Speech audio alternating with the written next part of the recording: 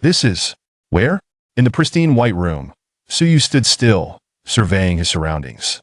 After a moment of bewilderment, he recalled the events that had transpired earlier and murmured to himself. The transdimensional trading platform? Could it truly be real? Just half an hour prior, Suyu, enjoying his holiday at home, received a dismissal call from his company. The ostensible reason was company downsizing, and his lackluster performance had led to his termination. The actual reason, however, was that his team had a single layoff slot, necessitating one person to be cut.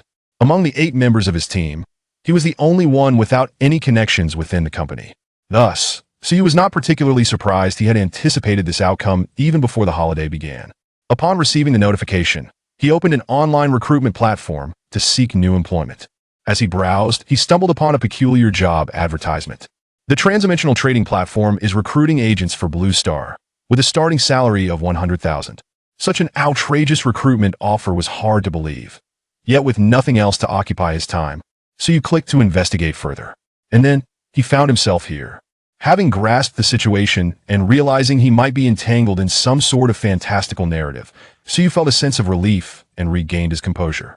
He approached a wall exuding a soft, white luminescence and knocked gently, tentatively inquiring, "Is anyone there?" As soon as the words left his lips, a line of text materialized on the silver wall.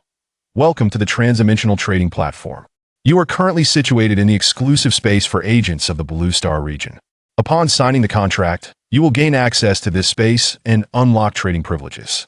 This platform is dedicated to facilitating transdimensional trade, enabling individuals from different timelines to exchange resources and fulfill their needs. Would you like to sign the contract for the Blue Star region agent now?" Suyu scrutinized the text, pondering for a moment, and surmised that the system appeared to be voice-activated. After a brief reflection, he asked, "Could I see the specific terms of the contract?" As soon as he spoke, lines of text began to materialize on the wall before him. The terms of the contract were clearly delineated. Suyu read through them attentively. The content was not overly complex. Upon becoming an agent for the Blue Star region, he would represent Blue Star in transactions on the Transdimensional Trading Platform, facilitating exchanges of resources. There were no restrictions on the items traded, nor on their value. Both parties could negotiate prices based on their respective needs. Currently, he was a junior agent, limited to matching with one new client each week. Upon successfully completing 10 transactions, he would be promoted to a mid-level agent, gaining access to more lucrative clients and unlocking additional privileges. The Transdimensional Trading Platform also employed its own currency, known as trading points. With each successful transaction, he would earn a set amount of trading points, which could be used to purchase items directly from the platform without the need for face-to-face exchanges. In essence, he could trade resources from his own world with individuals from other realms. The more transactions he completed, the higher his level would rise, and the greater the benefits he would reap. The only caveat was that the traded items could not be counterfeit. The platform would monitor and regulate the items exchanged. Should anyone attempt to sell fakes, they would forfeit their agent status. After confirming that the contract's terms were clear and free from errors, Suyu unhesitatingly chose to sign. It would be foolish not to. Different worlds require different resources, and their values vary widely. Perhaps a bottle of mineral water from here could fetch a substantial amount of gold in another realm. When that time comes, selling the gold would surely yield a handsome profit, even if the items traded from other worlds proved to be of little worth.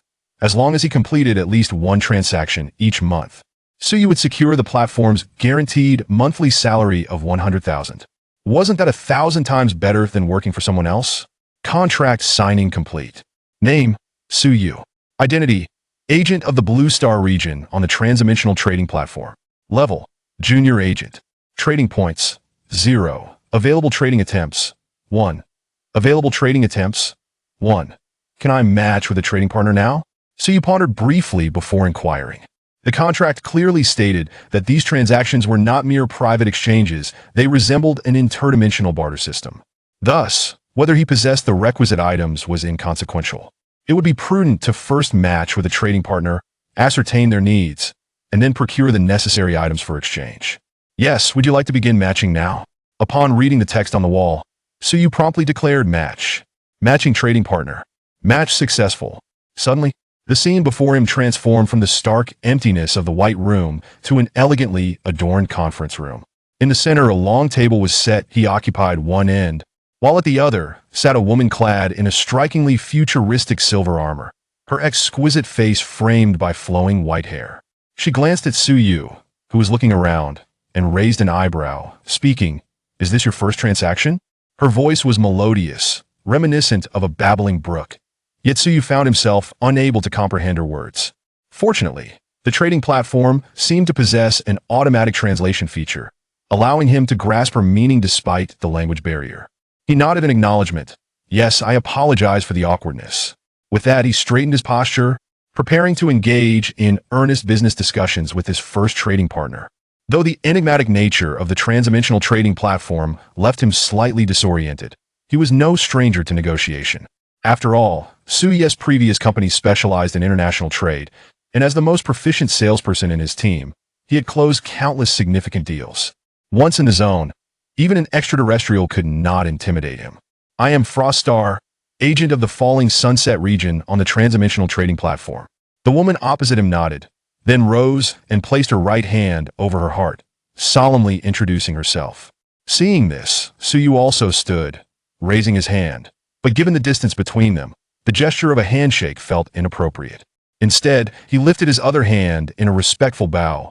"I am Su Yu, agent of the Blue Star region on the Transcendental Trading Platform." "Your customs are quite intriguing," Froststar remarked, observing Su Yu's gesture.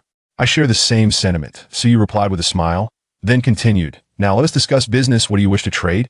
"I require natural foods rich in starch and plant fibers, uncontaminated water, and soil. Everything on the list is essential," Froststar replied, a luminous screen appearing before her as she gestured. Immediately, a similar screen appeared before Su Yu, filled with an array of items. Meat, eggs, milk, grains, vegetables, purified water, soil. All demanded to be free from pollution and radiation. Gazing at these items, Su Yu experienced a fleeting illusion as if he were browsing a supermarket on his phone. It seemed that the other party hailed from a world plagued by food scarcity, and judging by her armor, the technological level of her realm might be quite advanced. To seek uncontaminated food, could it be a wasteland-like world, technologically sophisticated yet ravaged by pollution, leading to food shortages? A thought flickered through his mind, yet his expression remained unperturbed as he calmly inquired, "I can provide all these items. What do you intend to trade in exchange?" Chapter 2. 10 tons of rice for 1,000 gene of gold. "What do you require?" Froststar furrowed her brows. At present, she and Su Yu were not well acquainted, each unaware of the other's world and its unique offerings. Her willingness to express her needs was already a concession made in light of Su Yu being a newcomer. Revealing what she had for trade would undoubtedly compromise future negotiations. "I need." Su Yu was not taken aback by her response. His gaze shifted to her sci-fi-inspired silver armor, and he refrained from elaborating further. "You desire powered armor?" Froststar raised an eyebrow. "That can certainly be negotiated. If you can provide 10,000 tons of radiation-free, pollution-free grain, I can deliver it to you immediately." The thought of acquiring the original version of the white-haired girl's powered armor made Su Yu's heart race. Yet he quickly shook his head. 10,000 tons of grain was beyond his current financial capacity. Even for the cheapest potatoes, the price was around 1 to 2,000 per ton, totaling a staggering 10 to 20 million. Selling himself wouldn't yield such a sum. Moreover, in reality, such a large grain transaction would likely require direct purchases from national grain reserves or overseas imports. Without a food processing facility to provide cover, acquiring it would be nearly impossible. Even if he managed to obtain grain through special channels, any ambiguity regarding its final destination would likely draw scrutiny. While powered armor appeared immensely appealing, especially the original version, it was clear that it was beyond his means at present. Furthermore, acquiring it would serve no purpose for him now. That would have to wait as for the immediate situation. Su Yu pondered for a moment. "I need gold." If his previous assumptions were correct, the other party indeed hailed from a wasteland world. Observing her powered armor, it was evident that her technology was leagues ahead of Blue Star's. In theory, trading grain for technology would be the most advantageous. However, Su Yu was merely an ordinary individual, with savings amounting to only a few tens of thousands. Even if he obtained some cutting-edge technology, it would likely be unconvertible into cash. His foremost objective was to become wealthy in Blue Star. With capital in hand, acquiring technology and subsequently converting it into wealth would follow naturally. Gold. It was indeed a hard currency, and many junior agents would accept transactions in gold. Froststar nodded. Exchanging gold for grain is acceptable. However, you must present me with data on the common grains from your world so that I can estimate their value. After all, it's unreasonable to assume that all grains are priced the same. As you surely understand. Grain data? Suyu grasped her meaning but momentarily struggled to organize his thoughts, only the image of a potato instinctively surfacing in his mind. Fortunately, he soon saw data on potatoes appear on the luminous screen before him, including fiber content, starch content, trace elements, and more. So it can be done this way. Su quickly gathered information on other staple grains such as rice, wheat, and sweet potatoes. Once he had compiled data on several primary staples from Blue Star, he emulated Froststar's previous gesture, swiping his hand to send the information to her screen. After reviewing the data for a while, Froststar presented her price: 1 kilogram of gold for 1 ton of rice. The exchange grain will primarily consist of rice. If you lack sufficient rice, we will need to renegotiate the price based on other grains. Rice? So you recalled the rice that could thrive even in saline alkali soils and nodded calmly. There will be plenty of rice. But I believe this price warrants further discussion. Presently, the gold price stood at over 400 per gram, translating to about 400,000 for 1 kilogram. The price of rice varied by type, with ordinary varieties costing around 3 to 4,000 per ton, while better quality rice could reach 4 to 5,000. Su was not particularly versed in this, but he knew it wouldn't deviate significantly. 1 kilogram of gold for 1 ton of rice would be considered foolish in Blue Star. Yet this was a transcendent trading platform. If Froststar truly hailed from a contaminated wasteland where grain could not be cultivated, the value of gold would undoubtedly pale in comparison to that of uncontaminated grain. Well, negotiations could always be had regarding prices. Froststar smiled brightly. Su, after a brief contemplation, proposed a price: 50 kilograms of gold for 1 ton. Deal. Froststar clapped her hands, agreeing without a second thought. Su. Damn, that was hasty. It seemed he had underestimated the value of grain in Froststar's world while overestimating the worth of gold to her. Yet this fleeting concern was quickly cast aside.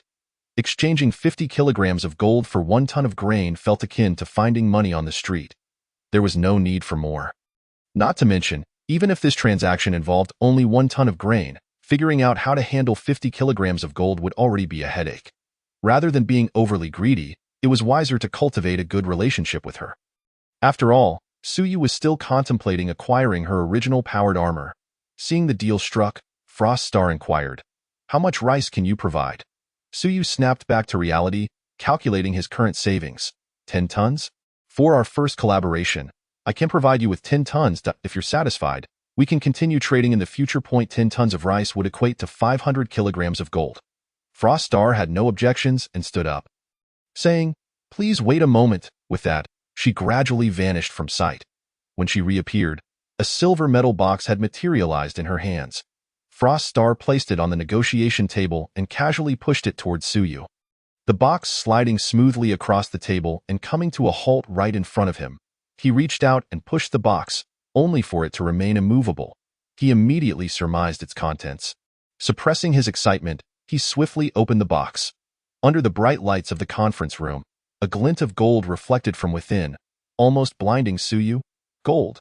10 solid gold bricks, each weighing 50 kilograms, a total of 500 kilograms of gold. In truth, gold has a high density. A ton of gold occupies only slightly more space than a basketball. 500 kilograms of gold. In terms of quantity, really wasn't much. It was only when he held it that he realized how heavy it truly was. "The gold is yours. When can I expect the delivery?" Froststar lifted her fair chin. "Tio think there was a request for upfront payment?" This was likely the best client Suyu had ever encountered. However, this was probably due to the platform's regulations. With the trading platform's oversight, no one would dare to abscond with the payment. They had no fear of him running away, making upfront payment or payment upon delivery irrelevant. Realizing this, Suyu promptly replied, 7 days. Within 7 days, I will deliver 10 tons of rice to you. If you have any additional needs, feel free to provide a list, and we can estimate prices. Should we agree, I can bring them along in our next transaction. Chapter 3. A feather as an arrow. Who do you think you are? Suyu uploaded additional data on items that could be bulk purchased from Blue Star to Froststar. They spent a considerable time discussing the prices of various items before finally reaching a preliminary consensus. regardless of how much Suyu could procure of the goods Frost Star required. She would need to compensate with gold at the agreed-upon rates. If gold was insufficient, other items from her homeland could be used as payment, such as mechanical exoskeletons, magnetic rail rifles, or Jan serums. In addition to these finished products, Frost Star could also provide a plethora of technologies. Ultimately, every item she could offer was worth far more than the 500 kilograms of gold he possessed. Back in his exclusive space as a junior agent, Suyu gazed at the box before him, feeling an indescribable thrill. 500 kilograms of gold, valued at nearly 200 million at current market rates. Even if he sought dubious channels to sell it, he could still expect to net over 100 million. What is true overnight wealth? This was it. Yet after the initial excitement, he had to confront some practical issues. Platform, how am I supposed to transport the items I need for trade in or out? Not just 10 tons of grain. Even transporting 500 kilograms of gold would require a painstakingly slow process without some form of advanced technology. Upon hearing his question, a response gradually materialized on the white wall before him. Junior agents are allowed 10 units of storage space, with each unit capable of holding items not exceeding 1,000 cubic meters in volume and 1,000 tons in mass. To view your personal panel, simply think of it. The personal panel is visible only to you. Personal panel? Suyu quickly tested it. Indeed, no sooner had he spoken than a pale blue translucent panel appeared before him. It was similar to the one that had appeared during their transaction earlier. The panel featured various functions, and in the lower right corner was the storage space, which had 10 empty slots. Resembling an inventory, with the transportation issue resolved, Suyu breathed a sigh of relief and instinctively reached out to touch the gold. The 10 gold bars in the box immediately vanished from sight. In his personal panel's inventory, a new entry labeled Gold 10 appeared. Send me back, Suyu stood, stretching lazily. It was inexplicable how he had become a Blue Star agent for a transcendent trading platform. It seemed impossible not to prosper. He could hardly contain his excitement to return to Blue Star and prepare the items needed for subsequent transactions. Indeed, compared to working for others, earning money for oneself is far more motivating. At this point, not only is 996 a distant memory, but as long as one does not suffer a sudden demise, 007 would be perfectly acceptable. The mere furrowing of his brow seemed a disrespect to the 500 kilograms of gold. Transmission in progress. You may enter your exclusive platform space through your personal panel at any time. In the next moment, Suyu felt a fleeting blur. The pristine white space vanished, replaced by the familiar sight of his rented apartment. He quickly summoned his personal panel, confirming that he was indeed still present, and retrieved a bar of gold. Feeling the genuine weight of the 50-kilogram gold ingot in his hands, he let out a sigh of relief. Thank heavens it was not a dream. Glancing at the time, he noted that it was already past 2 in the afternoon. While not late, there were still matters to attend to. After a moment's contemplation, Suyu made his way to the kitchen with the gold ingot in hand. The ingot was roughly the size of a small brick. Were he to attempt to exchange it for money, he would likely frighten others into a state of alarm. Fortunately, gold is relatively malleable and can be cut with a knife. After considerable effort, he finally managed to slice the hefty 50-kilogram bar into approximately 10 smaller pieces, which he then stored away for safekeeping. He then searched for gold shops nearby and selected one that was neither too far nor too conspicuous. He intended to test the waters by attempting to sell a piece of gold there. Once he felt prepared, he casually took out the trash and stepped out of his home. To an observer, there was nothing out of the ordinary.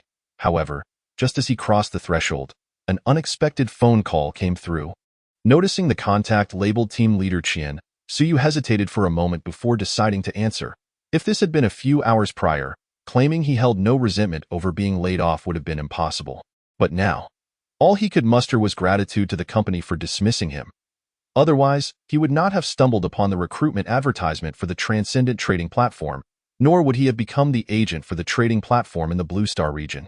Of course, while he might not care, it was another matter entirely to show any goodwill towards former colleagues who had conspired to oust him due to their connections. If it were not for the fact that this company engaged in large-scale overseas trade, which might prove useful when conducting significant transactions on the platform in the future, he would have been too disinterested to even answer the phone. Xiao Su, how are you? Have you found a new job? As soon as the call connected, Team Leader Qian's greasy voice echoed in his EA. Su held a poor impression of this insipid leader and had no desire to engage in small talk. Responding with impatience, "I'm just about to head out. If you have something to say, please get to the point." With that, he pressed the elevator button. If this guy couldn't provide a satisfactory explanation before the elevator arrived, he would prefer silence. Team leader Qian, seemingly unfazed by Su Yu's curt demeanor, chuckled and said, "I was just concerned about you being unemployed. I thought I could leverage some connections to find you a job.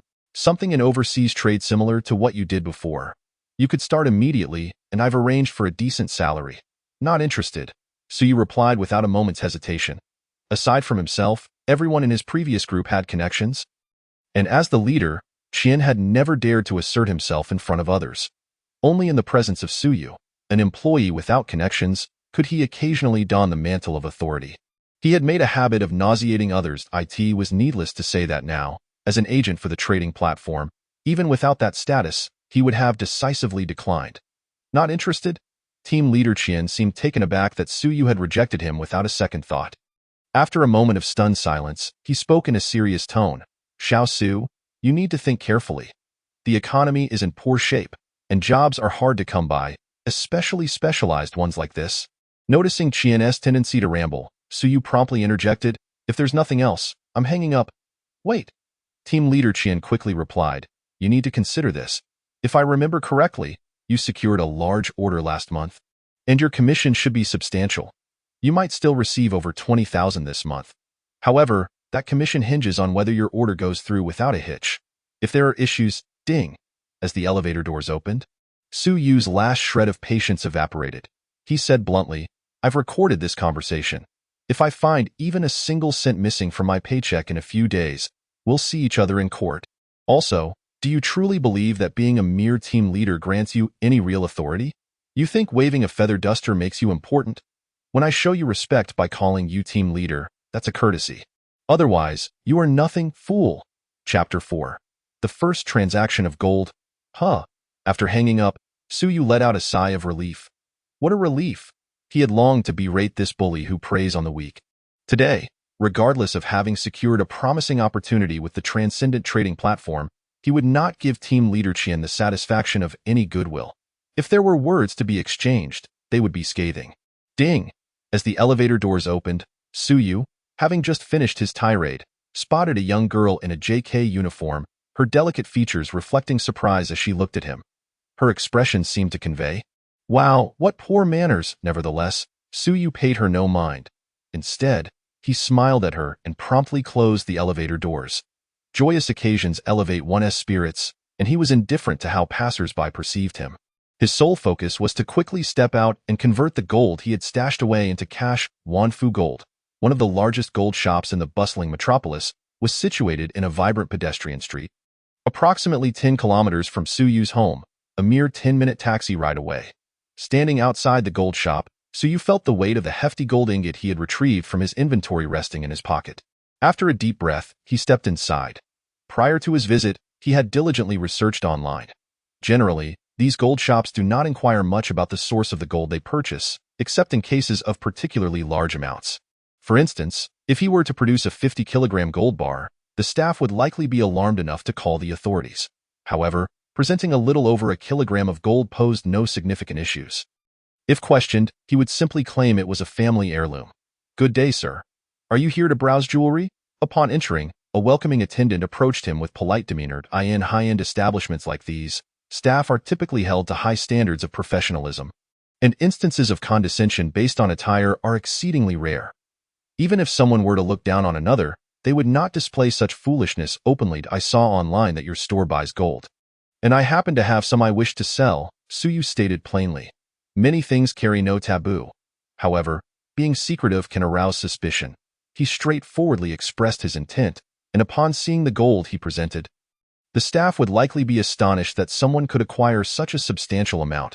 Were he to act timidly, it would only lead to further doubt about the gold's provenance.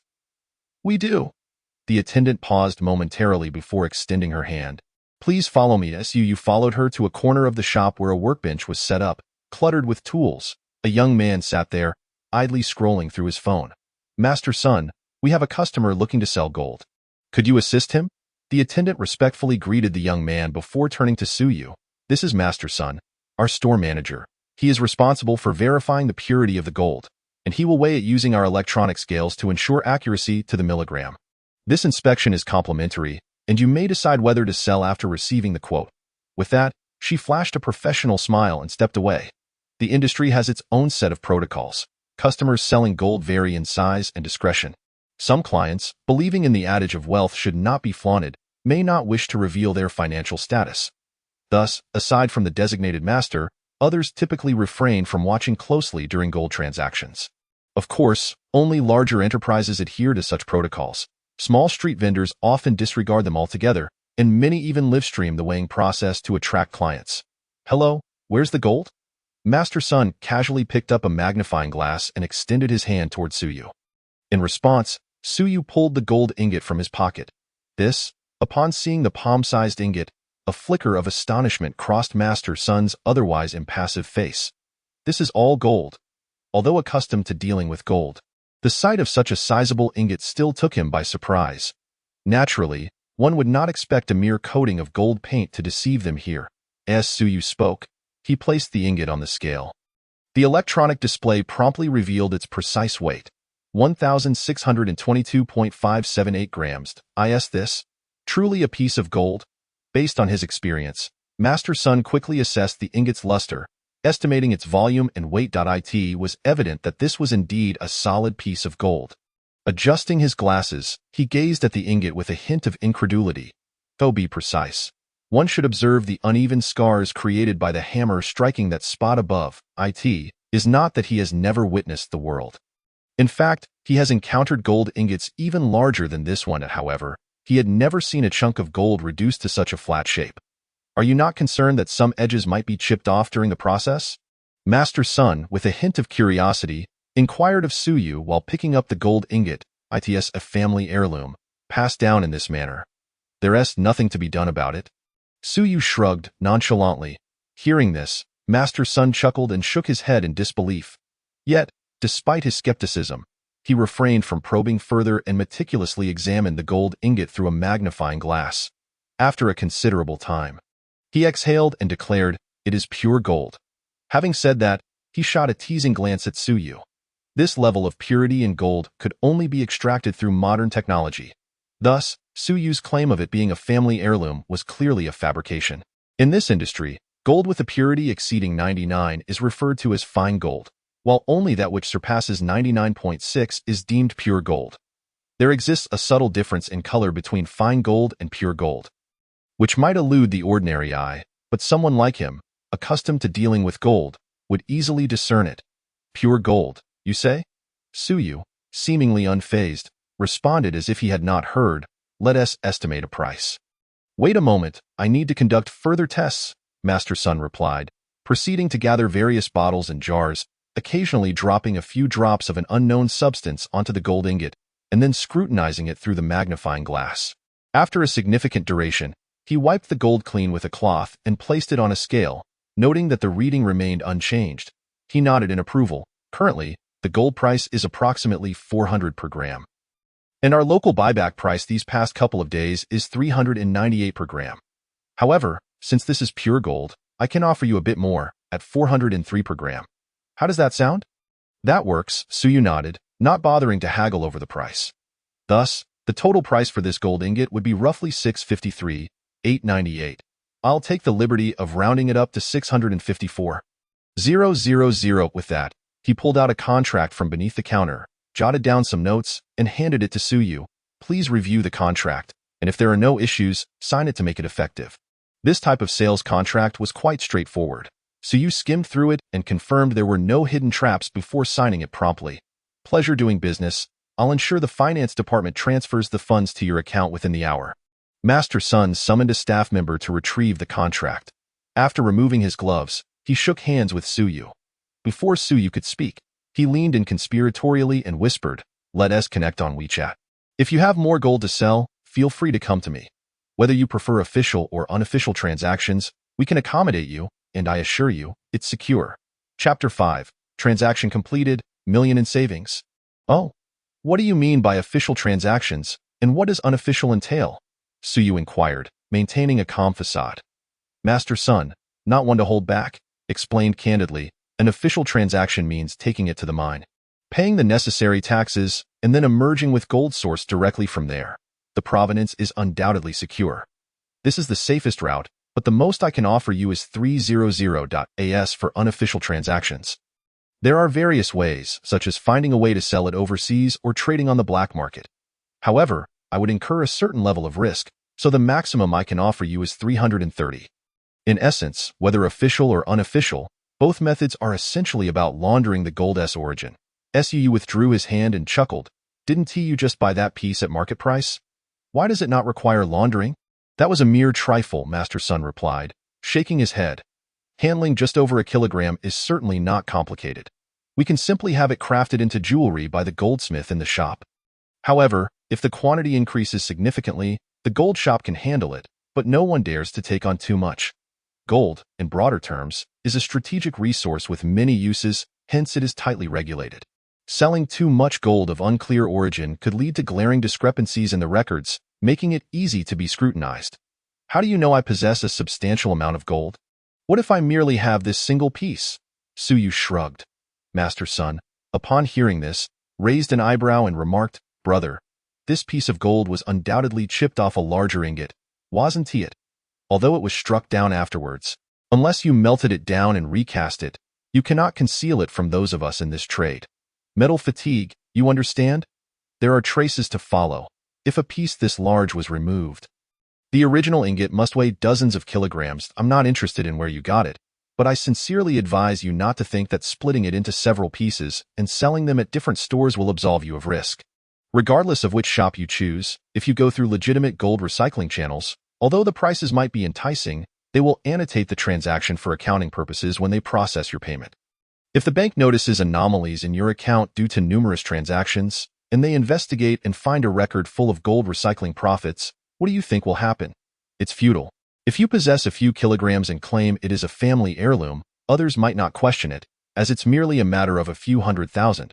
But if you were to accumulate 10 or even dozens of kilograms, you can't keep insisting it's a family heirloom, can you?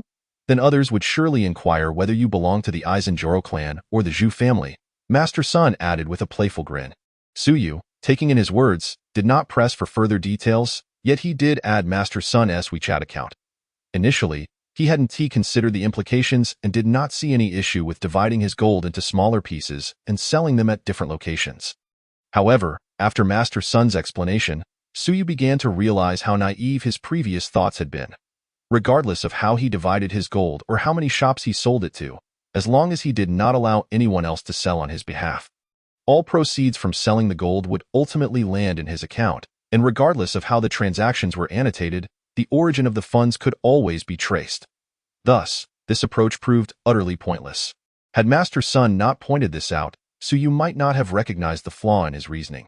After all, in the novels he had read, protagonists often became wealthy overnight and sold vast amounts of gold in this very manner. He instinctively thought to emulate them, only to realize the significant loopholes in their schemes. Novels can be misleading. Of course, aside from the notion of selling in pieces not making much difference, Suyu remained somewhat skeptical regarding Master Sun's other claims. Consequently, he did not immediately plan to collaborate with anyone to sell his gold at a lower price. After the Wanfu gold shop transferred the sum of 654,000 into his account, he departed. He then made his way to another gold shop approximately 7 or 8 kilometers away. Using the same approach, Suyu once again sold a gold ingot weighing around 2 kilograms, and once more. He received over 800,000. After completing the transaction, he subtly inquired about the intricacies of the process from a knowledgeable master at this shop. Ultimately, the results were not dissimilar to what Master Sun had explained. Although this master was too timid to engage in such dealings, he still recommended a specialist who operated in this field. After adding yet another channel for selling gold, Suyu finally departed. Feeling quite content to be this time, it was already past 8 in the evening. The bustling CBD glowed brightly, and between the towering office buildings, one could faintly see the weary workers burning the midnight oil beneath the lights. Suyu glanced at the nearly 1.5 million in his account and let out a sigh of relief. He thought that the days of toiling as a corporate drone, working late hours until his hair fell out, were likely behind him. A twinge of nostalgia washed over him. After a moment of reflection, he remembered he had yet to have dinner. He promptly found a restaurant and indulged in a lavish meal that would typically be the envy of food bloggers online. Costing around $3,000 per person. As for the taste, well, discussing that would be too mundane. It was all about the ambience, cough cough. After finishing, Suyu rented a shared bicycle and leisurely pedaled home. It was only about 10 kilometers from where he lived, and the ride was perfect for digesting his meal. He also contemplated how to prepare the 10 tons of grain for Frost Star over the next few days. Of course, if this transaction were all he had to worry about, gathering 10 tons of rice wouldn't be particularly challenging. If he were willing to put in the effort, he could easily gather enough packaged rice from multiple supermarkets. However, this time it was 10 tons. It was far too easy to gather such a quantity. What about next time? If he wanted to procure some groundbreaking technology from Frost Star, clearly, a few tons of grain would not suffice. Grain, vegetables, fruits, even purified water were all essential supplies for Frost Star, and commodities that were easily found in Suyu's daily life. However, the transformation from quantity to quality requires significant effort. Conducting such large-scale transactions under his personal name would be incredibly difficult. The idea of a food processing factory now seemed imperative. Tomorrow, he would search online for the necessary procedures to establish a food processing plant, and perhaps consult a lawyer for advice. Suyu leisurely rode his bike down the cycling path. These thoughts occupied his mind. Suddenly, a shared bicycle of the same model emerged unexpectedly from the sidewalk. The bike unexpectedly darted in front of him, startling Suyu, who quickly reached for the brakes. Although the distance was minimal, he was moving slowly enough to stop just in time. However, bang! The sound of the bike falling accompanied by a girl's startled exclamation pierced the air. Suyu braced himself with one foot on the ground. Gazing at the girl sprawled on the ground, his lips twitching. What is the meaning of this? Is she trying to pull a fast one? He certainly hadn't. He collided with her, leaning the bike against a nearby tree. Suyu frowned and approached the girl, preparing to ask if she was all right. Before the words could escape his lips, he found himself momentarily taken aback by the sight of the young girl before him. If memory served him right, this maiden appeared to be the same one he had encountered in the elevator earlier that afternoon. She possessed an enchanting beauty. Her figure was exquisitely delicate, adorned in a pleated JK skirt paired with knee-high socks. She showcased a pair of long, slender legs that seemed to defy gravity. If one were to rate her on a scale of 10, according to Suyu's aesthetic preferences, she would undoubtedly earn at least a 9. She belonged to that rare category of individuals whose visage could linger in one's memory for days. Although Suyu had been preoccupied with thoughts of gold in the elevator and had not paid her much heed, the fleeting impression she left behind remained etched in his mind. It dawned on him that this girl likely resided in the apartment above his, making her his neighbor. Suyu paused, gazing at the girl on the ground, and awkwardly yet politely remarked, "What a coincidence." Chapter 6. The impetuous young girl. Is Suyu a big shot? Li Yuanqi stumbled to her feet, wincing as she sat on the curb, nursing her knee and letting out soft groans. She shot a fierce glare at Suyu, as if she wished to voice something. However, recalling that it was her own reckless decision to ride her bike into the street, and that Suyu had not collided with her, rather, it was her own panic that had caused her to fall, left her momentarily at a loss for words, feeling a twinge of guilt. The memory of Suyu cursing outside the elevator earlier in the day added to her apprehension.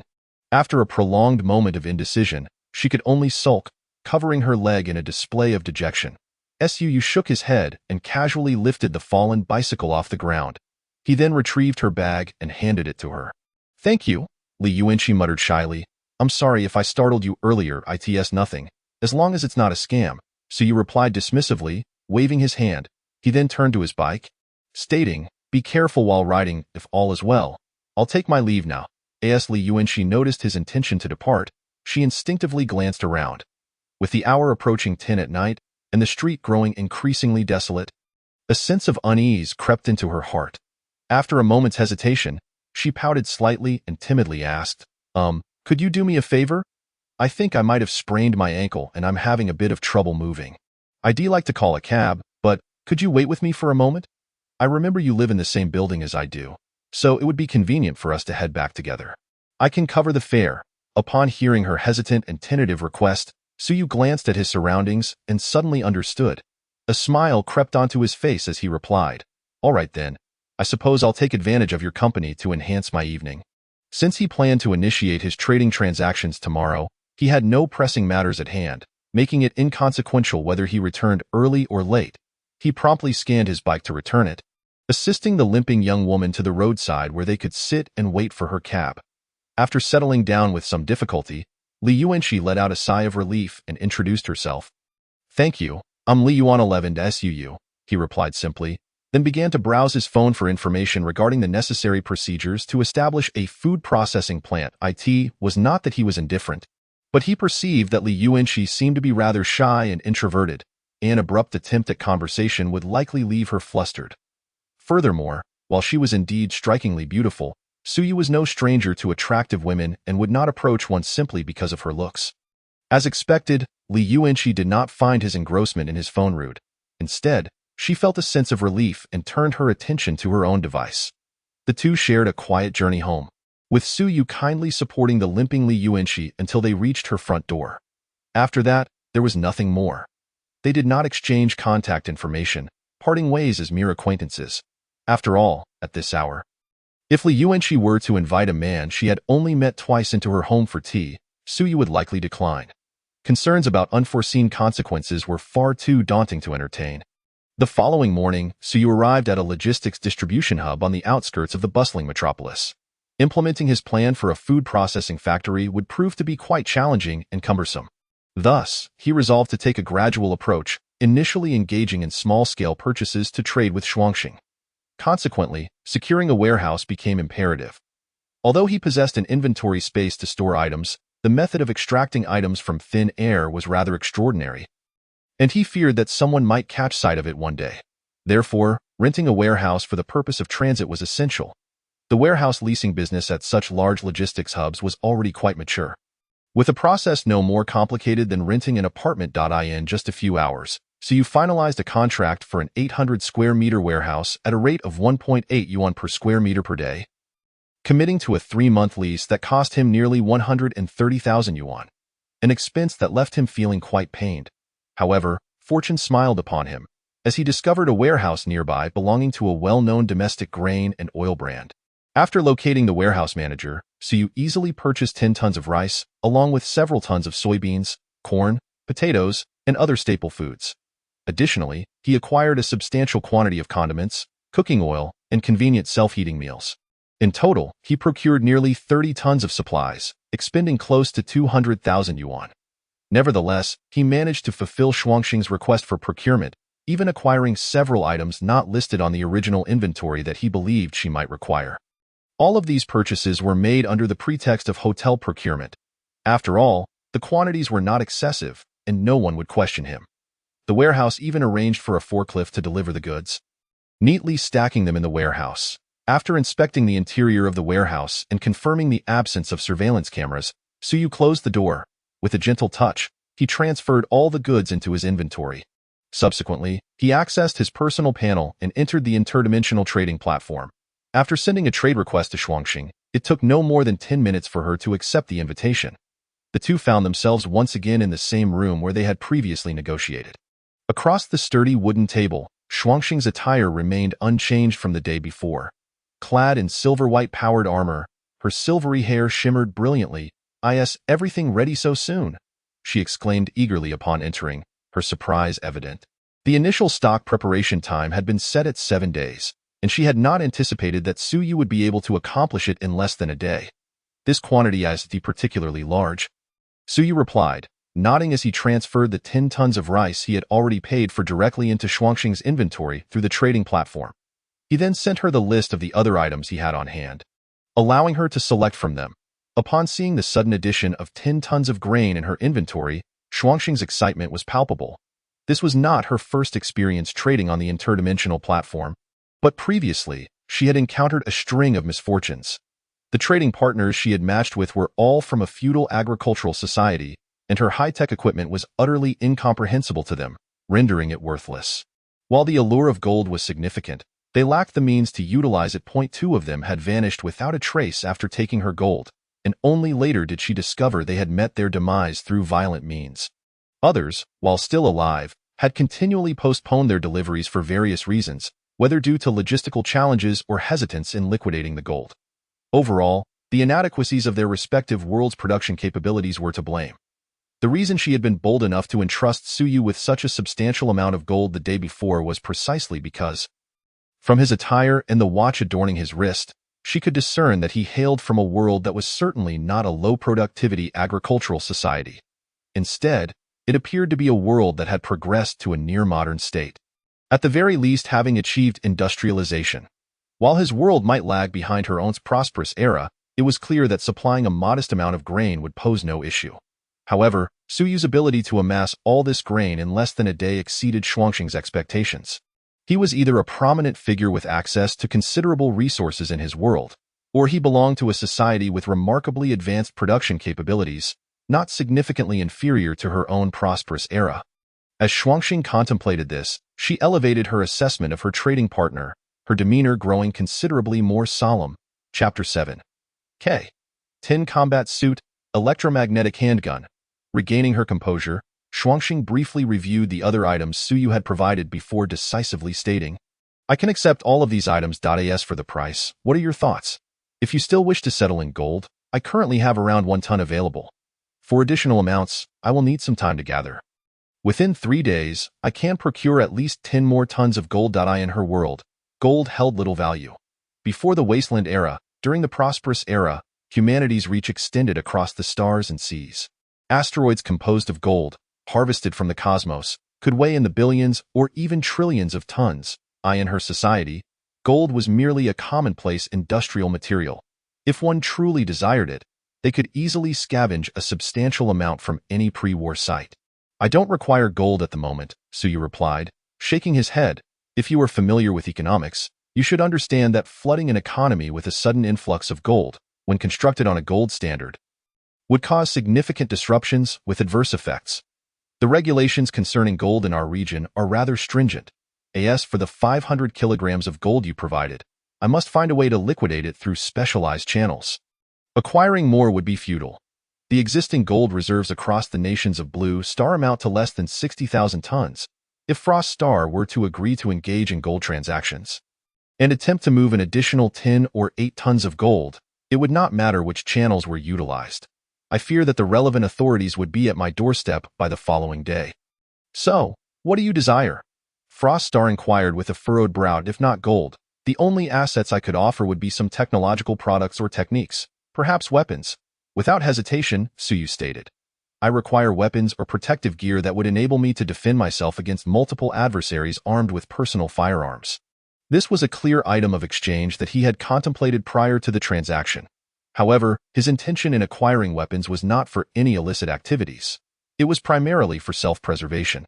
Only with a sufficient means of protection would he dare to approach Master Sun, whom he encountered at the gold shop last night, to liquidate the 500 kilograms of gold through the latter's connections. He could not rely on the integrity of those engaged in such transactions to uphold their commitments. To avoid being victimized in a black market scenario, he would not consider relinquishing a substantial amount of gold without a means of self-defense. Please hold on, Frost Star said after a brief contemplation, then vanished from sight. When she reappeared, she was holding 2 silver suitcases. Setting one down on the table and opening it, she proudly gestured towards one of the cases. The K, tin combat suit, crafted from nanopolymer materials, can withstand a direct barrage of 100 shots from a firearm with a caliber of 12.7 millimeters at close range. Though this excludes large-caliber electromagnetic weapons, it features a built-in temperature regulation system, ensuring that you remain unaffected in extreme conditions ranging from -50 degrees to +70 degrees, while also being waterproof, fireproof, and toxin-resistant. Additionally, it comes with a nitrogen shield module that can be activated automatically by AI, capable of repelling the shockwave and shrapnel from a 5 kgd explosion 3 times. Furthermore, it boasts considerable stealth capabilities. This is a technological legacy from the prosperous pre-war era, and we are currently unable to manufacture it ourselves. Its safety standards are undoubtedly top-notch. As she spoke, she gently pushed the suitcase towards Suyu. Don this, and even if you were to run through a hail of gunfire on the battlefield, you would emerge unscathed. Would you be willing to exchange it for the remaining 20 tons of your goods? Gazing at the unremarkable black garment crafted from an unknown material, Suyu felt a mix of skepticism and intrigue as he heard her description. Swallowing hard, he reached out to touch it, his expression wavering. Is it really this thin? Are you certain you are not pulling my leg? This garment seemed no thicker than his t-shirt, resembling a form-fitting outfit. Even if its resilience were as formidable as she claimed, he worried that such close-fitting attire might not withstand the impact of large-caliber bullets, fearing he might be left with ruptured organs from the shock alone. With the transaction platform's oversight, it is impossible for you to be sold counterfeit goods, Frost Star retorted with an eye roll, but after a moment's thought, she stood up. If you doubt, allow me to demonstrate. With a mechanical click, she removed her heavy power armor, revealing a form-fitting suit identical to the one before Suyu. The black attire accentuated her curvaceous figure, causing Suyu's heart to race. Nearly losing his composure. Sensing his reaction, Frost Star glanced at him but seemed unfazed. Instead, she calmly drew a beautiful silver handgun from a holster on the side of her power armor and fired a shot at the wall. The deafening bang echoed as a large hole was blasted into the wall, causing Suyu's eyelids to twitch. The electromagnetic pistol contained tungsten-core steel projectiles. Its power likely exceeded that of a 20mm caliber cannon in conventional firearms. Frost Star casually explained, then without hesitation, shot herself in the head. The thunderous noise rang out once more, causing Suyu to hold his breath. However, contrary to his expectations of a headshot, the area not covered by the protective suit remained entirely unscathed. Frost Star shrugged. You see, this suit provides protection even in areas not directly covered, a marvel of our pre-war technological advancements. Don't question the principles. The era of prosperity has passed over a century since I inhabited that world, and many technologies have been lost to time, leaving me unaware of their workings. Are you reassured now? With that, she opted to remain in her tight-fitting suit. Sitting down casually, Suyu gulped, inadvertently tightening his grip on his weapon. I am reassured. This protective suit is well worth the exchange for those goods. He then stored the protective suit away, simultaneously trading the remaining 20 tons of goods to Frost Star. Excellent, now we can discuss this. Frost Star smiled as she nudged the other open suitcase. Inside was a simple item, a handgun, noticeably larger than the one she had just used. The S-79, a police-grade electromagnetic pistol, equipped with a metallic hydrogen battery sufficient to fire 1,000 rounds. Its magazine can hold 50 specialized armor-piercing rounds, which are essentially just needles. Lacking in complexity, you could easily have a craftsman replicate it using tungsten or steel. The quality of the projectile material only affects range, not accuracy or powered. As for its power, it surpasses mine slightly, akin to a hand cannon, capable of penetrating a 100mm thick steel plate at a distance of 100 meters. With that said, she pushed the box containing the gun towards Suyu. As Suyu regarded the seemingly toy-like firearm, he refrained from further questioning. Reassured by the platform's regulations against counterfeit goods, he promptly closed the box and nodded. I will take this. What do you desire in return? Chapter 8. Purchasing a vehicle, encountering a former goddess. What do you desire in return? Upon hearing Suyu's words, Frost Star replied without hesitation. For this firearm, I require 10 tons of fresh fruit, 10 tons of vegetables, and 10 tons of meat. As for the specific types, they would be as follows. With that, she tapped on the holographic screen in front of her and sent the information to Suyu. Suyu glanced at the selection. The fruits were typical choices such as bananas, apples, and pears, while the vegetables were similarly common and inexpensive. However, the meat was a different matter entirely. She had chosen beef. Currently, purchasing beef at the market costs over 40 per pound, approximately 80 to 90 per kilogram. Conservatively estimating at 81 per kilogram, 10 tons would amount to a staggering 800,000. Adding in the cost of the fruits and vegetables, it was likely that this transaction would not fall below 1 million. After pondering for a moment, Suyu nodded in agreement. If he could successfully liquidate the remaining 490 kilograms of gold, he would stand to gain over 100 million. This sum was not insignificant in the grand scheme of things. If all proceeded smoothly, delivery could be made within a week. If not, he would ensure it was completed within a month at the latest. Estimating the timeline, he reported a rather conservative estimate, to which Frost Star readily agreed. Then let us enjoy a pleasant collaboration. A pleasant collaboration. Name: Suyu. Identity: agent of the Transdimensional Trading Platform. Blue Star Region. Level: Junior Agent. 110. Trading points, 50. Available matching attempts, 0. Remaining refresh time, 149H. Upon returning to his private space, Suyu glanced at his personal panel. With the completion of his first transaction, his level progress had finally increased by 1. With 9 more such transactions, he would advance to a mid-level agent, unlocking additional privileges. Alongside the first transaction, he also received 50 trading points. He opened the trading mall to see if he could utilize these points, but found that few items were within his reach. The prices in the Transdimensional Trading Platform S-Mall were peculiar. For instance, a massive mushroom with an equivalent yield of 100 million tons only cost 50 trading points, yet a basic gene serum required 200 points. Suyu searched repeatedly but found nothing suitable for his current needs, ultimately deciding to save the points. After all, he did not wish to exchange them for a giant mushroom. He simply sought to prosper, not to become a terrorist. What purpose would such a thing serve?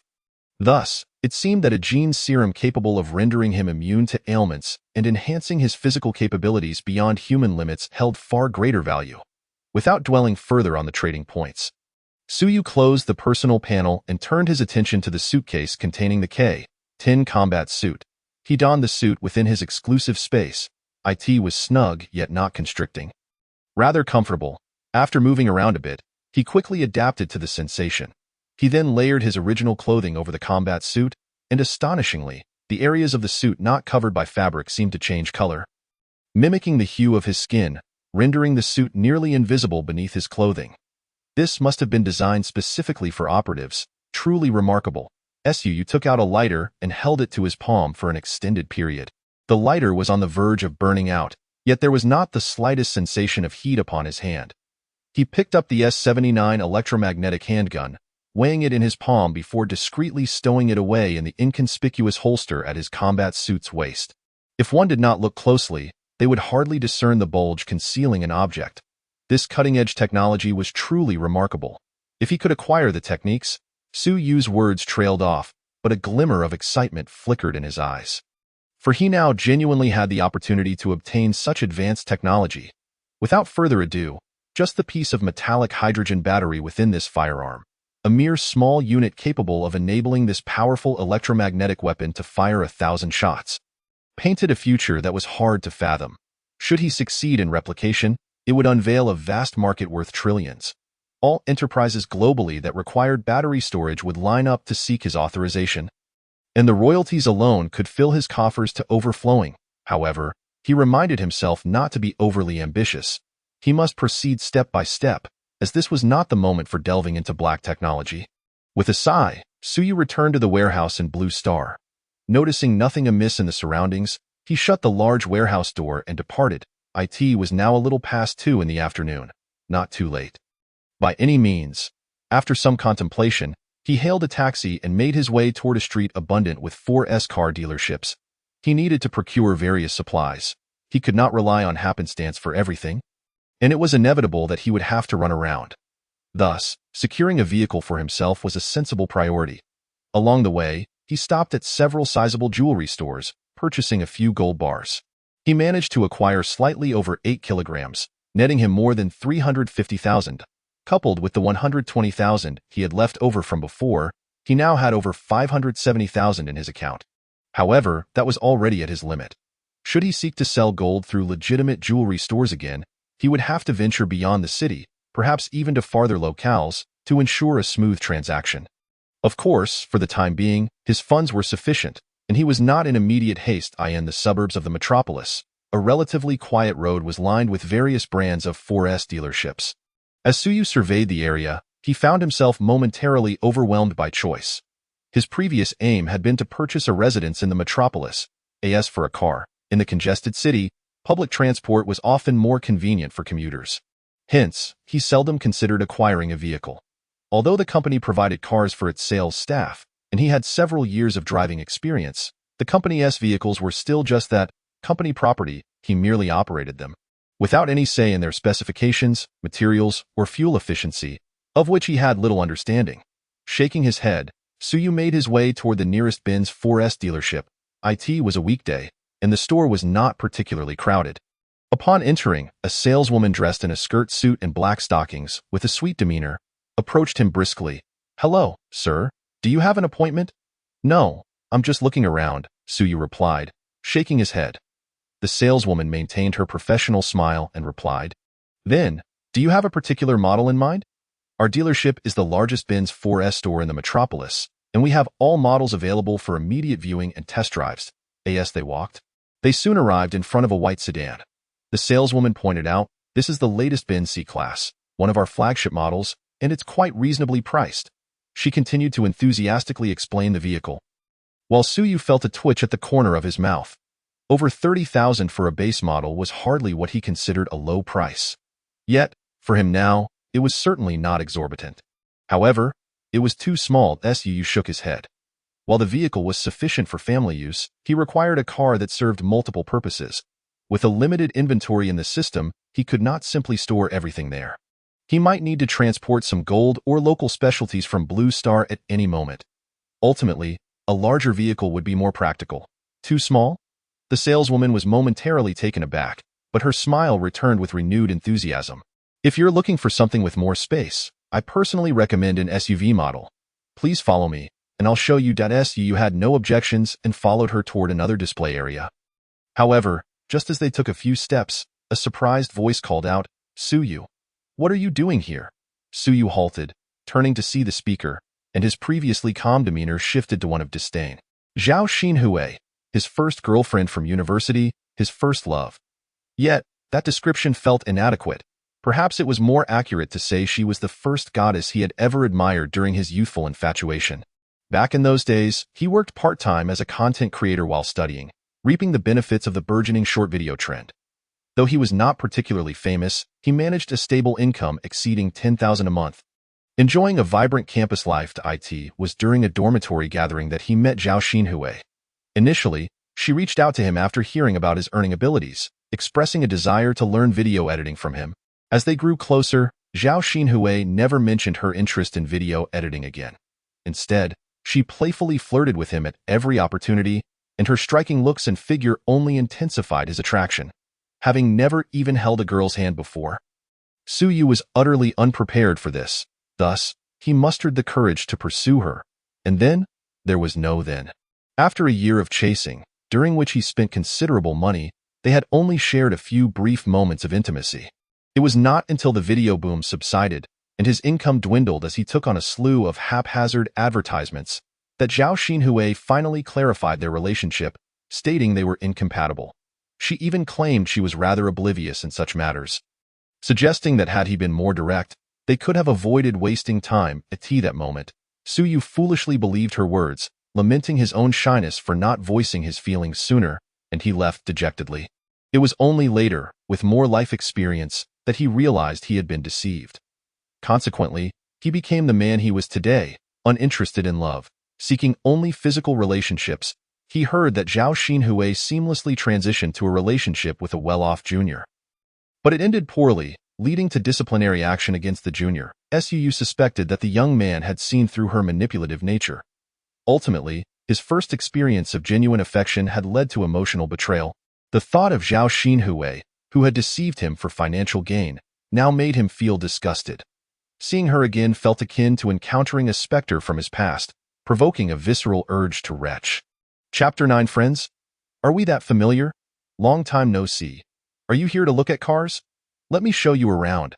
Zhao Xinhui approached, seemingly unperturbed by their shared history, brimming with enthusiasm. Suyu frowned. And before he could respond, the saleswoman who had been assisting him remarked awkwardly, Sir, do you know our sales staff? In a 4S dealership, clients without appointments were typically served on a first-come, first-served basis. However, if someone familiar was present, the saleswoman's previous eager pitch had been a futile endeavor. Sales staff. Suyu glanced at Zhao Xinhui, now hastily approaching, and shook his head. I had no idea she worked here. Otherwise, I wouldn't have come in. Is that so? The saleswoman's eyes lit up, and she quickly reassured him. Please rest assured, your relationship with the sales staff won't affect your car purchase with us. Cars are cars, and people are people. There's no conflict there. Shall we continue looking at cars? You're genuinely here to look at cars? Zhao Xinhui interjected, now standing before them, smiling as she addressed the saleswoman. Xiao Yu, this is my friend. I'll take care of him. You can head back now. The saleswoman, referred to as Xiao Yu, did not leave but instead glanced at Su Yu, remaining silent in their line of work. An astute perception was essential. To sell cars, one must discern the potential buyers from mere window shoppers. Although Su Yu's attire did not scream wealth, his demeanor upon entering the dealership suggested he was not merely browsing for luxury vehicles.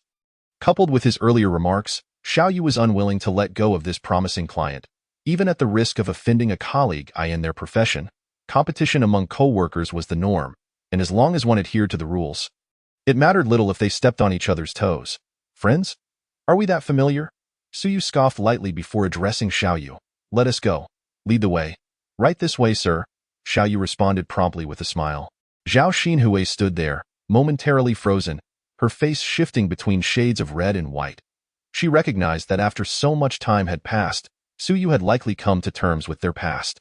However, seeing him as a familiar face, she had approached him out of boredom, hoping that if he were indeed in the market for a car, it would imply that he had achieved considerable success. Perhaps she could even rekindle their past romance and ensnare another wealthy partner. At the very least, there exists a semblance of camaraderie. Surely, there must be a way to achieve some performance metrics. Right? After all, the current circumstances are markedly different from the past. Even if Su Yu were to realize that she had been played for a fool back then, what would it matter at that time? When she was fishing for wealthy suitors, she maintained some semblance of boundaries, limited to mere hand-holding and the like. Nowadays, however, she is unconcerned with such trivialities. At times, in pursuit of achieving her targets, it has become routine for her to spend the night with high-profile clients. It is often said that men have a soft spot for their first love, and given that Su Yu is pursuing her initial romantic interest, would she truly fear failure in her endeavor? If Su Yu were merely here to broaden her horizons, it would be inconsequential.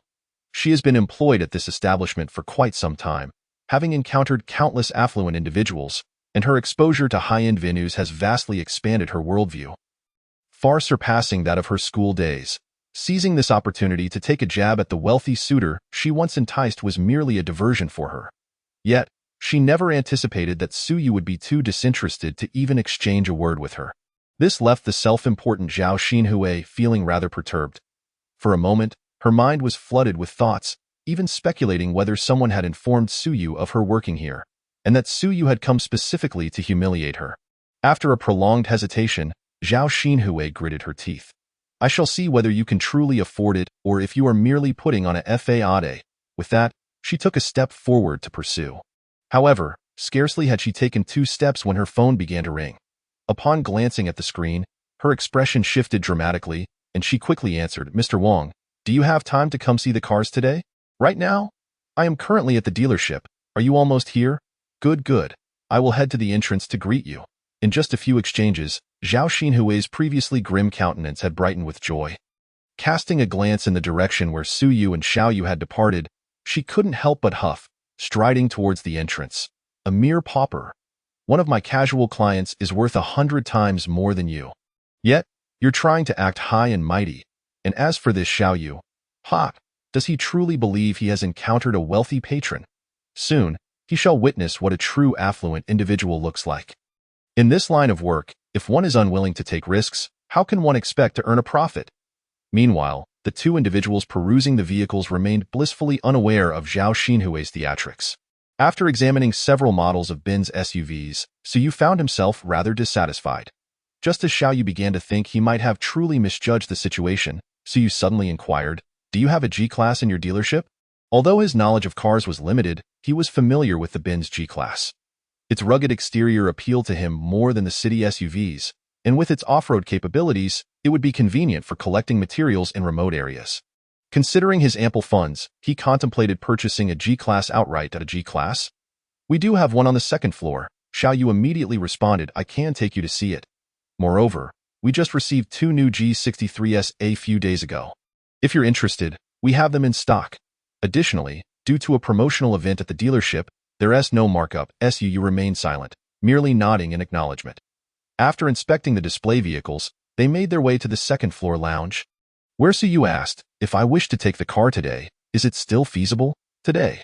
Xiao Yu was taken aback, instinctively glancing at the time, which was already past 4 in the afternoon.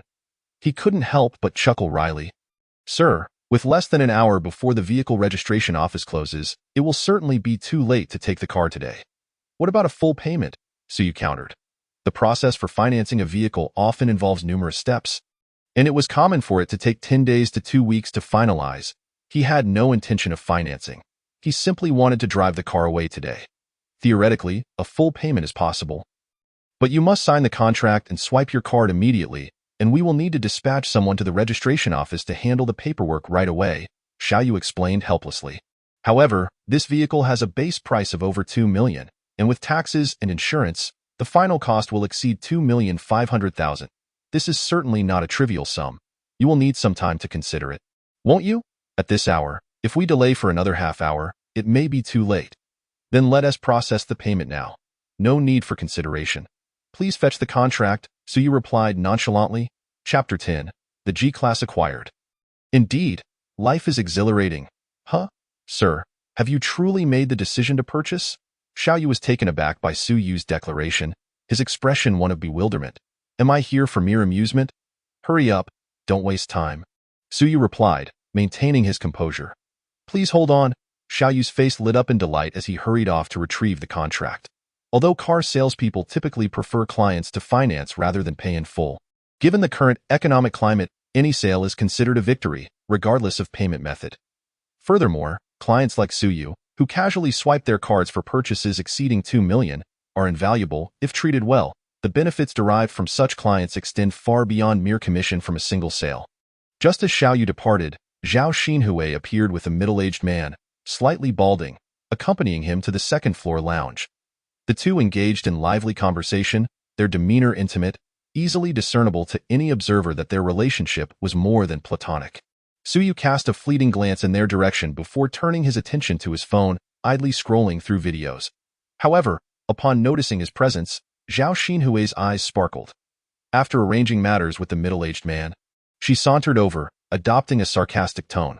What brings you here alone? Where's Xiaoyu? Our dealership has a policy that ensures all clients, regardless of their intent to purchase, receive proper attention. Her behavior is exceedingly rude. I shall report her on your behalf. How fitting, Suyu arched an eyebrow. The familiar tone of sarcasm echoed the past. Yet, he found himself perplexed at how he had once fallen for such a character. Shaking his head, he pondered his previous bewilderment with a sense of discomfort. This sensation was akin to stumbling upon embarrassing posts from a decade ago while perusing social media, now cringing at what once seemed acceptable. Shaking off the thoughts, he sipped his water and replied leisurely, She went to fetch the contract. Fetching the contract? You are genuinely here to buy a car? Zhao Xinhui was momentarily taken aback, her expression one of astonishment. However, she quickly realized that as a salesperson, such remarks were inappropriate, and hastily corrected herself. No, I meant to say, you have made your decision rather swiftly. Which model have you set your sights on? Yet, Suyu had lost all interest in engaging with her. Seemingly oblivious as he continued to watch videos of women dancing on his phone. Zhao Xinhui, witnessing his aloof demeanor, felt a pang of resentment. However, considering her position as a salesperson, she refrained from expressing her frustration within the dealership, forcing a few awkward laughs before retreating to fetch water for Mr. Wang, who awaited her attention. In this industry, clients are regarded as royalty, especially in luxury car dealerships where vehicles often cost hundreds of thousands or even millions.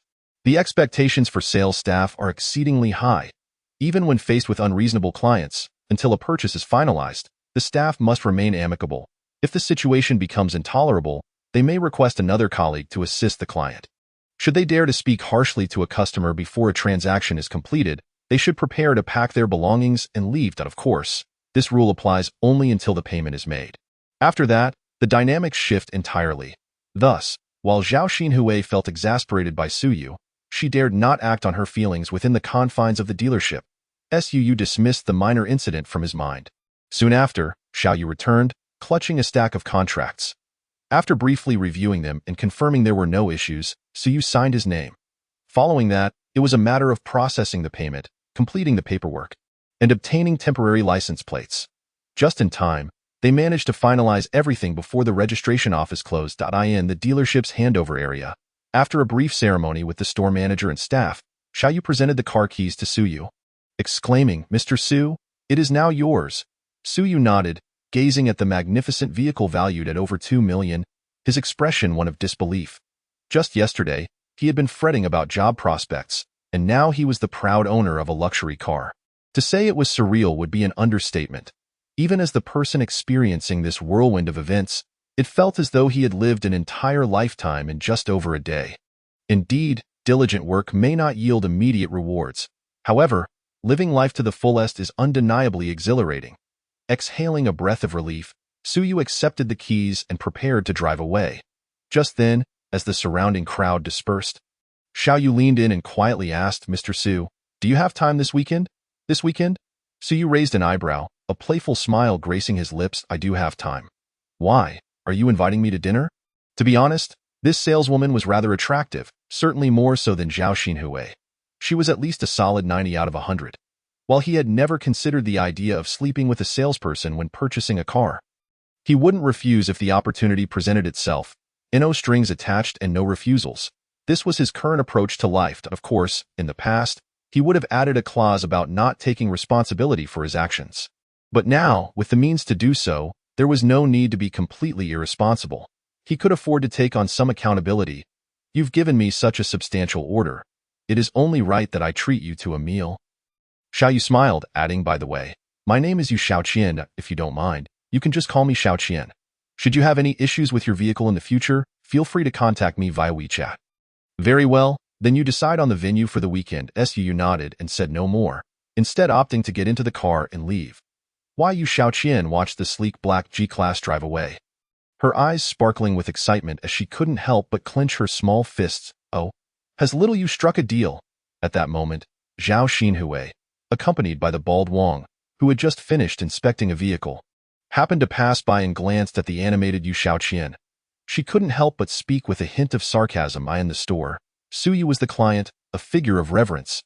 She dared not act out of line.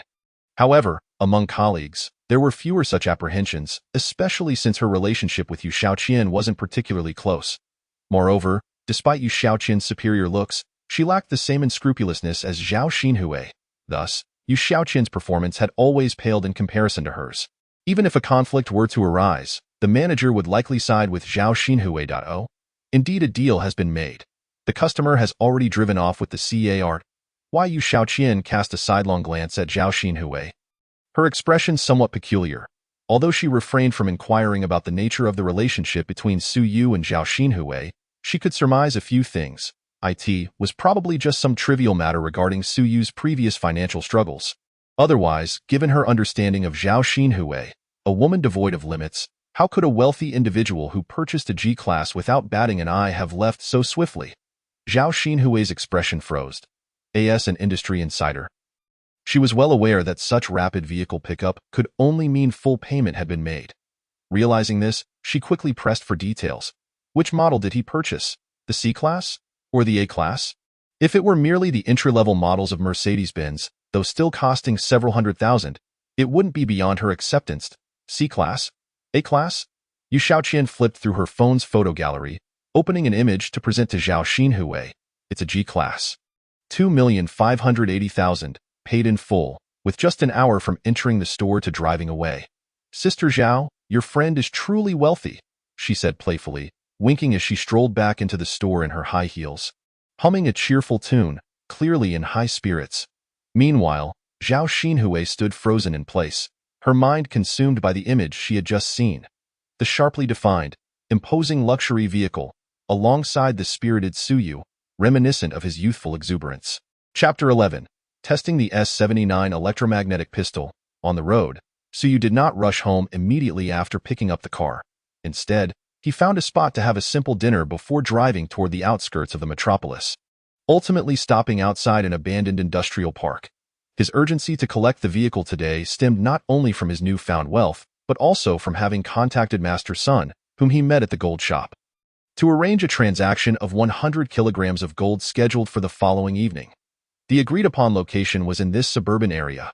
Whether to prevent potential deceit or simply for convenience, having a vehicle was evidently essential. Arriving early to scout the location, Suyu parked beside a nondescript thicket and checked the S-79 electromagnetic pistol he had obtained from Frost Star, feeling a surge of security as he examined the K. tin combat suit he was wearing. He stealthily made his way into the industrial park. This site, a relic from the last century, had been shut down due to excessive pollution and had remained abandoned for over a decade. The area was overgrown with weeds, and the factories were dilapidated, evoking a chilling atmosphere reminiscent of a survival horror game, making Suyu wary of encountering a zombie lurking in the shadows. However, reality was not a game, and such creatures were, of course, non-existent. After cautiously surveying the industrial park, he gained a rough understanding of its layout and confirmed that it was not a gang stronghold. There were neither people nor even ghosts present. The overgrown factory grounds bore only a few inconspicuous paths, suggesting that occasional visitors, likely local villagers, might traverse the area. Reassured that the location was unlikely to be a trap, Suyu felt a sense of relief. At least for now, it appeared that Master Sun had chosen a location devoid of deceit. What a splendid sight, Suyu mused, standing atop a rise to survey the terrain. The area was flanked by mountains on one side and the sea on the other. Access from the mountainous side was limited to a single concrete road suitable for ordinary vehicles, while the seaside boasted a modest dock capable of accommodating cargo ships. Previously, goods entering and exiting the industrial park likely utilized the waterway, significantly reducing transportation costs. The mountain road was presumably for employee access, as a drive to the metropolis would take about 30 minutes in an era when transportation was less developed. The park's location, with its access to waterway transport, had been a significant advantage. However, in the present day, it was somewhat redundant. With efficient land transport, domestic goods could be shipped at low costs, and international shipments could be consolidated through the metropolis's major ports, enhancing efficiency. Furthermore, being situated in a remote area meant a lack of public transport. After all, one could hardly expect every employee to own a vehicle. Thus, this was likely the principal reason, aside from pollution, why no one was willing to take over the abandoned park after its closure. Once a strength, the location had turned into a liability. Times had changed.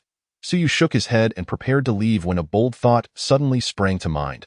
What if he acquired this place? As soon as the notion emerged, it rapidly took root in his mind. He could not rely solely on selling gold for sustenance. Acquiring technology from Frost Star and replicating it in Blue Star was the true pathway to wealth. To replicate such technology, he needed employees, a company, and a factory. Setting aside the employees for now, the site was undoubtedly ideal for a company and factory. Bordered by mountains and the sea, it offered thousands of acres of usable land. More importantly, it was highly concealed. According to Land Division, this industrial park belonged to the nearby Shaohai village, located a few kilometers away by the sea, making it unlikely for villagers to wander this way. Choosing to develop advanced technology here would allow him to avoid the scrutiny of prying eyes. Apart from the maritime route, only one road led in from the mountains, minimizing the risk of unwelcome intrusions. Additionally, with convenient waterway transport, while it might not suffice for exports, procuring bulk grains would pose no issue. Once the company and factory were established, acquiring grains under the guise of research would not be a problem. As for how to explain their use afterward, there were countless solutions. Ultimately, this abandoned industrial park, which held little value for other companies and manufacturers, appeared to Suyu as a veritable treasure. Should the transaction proceed smoothly tomorrow, he would devise a plan to secure this land. Suyu's mind was already brimming with ideas. After exploring the industrial park further, he drove away. During that time, he even tested the S-79 electromagnetic pistol. Despite its formidable power, the noise it produced was notably less than that of an ordinary handgun, making it suitable for use in such a secluded location without fear of being overheard. To be fair, it truly lived up to its reputation as advanced technology from the world of Frost Star. The pistol exceeded his expectations, boasting an effective range of 1,800 meters, with no need to consider wind or bullet drop within 1,000 meters, wherever he aimed. It struck true. The bullet exit speed reached an astonishing 6 times the speed of sound, a performance that would likely outclass even today's high-precision sniper rifles. Moreover, this compact device was equipped with an auxiliary aiming module, allowing a novice like Suyu to hit targets consistently within 200 to 300 meters, banishing any concerns over inopportune misses during critical moments. Chapter 12. Suyu prepares to register a company. The next day, around noon, Suyu was awakened by the ringing of his phone. He had returned home in the early hours, so he had slept until midday. The unexpected call bore no particular importance. merely reminding him that the 10 tons of fruits and 10 tons of vegetables he had ordered online were en route to the metropolis via cold chain transport and would arrive at his designated warehouse in the afternoon. While fruits and vegetables were indeed more expensive than grains, they were less sensitive in terms of procurement, which meant he could buy them without excessive caution. Purchasing large quantities of grains would raise suspicions about his intentions, given the relatively stable grain prices in the country, which offered little profit. However, buying large amounts of fruits and vegetables would likely not attract undue scrutiny, as there were plenty of opportunities to profit in that sector. If one possesses the motivation to undertake a task, others will not suspect anything. Conversely, engaging in an action that reveals no discernible motive may incite suspicion regarding one's intentions. Therefore, when it comes to vegetables and fruits, whether it is 10 tons, 100 tons, or even 1,000 tons, it poses no challenge if necessary. One could directly procure a few parcels of orchards or gardens at the source without much difficulty. As for the 10 tons of beef, Suyu has indeed located a supplier. Rather than sourcing it from a slaughterhouse, he has reached out to a cold storage facility in the bustling metropolis, purchasing the required quantity. The goods are temporarily stored there, and whenever needed, one could simply rent a refrigerated truck for transportation. Do not inquire why he opted for frozen over freshly slaughtered. The answer lies in cost-effectiveness. After reclining in bed for a while, Suyu finally mustered the effort to rise, noticing it was already past noon. After a brief wash-up, he descended to find a restaurant for a meal.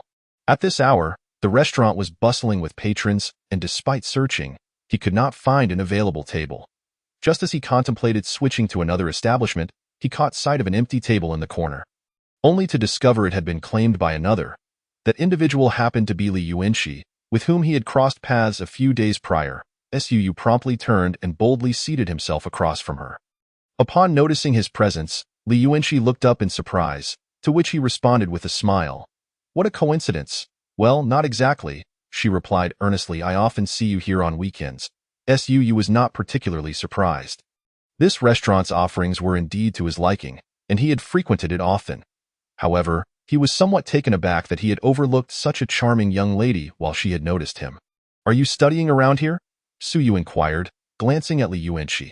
She appeared to be merely 17 or 18, yet from their conversation, he estimated she must be in her early 20s, her youthful appearance notwithstanding. "Yes, I'm in my 3rd year this year," she replied obediently. Compared to their previous encounter, where she had stumbled over her words, she now managed to engage in conversation with Suyu, albeit still displaying signs of nervousness and discomfort when interacting with a stranger. "Did you ride your bike that far alone that night for a specific reason?" To avoid an awkward silence, Suyu attempted to steer the conversation. "I work part-time at a pet store over there." Li Yuanxi responded, and after a brief moment of contemplation, she inquired, "What about you? Do you work nearby?" "Me? I'm currently unemployed," Suyu shrugged, grinning. Li Yuanxi paused, then lowered her gaze, seemingly dissatisfied as she muttered, "You're lying." Suyu chuckled without offering clarification, pulling out his phone to scan the QR code on the table and order a few dishes. "Since we've crossed paths so many times, let's consider this a fate. Allow me to treat you to a meal." "Do you have any dietary restrictions? Treat me to a meal?" Li Yuanxi blinked in surprise, then quickly adopted a wary tone. "Why? Why not? Does a meal need a reason?" Suyu shrugged once more. The sweet and amiable young lady surely deserved more acts of kindness. Besides, dining at this little restaurant was not overly expensive, so ordering a few extra dishes would not strain his finances. "Consider it a reward for reserving my seat." "I didn't reserve your seat. I was simply here to eat," Li Yuanxi retorted, shaking her head vigorously. "The outcome is the same," Suyu replied with a charming smile. After a bit of persuasion, Li Yuanxi, still somewhat dazed, ultimately accepted his invitation. Before long, several delectable dishes arrived at their table. As they dined, Suyu casually inquired, "By the way, what is your major?" "Law," Li Yuanxi replied after taking a small bite and swallowing. "Law." Suyu's eyes lit up, and he eagerly asked, "Are you familiar with commercial law?" "I have a fair understanding. I basically remember the regulations," Li Yuanxi responded, glancing at Suyu. "Are you looking to ask something?" "Clever."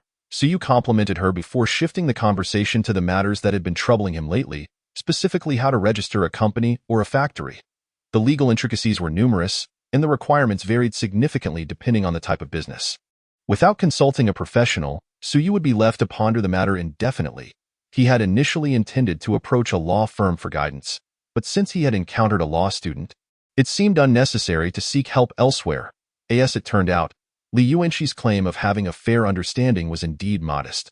She recited various legal terms and considerations with remarkable ease, leaving Suyu, a layman, feeling rather bewildered.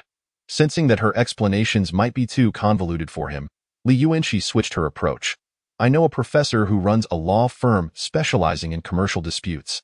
They are likely more knowledgeable than I am on such matters. If you intend to register a company or factory, I can inquire about the approximate costs for you.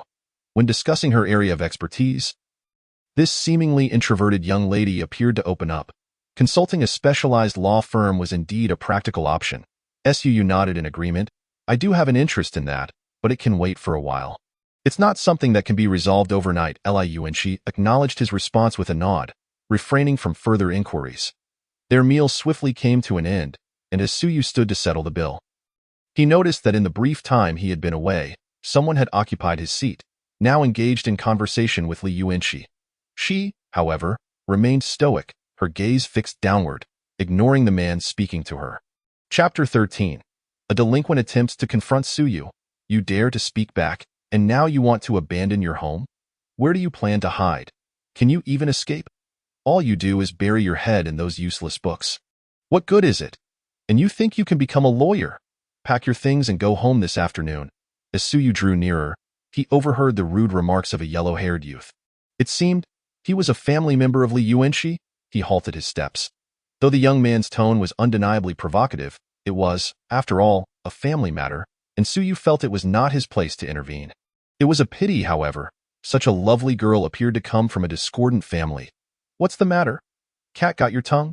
The yellow-haired youth taunted, pointing a finger at Li Yuanxi. You waste so much money on education every year. What do you hope to achieve? He seemed oblivious to the curious gazes of surrounding patrons drawn to the commotion. Initially intending to leave the matter be, Suyu could no longer tolerate the scene unfolding before him. He approached, lightly tapping the table to gain the youth's attention. Hey, you've taken my seat. In the past, Suyu would have dismissed such trivialities. After all, it was merely a domestic dispute, and stepping in could lead to a confrontation that could hardly be considered heroic. However, upon reflection, he realized he was no longer as averse to complications as before. For one, he had ample financial resources and plenty of time to spare. Moreover, clad in combat attire, he would likely be the one dishing out blows rather than receiving them, leaving him unafraid of encountering any hot-headed individuals. Who are you? The yellow-haired youth scrutinized Suyu with annoyance. Why do you care? This is my seat. Move aside. Suyu maintained a calm demeanor, showing no signs of retreat. As tensions flared between the two, the restaurant owner, who had been absent, chose that moment to intervene. Gentlemen, please, there's no need for hostility. Let us keep the peace. This position indeed belonged to this young man. And if you're looking for a place to dine, I can arrange another table for you. The latter remark was directed at the yellow-haired youth. However, he shot a venomous glare at Suyu, scoffing as he replied, no need. He then turned back to Li Yuanxi, barking, what are you still sitting there for? Hurry up and pack your things. You're coming back home with me this afternoon? Li Yuanxi remained silent, her head bowed, silently resisting his command. Frustrated by her lack of response, the yellow-haired youth reached out, attempting to seize her. But before he could make contact, Suyu firmly swatted his hand away. What are you doing? It's the 21st century. Do you really think you can forcibly drag someone away in public? Is there no law?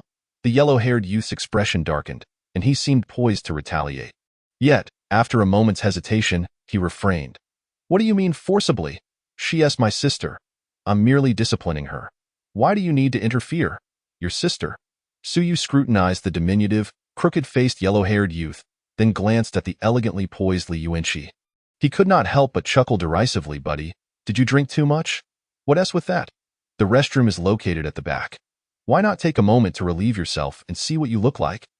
If those two were to stand together, it would be a juxtaposition of the abstract and the aesthetic, utterly mismatched in style. If they are indeed siblings, then Suyu would no longer believe in the tenets of biology. What do you mean by that? The blonde's expression darkened increasingly, his hands clenched into fists, clearly indicating a readiness to resort to violence at the slightest provocation. However, Suyu remained utterly unperturbed. It was not merely the combat attire he wore that emboldened him. Rather, He had discerned the truth. This individual was all bluster and no backbone, appearing fierce but lacking the courage to strike. He was merely a braggart, daring only to intimidate someone as meek as Li Yuanqi. What do you mean? Are you saying you find me unattractive? Do you require a more detailed explanation? Without even glancing in his direction, Su turned to Li Yuanqi and said, "Let us go." Li Yuanqi subtly tugged at her hand but couldn't free herself. Ultimately, she allowed him to lead her, keeping her head bowed as she followed behind. The blonde, witnessing this, widened his eyes in disbelief, momentarily forgetting Su Yu's earlier insult about his looks, and hurriedly blocked their path. "Who are you to her? Why are you dragging her along? Can't I hold my girlfriend's hand? Move aside." Without hesitation, Su Yu pushed the blonde aside and continued to lead Li Yuanqi out. Engaging in reasoned discourse with such a cowardly thug would only embolden him further.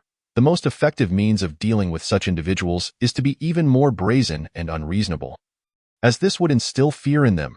The blonde stumbled back a couple of steps before regaining his balance, his chest heaving with rage as he watched Su Yu's indifferent back retreat. He glanced at the empty bottles on the nearby table, contemplating whether to grab one and confront Su Yu. But after a prolonged moment of hesitation, he couldn't muster the courage. The restaurant owner, who had been watching him closely, breathed a sigh of relief at the thought that a brawl had been averted. Among the onlookers, laughter erupted, clearly mocking the blonde for his cowardice in bullying someone weaker.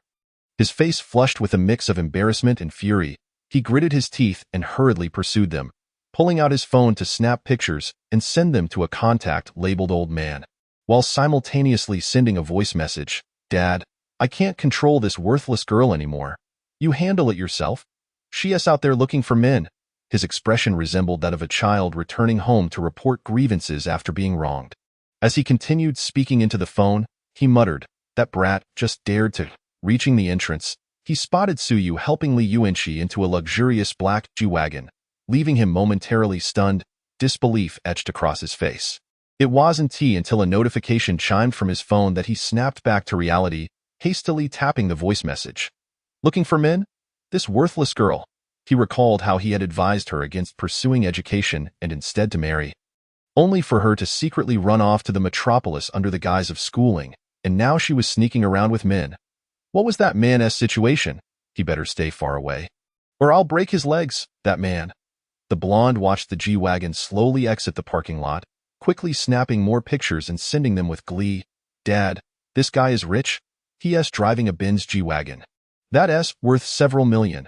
This worthless girl has hit the jackpot." Chapter 14. Li Yuanqi's troubles. "Thank you. I'm sorry for the trouble," Li Yuanqi murmured, her head lowered in the car. "It was merely a casual gesture."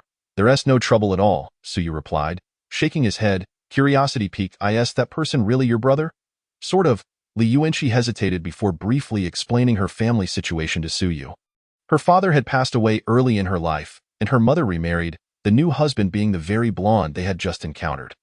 While her mother was alive, although life had not been easy, at least the father-son duo dared not bully her. However, when she was in her third year of high school, her mother tragically passed away in an accident.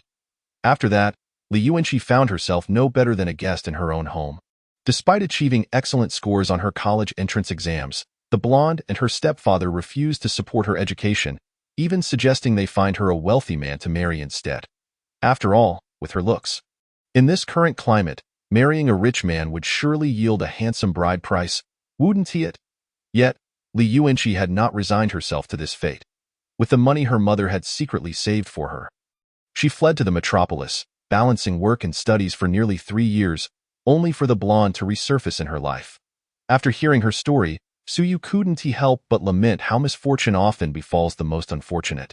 It was indeed tragic. He chose not to dwell on the topic and instead asked, "Where are you headed?" "I can give you a ride." Though Li Yuanqi appeared quite strong, it was best not to delve into painful subjects. She took a deep breath, fixing her gaze on him for a moment before conceding, "Could you please take me to school? I have classes in the afternoon." Su Yu nodded and focused on driving. Shortly thereafter, they arrived at the university she attended. "Let us exchange contact information. If that guy bothers you again, just message me." Su Yu took out his phone and opened the QR code.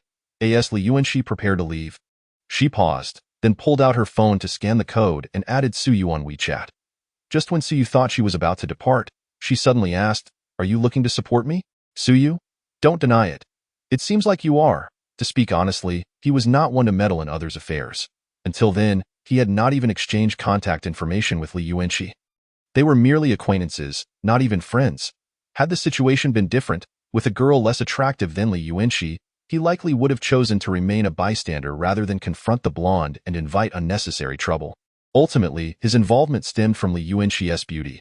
He found her alluring, of course, so you had no intention of expecting anything in return for his small act of kindness, if it flourished into something more. Wonderful. If not, that was fine too. He had no particular interest in the notion of support. Should a relationship develop, he would certainly not allow Li Yuanxi to struggle through life while juggling work and studies. If one were to label it, perhaps it could be considered a form of support. Clearing his throat lightly, Suyu replied, "Why do you say that? Don't wealthy people often like to support female college students?" Li Yuanxi glanced at the steering wheel. Though she was not knowledgeable about cars, she recognized the Benz emblem. The vehicle's comfort and interior quality made it evident it was quite costly. Not all wealthy individuals are like that. And besides, what do I qualify as a wealthy person? Suyu retorted quietly, waving his hand dismissively. All right, off to school you go. We can discuss future matters later. He was not in a hurry. His primary objective was to amass wealth and delve into advanced technology through the time travel trading platform. Pursuing romantic interest was merely a side endeavor. Li Yuanxi gave him a lingering glance before exiting the vehicle. Her silence suggested there was indeed some truth to his insinuation. Watching the G-Wagon slowly drive away, her expression grew complex until it vanished into the traffic. She resolved to inquire about Professor Zhang's company matter. Regardless of Suyu's motives, he had genuinely assisted her, by helping him complete the task he had previously entrusted her with. It was a small means of repaying him. However, that was the extent of it. If the blonde continued to harass her, she would likely require Suyu's assistance once more. With so many debts of gratitude piling up, she worried that aside from her own self, she had little else to offer in return. Although Suyu suggested they could address future matters later, Li Yuanxi felt that if the blonde were to confront her again, it would be a critical moment for her to make a choice. Would the father and son let her go? Clearly not. She understood the nature of that duo all too well. Their sole focus was to find her a wealthy husband and profit from a substantial bride price. Although she studied law, it was precisely her understanding of the legal system that made her aware of how difficult it was to navigate such family disputes. After all, her household registration was still linked to theirs. And before her mother's death, her stepfather had indeed contributed some funds for her education and living expenses.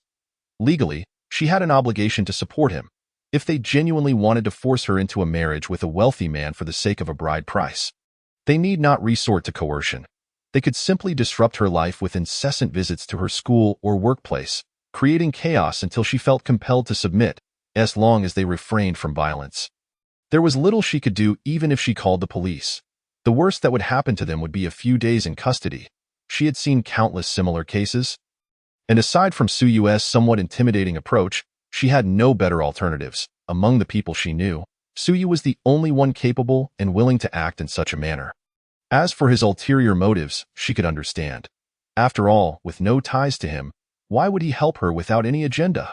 Sighing softly, the already introverted girl found herself sinking further into her own world. Meanwhile, Suyu drove slowly out of the city. After more than half an hour, they arrived at the warehouse located in the outskirts. Not long after, the ordered 10 tons each of vegetables and fruits were delivered to the warehouse.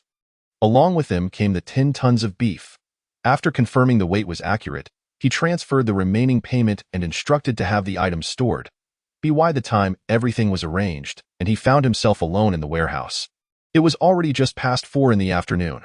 The agreed time with Master Sun for the gold transaction was 9 o'clock tonight, so he still had plenty of time, so you decided to store the items in his inventory. Then, with a flicker of his form, he entered the trading platform. Chapter 15. Frost Star from a prestigious family entering this place for the 3rd time, so you felt considerably more composed compared to his previous visits. After sending a message to Frost Star and receiving a prompt reply to wait a moment, he first entered the familiar conference room from his private space. After waiting for over half an hour, just as he was about to impatiently send another message, Frost Star finally arrived. It was evident that she had been quite busy. Upon entering the conference room, she hadn't even taken off her powered armor helmet, and the silvery armor bore stains of blood. From 10 meters away at the long table, Suyu could even detect the metallic scent of blood emanating from her. Apologies, I was handling something urgent and arrived late. As soon as she took her seat, Frost Star tapped her helmet. The sleek helmet retracted into the powered armor with a mechanical whir, revealing her head of white hair. Have you just come from battle? Suyu glanced at the bloodstains on her. Yes, I just eliminated a group of aberrations that had taken residence in a pre-war shelter, Frost Star replied with a hint of excitement. You wouldn't believe it. Those terror lizards, when sprawled on the ground, are 3 to 4 meters tall. They are among the most terrifying mutated creatures on the wasteland, and even ordinary tanks can't handle them. I severed its head with a single strike. Impressive. Suyu's eyes twitched slightly, finding it hard to imagine such a scene. He mused that the Wasteland World was indeed perilous, harboring such monsters. However, he shifted the conversation. By the way, what exactly is your status over there? This powered armor seems quite exceptional, doesn't it? Me? Froststar replied with a hint of pride. I am the Supreme Commander of the 7th Legion of Future City, a 1-star Major General. You may also refer to me as General Hanswang. As for this powered armor, it is a product from the prosperous era before the war. Future City possesses the most advanced technology in the wasteland and can produce powered armor, but our manufactured armor pales in comparison to the pre-war versions. In terms of overall combat effectiveness, the powered armor produced by Future City is roughly equivalent to a 6th-generation tank, while mine, disregarding ammunition consumption, could take on 100 of them. T.O. put it bluntly. In this suit, I could rip apart a 1-meter-thick nuclear shelter door with my bare hands. SUU. That seems a bit outrageous. Even Iron Man isn't that formidable, is he? Moreover, it sounds like the powered armor that Future City can mass-produce is quite impressive too. Equivalent to the combat power of a 6th-generation tank. To think that the most advanced tanks on Blue Star are only 4th generation. Who knows when we will see the 6th generation? If we could get a batch of those, wouldn't we immediately become the kings of land warfare? With this thought, his eyes lit up, and he eagerly inquired if Frost Star could arrange for him to acquire some. However, Frost Star helplessly shrugged. Give up. Although Future City can produce them, we are limited by insufficient industrial categories, and some critical components still have to be scavenged from the wasteland. Therefore, each powered armor is numbered. Obtaining them in bulk is out of the question. Even if it's just 1 or 2 sets, I would have to find a way, as the company that produces the powered armor doesn't have a good relationship with my family. My family? Suyu discreetly glanced at Frost Star. In a wonder, she became a general at such a young age. She likely hailed from a prominent family, however, upon seeing the powered armor she wore. Suyu couldn't help but wonder, wait a minute, if it's so difficult to obtain, why did you previously say you'd sell me this powered armor for 10 tons of grain? It's different. Frost Star shook her head. The company that produces the powered armor has a strained relationship with my family, but these pre-war powered armors have no connection to them. My family took over a strategic reserve warehouse from the prosperous era a long time ago. There are still hundreds of these powered armors inside. I can give you one and then go claim another for myself. Suyu. All right, dealing with the wealthy can be quite troublesome. He then opened his personal panel and traded the prepared materials to Frost Star. This is the payment for that gun. A deal settled. Frost Star's eyes brightened at the sight of the 10 tons each of fruits, vegetables, and beef that appeared on the panel, revealing a glimmer of greed. However, as if recalling something, she quickly added, by the way, while clearing out that shelter earlier, I found something really interesting that you're sure to want. As she spoke, she tapped on her personal panel. The black cube, about 4 to 5 meters high and 10 meters long, akin to a wall, suddenly materialized in the conference room. Frost Star stood up, patted the object, and smiled at Suyu. Have you heard of the black box? Suyu shook his head. You must be familiar with 3D printers, right? Upon his nod, Frost Star continued. This device functions similarly to a 3D printer, but it's much more advanced. It was created by the top researchers of the prosperous era, who foresaw the wasteland era after the war, specifically to aid humanity in rebuilding the world post-war. Each black box can only produce one type of product. For instance, the one in front of you is designed to manufacture heavy exoskeletons. The operation is simple. You pour the required materials into the input port. If the recipe calls for carbon, you can toss in charcoal. For iron, you can put in iron ingots or ore. Once you load the materials, you don't have to worry about it anymore. Just wait for the finished product to come out on the other end. It's a foolproof operation. Even a gorilla could use it successfully. When it runs at full capacity, It can produce around 500 sets of heavy exoskeletons a day. These exoskeletons, once donned, allow a soldier to move at a maximum speed of 100 kilometers per hour while carrying a ton of weight. Powered armor is too expensive. It can't be equipped for everyone. Even during the prosperous era before the war, the basic soldiers in the army typically wore such exoskeletons in combat. That's incredible. Suyu gazed at the object, his eyes sparkling that if I managed to get this, I could instantly become an arms dealer, and I wouldn't have to worry about making money. Of course, Blue Star also had exoskeletons, but those were merely subpar. Compared to this heavy exoskeleton, they were worlds apart. However, even in his excitement, he retained his rationality and countered, but according to the law of conservation of mass, the energy consumption of this thing must be considerable. What powers it? It has a built-in small fourth-generation nuclear fusion reactor, and the helium-3 stored in the reactor is sufficient to keep it running at full capacity for 5 years in total.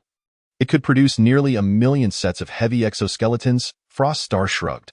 After all, this device was designed specifically for the Wasteland World, intended to enable people to produce goods from the most basic materials when nothing else is available. The concerns you're raising are likely already considered by its designers. If there's a problem, it would probably be that after 5 years, if you can't obtain high-purity helium-3, the reactor will likely cease to function. Suyu nodded, pondering for a moment before cautiously asking, "So you intend to sell it to me?" "Of course, otherwise why would I share all this with you?" Frost Star gave him a strange look. Chapter 16. A profitable transaction? Since you say that heavy exoskeletons were regarded as essential military equipment even before the war, you must be in need of them yourselves, right? Suyu inquired curiously. "Of course we need them, but does that conflict with whether I'm selling it or not?" Frost Star scoffed. Future City has regulations stating that all spoils obtained during the clearing of shelters must be surrendered. This item was a lucky find of mine, and since I stored it in the platform inventory, no one else knows about it. If I took it back for personal use and got caught, it would be confiscated. I wouldn't gain anything worthwhile, so why not sell it to you? After all, I have powered armor and don't need this SUU. All right, that reasoning is quite valid. Compared to surrendering it to Future City and getting nothing in return, selling it to him is indeed more beneficial for Frost Star. So, what price are you asking?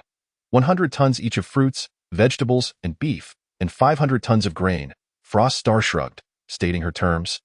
That's it? Suyu was taken aback. Not that it was expensive, but rather it was astonishingly cheap. To think that during yesterday's transaction, that small pistol was worth 10 tons of each of fruits, vegetables, and beef. This black box, it was obvious to anyone that it held far greater value than that broken pistol. How could it be so inexpensive? He considered asking Frost Star if she had a lapse in judgment, but then thought twice. It was a good thing for her to sell it so cheaply. He promptly kept quiet and agreed to the transaction. Both parties agreed that after signing the contract, Suyu could take this object away, as long as he paid the full amount within the agreed time frame. Gazing at the grand treasure before him, Suyu felt as if he were in a dream. What a lucrative deal, however. Just as he reveled in his newfound fortune, Frost Star, who had also completed the contract on the other side, revealed a relieved smile and cheerfully suggested, "Let's hold off on celebrating for now. We can discuss another collaboration." "Another collaboration?" Suyu was taken aback. "Dio, you have anything else of value?" "Of course." Frost Star produced a palm-sized black rectangular object seemingly from thin air and tossed it onto the table before Suyu. A metallic hydrogen battery, the power module for the mechanical exoskeleton.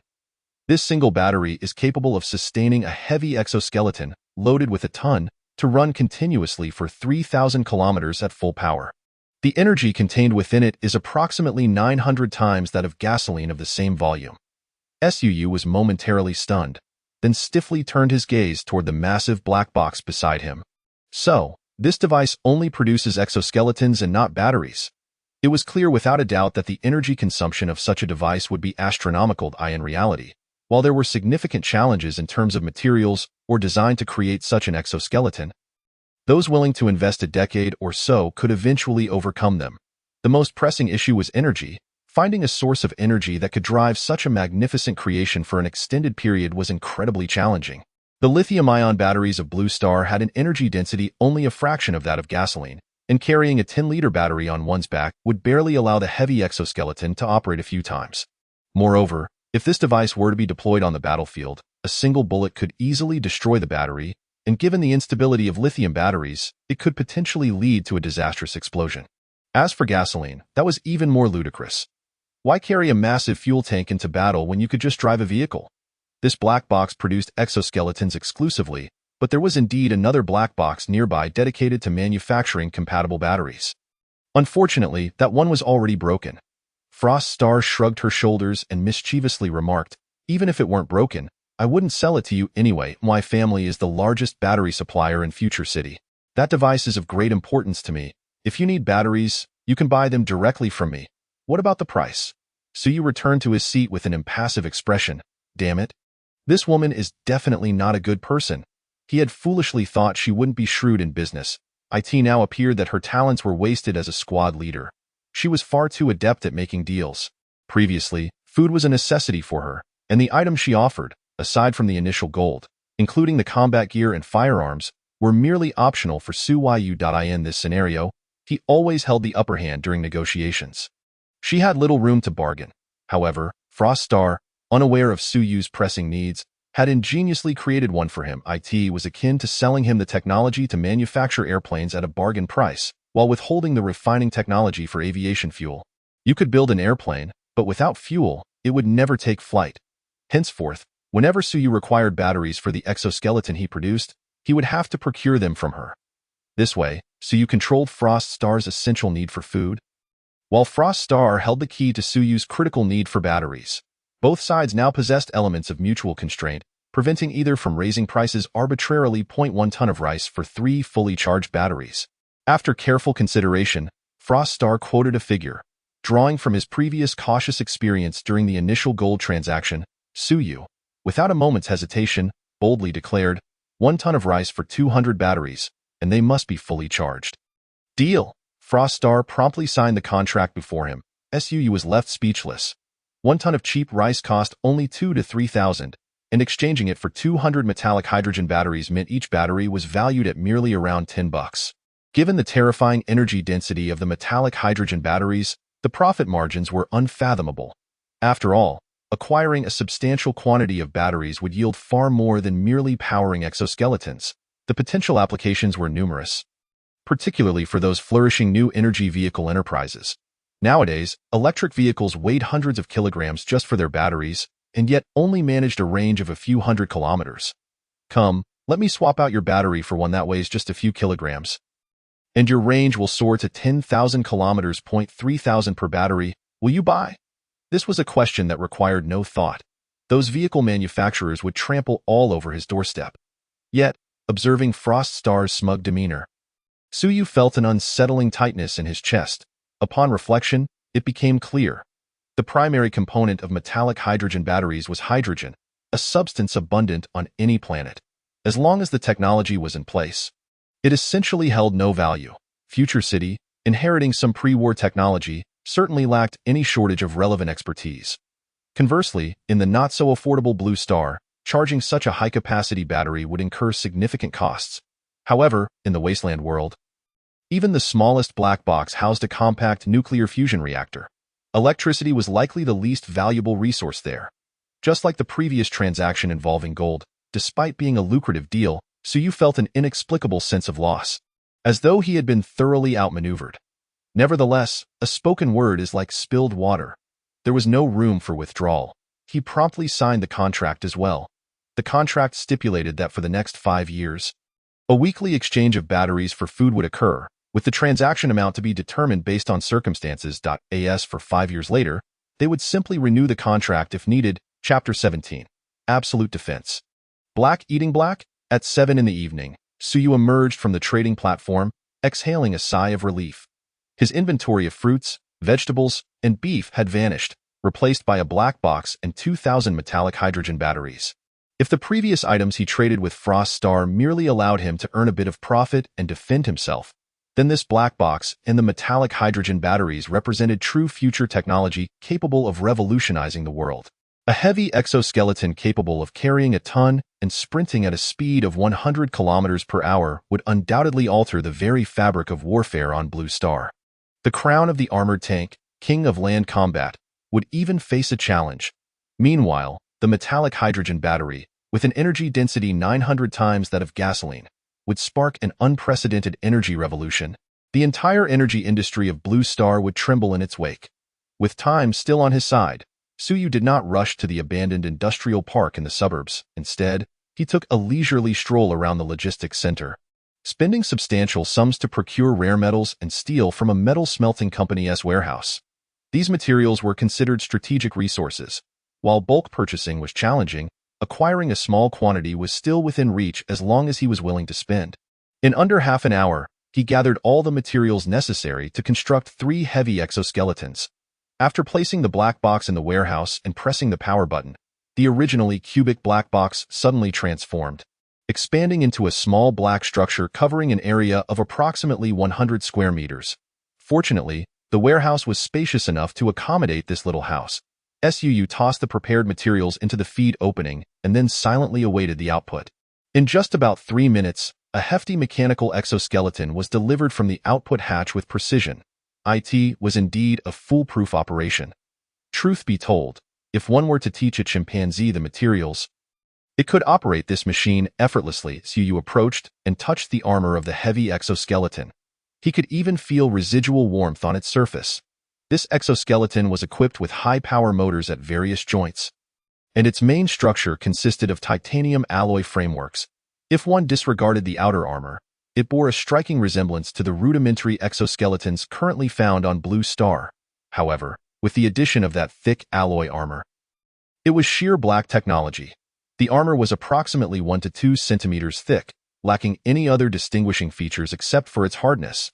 According to Frost Star, this contraption could withstand direct fire from a 20mm anti-aircraft machine gun, and even anti-material sniper rifles could not penetrate it. Wearing it was safer than hiding in an armored vehicle. As for the armor's material, Suyu was at a loss. Not even the most knowledgeable material scientists of Blue Star would understand it. In summary, it was simply impressive.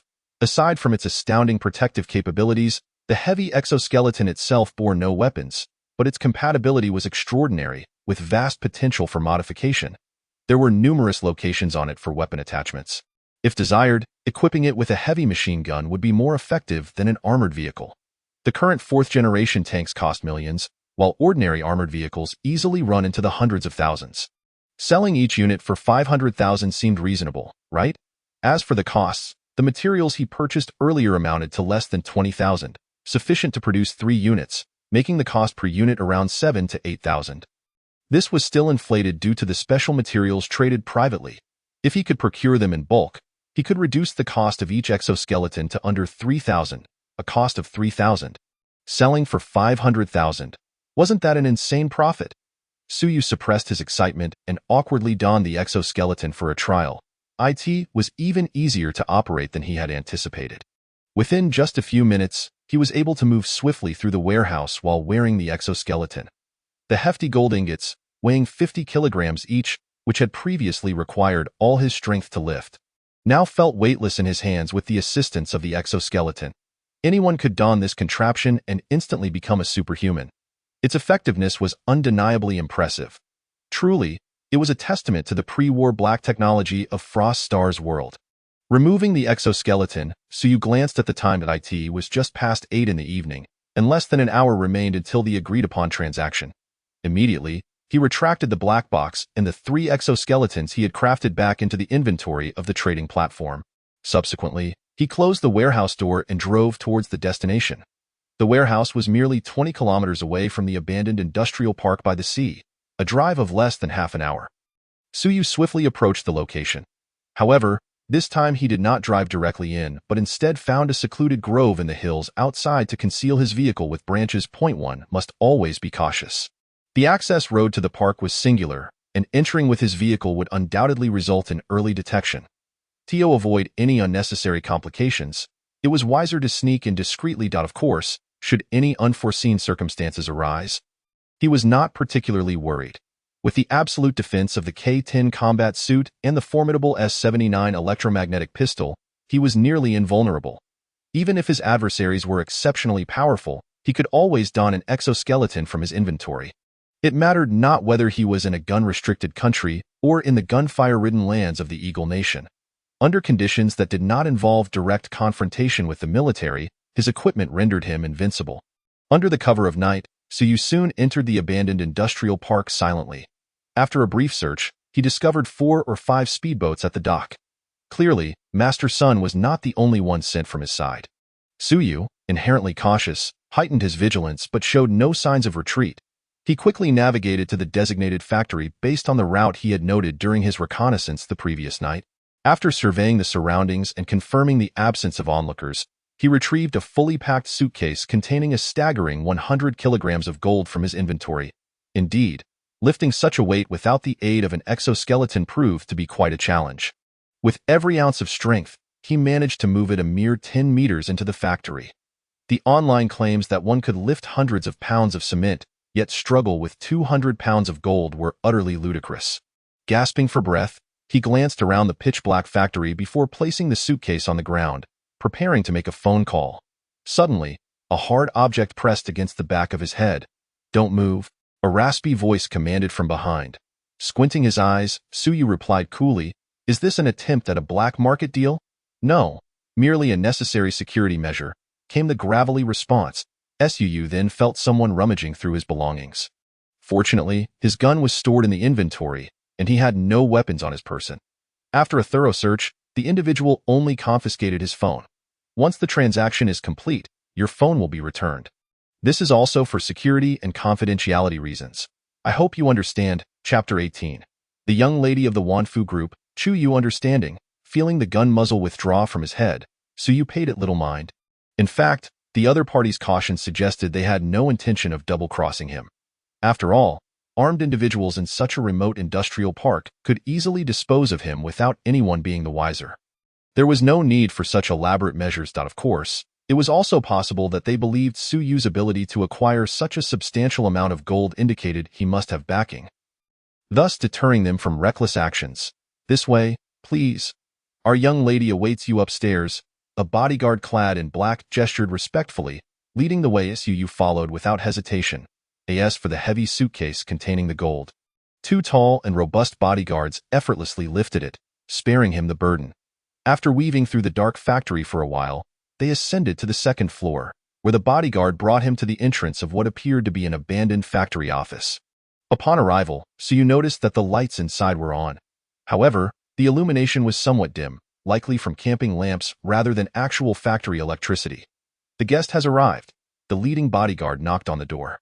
With a creaking sound, the rusty door slowly opened. Another tall bodyguard poked his head out, glanced at Suyu, and nodded. "Please, come in." Suyu maintained a composed demeanor as he entered the office, in the dim light. He immediately spotted a woman standing by the window, gazing out over the industrial park. Dressed in a fitted black suit and high heels, her tall figure suggested she stood no less than 176 centimeters. Including her heels, beside her was Master Sun, whom Suyu had encountered at the Wanfu Gold Shop. Upon seeing him, Master Sun warmly approached. "Mr. Su, you have finally arrived. Allow me to introduce you. This is Miss Chuyu, the heiress of Wanfu Group. Today's transaction will primarily be conducted by her, while I merely relay messages." Suyu nodded in acknowledgement and turned his attention to Chuyu, who had just turned to face him. Her full, oval face was adorned with frameless glasses, and her features were deep and defined. Coupled with her S-shaped silhouette revealed in that moment, she was simply exquisite. Suyu silently praised her. From her visage to her physique, she was nearly flawless. If one were to score her, she would undoubtedly receive a 98 out of 100. "Chuyu." "Suyu." A brief handshake was exchanged before they seated themselves at a makeshift folding table. The suitcase filled with gold had already been brought inside. Master Sun, a seasoned professional in this line of work, began inspecting the contents. After a short while, he nodded at Chuyu. "The gold is authentic. How does Mr.Su wish to proceed with the transaction? Public account or private account?" Chuyu inquired, casting a glance at Suyu. "Public account will yield immediate substantial sums, as it carries no risk. Private account entails greater risk. Initially, I can only offer you 20%, with the remaining 80% settled upon completion." Master Sun had already explained the distinction between public and private accounts. A public account involved routing the gold through a domestic mine, paying the requisite taxes, thus making it a legitimate gold product, safe and sound, albeit at a lower price of 300 per gram. Conversely, a private account offered a higher price of 330 per gram but came with significant risks of smuggling. Where any mishap could lead to total loss, Yu had already made up his mind, and thus saw no need for further contemplation. Public account, please?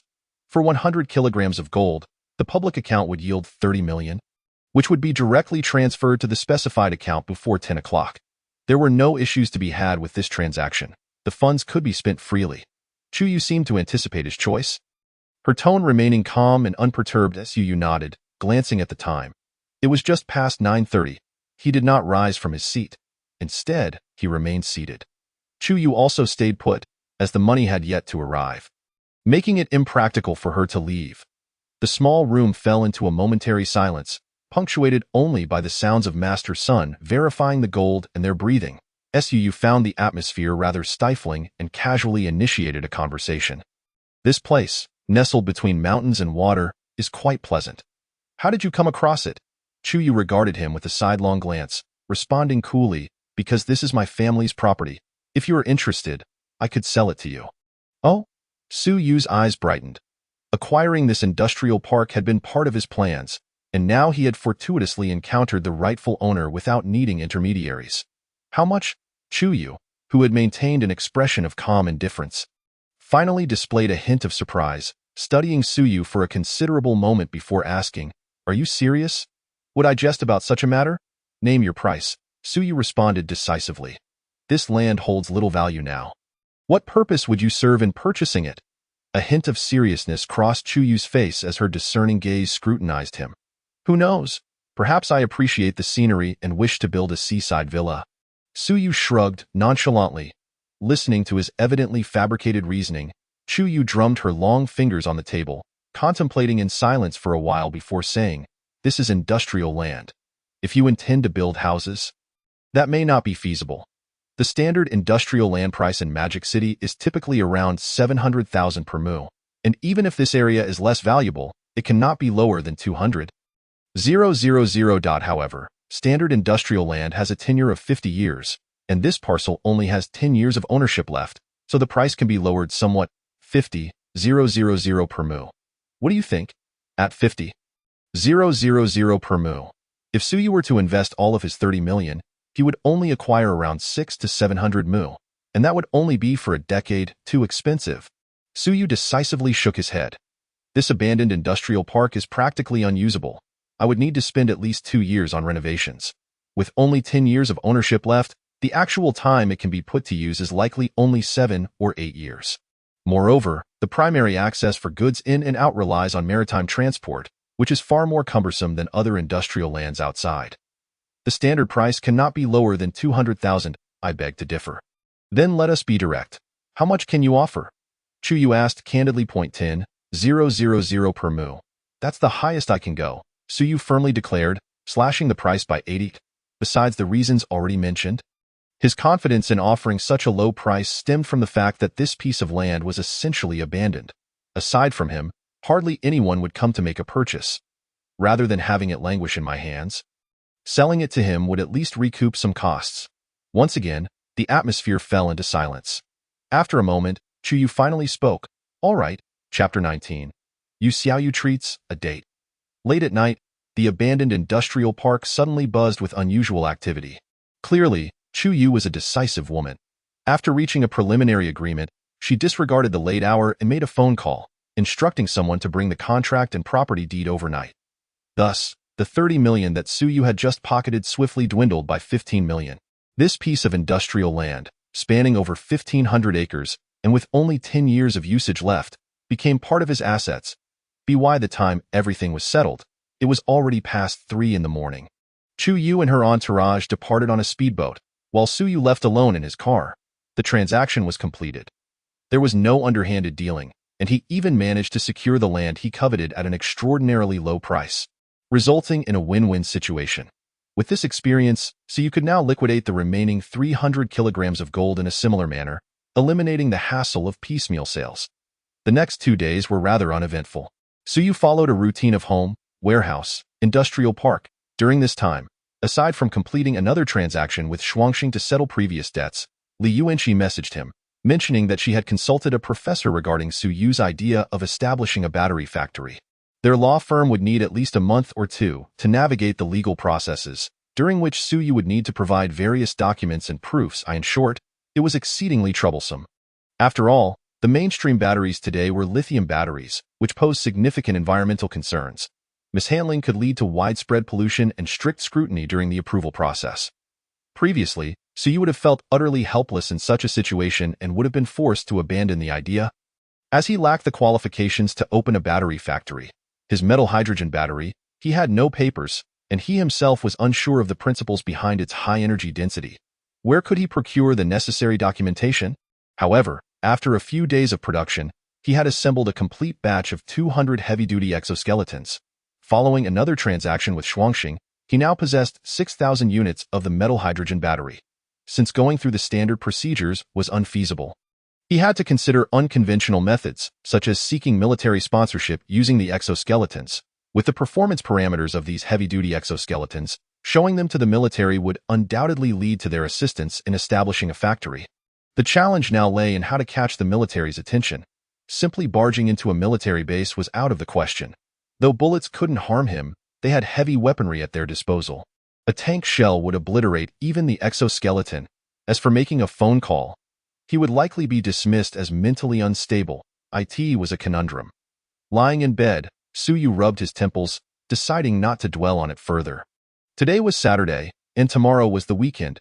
By next Monday, his opportunity to match with trading partners would refresh. Rather than pondering these matters, it would be wiser to consider whether his new trading partners would be as suitable as Shuangxing, particularly those from a world that complemented his own. Blue Star. At that moment, his phone vibrated twice, signaling a new message. Why you Xiaoyu? Mr. Su, do you have time tomorrow night? I've booked a restaurant at the Bund. You Xiaoyu. Su Yu pondered for a moment before recalling that she was the attractive saleswoman he encountered when purchasing the car. They had indeed arranged to dine together this weekend. Well, this opportunity had presented itself.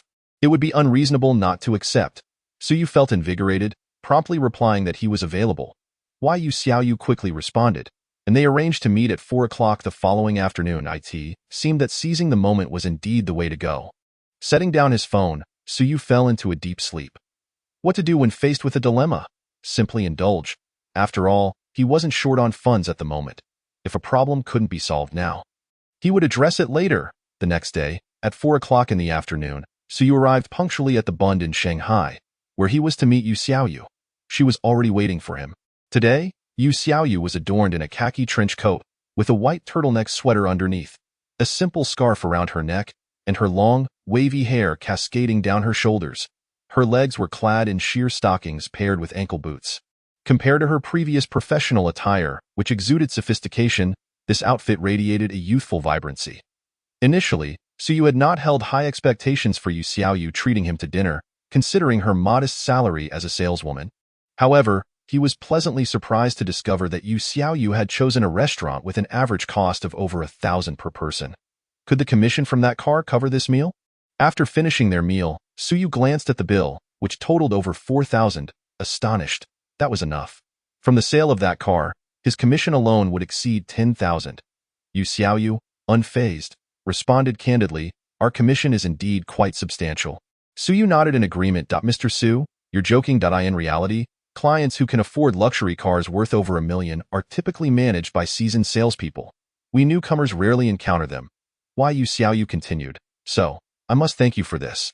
Noting that there was still ample time, she suggested, shall I treat you to a movie? Sure. Su Yu had no reason to decline, as his intentions extended beyond merely dining. The two then made their way into a cinema. When they emerged, it was already past 10 o'clock at night. However, compared to their entrance, Yu Xiaoyu's complexion had taken on a slight flush, her large eyes glistening with allure. One could only wonder what transpired between them inside. Yet, both remained taciturn about returning home, seamlessly transitioning from the cinema into a 5-star hotel, a night of revelry.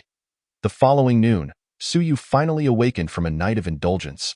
Glancing at the time, he was surprised to find it was already past 12 o'clock. He pulled Yu Xiaoyu, who had been playing on her phone beside him, into his embrace. Isn't it Monday? Don't you have work? Not today. Yu Xiaoyu turned to him, wrapping her arms around his waist languidly.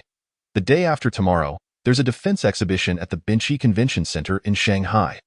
Our headquarters sent a team from several 4S stores to assist. And I happen to be on the list, so I don't have to work at the store these days. A defense exhibition? Suyu was taken aback, then his eyes suddenly sparkled. Chapter 20. Reopening the trading platform. New trading partners. What kind of defense exhibition? Is there really a defense exhibition in Shanghai? Suyu quickly inquired. Why Yu Xiaoyu, not expecting his interest, explained, in addition to world-renowned defense exhibitions like the Zhujiang Air Show. There are many other similar expos held domestically. Some are organized by local authorities, while others are simply hosted by various companies. They tend to be smaller in scale and less well-known. The one in Shanghai is called the Jiuzhou Defense Technology Expo, reportedly organized by the military. However, the military equipment on display is rather limited, mostly featuring small items produced by civilian enterprises, such as drones. It is said that the military sends representatives to attend and may procure items they find useful. However, the quality of products from private enterprises varies greatly, which is why this defense exhibition lacks prominence. I doubt many people are even aware of it. At this point, she blinked and asked, "Are you interested in attending? What if I want to exhibit? Is it still possible to secure a booth?" Suyu directly expressed his intentions. Just yesterday, he had been contemplating how to get the heavy-duty exoskeleton on the military's radar. To his surprise, a casual encounter had opened a door. Exhibiting?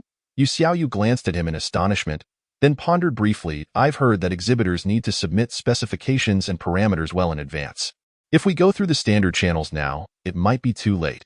However, if you truly wish to exhibit, you could contact the person in charge of Binchi in Shanghai. This venue is provided by our Binchi group. If you can convince him, you might be able to squeeze in. Her tone carried some uncertainty, clearly indicating her limited knowledge on the matter. Suyu refrained from pressing further. After all, she was merely a junior saleswoman and likely had no detailed understanding of the logistics. He asked her to leave him the contact number for the Binchi Shanghai manager, planning to call later himself.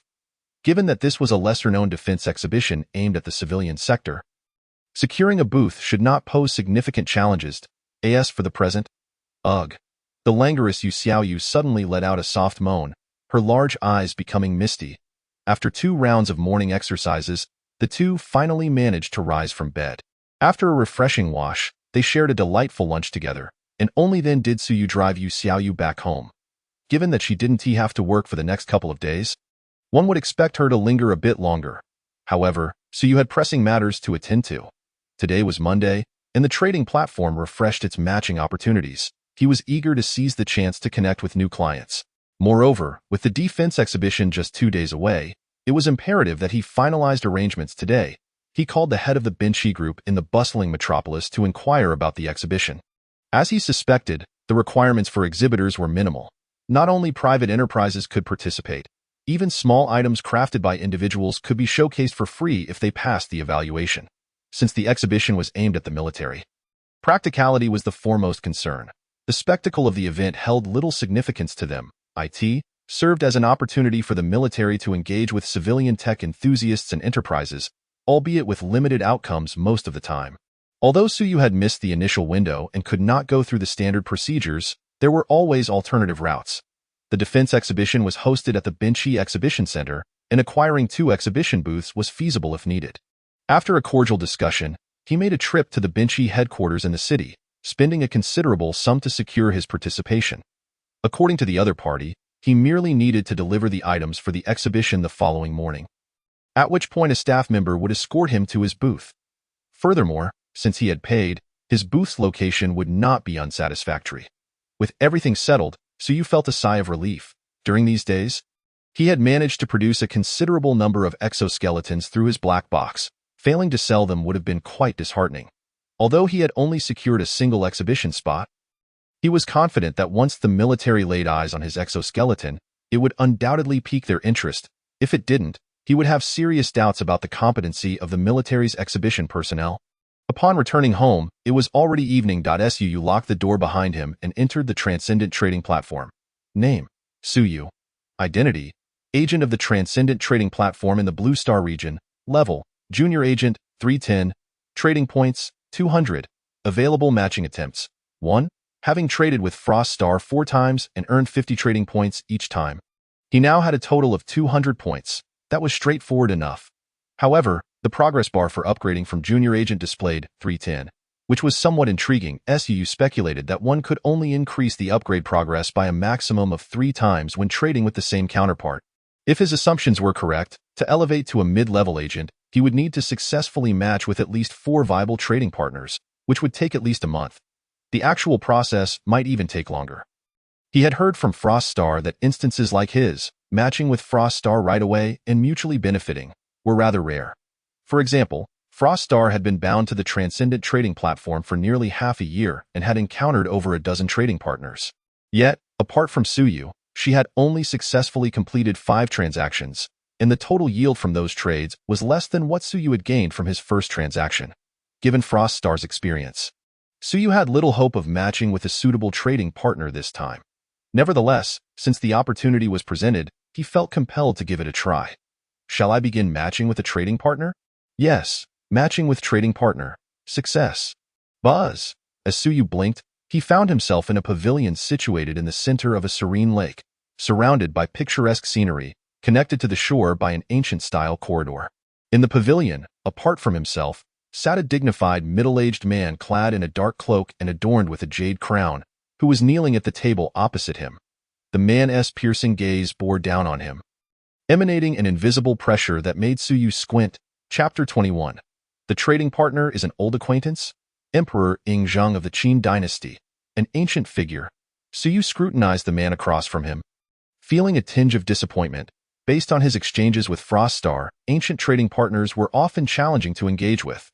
The factors were numerous, but fundamentally, they stemmed from the low level of productivity in pre-feudal societies.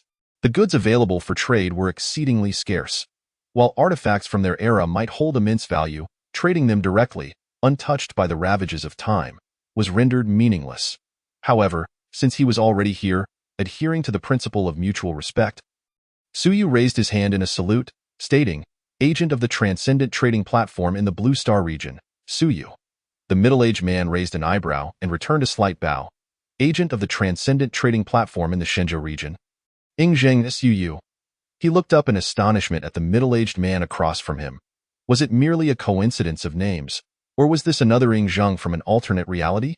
Contemplating this, he cautiously ventured, "Could it be that you are the king of Qin?" Ing Zheng, upon hearing this, did not display any surprise. Instead, he calmly shook his head.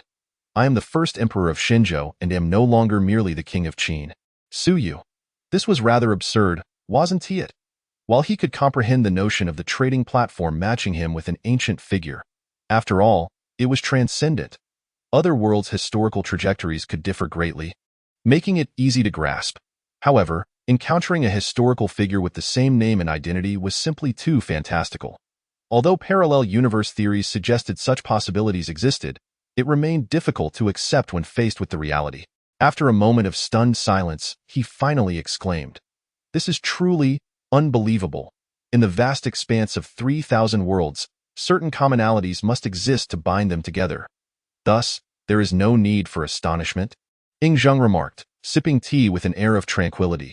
"You know what I find astonishing?" Suyu replied, somewhat bewildered. "Naturally, I am aware that prior to you, I had already matched with 2 individuals from different worlds, both of whom mentioned that there was indeed a figure like me in their world's history."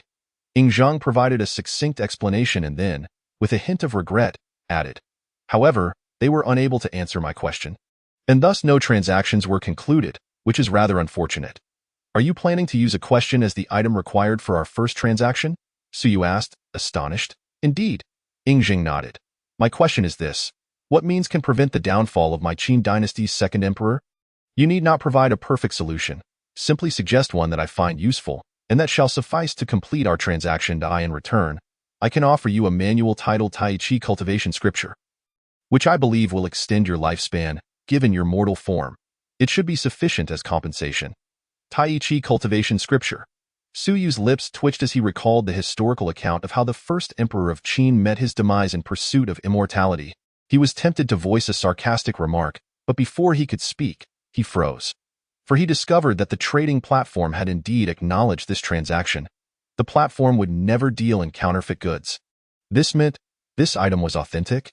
Indeed, in his world, The first emperor of Qin sought longevity and ended up in vain. However, in other worlds, this might not be the case. Perhaps in this world, there truly existed cultivators capable of achieving immortality.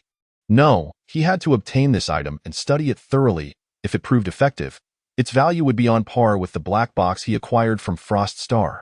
After a moment of contemplation, he inquired, "Might I ask how the Qin emperor came to learn of the impending downfall of the Qin dynasty?" Addressing an emperor posed a challenge. Should he refer to him as Zhang? That would be akin to an insult to an ancient figure. Calling him Your Majesty felt inappropriate, since he was not a subject of the Qin dynasty. It was a conundrum. After much thought, he ultimately settled on calling him Qin Emperor, which seemed the most fitting. The responses I received from the first match trading partner came from 700 years after the fall of the Qin. During a time of chaos, they had not studied historical records in depth and were only aware that the second emperor of Qin perished at the hands of Xiangyu and Liu Bang. Lacking detailed understanding, thus unable to provide an answer, Zheng explained. The second trading partner hailed from over 2,000 years after the fall of the Qin and referred to me as the Eternal Emperor, professing immense admiration for me. Upon meeting, they even performed the ritual of 3 kneelings and 9 prostrations. Zheng shook his head at this point, seemingly perplexed, and continued. However, when I inquired about the reasons behind the downfall of the Qin during the reign of the second emperor, he spoke vaguely, merely attributing the fall to the machinations of Zhao Gao and Li Si, claiming that by eliminating Zhao Gao and Li Si, as well as the rebellious Chen Shang and Wu Guang, and the likes of Xiang Yu and Liu Bang, the Qin could establish an everlasting legacy. Yet, the ice does not freeze 3 feet in a day. The sudden collapse of a grand nation cannot be resolved merely by executing a handful of individuals. I find this person to be unlearned and restless in thought, and thus chose not to engage in trade with him. Upon hearing this, Suyu began to piece things together. Point 1 was from the era of the Wei, Jan, in the northern and southern dynasties, possessing knowledge of Qin Shi Huang, yet limited to the fact that the Qin fell in the second generation, knowing nothing else. The other seemed to hail from a parallel world of the 21st century, a fervent admirer of Zhang, knowing only that he was formidable but utterly ignorant of the true nature of the Qin. After a moment of contemplation, Suyu replied, "The reasons for the fall of the Qin in the second generation are manifold. I am not a historian by profession and cannot elucidate them thoroughly, but in my humble opinion, there are 3 primary points." Upon hearing this, Zhang sat up straight and spoke earnestly, "Pray, enlighten me." "Enlightenment may be too grand a term. I merely echo the wisdom of others," Suyu replied, shaking his head. He continued, "Firstly, the Qin fell due to the harshness of legalism. The agricultural and military policies proposed by Shangyang were effective prior to unification. But post-unification, they became toxic. With the loss of expansionist benefits, the legalist agricultural and military system devolved into mere draconian punishment. While strict laws are necessary, a nation cannot be governed solely by such measures. Secondly, the Qin fell due to rashness. Although the 6 states were unified, their populace differed greatly from that of the Qin in culture, customs, and language. While standardizing transportation and script was a commendable starting point, the citizens would not rebel simply due to short-term discomfort. Given time, they would naturally adapt. The issue arose when novel systems were imposed before the populace had adjusted, resulting in counterproductive outcomes.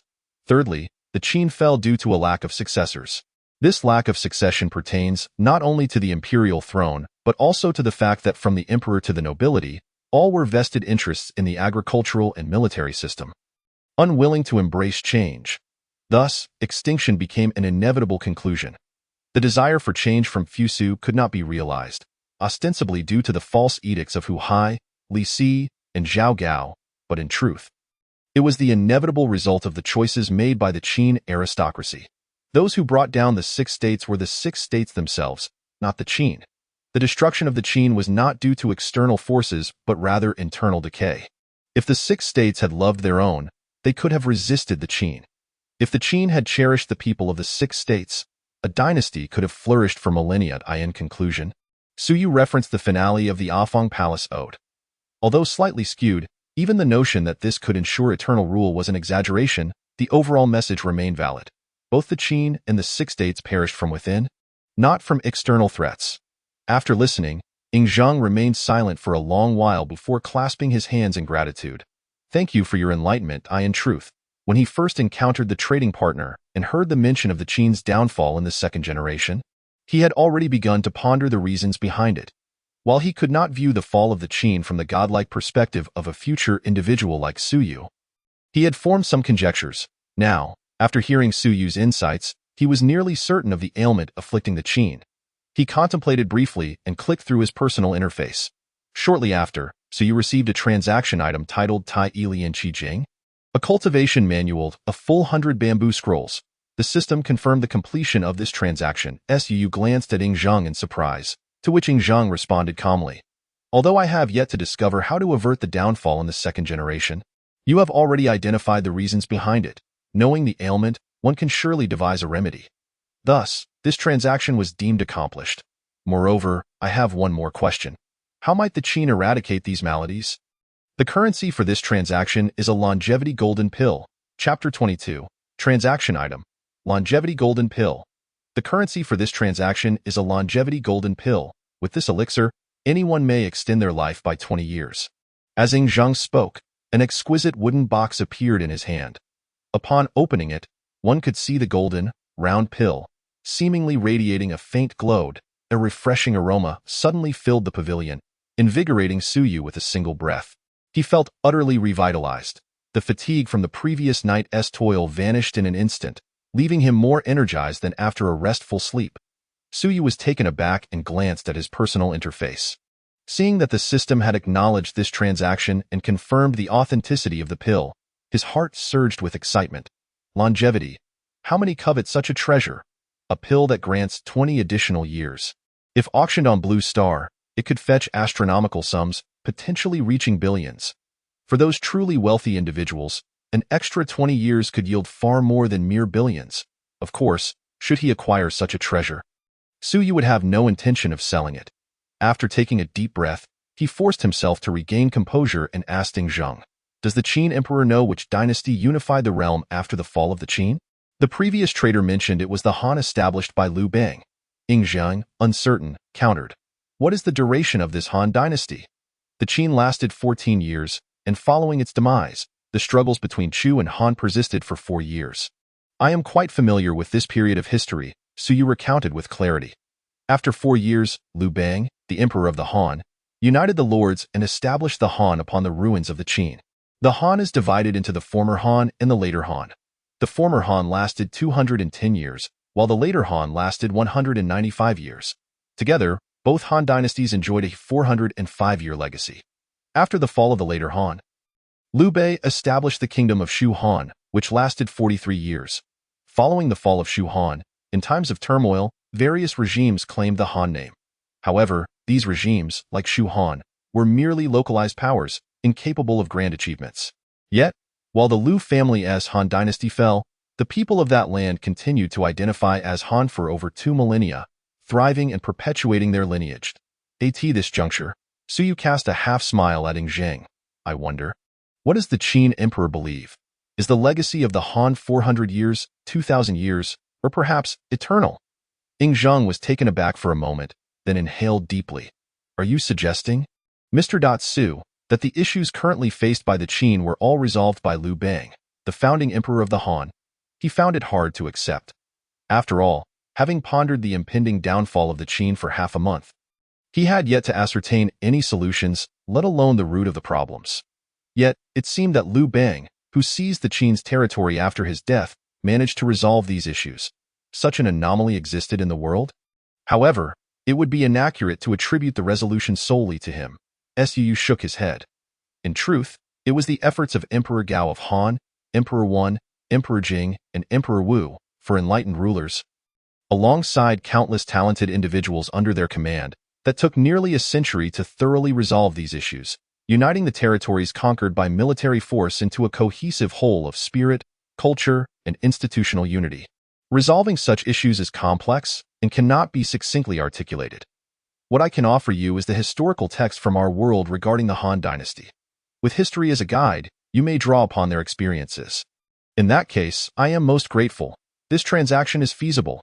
Ing Zhang responded with solemnity, bowing respectfully.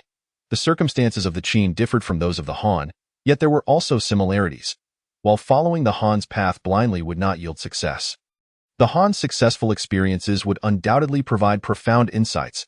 Suu observed the longevity golden pill that had appeared in his item inventory, exhaling contentedly. Within 3 days, I will compile all available historical texts on the Han dynasty for you. That would be splendid. Ing Zheng nodded in agreement. With the conclusion of the transaction, both parties were elated. Suu had obtained a cultivation technique, the effects of which were yet to be determined, as well as a longevity golden pill, while Ing Zheng had acquired a method to address his current challenges through a mundane cultivation manual and a pill he typically consumed like candy, which had lost its efficacy. Both had profited immensely. In the face of such a significant disparity in information, mutual benefit was remarkably simple. Returning to Blue Star, Suu gazed at the small wooden box containing the golden pill, opened it, and took a whiff, instantly feeling invigorated and in high spirits. For a moment, he even felt a strong urge to consume the pill. However, he merely entertained the thought without acting on it. After all, he was still young and not in a hurry to extend his lifespan by 20 years. It was wiser to keep it on hand as a precaution. The following day, Suu slept until noon before awakening. As per his routine, he traversed between home, warehouse, and industrial park. He gathered supplies at the warehouse and spent 2 hours at the industrial park crafting over 40 sets of heavy exoskeletons. That night, he dined with Yu Xiaoyu, with whom he had shared a night of intimacy previously, enjoying a second round of camaraderie. Thus, a day of simplicity passed. The following morning, due to the impending defense exhibition, Suu unusually rose early. After engaging in morning exercises with Yu Xiaoyu, the two hastily prepared and made their way to the exhibition center in the bustling city.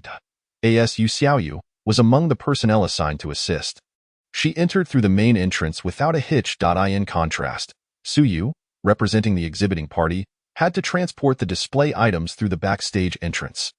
After parting ways at the entrance, Suu gestured, and a brand new heavy-duty exoskeleton materialized in the backseat of his vehicle, which he then maneuvered into the exhibition hall through the rear entrance.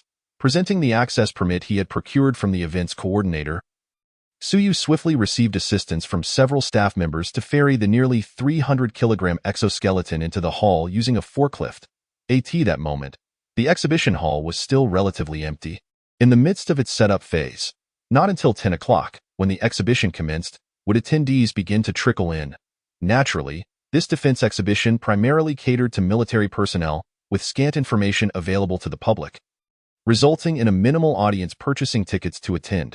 Even when the event began, Suu estimated that the crowd would be sparse. After positioning the heavy-duty exoskeleton neatly on his booth, he sought out a massage chair beside the display stand.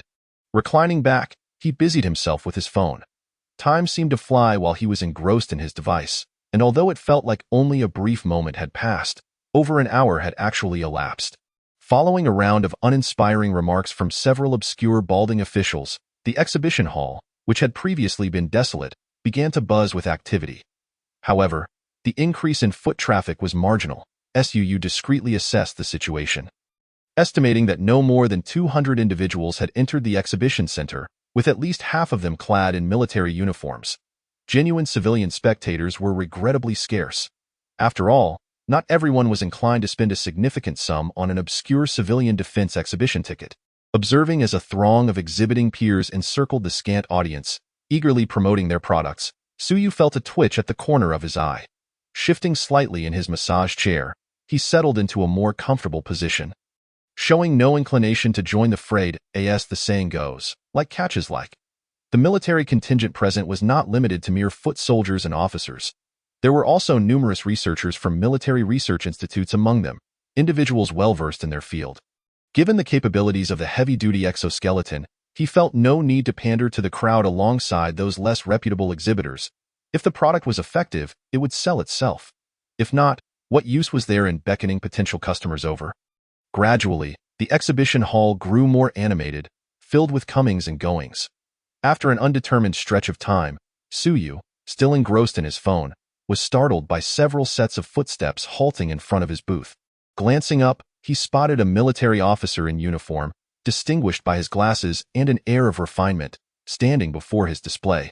Behind him loomed several burly bodyguards, exuding a formidable presence.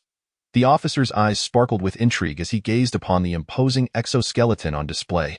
Meanwhile, Suu scrutinized him in turn, contemplating. He does not strike me as a frontline commander or combat personnel.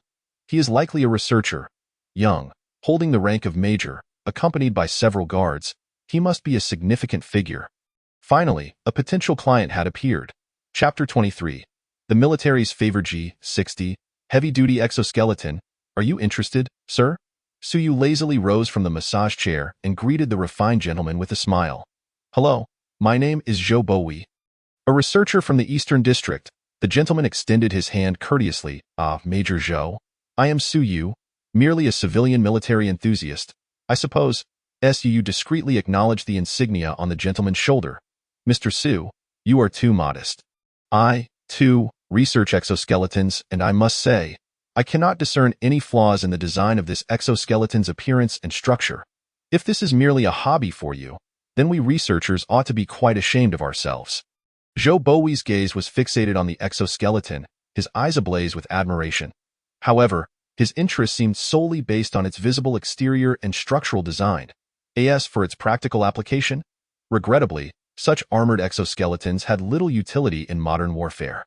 In Zhou Bowie's understanding, contemporary exoskeletons primarily serve to enhance soldiers' load-bearing capabilities, offering slight assistive functions to enable them to carry increased supplies and move more swiftly with greater endurance. The notion of affixing armor to an exoskeleton for added defense was simply not a consideration in this era.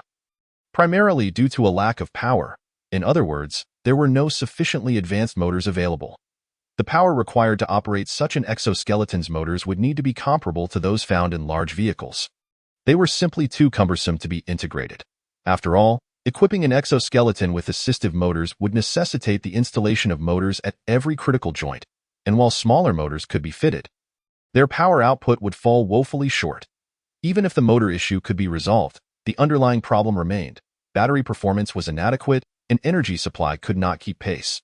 Without motors providing assistive power or batteries supplying energy, the exoskeleton's fundamental weaknesses were glaring. One could hardly expect soldiers to rely solely on their own strength to maneuver such cumbersome machinery. Weighing at least 200 to 300 kilograms, even a superhero would struggle to run a few laps with such a burden. Presently, the exoskeleton's role was primarily to alleviate soldiers' loads, not to amplify their strength. A heavy, unassisted mass of several hundred kilograms could hardly be described as a mere enhancement. It was akin to a turbocharged behemoth. Major Zhou, you flatter me, but this heavy-duty exoskeleton is far more than just an aesthetically pleasing design. Noticing the gentleman's expression, Suyu surmised that he had yet to fully grasp the capabilities of the exoskeleton.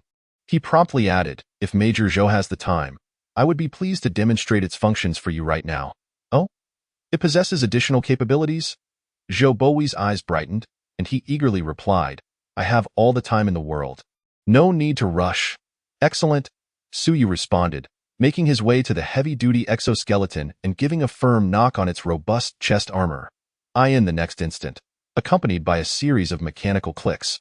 The exoskeleton, which had been standing rigidly on the platform, began to unfold from its chest, revealing a meticulously organized internal structure.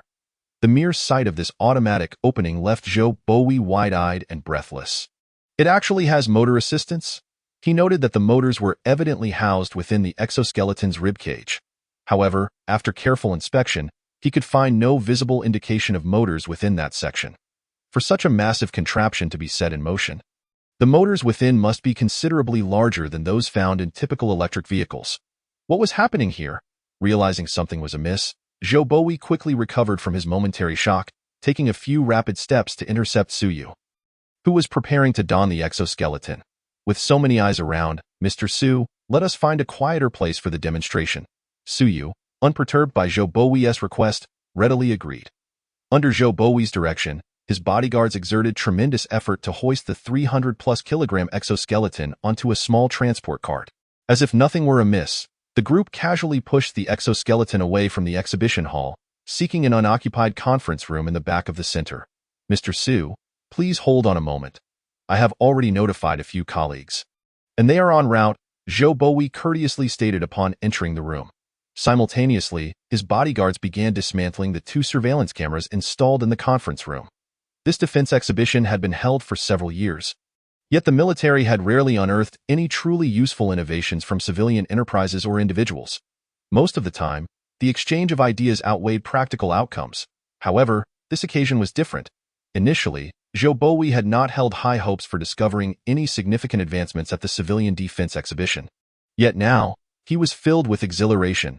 If his first impression of the exoskeleton had been that it was an ergonomically designed, mechanically sound, yet ultimately useless object, the revelation of its operational assistive system had changed everything. He now recognized that he had stumbled upon a treasure. Even if this transmission system was insufficient to mobilize the heavy-duty exoskeleton, the mere existence of such miniature motor technology was a remarkable feat of black technology.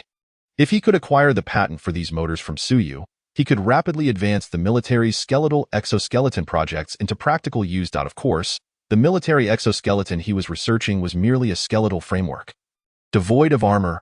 Observing Zhou Bowie as he circled the exoskeleton with the fervor of a treasure hunter, Suyu suppressed a smile, marveling at how the black technology of a post-apocalyptic world could evoke such excitement among the researchers of Blue Star. Even with just a glimpse of its capabilities, if they were to discover that this marvel could not only run and jump, but also carry a ton at a speed of 100 kilometers per hour, they might very well faint on the spot.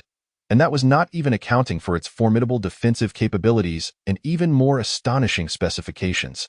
After all, according to Frost Star's account, the G-60 heavy exoskeleton bears a striking resemblance, in terms of materials and structure, to certain lightweight power armors from the Wasteland realm, the sole distinction lying in their power sources.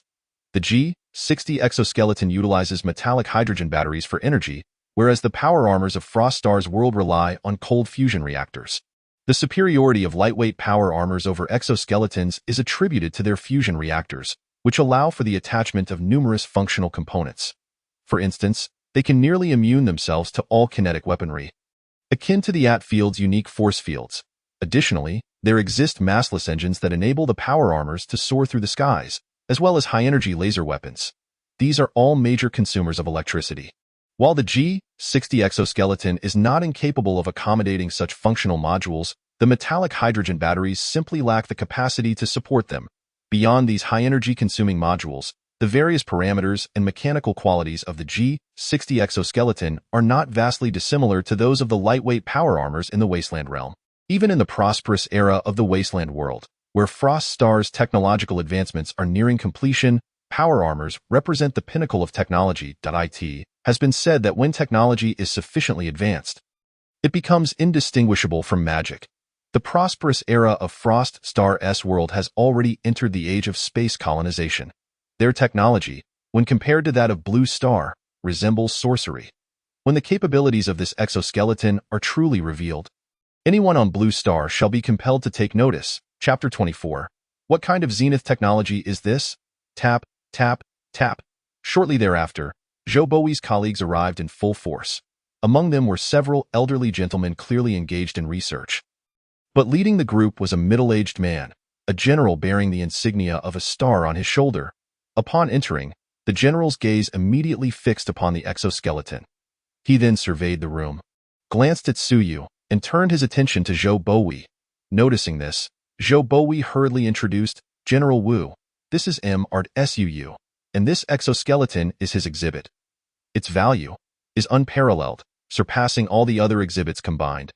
And it holds tremendous significance for our research. Surpassing all the other exhibits combined? General Wu remarked with surprise as he cast a curious glance at Suyu. While the items displayed by civilian enterprises were often mundane to the military, they were typically regarded as high-tech equipment. On his way here, he had reviewed Suyu's exhibition materials, a newcomer with connections showcasing something even more formidable than the exhibits of established civilian enterprises. After a brief contemplation, General Wu extended his hand and introduced himself. Hello, Mr. Su, I am Wu Fangzhen, an advisor at the Eastern District's General Staff. Would it be possible for you to demonstrate this? He glanced at the G-60 exoskeleton, unsure of how to articulate his thoughts. After all, the exoskeletons at the Military Research Institute were merely skeletal frames made of iron rods. This one, clad in armor, resembled something out of a science fiction film. Zhou Bowie had merely mentioned the discovery of an extraordinary exhibit without specifying what was remarkable about it.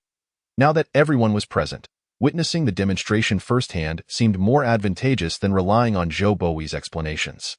Of course, no problem, Su responded, shaking his hand. He then approached the imposing exoskeleton in front of the assembled audience and, employing a familiar technique, knocked on the robust chest plate.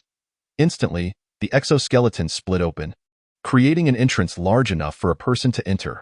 Without changing his attire, Suyu, clad in loose-fitting athletic wear, somewhat awkwardly climbed into the armor. Upon observing this scene, General Wu Fangzhen remained unfazed. However, the accompanying researchers collectively drew in sharper breaths. As professionals, they immediately recognized the presence of transmission motors within the exoskeleton. No wonder Zhou Bowie had been so eager to summon them. Just this feature alone surpassed the mundane exhibits outside. Yet, their astonishment was merely the beginning. With the sound of mechanical friction, Suyu was entirely enveloped by the armor. After flexing his fingers a few times, he stepped off the small cart with a grace that left the onlookers in disbelief. It can truly move? Zhou Bowie gasped in utter shock. The other researchers displayed expressions of sheer astonishment, struggling to comprehend the reality before them. General Wu Fangzhen furrowed his brow. He sensed something was amiss. But not being a specialist, he could not pinpoint the issue immediately.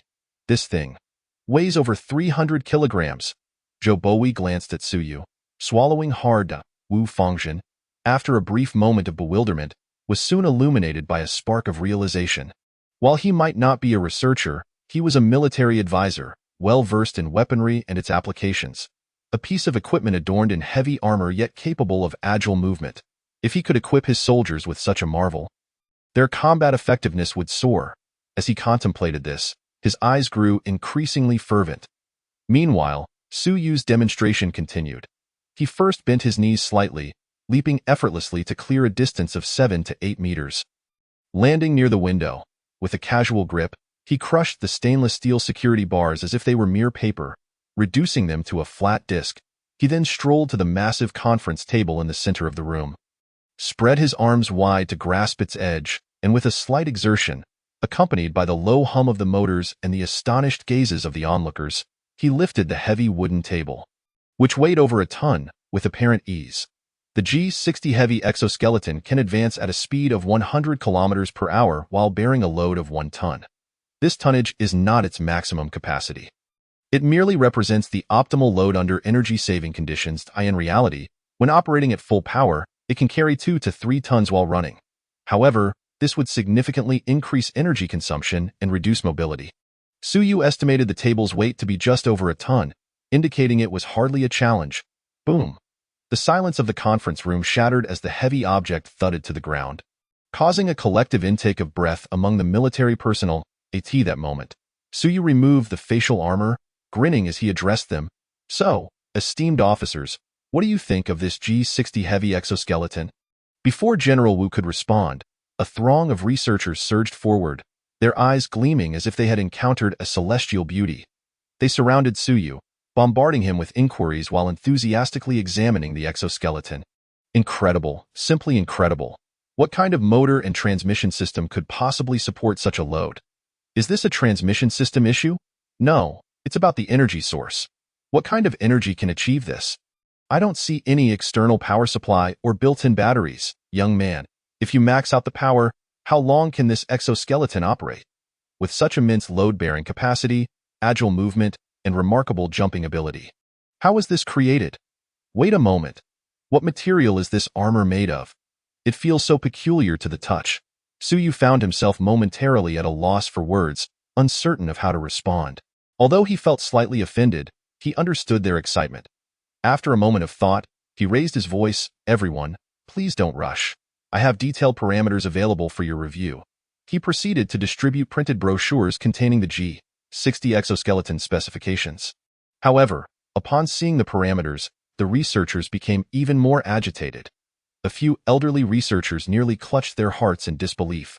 Even General Wu Fangzhen, having glanced at the brochure, found his hand trembling uncontrollably.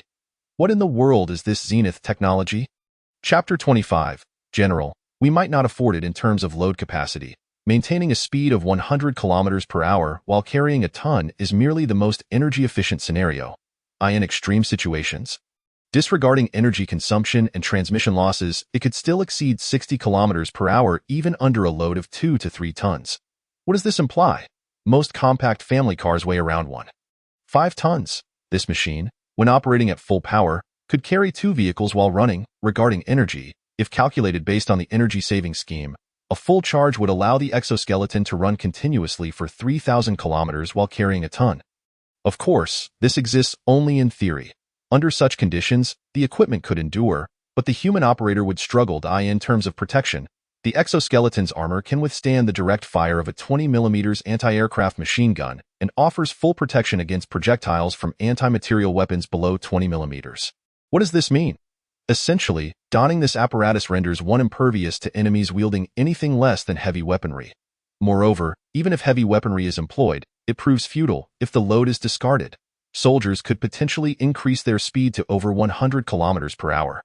On the ground, a soldier possessing such speed would be nearly invincible. No weapon could effectively target such a nimble, small, and rapid terrestrial target. The enemy would be left with no choice but to resort to suppressive fire to contend with soldiers clad in these exoskeletons. However, with a few individuals, if you possess a numerical advantage, you may still achieve firepower suppression. But what about 10 or 100? What if there are thousands? If a special forces unit could be established based on this exoskeleton, then any maritime or aerial superiority would be utterly inconsequential in the face of such technology. With a small target, rapid speed, and robust armor, it operates on the ground, even under complete loss of air superiority. When subjected to bombardment from enemy bombers, the success of such attacks would be largely left to chance, as long as one is not too close to suffer from shockwaves. The armor's protective capabilities render it largely impervious to aerial assaults. Is this not a manifestation of Zenith Star technology? Upon reviewing the data, Wu Fangzhen almost instantaneously visualized how to utilize this exoskeleton effectively in combat scenarios after it was mass-produced. However, he quickly regained his composure.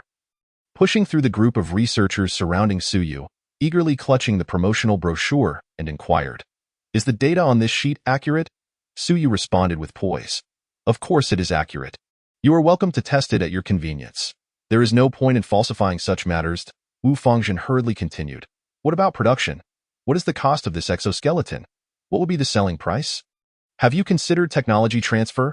If you are willing to transfer the technology, the military guarantees a satisfactory compensation for the technology transfer. Naturally, if you do not intend to transfer the technology, we will not press the issue. If you were to produce it yourselves, under the condition of quality assurance, what would the production capacity be? Regardless of quantity, as long as the quality meets our standards and passes our inspections. The military will procure it all." His barrage of questions left Suyu momentarily stunned. Just as he was preparing to address each one, he noticed Zhou Boimi beside Wu Fangzhen subtly nudging him and saying, "General Wu, I fear we may not be able to afford it." "Not afford it?" Wu Fangzhen's eyes widened. "With our substantial military budget each year, all of which seems to be consumed by the naval and air forces, with them constantly acquiring new aircraft and aircraft carriers, while our army is left with merely a new pair of boots. Finally, we have encountered something truly beneficial for us. How could we possibly afford to miss out? At worst, I will submit a report for approval. I refuse to believe that it won't be granted. It is not merely a matter of approval from above." Zhou Boimi awkwardly pointed to the section on the energy source in the brochure detailing the metallic hydrogen battery. "Look at this battery. Its energy density is 900 times that of gasoline. Although I cannot comprehend the principles behind its construction, do you realize what this implies if it is indeed true, General?" "What?" Wu Fangzhen's mouth twitched, and he began to grasp the implications. The existence of such a battery could potentially invigorate the entire new energy vehicle industry, relegating traditional fuel vehicles to the annals of history. If we were to assess its market value, this single battery alone could be worth several trillion. Our total military budget last year was barely 15 trillion. We simply cannot afford it. Furthermore, aside from the battery, the motor inside, it is hardly larger than a thumb yet boasts nearly 200 horsepower, exceeding the power of many current vehicle-mounted motors, and the material of this armor is exceptionally unique, harder than carbon fiber. Should it enter mass production, its value would be incalculable. Enough. Wu Fangzhen sighed with a wry smile. Turning to Suyu, "It seems I have been overly presumptuous. Even if we were to consider directly purchasing the technology, it would need to be through state channels, far beyond what the military could afford. No worries, since I am here to showcase, I am indeed here for business. As for technology transfer, I presently have no intentions in that regard. Regarding production speed, I can assure you that once we initiate production, we will achieve a daily output exceeding 100 units. While the maximum capacity in a black box scenario could reach 500 units per day, it is prudent to leave some room for negotiation when conducting business. And what of the price? Mr. Su, what pricing do you have in mind? After a brief moment of shock, Wu Fangzhen regained his composure and resumed his previous efficient demeanor. Although the product is exceptional, if the price is exorbitant, we may have to forego it. After all, as individual equipment, if Suyu were to quote a price higher than that of a fighter jet, there would be no further discussion. At present, if subsequent tests confirm that the parameters of this exoskeleton align with Suyu's claims, then as long as the price does not exceed that of an infantry fighting vehicle, it would be deemed acceptable. We need not rush the discussion on price. I can provide you with 2 units to take back for performance testing. Once that is completed, we can discuss the pricing. As he spoke, Suyu smiled. Rest assured, General, I can guarantee that the price will be agreeable to you. It is no joke. As long as we can procure raw materials at a normal market price, the cost of producing one exoskeleton using a black box will not exceed 3,000. Suyu added, not forgetting to elaborate. In my view, the true strength of this exoskeleton lies not solely in its parameters. It is not equipped with any weapons, yet its design incorporates a considerable amount of redundancy, allowing for numerous weapon and equipment interfaces. Moreover, the operating system of this exoskeleton is remarkably advanced, with exceptional compatibility. In summary, it allows your experts to explore specialized modules to be integrated. The G60 Heavy exoskeleton, rather than merely being an exoskeleton, I would prefer to refer to it as a next-generation individual combat platform. The extent of your imagination will determine the richness of its capabilities. After all, it can bear a load of 1 ton in energy-saving mode. It would be a waste not to mount something on it. Chapter 26, Ingzheng. This is the technique of a certain nation. Mr. Su, let us agree to reconnect in 3 days. After having lunch with Wu Fangzhen and the others, Suyu took his leave. He had conveyed all that needed to be said, and the military had taken notice of the product. All that remained was for them to test the G60 Heavy exoskeleton's various specifications. Ultimately, the true nature of the product could not be solely determined by his word or a brief demonstration. It required military validation. To reassure them, Suyu had deliberately set aside 2 units, one for practical testing and one for disassembly and research. After all, should the military decide to procure the equipment, it was imperative to ensure that no espionage devices were embedded within. Disassembly was certainly necessary. Whether they might attempt reverse engineering post-disassembly was of no concern to Suyu. As the saying goes, when technology is sufficiently advanced, it becomes indistinguishable from magic. There is a high probability that they would not even comprehend the underlying principles of the black technologies inside, let alone successfully reverse engineer or replicate them. Naturally, in addition to leaving 2 exoskeletons for military testing and research, Suyu also discussed his general conditions with General Wu. These included establishing several companies and setting up food processing plants. Among other initiatives, Wu Fangzhen did not inquire about the specifics of the companies or factories Suyu intended to establish. He merely gave his verbal consent, as long as there were no issues with the exoskeleton testing. It was likely that matters would be settled in 3 days, although specific details would still need to be negotiated at that time. The defense exhibition lasted 3 days, and as Xiaoyu had to return to work in the afternoon, Suyu drove off alone. With nothing pressing to attend to, he decided to find a larger bookstore nearby and purchased a selection of books related to the Han and Qin dynasties, including Han Shu, Shiji, and Ziji Tongjian. Afterward, he returned home and directly entered the trading space. After sending a message to Ingzheng, he settled into the pavilion. Within 5 minutes, Ingzheng, clad in court attire and wearing a crown, materialized in the pavilion. He appeared to have just come from court. "Greetings, Mr. Su." Ingzheng greeted courteously, revealing none of the haughty demeanor typical of a feudal monarch. It is also possible that he was adept at assessing situations, treating the trading partner in the space as an equal, thus exhibiting such humility. Regardless, Suyu found no fault in his attitude. After all, in trade, amicability fosters prosperity. "Greetings, Emperor Qin." After exchanging pleasantries, the two took their seats. Suyu promptly transmitted all the historical texts he had gathered through the trading platform. Simultaneously, He briefly explained which aspects he wished to delve into regarding how the Han Dynasty addressed the issues left by the Qin Dynasty, and which parts were less pertinent. Given that Shiji comprises over 500,000 words, Han Shu over 800,000, and Ziji Tongjian more than 3 million, it would be impossible to read them thoroughly in less than 10 days, or even half a month. The Han Dynasty, having resolved the concerns you expressed, unleashed an astonishing power. We have a saying here. Han Shu can accompany wine. It was a vibrant era, and should you be interested, you may continue reading beyond what you wish to explore. It would undoubtedly prove beneficial. Suu briefly elaborated, concluding with a jest. After all, there is a saying about learning from history. While it may not pertain to your world's history, many lessons remain applicable. Ing Zheng nodded in agreement, gesturing to retrieve a copy of Shiji.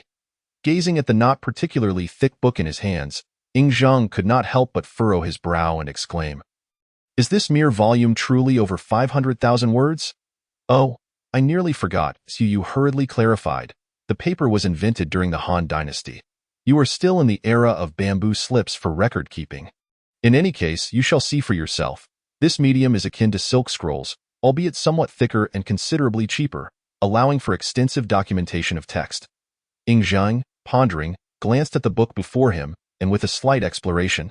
He grasped its intended use. However, upon opening it and surveying the content, he was left utterly speechless. Observing his reaction, Suu surmised that he likely could not recognize the simplified characters. After all, the Qin dynasty was still employing small seal script. Although the script of his era shares a lineage, 2 millennia of evolution had rendered it unrecognizable. Fortunately, he had anticipated this, pointing to a volume beneath the stack of books. The book below is a small seal dictionary. You may refer to it as you read. While the characters you use differ significantly from those of my time, the script of my era evolved from small seal script as well. With a couple of days' diligent study, you should be able to read with relative ease. Under Suu's guidance, Ing Zheng began to study the simplified characters step by step with the aid of the small seal dictionary. In truth, he did not require the 2 days Suu suggested. Whether it was due to Ing Zheng's innate genius or the presence of supernatural forces in his world, his learning speed astonished Suu. In less than an hour, he was able to read records of the Grand Historian word by word without relying on the dictionary. However, upon mastering the basics of reading, he did not delve deeply into the text. Instead, he flipped a page and curiously inquired of Suu, "Earlier, you mentioned that this paper can be extensively used for recording text and is not costly?" Upon hearing this, Suu immediately recognized Ing Zheng's burgeoning interest in paper and promptly replied, "Indeed. In our historical context, prior to the advent of paper, books existed in the forms of bamboo slips and silk scrolls, which rendered the dissemination of knowledge exceedingly difficult, with only a select few nobles and families able to possess it. However, with the introduction of paper, knowledge began to proliferate, and once printing technology emerged, it became no longer a rare resource monopolized by the aristocracy." Printing technology? Ing Zheng furrowed his brow. "Look at the characters in this book. They are not handwritten but rather produced by machinery, similar to how printing houses can produce thousands of copies in a single day." Suu elucidated that, of course, early printing was not nearly as efficient. After absorbing this information, Ing Zheng closed the book and lapsed into thoughtful silence for a moment before exhaling deeply. This is indeed a remarkable technique of a certain nation. As an emperor, none understood better than Ing Zheng the formidable implications of widespread knowledge dissemination. Should every individual in the Qin, or even 1/10 of the populace, acquire literacy, it would undoubtedly disrupt the existing administrative framework. The mere thought of the masses resembling the eloquent ministers in the court filled him with trepidation. Yet, upon further reflection, he recognized that such a development might not be entirely detrimental. If all citizens could read and write, the Qin would never again suffer from a dearth of talent, and various fields would experience unprecedented growth. Knowledge is power. Though no one had explicitly conveyed this phrase to him, as a noble who had interacted with the common folk, he inherently understood its truth.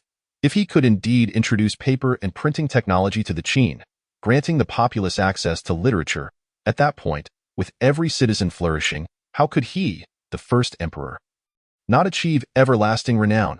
With this thought, Ing Zheng's eyes sparkled with excitement.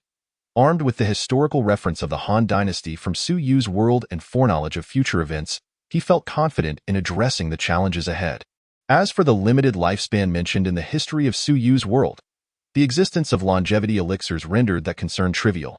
Even if fate dictated such a limitation, the presence of a transdimensional trading platform assured him of finding methods to extend his life.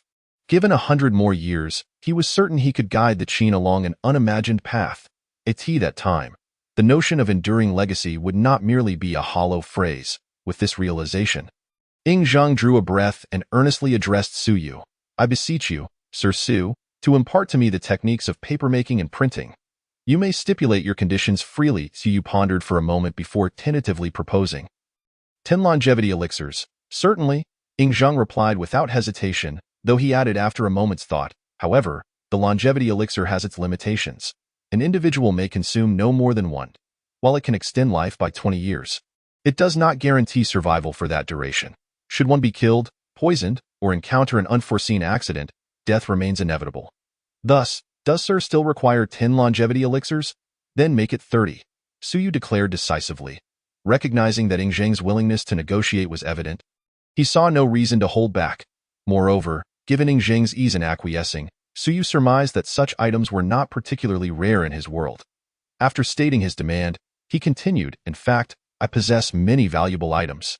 It may be challenging to convey them all at once, so let us trade again tomorrow. Aside from the techniques of papermaking, I shall also provide you with a comprehensive history of our world and the world at large, along with a few other trinkets. After perusing them, you will likely have a clearer understanding of my offerings and your needs.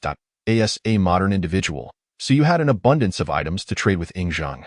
Even if the latter's world encompassed the realm of immortality, so you still had much to offer. However, he was uncertain of Ying Zhang's specific desires, and the emperor was equally unaware of Su Yu's possessions. Rather than waiting for Ying Zhang to request items after discovering their value, it would be more effective to present them outright, allowing Ying Zhang to choose. This approach differed from his more cautious strategy during transactions with Shuangxing, as the latter's world represented a relatively advanced civilization. There, he had to be careful not to reveal his own limitations, lest he be exploited. In contrast, his dealings with Ying Zhang were inverted. His world was indeed more advanced, and the emperor sought more from him. The items Ying Zhang could offer, such as longevity elixirs, were certainly of interest to Su Yu but not essential. If they were available, that was excellent. If not, it posed no immediate issue. Thus, he felt no apprehension about being outmaneuvered by Ying Zhang. Very well. Ying Zhang nodded in response. I observe your keen interest in longevity elixirs and cultivation techniques. I shall have someone compile a list of what is required for tomorrow's exchange. Speak freely of your needs. Many thanks to your majesty, Su Yu replied with a smile and a respectful gesture. Conducting business with an astute partner was indeed a straightforward affair. After exchanging pleasantries, the two parted ways. Name, Su Yu. Identity, Transdimensional Trading Platform Blue Star Region Agent. Level, Junior Agent, 510. Trading points, 350. Available matchmaking attempts, 0, in his personal space. Su Yu gazed at his interface, lost in thought. Currently, each trade he conducted rewarded him with 50 trading points. Since acquiring the trading platform, he had completed 7 transactions, 5 with Shuangxing and 2 with Ying Zhang. His earlier conjecture had proven accurate. The maximum progression toward upgrading an agent with the same trading partner was capped at 3. Nonetheless, trading points were not similarly constrained, regardless of whether the party was the same. Each completed trade yielded 50 points. However, it was not entirely unrestricted, as trading points could only be earned once per day from the same trading partner, a measure implemented to prevent exploitation of the system. After all, if this safeguard did not exist, a crafty user could accumulate an excessive amount of trading points from trivial exchanges. With 350 trading points at his disposal, Su Yu contemplated before finally succumbing to the temptation, spending 200 points to purchase a junior gene potion from the trading platform's marketplace. He had previously inquired about gene potions from Shuangxing, who had informed him that while her world conducted research in this area, it had yet to yield significant breakthroughs. In contrast to enhancing individual strength at the genetic level, her people favored bodily augmentations, mechanical arms, legs, and even internal organs. Some had undergone complete mechanization, uploading their consciousness to circuit boards. Essentially, the denizens of her post-apocalyptic world had chosen a path of mechanical ascension rather than genetic evolution, deeming flesh and blood too frail. Although Shuangxing had fervently recommended the mechanical prosthetics produced in her future city, extolling their virtues, Su Yu had rejected the notion without hesitation. Joking aside, can it truly be so remarkable? A young lady hailing from the illustrious Shuangxing family, and yet she remains entirely untouched by mechanical enhancements? She hasn't even considered undergoing a mechanical transformation herself, yet she wishes to persuade him to do so. How ridiculous! Of course, in the future, the mechanical prosthetics produced in the Wasteland will undoubtedly be introduced. Although Suyu himself may not require them, Blue Star is certainly in need of such technology for its disabled populace. As for the present, the genetic potions produced on the trading platform's marketplace appear to be the more reliable option. Chapter 28, Genetic Evolution. What does it mean to be superhuman? Within his rented room, Suyu held the basic genetic potion he had purchased with trading points and took a deep breath. He swiftly injected it into his arm. He had repeatedly confirmed on the trading platform that this basic genetic potion bore no side effects and was fully compatible with the genes of the current Blue Star inhabitants. There would be no complications. A good night's rest would resolve everything. The potion's effect was to significantly bolster his immune system.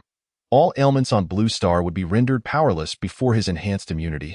Simultaneously, it would greatly increase the density of his bones and the strength of his muscle fibers.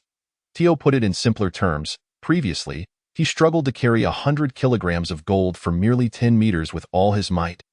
But after this injection, he could effortlessly run a marathon while carrying that weight without even breaking a sweat. The basic genetic potion would help him transcend the limits of the human body, transforming him into a miniature superhero. A refreshing sensation spread through his arm, but perhaps due to the potency of the injection, Suyu felt a slight swelling in his shoulder. Fortunately, this sensation did not linger long, as he soon succumbed to a wave of drowsiness and collapsed onto his bed. In his dreams, Suyu found himself on a vacation in the sun, unexpectedly arriving at a volcano to enjoy the scenery. As he gazed, the volcano erupted unexpectedly. Heat. That was the only word resonating in his mind. Then, he awoke with a start. Raising his head, he realized he had merely experienced a nightmare. Yet, that didn't seem quite right. The eruption of a volcano in the sun wasn't exactly a nightmare. He chuckled to himself, preparing to check his phone for the time, only to suddenly notice that his bed was soaked. It was drenched in sweat. Clearly, his earlier dream was not without reason. It was indeed quite hot. The genetic potion. At that moment, he remembered he had used the genetic potion before sleeping. However, after moving slightly, he felt no abnormalities. Where was the promised transformation into a superhero? Confused, Suyu decided to get out of bed and check his reflection in the bathroom mirror. But as he lifted the covers, the sound of tearing fabric echoed painfully in his ears. Astonishingly, he had torn a large gash in the heavy comforter with just a gentle pull. Glancing at the torn comforter and then at his own hands, Suyu was momentarily stunned. He picked up a glass from the bedside table. With a slight exertion, it shattered instantly. The sharp shards pierced his palm, causing a slight sting. However, upon opening his hand, he found no wounds, just faint white marks where the glass had grazed him. Incredible! Had he truly become a superhero? Suyu rose to his feet, clenched his fists, and took a few steps, feeling an overwhelming surge of power within him. His eyes sparkled with excitement. Indeed, the genetic potion from the trading platform was extraordinary. Not only did it enhance his overall health and strength, but his skin now appeared fair and supple, devoid of any roughness. As the saying goes, a fair complexion covers a multitude of flaws.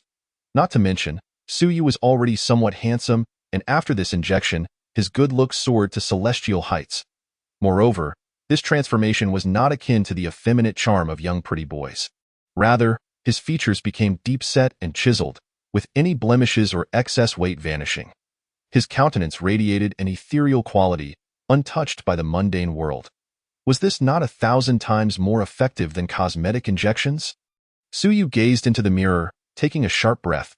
Remarkably, despite his newfound handsomeness, he still bore a resemblance to his former self, alleviating any concerns about being unrecognizable to acquaintances. After excitedly moving about his room for a while to familiarize himself with his newfound formidable strength, Suyu gradually reined in his exhilaration. Checking the time, he noticed it was already past 8 in the morning. He proceeded to wash up and prepare to head out.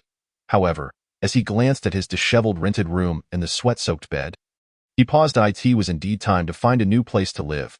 After completing his errands, he would take the opportunity to look for a new residence. He was not particularly picky about where he lived. Yet, considering his current circumstances, he was undeniably different from before in every conceivable way. Residing in such a small space was not only uncomfortable but also lacked privacy. If he were to accidentally drop a glass here, the neighbors would likely hear it. A casual movement in the room might prompt complaints from downstairs. With so many secrets surrounding him, it would be prudent to seek a more independent living arrangement to avoid unnecessary complications. Resolutely making up his mind, he closed the door behind him. The morning was quiet, and the elevator swiftly descended from the upper floors. However, as the elevator doors opened, Suyu was taken aback to see Li Yuanqi inside. He quickly composed himself and smiled in surprise. "Oh, good morning."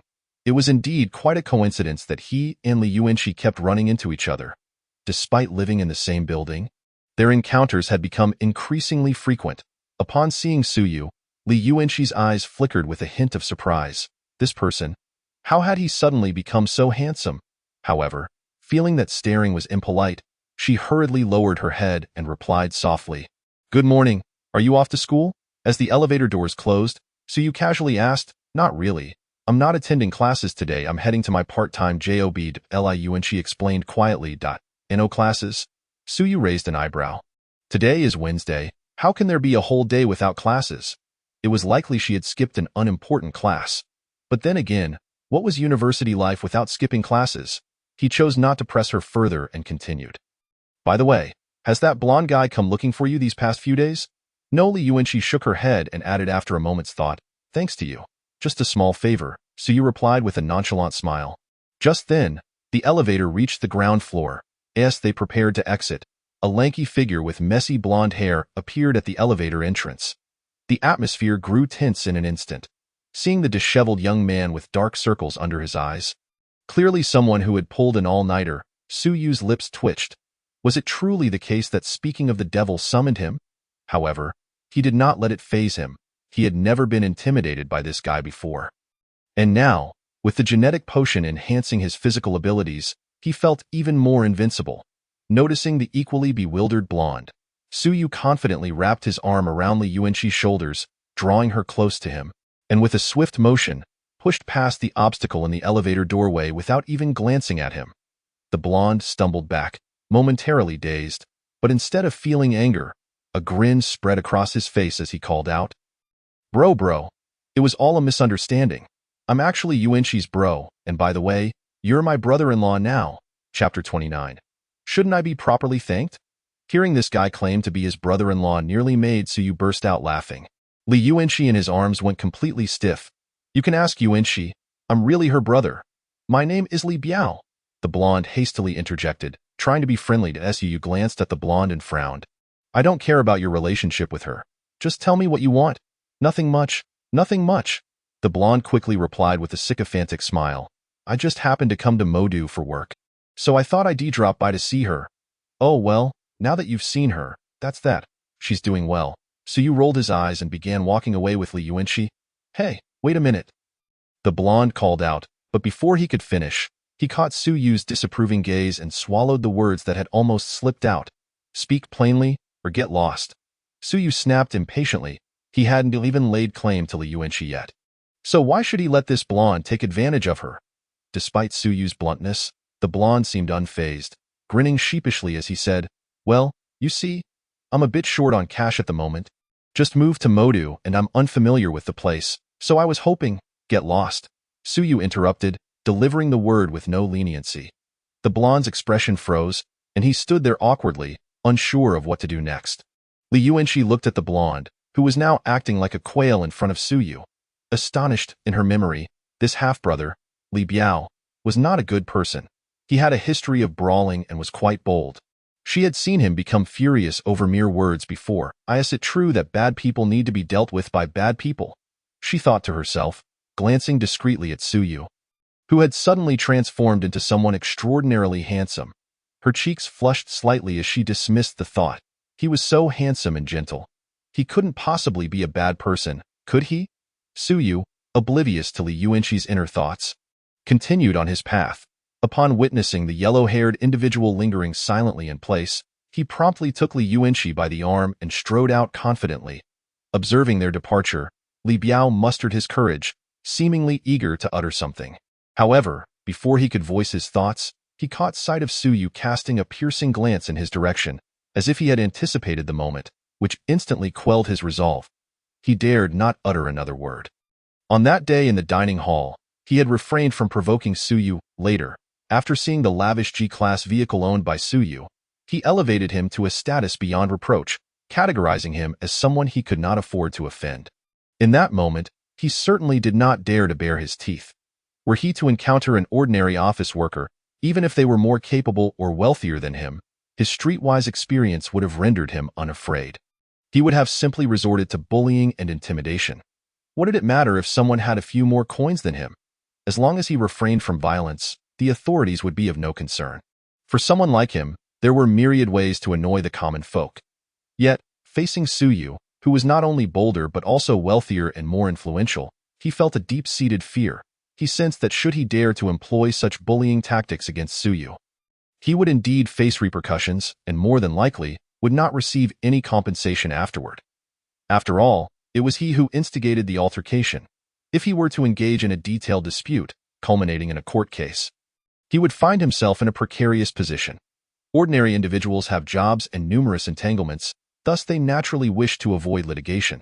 Even if they were to emerge victorious from such legal battles, it would still significantly disrupt their everyday lives. However, in the eyes of the yellow-haired individual, those affluent individuals like Suyu never seemed to fear legal proceedings. To be beaten, and yet receive no monetary recompense, a foolish venture he would not entertain. Having shaken off the pesky yellow-haired individual, Suyu showed no intention of releasing Li Yuanqi. He embraced her closely as they made their way to the garage. Li Yuanqi, keeping her head bowed, did not resist, allowing Suyu to hold her intimately, her cheeks flushed with color. "Where is the pet shop where you work?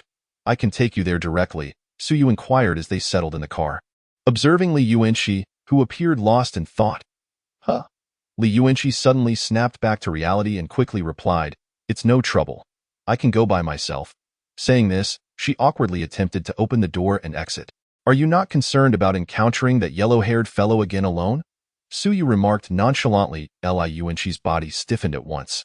It was clear she harbored a significant psychological scar from that encounter.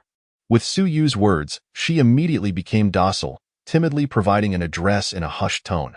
Finally, with a hint of dismay, she added, "I'm truly sorry for the inconvenience. Is that so? Then you must express your gratitude to me."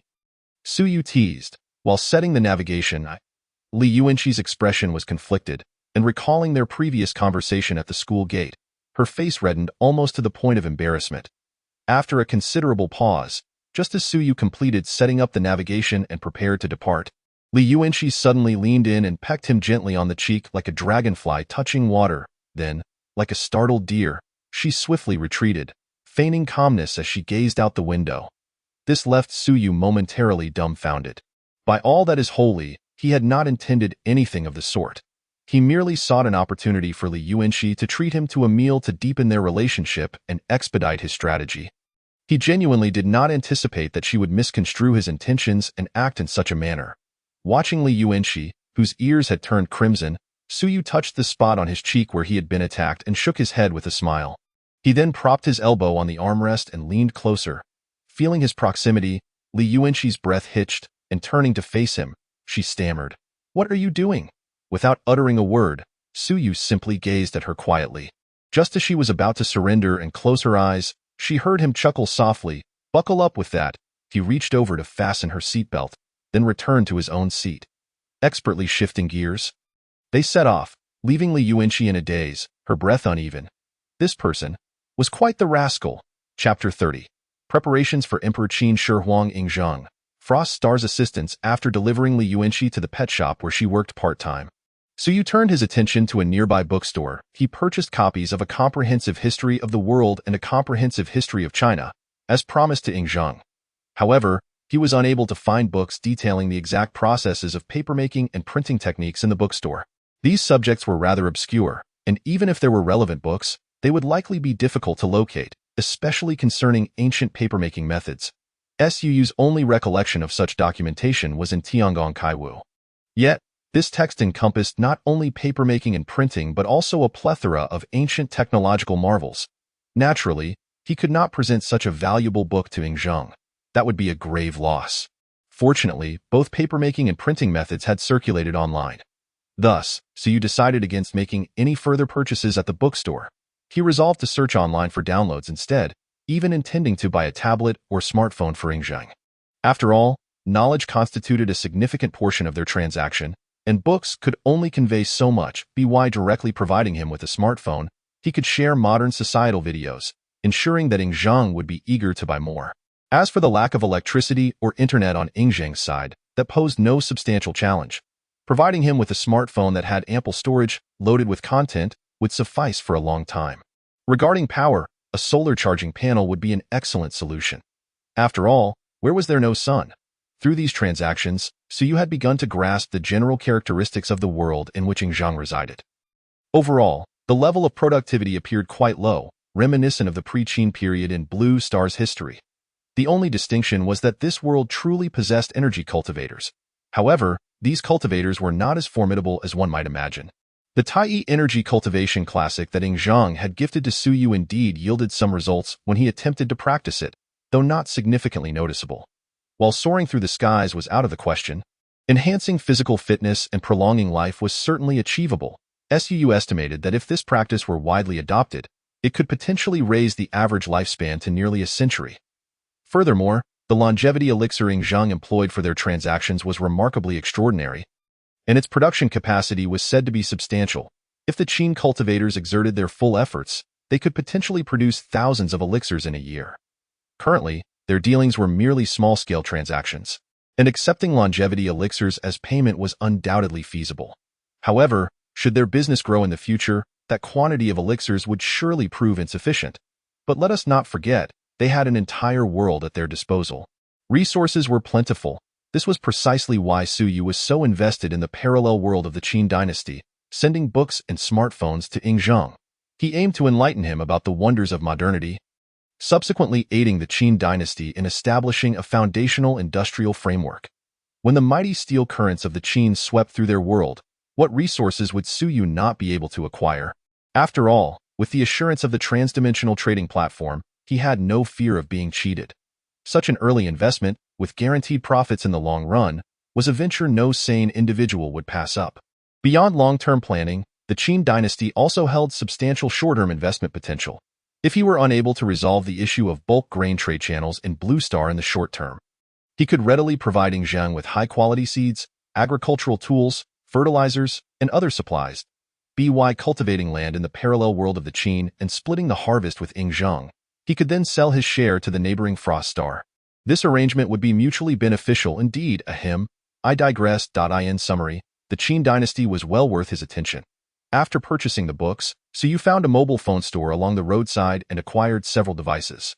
He had no particular brand preference for the phones, only two criteria: ample storage and high stability. Other features were of little concern, as they were intended for Zhang's use, not his own.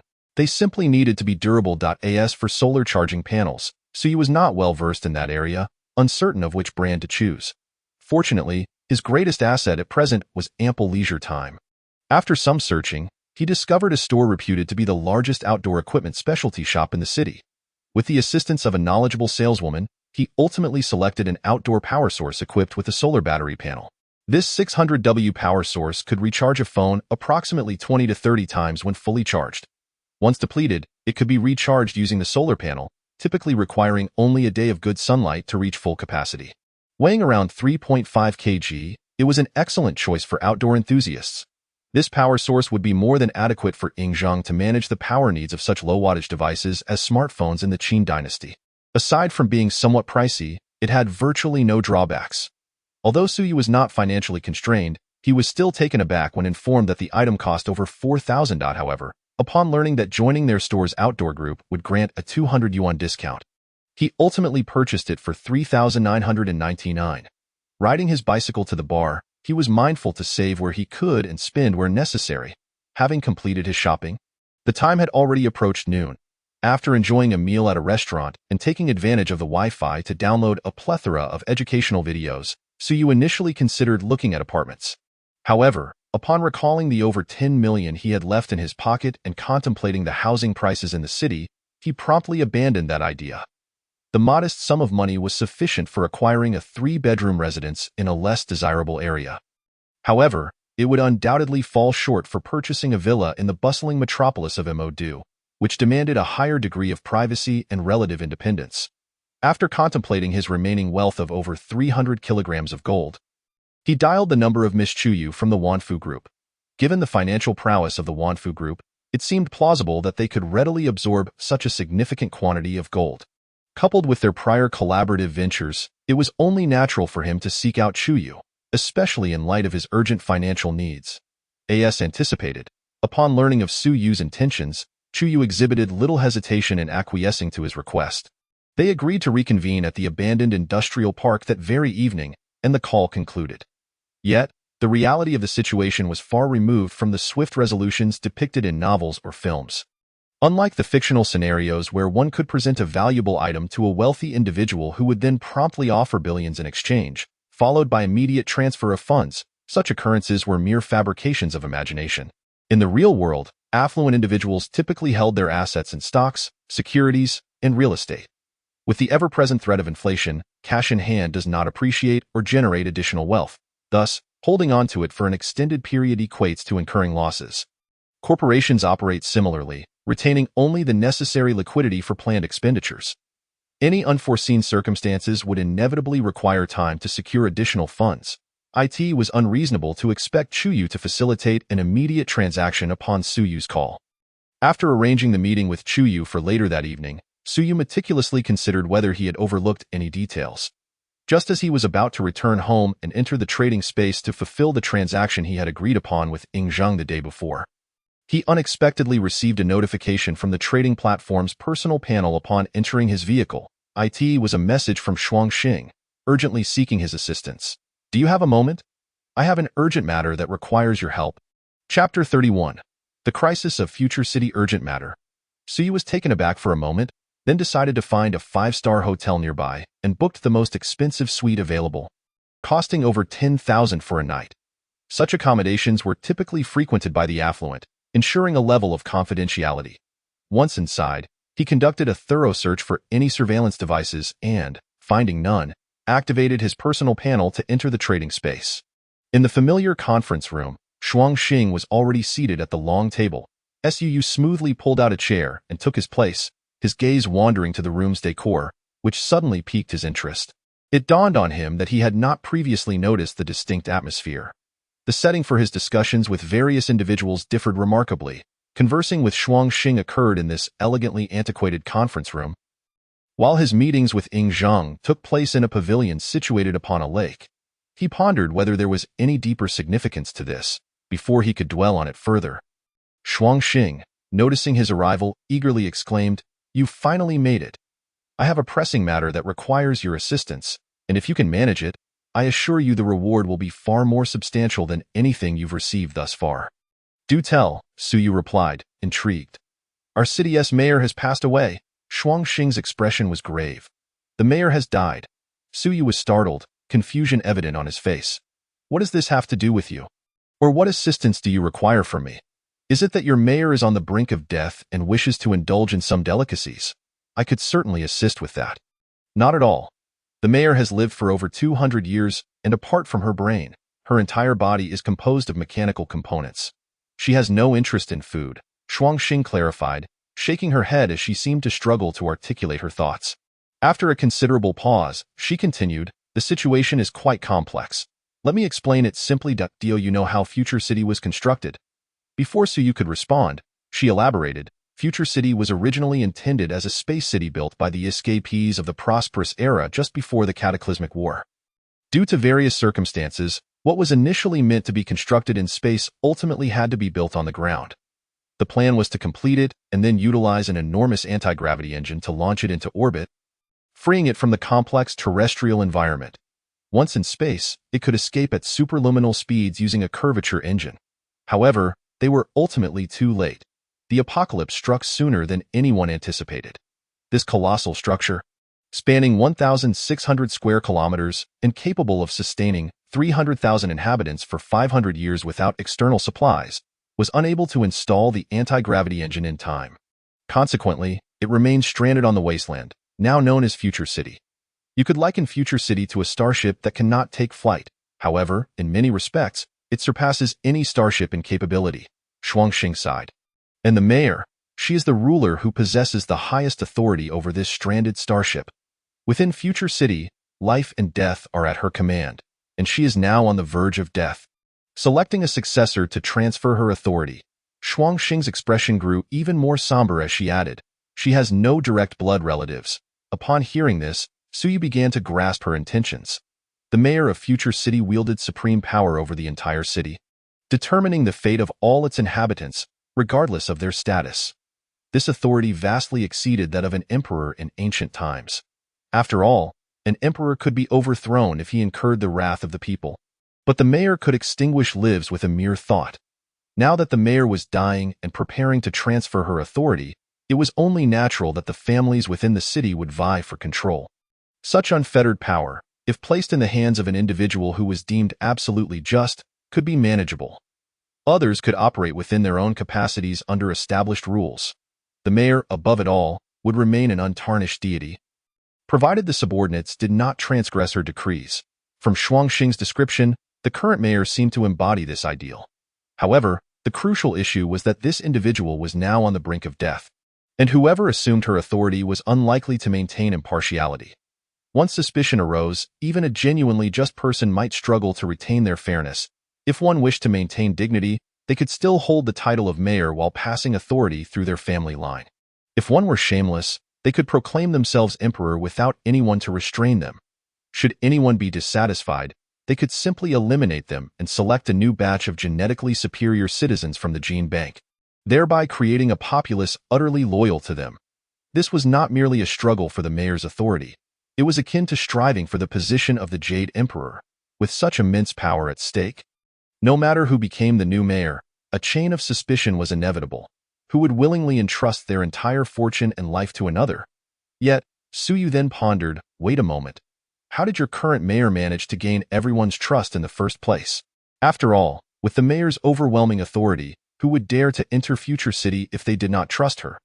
Once inside, their lives would be at her mercy. The mayor is the chief architect of Future City. Shuangxing replied, her expression somewhat peculiar. In the early days of the Cataclysmic War, the escapees who invested in the construction of Future City regarded it as a massive sanctuary.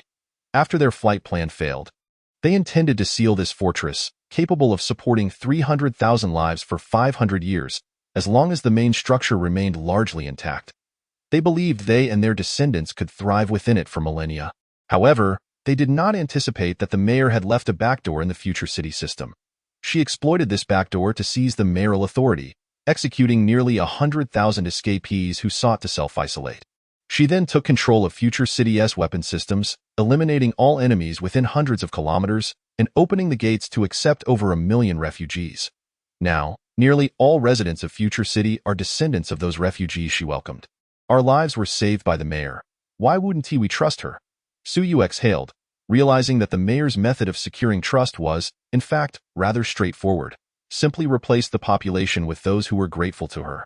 However, this approach was undeniably extreme and offered little in terms of precedent. He finally understood why Shuangxing was in such a hurry. After all, he felt that this method was too radical, and the next mayor might not share the same perspective. Without gaining the mayor's authority, he could very well be eliminated by the new mayor. With a sigh, Suyu said, very well, tell me how I can assist you. Chapter 32. The struggle for mayoral authority. The mayor's most fervent desire was to gaze upon the world as it was before the war, to witness the blue skies and white clouds of her home planet, and to see the once thriving human civilization. However, our world lay in ruins, and barring any unforeseen circumstances, this dream would likely remain unfulfilled until her last breath. Yet, an unexpected opportunity had arisen. Shuangxing fixed her gaze on Suyu, stating, I have become the agent of the superdimensional trading platform. Suyu was momentarily taken aback, then remarked with a puzzled expression, you don't mean to suggest that you want to bring your mayor to my world for a visit? Do you? Shuangxing remained silent, clearly indicating that was indeed her intention. Suyu's lips twitched slightly. Under the constraints of the trading platform, if you can bring her here, I wouldn't mind showing her this world. However, are you certain that the trading platform allows the living to traverse worlds? He had actually attempted it before. Not only living beings, but even a chicken could not cross into another world alive through the trading platform. As a junior agent, he could at most trade plant seeds, the most basic form of plant life. Animals could not currently be traded to other worlds. Only intermediate or advanced agents might possess the authority to trade living beings. Yet, both Suyu and Frost Star were evidently still just junior agents. If the Lord of the City is willing to digitalize his consciousness and upload it to a computer, it could indeed be traded through the platform. I have already consulted with him about this, Frost Star promptly replied. Clearly, her plan was not a spur-of-the-moment idea, but one that had been meticulously considered. Uploading consciousness to a computer, Suyu exclaimed in astonishment. Data ascension? If you possess such technology, why did the Lord still perish? Abandoning the body and achieving immortality in the virtual realm of a computer should be feasible. No, that is not possible, Frost Star shook her head. The complexity of human thought far exceeds your imagination. Our most advanced computers cannot sustain human consciousness for extended periods. Once consciousness is digitized and uploaded, it can only be maintained for 3 to 5 days. Beyond that, memories may linger, but the thought itself will completely vanish. When thought disappears, one loses the capacity for reasoning and can no longer be considered human. We refer to this as artificial intelligence. In other words, even if the Lord uploaded his consciousness, he would be left with a mere 3 to 5 days of existence. My plan is to persuade the Lord to upload his consciousness. And in those final days, you will show her your world, fulfilling her last wish, and then have her transfer the Lord's authority to me. One last question. Suyu pondered briefly, if everything goes as you say. But in the end, she still refuses to grant you the Lord's authority? Frost Star's expression remained unchanged as she coldly replied, that would not matter, as long as she is brought into the trading space. She cannot designate anyone else as the next Lord apart from me. If she does not grant it to me, the Lord's authority will remain idle for too long, triggering another selection mechanism for a new Lord governed by the system's AI. At that point, it will be a matter of who is capable enough. This woman is truly ruthless. Suyu's perception of Frost Star was once again reshaped. It was evident from her tone that she held a profound respect and understanding for the future City Lord. Perhaps even a mentor-student bond. Yet, in pursuit of her own goals, she was unhesitant in orchestrating the downfall of the future City Lord. Well, it could hardly be called orchestration. It was simply a blatant scheme. The future City Lord might be unaware of the intricacies of the trading space, but the reality of being thrust into another world would undoubtedly lead to a loss of control over the future city. It would ultimately depend on whether this future City Lord wished to fulfill her lifelong aspirations before passing, or to earnestly select her successor. Based on his earlier conversation with Frost Star, Suyu felt that the likelihood of her plan's success was exceedingly high. After a moment of contemplation, he inquired, so, what do I stand to gain from this? Having clarified the matter at hand, it was now time to negotiate the terms of compensation. Everything from the future city. Frost Star's eyes narrowed slightly. If I manage to become the Lord of the future city, everything it possesses can serve as our trading commodities. Technologies, products, and even once we evolve into higher-tier agents, useful and loyal clones can be utilized for trade. Even if I am unable to obtain the Lord's authority, my family's strength can still allow us to seize a wealth of resources and technologies during the chaos between the vacancy of the future City Lord and the AI's automatic selection of a new one, enabling us to exit the future city. By then, what I can offer you for trade will be exponentially richer than now. The future city, as a space bastion for escaping our home planet, retains nearly all the technological reserves from the prosperous era. Some of these innovations, constrained by the wasteland's environment, cannot be manufactured even with the technology we possess. However, if your world has such technological reserves, it might be possible to produce them. For instance, commercially viable mature nuclear fusion technology, space elevators, or interstellar warships. To be frank, Suyu admitted that he was intrigued. The technologies Frost Star mentioned were almost beyond imagination for Blue Star at present. Their value could not be measured in currency. Moreover, she was indeed correct. If he could acquire a complete suite of mature technologies, the feasibility of replicating commercial nuclear fusion was within reach, while the prospects of space elevators and interstellar warships remained uncertain. However, considering that they were discussing a business transaction, Suyu shook his head, saying, technological advancements are still too far off. Once acquired, I would need considerable time to monetize them. Just tell me what tangible rewards you can provide right now. Frost Star pondered for quite a while before responding, "Very well, let us set aside the distant matters for now. If the plan proceeds smoothly and I do not become the Lord, nor does anyone else, then the compensation I can offer you is 10 sets of storm power armor. Do not attempt to haggle. While my family has plenty of storm power armor, they are all non-renewable, and 10 sets is the absolute limit." Upon hearing this, Suyu glanced at the exquisite silver power armor Frost Star wore and nodded in acknowledgement of the offered compensation, signaling her to continue.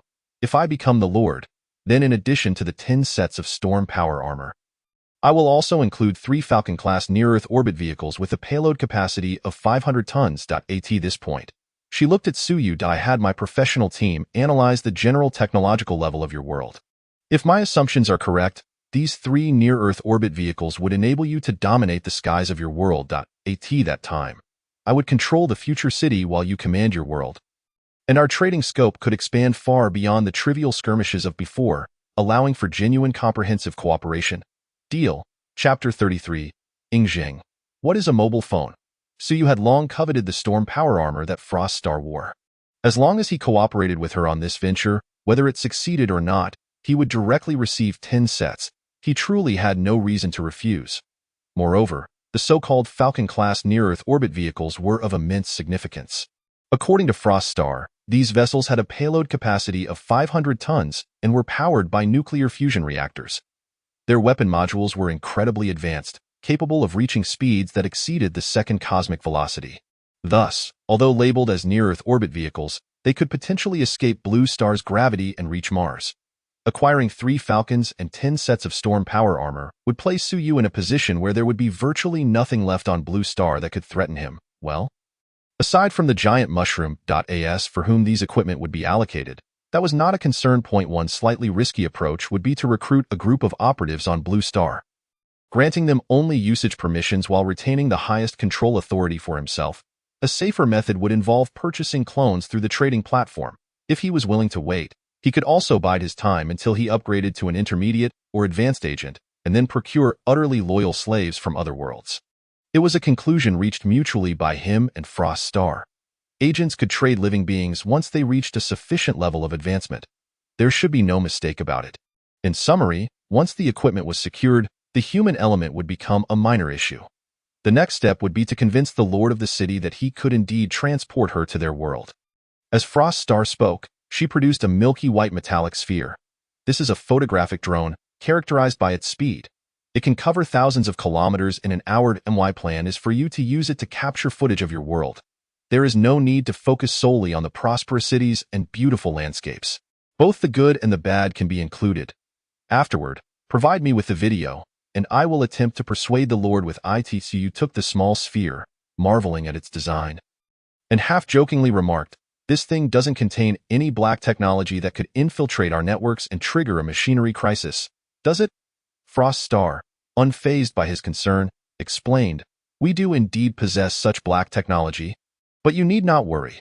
This device does not carry that level of technology. I can transfer it to you through the trading platform free of charge, ensuring absolute safety, just like any other item traded." "That settles it." Suyu did not decline.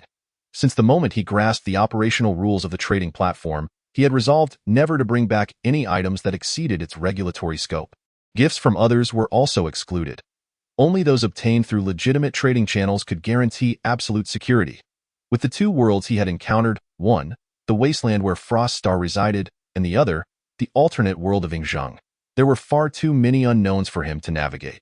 Should Frost Star lose her mind, adding a little something extra to the items sent to her might lead to a scenario where, given the technological level of the Wasteland World, the inhabitants of Blue Star could potentially face total annihilation. While one should harbor no malicious intent, it is wise to remain vigilant against potential threats. After acquiring the drone through a trade agreement, Suyu rose and said, "I happen to have some free time now and could go out to shoot a video. If you have the time, you might want to wait for me." "Very well," Frost Star nodded, her demeanor calm and composed. Once Suyu departed, leaving her alone in the conference room, she slowly exhaled, pursing her lips and muttering, "This fellow must be suffering from paranoia." However, she couldn't help but feel a tinge of envy for a world that had achieved basic industrialization without being ravaged by war. Frost Star's eyes glimmered with longing as she sighed and shook her head. If only we could trade living beings, I would simply trade myself over to die in this wasteland world. Even dogs were unwelcome. An hour later, after completing his filming, Suyu returned to the trading space. The filming process turned out to be simpler than he had anticipated. He merely set a command for free shooting for an hour, opened the window, and released the drone. After filming, it returned automatically, requiring no intervention on his part. After Froststar hastily reviewed the video, she promptly logged off, advising Suyu to keep his lines of communication open in the coming days. It seemed she was quite confident about persuading the future city lord. Suyu had also intended to log off, but remembered that he had an appointment with Ing Zheng for another trade. Thus, after exiting the conference room and returning to his private space, he entered the pavilion where he was to meet Ing Zheng as an emperor. Ing Zheng evidently had no constraints regarding his online time. Within 3 minutes of sending a message, he appeared in the pavilion. After a brief exchange of pleasantries, they delved into serious matters. Suyu first presented the comprehensive history of China and similar books he had promised to gift. Then came the main event. He pulled out his mobile phone. "What is this?" Ing Zheng inquired, eyeing the small square device with curiosity. A mobile phone, Suyu explained with a prepared script. Originally, it was used for communication. With it, you can converse with someone thousands of miles away at any time. Of course, this function is moot in the Qin because you lack satellites and base stations. You'll understand those concepts later. What I wish to convey is that the mobile phone has evolved beyond merely being a long-distance communication tool. It has become a multifunctional information terminal. Ing Zheng, though perplexed, took notes without commenting on things that exceeded his comprehension. Even without a signal, this device can play music, view videos, and display documents. It has numerous functions. After a brief explanation, Suyu took the phone from Ing Zheng, pressed the power button, and the screen lit up immediately. Ing Zheng, who had previously been unable to grasp the device's nature, was now captivated by the glowing rectangle. The exquisite patterns and systematic arrangements on the screen indicated that it was more than just a luminous object. He remained silent, continuing to listen as Suyu elaborated. Suyu spoke enthusiastically, demonstrating various features for nearly half an hour until Ing Zheng comprehended the phone's basic functions and learned to navigate some simple tasks. For someone from 2,000 years ago, this was undoubtedly an unprecedented marvel. After gaining a general understanding, Ing Zheng held the phone in his hands, unable to part with it. I chose to give you this because, compared to books, the videos a mobile phone can play are often more intuitive, Suyu remarked as he took the phone back and slowly opened the offline cache of videos on the device for Ing Zheng to see. The phone's memory was 1 TB, and Suyu had previously downloaded a plethora of educational videos and documentaries covering history, economics, military affairs, and culture. He opened a highly viewed historical montage titled 10 Minutes from Ancient Wars to the Last Emperor's Abdication and placed the phone before Ing Zheng. Intrigued, Ing Zheng picked up the phone to watch closely. Initially, he struggled to grasp the content, but as the video progressed through significant events from ancient times to the spring and autumn and warring states periods, he began to understand that he focused intently, especially as the video depicted the Qin's conquest of the 6 states and the unification of the realm, accompanied by stirring background music. Even Ing Zheng couldn't suppress a surge of excitement. However, upon witnessing his eventual demise at Shakyu, along with the tragic words, "Are nobles and commoners not of the same ilk?" and the subsequent disintegration of the Qin Empire, he couldn't help but frown. Yet, already aware of his future, he patiently continued watching the unfolding historical narrative. Western Han, Eastern Han, Wei, Jin, Northern and Southern dynasties, and the Tang dynasty. Until the last emperor's abdication, in just 10 minutes, millennia of history flashed before him. Once the video concluded, Ing Zheng stared at the small screen in silence for a long while. Ultimately, he couldn't help but exclaim, "Incredible!" The history of the subsequent millennia was indeed remarkable, and the mobile phone was a marvel of craftsmanship. Presenting history in this manner, as opposed to through books, was certainly more impactful and easier to comprehend. Tio glimpsed both ancient and modern in an instant, to embrace the 4 C's in a moment. He mused. Suyu shrugged, whether video or text, both serve as vessels for knowledge, each with its own merits and drawbacks. My intention in providing these is to offer you a more direct experience of the future's differences. With that, he opened another video showcasing modern weaponry. The footage displayed a barrage of rocket artillery, transforming the target area into a sea of flames, leaving Ing Zheng utterly bewildered. Although he had little concept of firearms, the sheer number of craters made it clear how devastating the displayed technology was. Regaining his composure, he quickly asked, "What is this?" "Ah, it's a type of firearm. Not even the most powerful one. The most formidable could level Xianying in an instant." Suyu replied succinctly, "There are videos documenting the development of weaponry. You'll understand once you watch them. Most of what you see in these videos can be provided by me, and what I can't supply immediately will be available given some time. You can start by watching these. Once you have a general understanding of what I offer, we can continue our trade discussions. As for papermaking and printing techniques, I have relevant videos downloaded as well.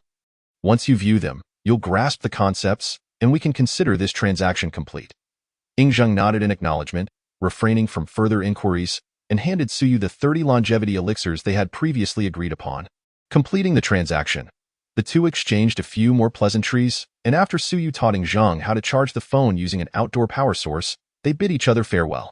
Observing Ing Zheng's somewhat hurried demeanor, it was evident he was eager to delve into the vast knowledge Suyu had brought. Chapter 34. Suyu hoists the military flag. Stepping out of the trading space, Suyu found that night had fallen, and it was past 7 o'clock. He descended to the hotel restaurant for a quick meal before hastily driving out to the suburbs. After all, he had made plans with Chuyu for a trade involving gold in an abandoned industrial park that evening. After a busy afternoon, he was now racing to the outskirts, truly experiencing what it meant to be constantly on the go. Ironically, he had lamented his idleness that morning. It was clear that he could not manage everything single-handedly. It would be wise to recruit a team to assist with tasks like procuring supplies for Froststar and Ing Zheng. Attempting to do everything himself could lead to exhaustion. However, there was no rush for now. Once the military completed testing the exoskeletons, it would be a different story. At that point, he would have ample resources and military backing, making everything far more convenient than it was now. As he drove, Suyu contemplated his next steps. The car soon arrived at the abandoned industrial park in the suburbs. Since this was his second transaction, he was no longer as cautious as during the first. He drove directly into the area. Strangely, despite his enhanced perception from the gene serum, he felt no sense of being watched as he entered the industrial park. Normally, he would have sensed any prying eyes. As he had experienced on the bustling streets earlier that day, it was puzzling. Perhaps they hadn't arrived yet, but it was already nearly 8:40. Or maybe they had no intention of monitoring the entrance of the industrial park? Whatever, Suyu thought, dismissing the concern, he would deal with whatever came his way. Parking the car in an inconspicuous corner of the abandoned industrial park, he retrieved a sturdy but not overly large suitcase from the trunk. The suitcase contained over 300 kilograms of gold, the entirety of his remaining reserves. Calculating at a price of 300 per gram, the value is approximately around 115 million. In the past, he would have been utterly incapable of lifting such a substantial amount of gold. However, after being injected with the gene serum, his physical prowess had reached an extraordinary level. Carrying over 300, nearly 400 kilograms in his hands, he felt merely a slight heaviness.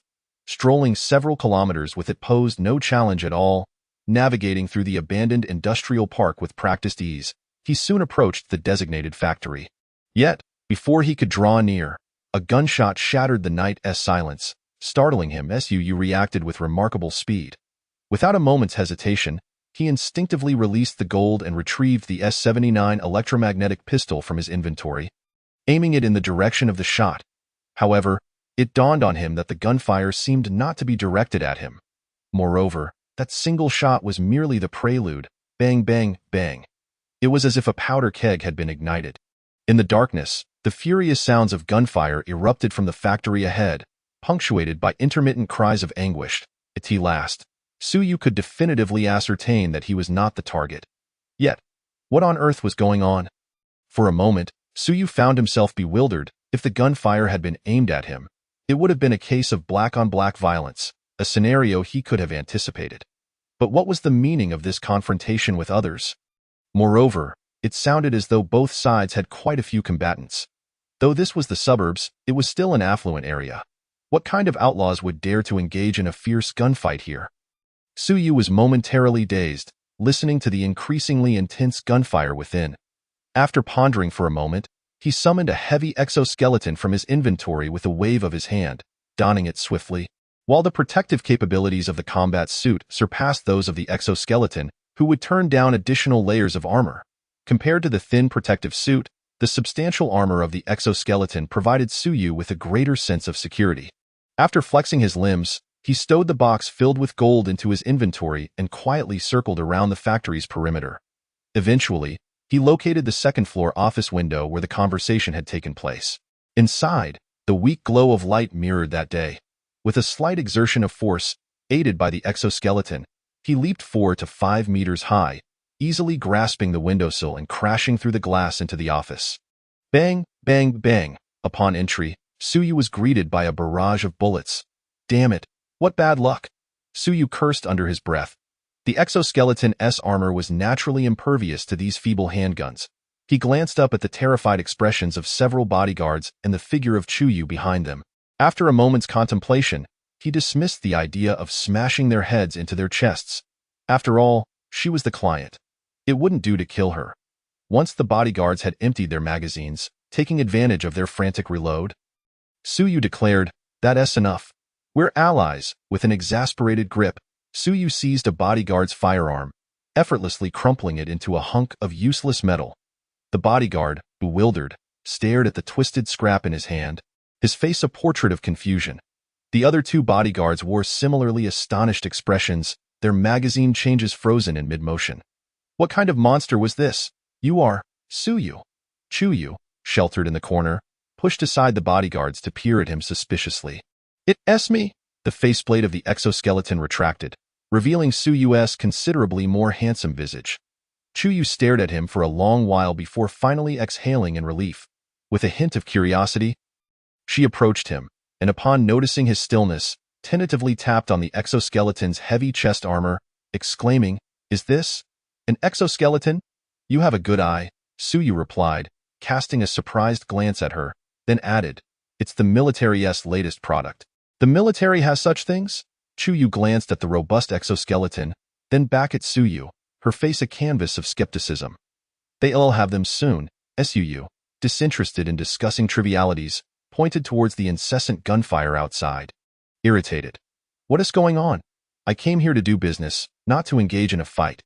"Well," Chuyu glanced at the door, her voice cold, "there are some issues with the company. It's my fault that such a significant problem arose during the transaction. I can offer some compensation on the price of the gold afterward." Suyu gestured toward the door, taunting, "Forget about later. Think about what to do now. The gunfire was just on the first floor. And it's nearly reached the second. Your people might not hold out much longer." Unexpectedly, Chuyu appeared unfazed, instead smiling as she tapped the armor on Suyu's chest, saying, "But you're here. Aren't you? We are partners, after all. You wouldn't abandon me, would you?" Chapter 35. Suyu stared at her for a long moment before irritably brushing her hand aside. "I can save you. But it'll cost extra $100 million. Chuyu extended a slender finger. "Suyu." The box of gold he carried weighed over 300 kilograms, amounting to just over 100 million. Did this woman really think she was worth that much? Damn, she was more valuable than gold. Cough, cough. What is this about money? As someone who considered himself relatively affluent, Suyu believed he shouldn't compromise for a mere pittance. Although that pittance was indeed substantial, was he the kind of person to be swayed by money? 200 million. What is this about money? I, as a passionate young man, cannot stand by while these lawless scoundrels run rampant. Rest assured, Miss Chu, I shall swiftly deal with them. With determined strides, Suyu advanced toward the door. Just before opening it, he hesitated, glancing back to add, "Make sure the funds are transferred to the previous account." There was no helping it. Her offer was simply too generous. Suyu had thought himself quite wealthy, but compared to these affluent individuals, he felt like a pauper. The nefarious capitalists, cursing under his breath. Suyu stepped into the corridor outside the office. As he exited, the faceplate lowered, encasing him in complete protection. The night vision system on the exoskeleton allowed him to survey the dark factory in its entirety. He observed that the group of unidentified individuals had indeed cleared the first floor and were now advancing toward the staircase leading to the second. These individuals wore the most unremarkable clothing, blending seamlessly into the crowd, a stark contrast to Chuyu's well-dressed bodyguards. Yet, their combat experience seemed far more advanced than that of the bodyguards. Their tactical maneuvers indicated they were seasoned fighters, and their numerical advantage, combined with a surprise attack, had quickly overwhelmed Chuyu's guards. Amongst these unidentified individuals, Suyu even spotted a few distinctly foreign faces.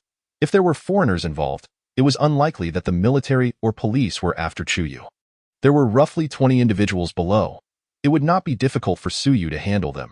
His only concern before leaving was whether Chuyu was a heinous criminal, in which case he would certainly not rescue her. In fact, to prevent their previous transaction from being exposed, he had contemplated eliminating her altogether, silencing her for good and making a discreet exit. However, since they were not official forces, that concern evaporated. Regardless of who they were, engaging in such a gunfight within the borders of Jiuzhou constituted a serious crime. If he were to eliminate these individuals, it would be deemed an act of bravery. A certain young man in the Magic City valiantly took down a dozen armed thugs with his bare hands. Just imagine how heroic that sounds. Boom. The heavy thud echoed as Suyu, clad in the exoskeleton, vaulted over the railing to the first floor, ambushing the assailants as they ascended the stairs, amidst the cacophony of gunfire. His movements went unnoticed by those ahead. Suyu strode confidently forward, seizing the head of one thug, cautiously peeking around the corner and effortlessly lifting him off the ground. He then tossed him out from behind cover. Instantly, gunfire erupted from the opposite side as Chuyu's bodyguards concentrated their fire, turning the thug into a sieve. The sudden turn of events startled the remaining assailants at the staircase, who quickly redirected their weapons towards Suyu. However, upon seeing the heavy armor he wore, they all stood frozen in confusion. What on earth is that? Listening to the thin, dark thug babbling in a foreign tongue not far from him, Suyu couldn't be bothered to decipher his words. With a swift motion, he delivered a blow that spun the thug's head a full 720 degrees. 2, enhanced by the gene serum. Suyu, despite this being his first experience in such a situation, remained remarkably composed. Aside from a slight psychological discomfort, bang, bang, bang. The deafening gunfire erupted once more, bullets ricocheting off Suyu's armor, creating sparks that merely chipped away at the paint. The armor bore no dents, let alone any injury to Suyu. The formidable exoskeleton charged into the midst of the thugs like a tiger among sheep, and the dense gunfire began to dwindle until it completely ceased.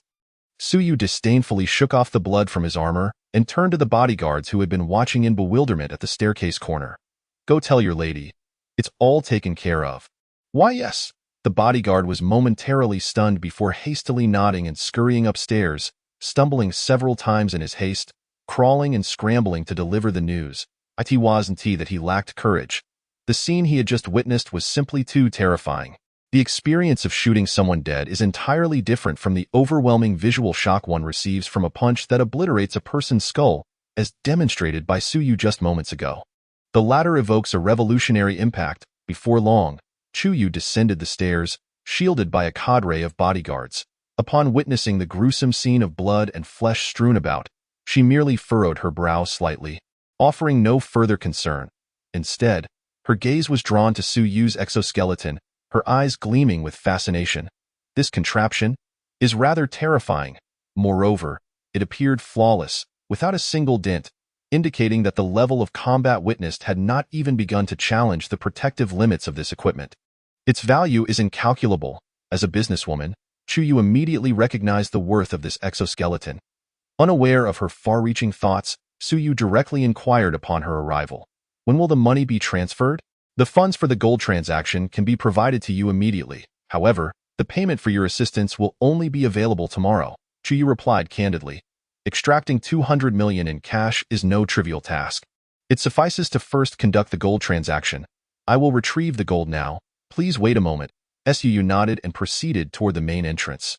Yet, halfway through, he paused, veering towards a ground floor window reinforced with a security grate. With a swift kick, he shattered the rusted steel bars and effortlessly leaped outside in a secluded corner. He retrieved the gold from his inventory, then climbed back through the window. However, halfway through, upon noticing the shattered glass, Suyu suddenly recalled an important detail. He had indeed purchased this location. Both the land and the abandoned factory were properties under his name. Curse it! Turning to behold the slaughterhouse-like scene at the bloodied staircase, Suyu's eyelids twitched. Had he known earlier, he would have moderated his strength. What a stroke of bad luck. Chapter 36. Chuyu's other identity thud. The heavy suitcase was dropped to the ground by Suyu. his mood dampened by the disarray of his territory. Addressing Chuyu directly, he stated, "This is the gold. Please have someone verify it. Additionally, ensure that this place is cleaned up. It looks like a gruesome sight. I am not one to tolerate bloodshed. If it remains in this state, I may hesitate to return to this land." Chuyu. Were it not for the fact that the scattered remains were the result of Su Yu's own actions, she might have almost believed him. Rolling her eyes, she replied with irritation, "I will have it cleaned up. As for the gold, there is no need for verification. According to our prior agreement, for the 385 kilograms of gold here, I shall owe you 114 million. Let us round it off. I will simply transfer 120 million to you.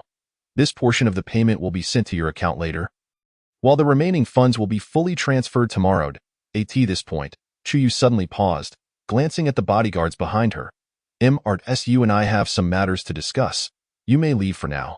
Although these bodyguards were not as formidable as the previous assailants, their professionalism was unquestionable. Upon her command, they departed the factory without hesitation, assuming their vigilance outside. Once it was just herself and Suyu.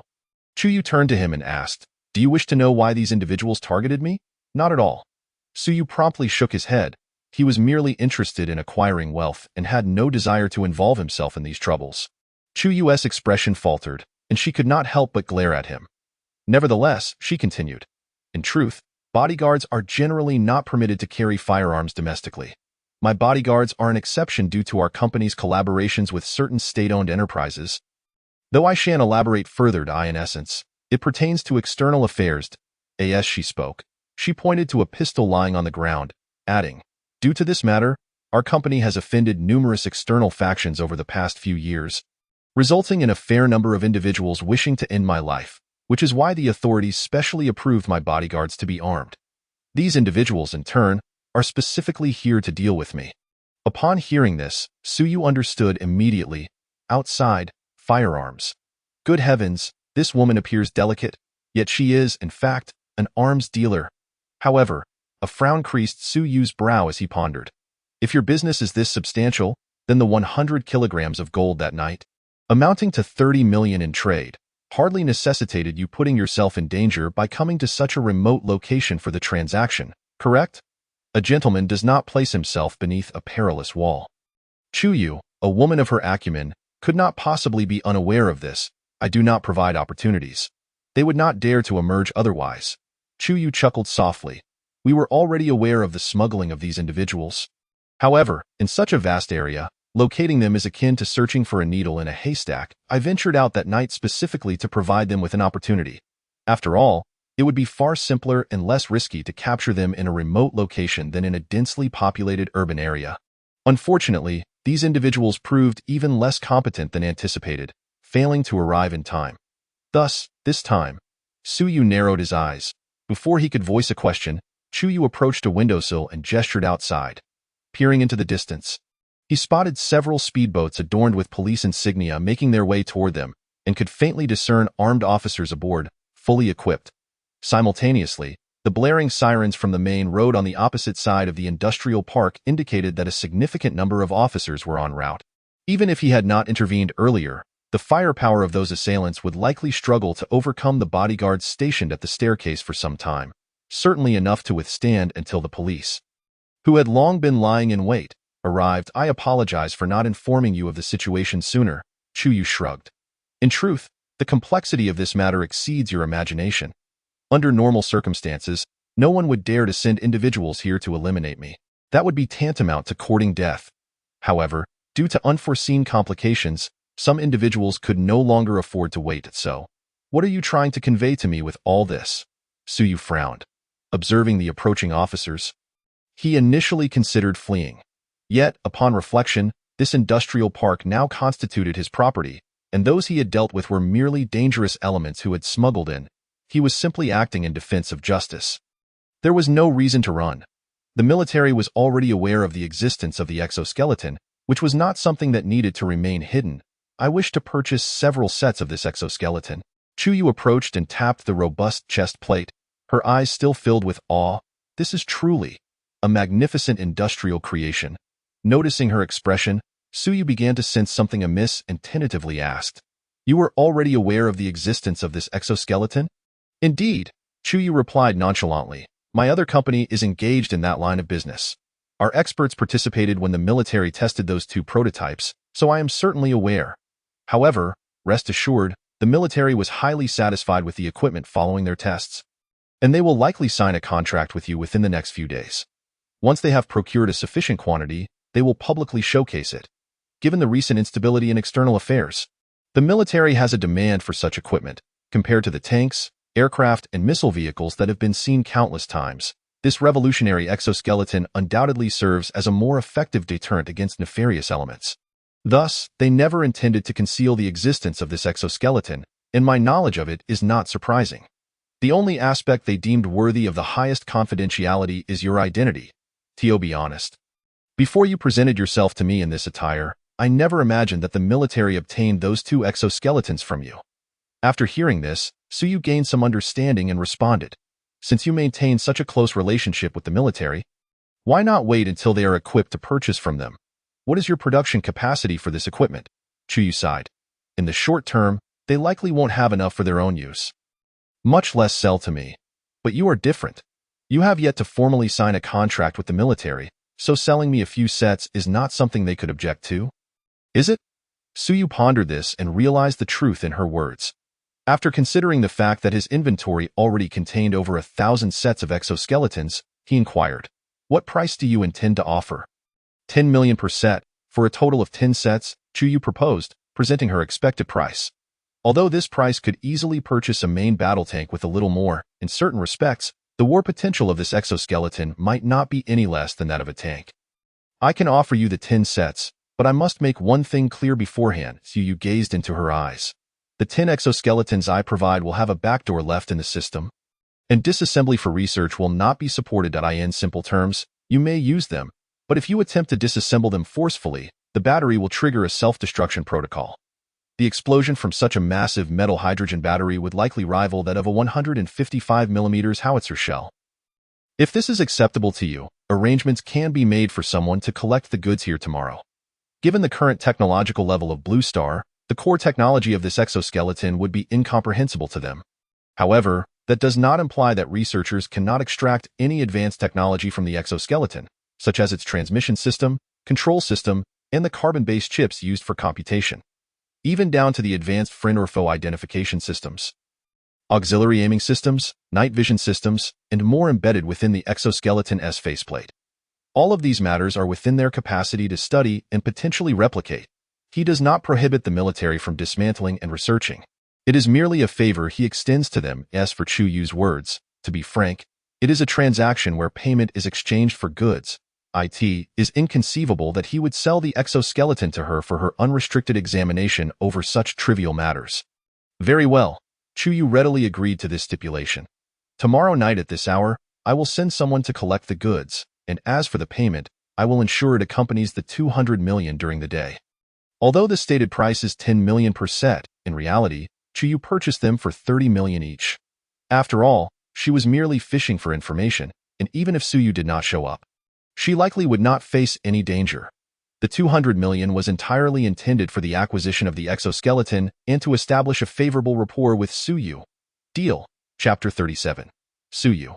So I am a researcher. Almost immediately after the two reached an agreement, a fully armed patrol entered the abandoned factory. However, it was evident that they had already communicated with the guards at the entrance prior to their arrival, as the bandits inside had been dealt with. There was no undue tension. Yet, despite their prior preparation, the sight of the blood-soaked staircase caused some patrol officers to change color. Even seasoned veterans, accustomed to gruesome scenes, could not help but gasp in astonishment. Of course, they were far superior to those guards. If Suyu remembered correctly, 2 guards had vomited on the spot just moments ago. His own calm demeanor was attributable to the comprehensive enhancements provided by the genetic serum. Interestingly, Chuyu maintained her composure while discussing business in such a grim environment. One must admit, she was quite impressive. Hello, Shanghai Patrol Division. A middle-aged man in uniform emerged from the throng of armed personnel, his gaze sweeping over the two before finally resting on Chuyu. Miss Chuyu, what is the situation here? It turned out that Captain Zhang was leading the team. Chuyu gestured towards Suyu, saying, This gentleman is a researcher from the military. He was nearby, testing the latest individual equipment developed by the military when he heard the commotion and came to assist, as you can see. Her voice was low, audible only to Suyu and Captain Zheng. After speaking, she pointed towards the bloody staircase. Upon hearing this, Captain Zheng frowned as he examined the gruesome scene and saluted Suyu, stating, "Please present your officer's identification." Generally, military-affiliated researchers held ranks and, naturally, possessed officer identification. However, Suyu's identity was fabricated by Chuyu. Such documentation did not exist. He shook his head, preparing to say he did not have it. But Chuyu interjected, "He has a high confidentiality level." Captain Zheng, upon hearing this, glanced at the exoskeleton Suyu was wearing. After a moment's contemplation, he responded, "I need to verify this. Please wait a moment." In truth, he had little interest in the fate of these bandits. The orders from above were clear. Armed intruders attempting to smuggle weapons into the country who dared to resist were to be shot on sight. Even if Suyu had not been the one to eliminate them, they would likely have met their end at the hands of the armed patrol. Their fate was sealed the moment they chose to come here. The pressing question was, what was the identity of this suddenly emerging Suyu? He had learned from the guards outside that nearly all the bandits had been dispatched by Suyu, who had done so unarmed while clad in this formidable exoskeleton. What kind of combat prowess did that entail? If Suyu were indeed affiliated with the military, there was nothing more to discuss. One could only marvel at the advanced technology at their disposal, but what if he were not? After all, this was Shanghai, a densely populated, international metropolis. Such a powerful piece of unregistered equipment in the hands of an unofficial individual could lead to unforeseen chaos. He could not afford to be careless, nor could he take Chuyu's word at face value. Chuyu added in a low voice, "Captain Zheng, it would be best to have your superior contact the commander of the Eastern District to confirm that the equipment he is wearing is known as an exoskeleton." Captain Zheng nodded and stepped aside to make a phone call. Meanwhile, Chuyu took the opportunity to explain to Suyu, "You have not yet established a cooperative relationship with the military. Even if they are aware of the exoskeleton, they would have no knowledge of your existence. Being forthright could complicate matters. If you simply state that you are a military confidential personnel, they will escalate the inquiry to someone of higher rank, and it will all become clear. After all, your information is indeed classified by the military, so this is not a fabrication. With military endorsement, the patrol division will no longer inquire further." Suyu nodded in agreement.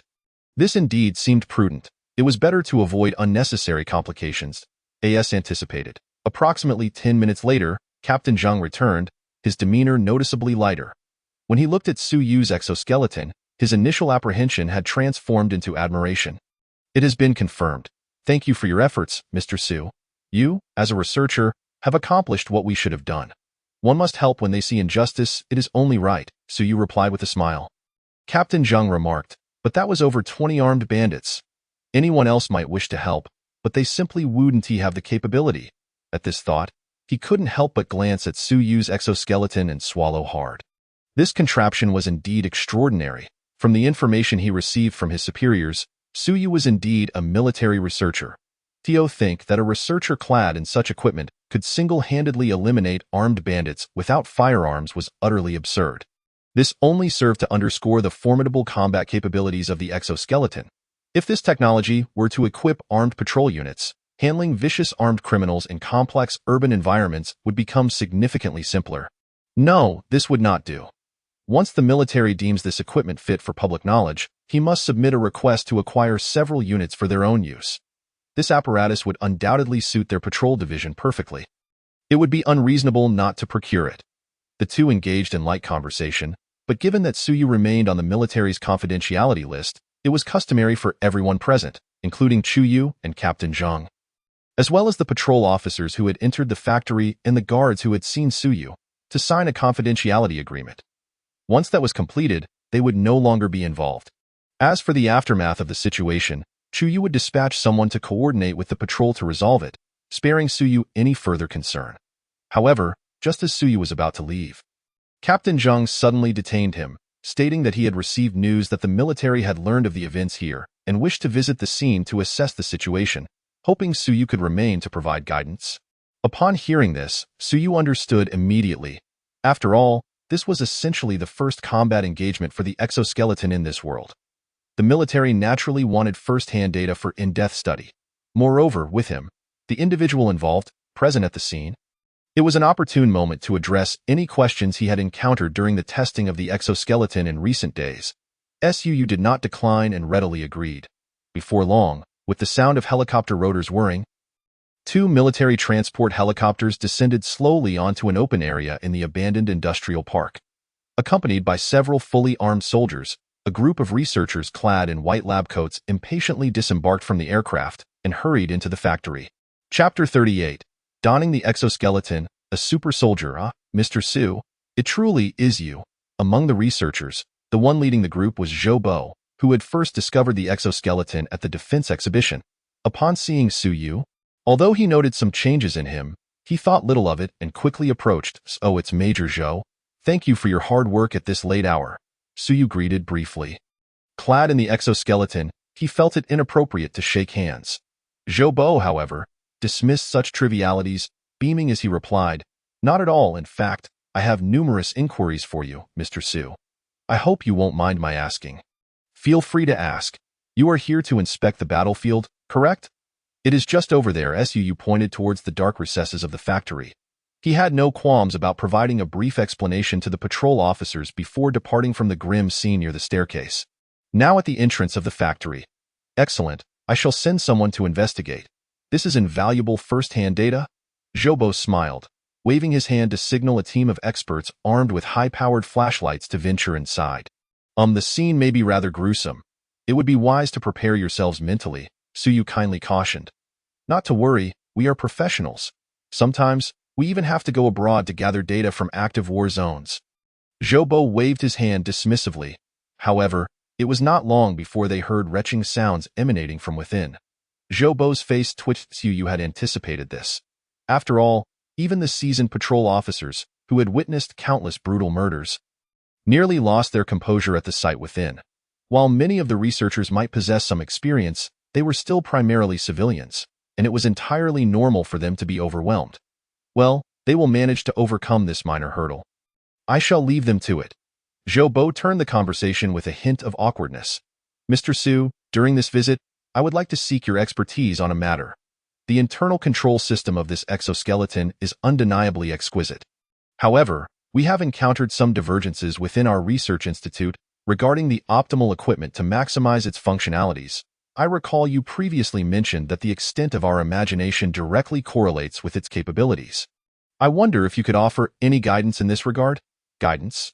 Su pondered for a moment. He had not specifically consulted Shuangxing regarding the integration of weaponry with the exoskeleton. Nonetheless, she had previously showcased videos of the G-60 heavy exoskeleton in combat scenarios from their Wasteland. Reflecting on the configurations of the warriors in those videos, Suyu thoughtfully replied, "In truth, a deep dive into this matter necessitates a reorganization of the grassroots military structure. For instance, a mechanized infantry squad typically comprises 9 to 12 soldiers, each with distinct roles, such as a machine gun team, an anti-vehicle team, and occasionally a sniper team or a drone reconnaissance team for specialized missions. Furthermore, a squad is usually equipped with an armored personnel carrier for transport and heavy firepower. However, with this exoskeleton, a single soldier could essentially perform all the functions currently executed by an entire squad." As he spoke, Suyu paused momentarily, then borrowed a sniper rifle from Captain Zhang, who had yet to depart, and led the group out of the workshop. Accompanied by the whirring of machinery, the exoskeleton's helmet swiftly enveloped his head. With the aid of the night vision device, he quickly locked onto a distant target and fired a shot. The bullet soared hundreds of meters, accurately striking a bird's nest on a tree at the foot of a distant hill. This shot had been taken with the assistance of the exoskeleton's aiming system, appearing almost casual in execution. While Zhou Bo and the others were left in bewilderment, Suyu nonchalantly remarked, "At the foot of that hill, near the road, there is a pine tree approximately 736 meters away, which has a bird's nest. You might want to send someone to check if it was hit." With that, he returned the rifle to Captain Zhang. 700 meters. Zhou Bo's eyes widened as he gazed at the sniper rifle. The Type 88 sniper rifle has an effective range of 800 meters. You can hit a bird's nest from over 700 meters at night with it. "Why not?" Suyu replied. "If that shot missed, what would be the point of the aiming system?" I recall its functionality includes precise calculations of wind direction, humidity, visibility, and other factors, allowing it to accurately target any visible object within 5,000 meters. With a deviation of no more than 2 centimeters, have you not tested it? Jobo looked slightly embarrassed. Unfortunately, time constraints and the extensive capabilities of this exoskeleton have prevented us from thoroughly testing the aiming system. Shortly thereafter, the soldier dispatched to inspect the bird's nest hurried back, holding what was unmistakably a bird's nest with bullet holes cleanly perforating it. This soldier, a guard for the researchers, was evidently part of a technical unit and, upon returning, remarked, "I just measured the distance with a rangefinder. The tree with the nest is indeed over 700 meters away." "Impressive," Jobo exclaimed, taking a deep breath as he examined the nest. Under normal circumstances, a sniper team requires a sniper, an observer, and sometimes even a secondary sniper for backup shots, SU interjected.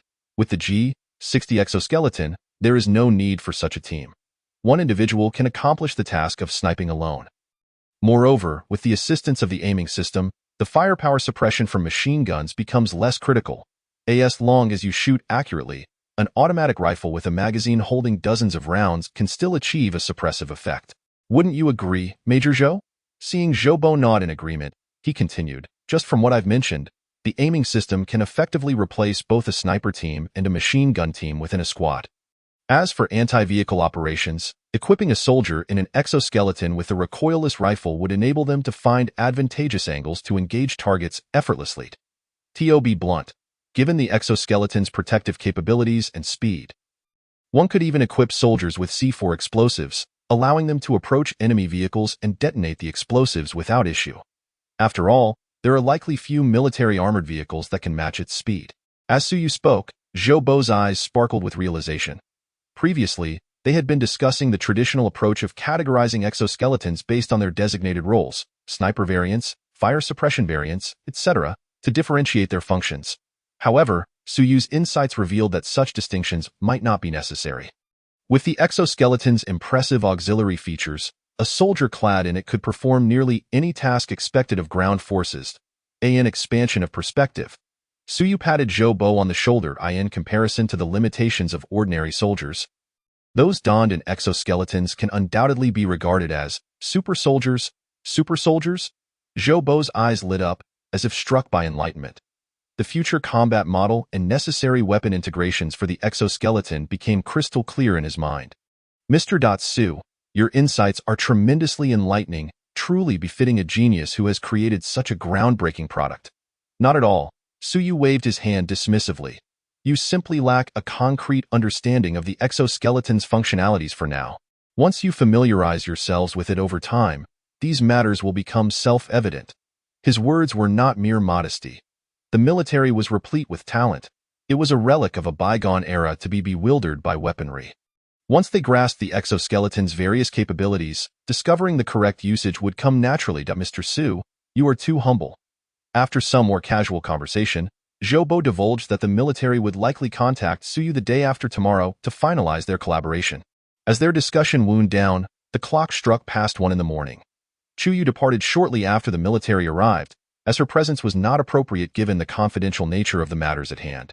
Meanwhile, the patrol officers and Chuyu remained to assist the bodyguards in clearing the scene, awaiting the military experts to finish data collection before commencing their cleanup efforts. The task of tidying up fell to the bodyguards. While the patrol officers focused on gathering information about the bandits, determining their origins, after all, this was Jojo, and these outlaws had come to wreak havoc with weapons. The situation was far from resolved. After bidding farewell to Jobo, Suyu set off on his own. Although Jobo had initially intended to send 2 guards to escort him, he politely declined. There was virtually no one who posed a threat to him. Even if there were, given his formidable gear, it was uncertain who would protect whom in a dangerous encounter. Being alone felt the safest option. Should he face an insurmountable enemy, he could always retreat into the trading space to seek a loan from Shuangxing for a set of storm power armor. That would indeed allow him to confront any adversary head-on.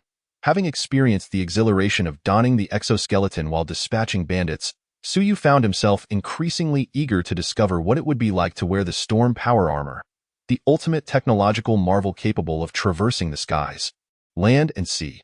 The journey back to the city was not short, and Suyu finally returned to the hotel just past 2 in the morning. After showering and lying down, he picked up his phone to discover numerous messages from Yu Xiaoyu sent around 11 o'clock that evening. At that moment, he had been engaged in discussions while wearing the exoskeleton, leaving him no time to check his phone. Reviewing the messages, he understood she was conveying that the defense exhibition had concluded and that she would not be working the next day, implicitly expressing a desire to chat with him. After all, familiarity breeds affection. Regrettably, he had been preoccupied and unable to respond promptly. Otherwise, he might not have found himself alone in bed at that moment. However, her day off was fortuitous, as Suyu had no pressing matters himself and intended to inspect some properties. It would be a perfect opportunity to relax as well. After pondering, he replied, "I was busy until now. If you have time tomorrow, shall we have lunch together?" After sending the message, he tossed the phone aside, ready to sleep, considering it was already 2 in the morning, and she was likely already asleep. To his surprise, just as he set the phone down, it chimed with a notification. She had indeed not gone to bed. Suyu paused, picked up his phone again, and found a prompt reply from Yu Xiaoyu. "Gigi? You were busy so late. You are truly hardworking. I can't help but feel sorry for you." She ended with a subtle inquiry about his current whereabouts, the implication unmistakable. How had he not noticed her perceptive nature before? Not mere tea arts, but rather the grace of an understanding younger sister. Suyu picked up his phone and sent his location, adding a casual invitation.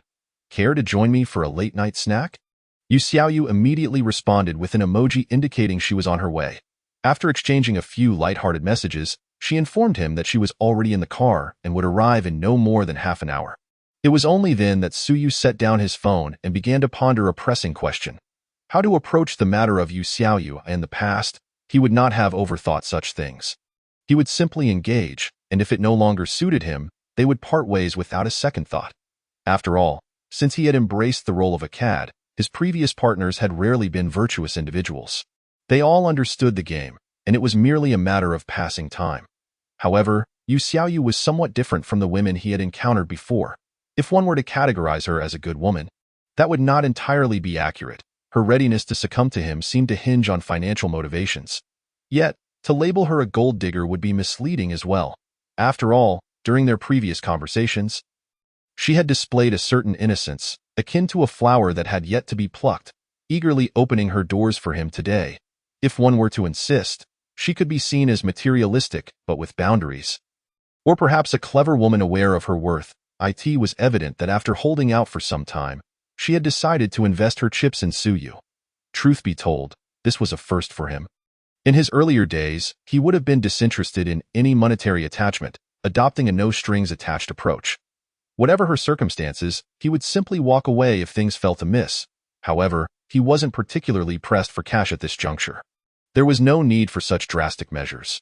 But the sense of responsibility would depend on the nature of that responsibility. If it were merely for money, that would be acceptable, but if it involved a desire for reputation, that would be out of the question. After all, he had finally managed to rise above the fray, and to forfeit that for something as trivial as a tree to hang from would be foolishness of the highest order. He would not entertain such thoughts. He would wait to see what she truly meant by her actions.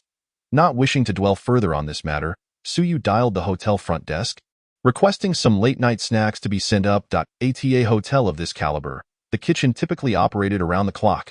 With Yu Xiaoyu's arrival imminent, sleep was not an option.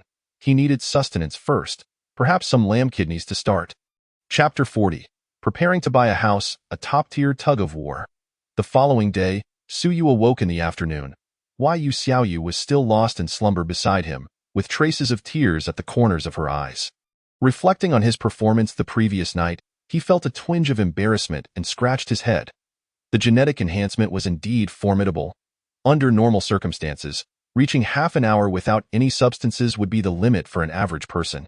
Suyu had always placed importance on personal care, and he could barely manage that level. As for those online claims of lasting an hour or two, or even an entire night, one could bet they were undoubtedly inexperienced. Of course, there were exceptions involving certain ailments, but those could not be considered normal. Yet, last night, Suyu had shattered the half-hour barrier, astonishingly reaching 2 hours. Had Yu Xiaoyu not been overwhelmed by such endurance, he could have gone even longer. With complete confidence in his health, this could only be attributed to the enhancement from the genetic agent. Quite remarkable indeed. Not long after lying in bed, Yu Xiaoyu awoke as well. The pair indulged in some affectionate moments before rising to have lunch downstairs before checking out. However, Suyu did not cancel the hotel room. Instead, he extended his stay for another week. The previous small apartment had become too chaotic and inconvenient, and he had little desire to return there for the time being. Once he purchased a house, he could return to tidy up the rental space. Earlier that morning, the 200 million for life-saving funds and 100 million for exoskeleton procurement, which he had discussed with Chuyu, had already been transferred to his account. Adding to that was the 21 million from selling gold and nearly 10 million remaining from before. Now, he had a staggering total of 430 million in his account. If not now, when would he seize the opportunity to buy a house? Yet, where to purchase? Suyu found himself momentarily lost in thought while in the car, struggling to recall suitable real estate developments. Previously, his goal had been to buy property in the Magic City. He had kept an eye on various new developments during his free time, but back then, his finances were limited. He could only dream of looking at modest two-bedroom apartments and locations on the outskirts. Today was different. He could no longer settle for such properties. Otherwise, it would be no different from continuing to live in that rented room. After a moment's contemplation, he turned to Yu Xiaoyu in the passenger seat. Do you have any friends in real estate sales? Or anyone knowledgeable about the housing market in the Magic City? Huh? Yu Xiaoyu was taken aback, responding with surprise. You haven't already found a property? While at the hotel, so you had mentioned his intention to buy a house that afternoon? Without elaborating further, she had assumed he had already identified a property and was merely waiting to finalize details. Busy as she was, she hardly had time to view houses herself. Suyu shrugged. Well, I do have a friend who works at a real estate agency, but she's from my hometown, and we've known each other since childhood. She's always been a bit of an open book, and she has my parents' contact information. Yu Xiaoyu hesitated, carefully observing Suyu as she spoke. Suyu immediately recognized that she was testing him. If she sought her friend's assistance in finding a property, the news of their relationship would undoubtedly reach her parents' ears. This would essentially serve as a notification to the parents. Once that happened, what would be the next step? Meeting the parents, discussing marriage, TSK. Suyu had intended to probe her intentions. Yet he found himself being tested first. There was no way around it. The tug-of-war had begun. Since it's inconvenient for you, let's not involve your friend. We can easily find another agency, Suyu replied evenly. Seemingly oblivious to the underlying implications in her words, and completely disregarding that line of conversation, a flicker of disappointment crossed Yu Xiaoyu's eyes, but recalling that they had only recently met, she felt it was a bit premature to think along those lines. She quickly masked her disappointment and suggested, how about I tell her you're my client? We have a good relationship, and if you buy through her, you should be able to get some discounts. IVE heard their agency is quite reputable, one of the top players in the market, with plenty of listings, and they're located not far from here. For now, maintaining their current relationship would suffice. As for what came next, didn't they say that love blossomed over time? If worst came to worst, she could always learn a few more tricks. The chance to transform into a wealthy lady was not something she was willing to relinquish easily. Who wouldn't want to soar to new heights? Suyu chuckled at her words. All right, you'd better make sure your friend puts in a good word. If we can finalize the house today, consider it a significant achievement for you. I'll treat you to a shopping spree tonight, and you can pick any gift you like. Saying this, he started the car and drove toward the address she had provided. Then I want to hold back. Yu Xiaoyu managed a forced smile, turning her gaze to the window with a soft sigh. Suyu's attitude was abundantly clear. Benefits were welcome, but moving forward? That was out of the question. After a round of tugging back and forth, she found herself on the losing end. After all, she lacked substantial leverage in this situation. However, upon further reflection, she thought that clarifying things now might not be such a bad idea. At least she wouldn't have to struggle with how to navigate her relationship with Suyu, constantly caught in a cycle of uncertainty. After a fierce internal debate, she quickly accepted her position and became increasingly attentive to him. Before long, they arrived at the real estate agency where Yu Xiaoyu's friend worked. She had already made arrangements, and as they pulled up, her friend was waiting downstairs. As soon as the car stopped, a woman with a sleek ponytail, dressed in a tailored suit and high heels, approached briskly and embraced Yu Xiaoyu warmly. The scene was electrifying. Suyu couldn't help but be impressed. To be fair, Yu Xiaoyu's beauty and figure were already quite commendable, easily earning a score of over 90 in Suyu's eyes. She was the kind of woman who turned heads as she walked down the street. However, her friend, who was also a childhood companion, surpassed her in allure, likely scoring above 95. Amongst the beautiful women Suyu had encountered, only Chuyu could be said to rival her in beauty. And that was primarily due to the poised and ethereal aura that came from her long-standing position of authority. Of course, if one were to consider beings from other realms, the most stunning woman Suyu had ever seen was undoubtedly Xuanxing. If Chuyu deserved a score of 98, then Xuanxing was undoubtedly a perfect 100. There was not a single flaw to be found in her presence. Her striking white hair alone placed her leagues above Chuyu. As Suyu ranked the beautiful women he knew in his mind, the two girls exchanged pleasantries before walking toward him. As the intermediary, Yu Xiaoyu introduced, Su, this is my client, Mr. Suyud. Mr. Su, this is the friend I mentioned, Su Qingyin. Upon hearing this, Su Qingyin's gaze swept over the two before she extended her hand with a smile, saying, Hello, Mr. Su. I've heard from Xiaoyu that you're interested in purchasing a property.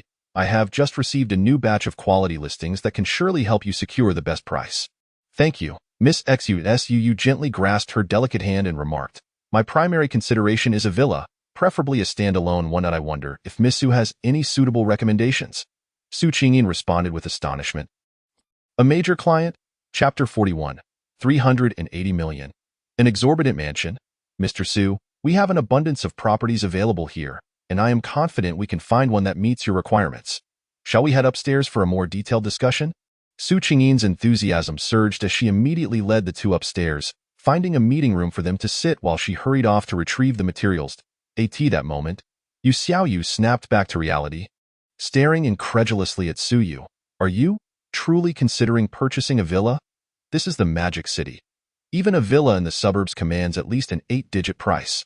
Although I was aware of Suyu's wealth, as evidenced by his previous cash purchase of a car worth over 2 million without batting an eye, I had still underestimated the extent of his affluence. After all, one must have a place to settle down. Right? Suyu shrugged nonchalantly. Before long, Su Qingyin returned with a booklet in hand. Glancing at Yu Xiaoyu, who sat to Suyu's right, she contemplated before taking a seat on Suyu's left, effectively surrounding him. She then picked up the brochure and stated, Mr. Su, this is a standalone villa, ready for immediate occupancy, and here are all the properties that currently meet your criteria. Suyu nodded in acknowledgement, prompting her to continue. Su Qingyin began to elaborate page by page, detailing the prices, locations, surrounding facilities, and more, presenting the information with clarity and precision. In terms of professionalism, she was indeed commendable. Suyu listened attentively, occasionally posing questions, while Yu Xiaoyu stood by, astounded by the outrageous prices being quoted. The lowest price Su Qingyin mentioned was over 30 million. As she flipped through the brochure, the figures only escalated, some surpassing the 100 million mark, yet Suyu remained unfazed. Encouraging Su Qingyin to continue, Yu Xiaoyu found it difficult to fathom just how wealthy this mysterious individual listed on her roster truly was. The astronomical numbers left her feeling numb. After what felt like an eternity, Su Qingyin turned to the last page of the booklet, Building 3 of Taohua Wu. This villa is located in the southern suburbs of the Magic City, aptly named Taohua Wu. The main structure boasts a classic Huizhou architectural style, comprising 3 above-ground floors and 2 underground levels, totaling 1,100 square meters. Additionally, the villa features a garden of 3,600 square meters, designed by a top domestic landscape master, adorned with exotic flowers, rockeries, flowing water, pavilions, and terraces, more akin to a work of art than a mere garden. While speaking, Su Qingyin activated a video showcasing the property. Suyu glanced at it briefly before inquiring, What is the price? Su Qingyin froze momentarily, surprised by Suyu's direct question. After all, this was the first time he had asked for a price after her lengthy introduction. Perhaps he was particularly interested in this villa, however. Recalling the specifics of Building 3 of Taohua Wu, she felt overwhelmed and reluctantly stated, Mr. Su, this villa is unique. It is not priced per square meter, but rather has a fixed price of 380 million. Moreover, I lack the authority to negotiate this price. I cannot offer you any discounts, but I can provide you with a set of high-quality imported furniture within my limits. This villa is technically not our company's asset. It is a consignment from an owner. In fact, this price is already quite favorable. Although the location is somewhat remote, the environment is excellent. The owner, a real estate businessman, purchased it for over 400 million and has never occupied it, merely holding it for resale. However, the current real estate market is not as it once was, and due to his company's financial constraints, he has had to lower the price to 380 million, with the condition that it must be paid in full. She glanced nervously at Suyu, awaiting his response. As a top-notch salesperson, Su Qingyin could easily discern that Suyu was only interested in this particular property.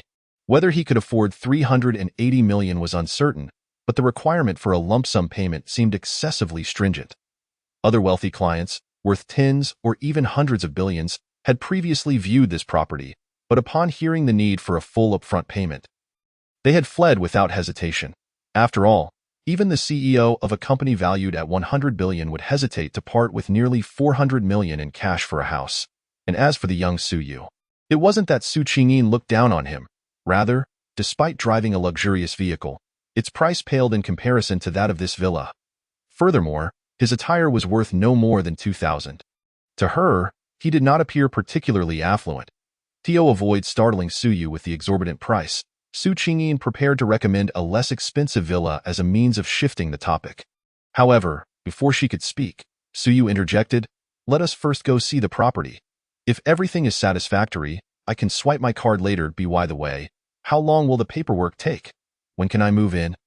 She instinctively began to express her thoughts but paused mid-sentence, realizing what she was about to say. Her rosy lips parted in shock as she stared at Suyu. "Mr. Su, do you mean you truly intend to buy it? Is there an issue?" Suyu replied, raising an eyebrow at her. "And no problem. I'll take you to see the house right away. As for the paperwork, the owner has entrusted our company entirely with the process. If you are satisfied, we can complete all the formalities today." Su Qingyin quickly got to her feet, stating, "I'll fetch the keys. Please wait a moment. I'll be waiting in the parking lot," Suyu replied, rising and heading downstairs with Yu Xiaoyu. His choice of this villa was quite simple. First, its location in the southern suburbs was merely a short drive from the abandoned industrial park, taking about 10 minutes. Second, the Chinese garden design aligned perfectly with his aesthetic preferences, far more appealing than the European-style buildings previously suggested. However, the most crucial factor was the financial aspect. Money is meant to be spent. After all, before long, the trio arrived at the Taohua Wu community in the southern suburbs. Upon entering, the tranquility was immediately apparent, contrasting sharply with the bustling outside world. In truth, it was not overly remote. Just outside the community lay a busy street, and while it may be classified as a suburb, it was certainly more vibrant than the main roads of some third or fourth-tier cities. However, the sheer size of the community was astonishing. Each villa occupied thousands of square meters and included expansive public amenities such as a golf course and outdoor hot springs. Thus, the deeper they ventured, the more serene it became, imparting a sense of seclusion. Chapter 42. Frost Star Communication.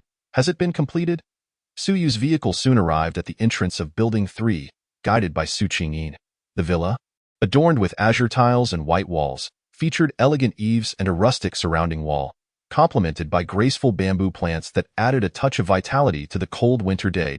A vermilion door bore a plaque inscribed with the characters Qingye Xianju, exuding a profound sense of historical weight at first glance. Suyu parked the car, nodding in satisfaction at the entrance's design.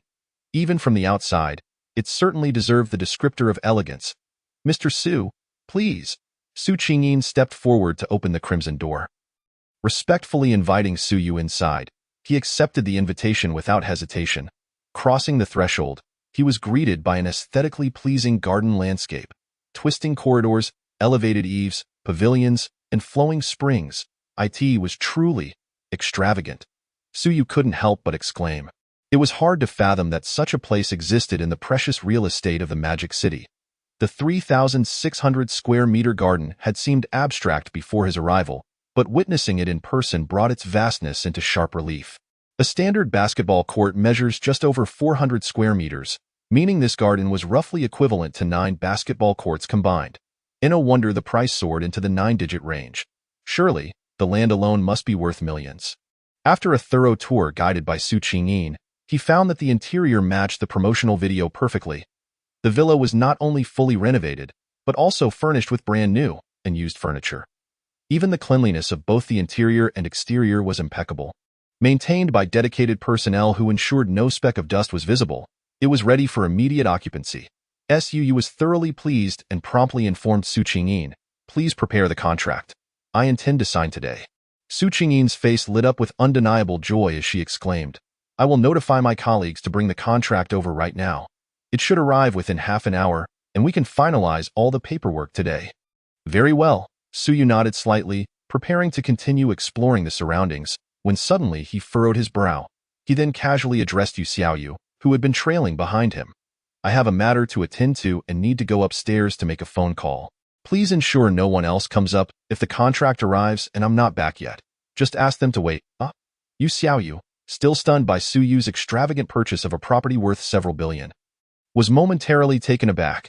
She quickly replied, "Okay, I won't let anyone up." Suyu nodded with satisfaction, playfully pinching her cheek and adding, "Choose a room for yourself later."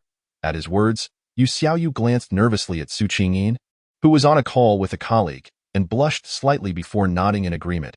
Suyu made his way to the master bedroom on the second floor and promptly opened his personal panel. Indeed, it was Frost Star messaging him. "I have convinced the city lord. Hurry to the trading space." She actually did it? Suyu raised an eyebrow, then casually tapped the panel and entered the trading space. The familiar conference room materialized before him.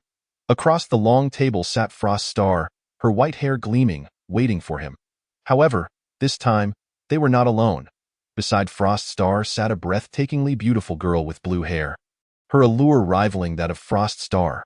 This is Suyu examined the blue-haired girl, then turned his gaze back to Frost Star, momentarily puzzled by the unexpected situation. "This is the city lord of our future city." Frost Star lifted her pale chin with a hint of pride. Although she often appeared carefree, she was not naive. Surely, she was aware of Suyu's prior doubts about her ability to persuade the city lord.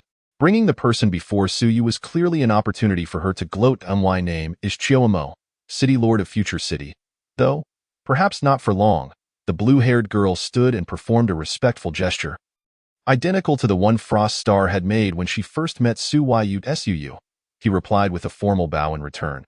He then shot a glance at Frost Star, hoping for an explanation of how she had managed to bring a living person into the trading space.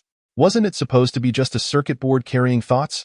Before Frost Star could respond, Chiyomo perceived his confusion and offered an explanation. "This is merely a bionic robot, not a flesh and blood being. I have uploaded my consciousness to the robot's computational module, a bionic robot." Suyu stared at her, scrutinizing her from head to toe for quite some time.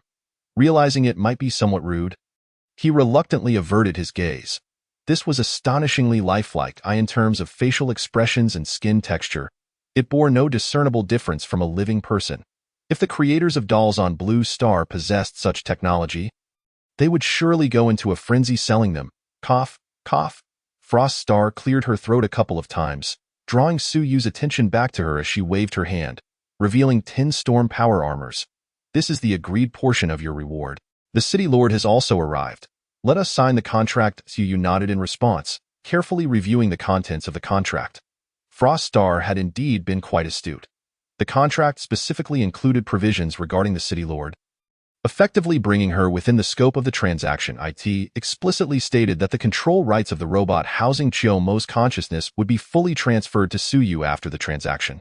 Upon arriving on Blue Star, she would require Suyu's consent for any actions she wished to undertake. There was no need to worry about her unleashing a catastrophic event on Blue Star's network. Additionally, once Chiyomo's consciousness dissipated, the bionic robot and its AI, embodying Chiyomo's memories, would permanently belong to Suyu. This essentially eliminated all risks while gifting Suyu an extraordinarily beautiful inflatable companion and a revolutionary super AI on top of the original reward. He had no reason not to sign. Ding. With the notification sound from the trading space, the agreement was complete. Suyu and Frost Star had grown accustomed to such occurrences, while Chiyomo, who had been observing, looked at her slender, delicate hands with astonishment, exclaiming, "To think that the highest control rights of this bionic robot could be seized so instantaneously. The technology of the Transdimensional Trading Platform truly exceeds my comprehension." However, she did not dwell on it.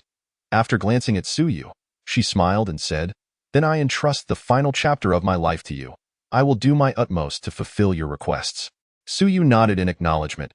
He held a certain respect for this city lord of future city, who had lived nearly 200 years, been ruthless, yet saved countless lives in dire circumstances. Chiyomo nodded, then turned to Frost Star, casually removing a ring from her finger and placing it before her. You are far too young, and your temperament is impulsive and volatile. Future City should not have been entrusted to you. However, since you have acquired this trading space that might change the wasteland, there is no one more suited to be City Lord than you. Chapter 43. Now, you are the City Lord, gazing at the ring before her. A symbol of supreme authority that she had long coveted, Frost Star was initially taken aback. She had never anticipated that Chiyomo would decisively bestow the ring upon her at that moment. Her delicate form visibly trembled as she instinctively reached for the ring, her hand shaking noticeably. Yet, just as her fingers were about to touch the ring, Chiyomo grasped her hand first. Frost Star looked up in astonishment, meeting Chiyomo's azure, crystal-clear bionic eyes. For some reason, an overwhelming sense of guilt surged within her. "Do you remember what I often said to you during your schooling?" Chiyomo smiled gently, unperturbed by Frost Star's earlier lapse. The temptation of absolute power lay before her, and no one could guarantee their resolve would remain unshaken. Frost Star took a deep breath and replied, "You said, Future City must find a future for humanity amidst the wasteland." This was the phrase she had heard most frequently throughout her education. It could not be mistaken. However, to her surprise, Chiyomo shook her head and said, "That is a responsibility innate to every resident of Future City. It is not something I wish to convey to you, but it does not matter." It is no longer significant. As she spoke, she tenderly pinched Frost Star's delicate face, a hint of melancholy in her voice. Choice is a painful thing. However, once you occupy that position, you must sometimes make sacrifices. The vast power you wield comes with endless responsibilities. Every action you take affects the interests of hundreds of thousands in Future City and even millions of survivors across the wasteland. No matter what you do, there will always be discontent. Do not concern yourself with their words. Simply do what you believe is right. This is a quality essential for a dictator. With a self-deprecating smile, she continued, "I was merely a researcher, perpetually indecisive. Even knowing that my earlier decision was correct, I have been haunted by unending guilt throughout my life. Every midnight, I see the countless souls lying in pools of blood, their mournful wails echoing in my ears. Hence, I wield the highest authority in Future City, yet shy away from the responsibilities that come with it, fearing I might err again. This has led to the squandered opportunity for reconstruction after the war. Failing to fulfill my duty as City Lord for the survival of our people." At this point, Chiyomo paused, then gently embraced Frost Star, speaking softly, "Child, you are stronger than I am. I apologize for imposing upon you what I could not achieve myself. But I implore you." After saying this, she exhaled deeply and prepared to release her hold. However, Frost Star suddenly wrapped her arms around Chiyomo's waist, looking up and declaring, "I remember now. I remember what you said most frequently. Live like a human. Our ancestors once conquered the stars and seas. We should not rot like insects in this filthy wasteland." With that, Frost Star suddenly smiled and said, "City Lord, let us go see the unpolluted world. I will lead everyone to live like humans. Now, you are the City Lord." Chiyomo personally placed the ring onto Frost Star's finger. There was something that had always puzzled me, Suyu thought, as he sat casually on the bed in the villa's upstairs bedroom. Gazing at Chiyomo, who was admiring the view from the window, "Do you not have subjects like sociology and political science in your world? Why is the City Lord of Future City granted such immense power?" "Unlimited authority is rather frightening," he remarked. "Quite the contrary," Chiyomo turned back to him, replying, "In fact, our prosperous era's concepts in sociology and political science are probably about 5 centuries ahead of your world." Upon arriving on Blue Star, Suyu had allowed her to browse all publicly available information online. He had to admit, this inflatable companion was far more advanced than he had imagined, in terms of computational power alone. It was thousands of billions of times more powerful than Blue Star's most advanced supercomputers. He wondered what kind of technology they had on Zenith Star. After obtaining Suyu's permission, there were virtually no firewalls in the online world that could hinder her. Thus, she was able to grasp the current situation of the world within mere minutes. It is likely that Suyu, having lived here for over 20 years, does not possess as profound an understanding of Blue Star as she does.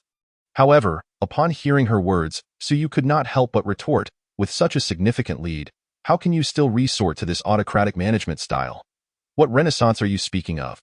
What do you consider the most crucial aspect when viewing the human race as a whole in the face of an impending apocalypse? Chiyomo inquired softly. Ensuring the survival of the race? Suyu ventured tentatively. Indeed. But what does that have to do with the emergence of a dictator? After a brief moment of silence, Chiyomo's eyes suddenly sparkled with countless blue particles. These particles swiftly coalesced into a holographic projection before Suyu.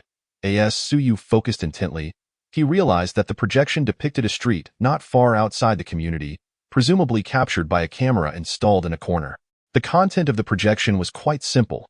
A man clad in a black jacket sauntered along, smoking a cigarette. When he was left with only the butt, he casually discarded it onto the sidewalk.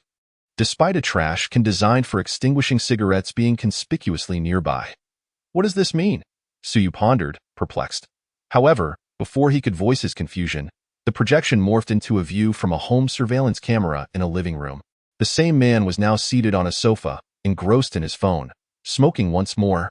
Yet this time, upon finishing his cigarette, he did not carelessly toss the butt onto the floor. Instead, he impatiently rose to retrieve an ashtray from the study. Extinguishing the cigarette with an "Do you understand now?" Chiyomo asked with a gentle smile. This left Suyu momentarily speechless. Public property is often neglected, yet individuals tend to take care of their private possessions. When survival becomes the paramount concern, the likelihood of private rights persevering far exceeds that of public rights. Even if the individual wielding such power may not be exceptionally astute, they would at least refrain from allowing everyone to perish, as that would render their authority meaningless. Should this power become communal, the probability of humanity succumbing to internal strife outweighs the chances of unity. As for concepts like freedom, democracy, and fairness, how do they measure against the continuation of the species? Are you not perhaps overestimating humanity? Suyu remarked with a twitch of his lips. This conclusion is derived from the analysis of data from over 1 billion individuals, utilizing the most sophisticated algorithms under the most extreme circumstances. Chiyomo replied, shaking her head. Human nature can be masked, but numbers will never lie. Chapter 44. No worries, she is exceptionally gifted fine. Suyu conceded that he could not counter her arguments and was, in fact, nearly persuaded by her reasoning, a 200-year-old which, indeed, was formidable. Not wishing to delve further into the topic, he hastily shifted the conversation. How many days do you have left? Approximately 4.5 days. Chiyomo replied in a flat tone, exuding an air of enlightenment. I have an important matter to attend to tomorrow morning, and Froststar has mentioned that Falcon will arrive tomorrow as well. Shall we wait for its arrival and then explore the world together? Suyu suggested I would be content merely to glimpse this vibrant world. If you are preoccupied, there is no need for you to accompany me everywhere. Chiyomo replied kindly, indeed. A 200-year-old ant truly knows how to care for others. Suyu sighed, yet he continued, however, it is not that I am overly busy. I cannot go back on my word to Froststar. Chiyomo nodded, refraining from further comments. Suyu then glanced at his phone and realized he had spent over half an hour upstairs. He prepared to lead Chiyomo downstairs. Although it seemed peculiar to bring someone down from upstairs without explanation, the house had multiple exits, so there was no need to elaborate on her sudden appearance. Typically, Yu Xiaoyu and Su Qingyin were too timid to inquire about such matters. Just as he was about to call out, he suddenly noticed that Chiyomo was clad in the same K-10 combat suit as himself. While it was an excellent outfit, it was also rather form-fitting.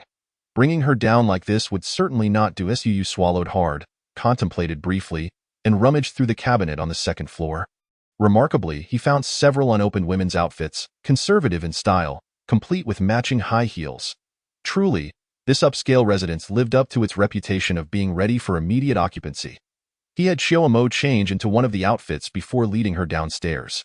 As expected, although Yu Xiaoyu and Su Qingyin were somewhat taken aback by the stunning woman Suyu had brought down, they refrained from asking any intrusive questions. The legal personnel who came to sign the contract was entirely unaware of Chiyomo's sudden appearance. Assuming she had always been there, Mr. Su, we have prepared the contract on our end, and we have also made an appointment at the housing authority. Once you sign, we can send it over immediately, and the procedures will be completed today. You will receive the certificate within 3 days, Su Qingyin stated respectfully as she rose. All right. Suyu accepted the thick stack of contracts, preparing to skim through them. However, as he opened the first page, a sudden thought struck him, and he turned to Chiyomo. asking, "Do you understand the law?" He was referring, of course, to the laws of Blue Star. Chiyomo nodded slightly and took the contract. She had comprehended the legal texts of various countries the moment she connected to this world's network. To say that no lawyer or judge on Blue Star could rival her understanding of the law would not be an exaggeration. The sound of pages flipping rapidly filled the air. Chiyomo's pale blue eyes seemed to emit a certain subtle glow, and in less than 2 minutes, she had flipped through the thick stack of over 100 pages and returned the contract to Suyu. Nodding, "No problem," Suyu, trusting her judgment, promptly picked up a pen to sign. "Are you not going to review it further?" Yu Xiaoyu could not help but ask. "This is a contract worth 380 million. You are just going to flip through it in a matter of seconds?" It was not that she was targeting Chiyomo, but it seemed rather hasty. "No need to look." Suyu shook his head as he signed. "She possesses an extraordinary gift for speed reading. I assure you she has grasped it all. Is there truly such a talent?" Yu Xiaoyu looked at Chiyomo in astonishment. She had heard of speed sketching, but speed reading? Chiyomo merely responded with a gentle smile. She completed her reading of the entire contract in just over a minute, while it took Suyu a full 10 minutes to sign, given the numerous places requiring his signature. Moreover, since the contract was in triplicate, he had to sign 3 times. After signing the contract, Suyu effortlessly processed the payment of a staggering 380 million. His original deposit of 430 million was instantly reduced to a mere 50 million. Nonetheless, this expenditure felt exceedingly worthwhile. Suyu was thoroughly satisfied with this new residence. Even disregarding the impressive 3,600 square meter courtyard, the main building alone offered a sprawling area both above and below ground. There were over a dozen rooms capable of accommodating residents. Just imagine, when the time comes for a hidden beauty, having one in each room. Cough, cough, restrain yourself. After signing the contract, Su Qingyin and her colleagues departed, having taken the time to add Suyu on WeChat. She mentioned that if any issues arose with the house, he should feel free to reach out, and since Suyu's purchase would earn her a substantial commission, she hoped to treat him to a meal. "Sounds somewhat familiar," Suyu mused, recalling how Yu Xiaoyu had similarly added him during the car purchase.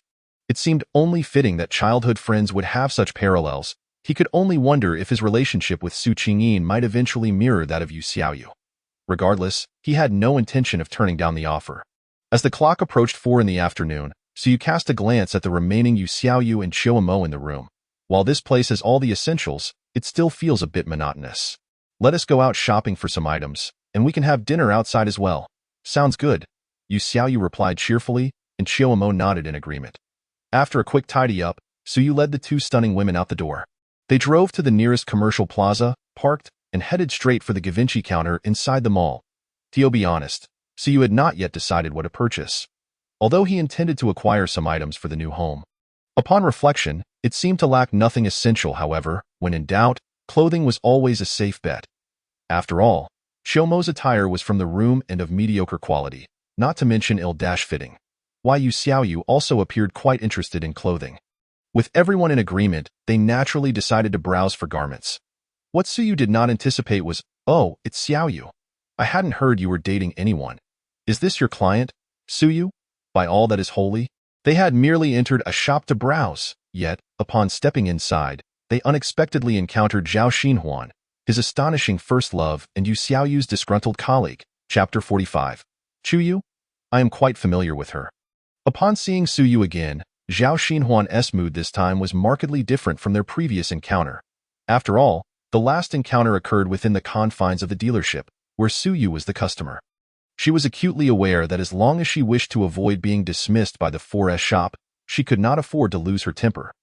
Thus, she had no choice but to endure Suyu's disregard, swallowing her humiliation in silence. However, this time was markedly different. No longer confined to the shop, her opportunities for expression had significantly expanded. Having come to terms with the previous incident, Zhao Xinhuan had mostly reconciled her feelings. Although she was astonished by Suyu's extravagant purchase of a luxury vehicle, she remained skeptical about the sheer coincidence of it all. With so many dealerships in the bustling metropolis, it seemed improbable that Suyu would choose the very one where she worked to make such a purchase. While her inquiries among old school friends revealed that Suyu had not sought them out for information about her workplace, Zhao Xinhuan stubbornly believed that Suyu had deliberately sought her out to flaunt her newfound wealth. Yet, the embarrassment she felt from the situation did not faze her. After all these years, Suyu's success and her decision to seek her out only indicated that she still held a place for her in her heart. In Zhao Xinhuan's eyes, this represented a golden opportunity, the chance to transform from a mere mistress to a wealthy socialite. Unlike her previous existence, which had relegated her to the role of a plaything for affluent middle-aged men, she now envisioned a future of prosperity. While out shopping during her day off, she had initially intended to purchase new clothes and cosmetics to enhance her appearance before seeking an opportunity to meet Suyu. However, she was taken aback by their unexpected encounter. Upon spotting Suyu, the biting remarks she had prepared for Yu Xiaoyu evaporated, and her expression softened, the harshness in her demeanor replaced with a gentler faade. Suyu, is that you? How have you been? Are you doing well? Her voice was a delicate whisper, laced with a tremor, evoking an air of vulnerability, reminiscent of a long-lost first love reuniting after years apart. Suyu. This is ridiculous. Is she performing a Sichuan opera face-changing act? The speed at which she shifts her demeanor is nothing short of remarkable. She could easily make a career out of acting. Oh, quite well. Actually, I just purchased a villa for 400 million. Yu Xiaoyu linked her arm with Suyu's, tilting her fair chin upwards. Suyu smirked slightly, discreetly patting Yu Xiaoyu's rear in encouragement. A perfect role for a supportive partner. Certain statements lack impact when uttered by a man. They merely come across as pretentious. Having Yu Xiaoyu confront Zhao Xinhuan was, therefore, entirely appropriate. 400 million. Zhao Xinhuan's pupils dilated, her voice involuntarily rising several octaves as she struggled to maintain her composure. Her initial instinct was disbelief, yet she quickly recalled Suyu's recent cash purchase of a luxury vehicle, leaving her in a state of uncertainty. Let's go inside, Suyu said, shaking her head, dismissing Zhao Xinhuan entirely as she led Qiuemo and Yu Xiaoyu into the shop. Observing this, Zhao Xinhuan hesitated for a moment, her gaze fixed on the closeness between Yu Xiaoyu and Suyu. Her eyes nearly ablaze with jealousy.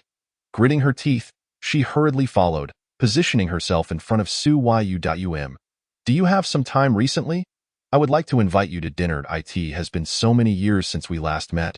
And I have so much to say to you. As she spoke, she reached out to tug at Suyu's sleeve, her expression one of feigned innocence and desperation. However, Suyu promptly yanked her sleeve away. Responding coolly, I don't have time.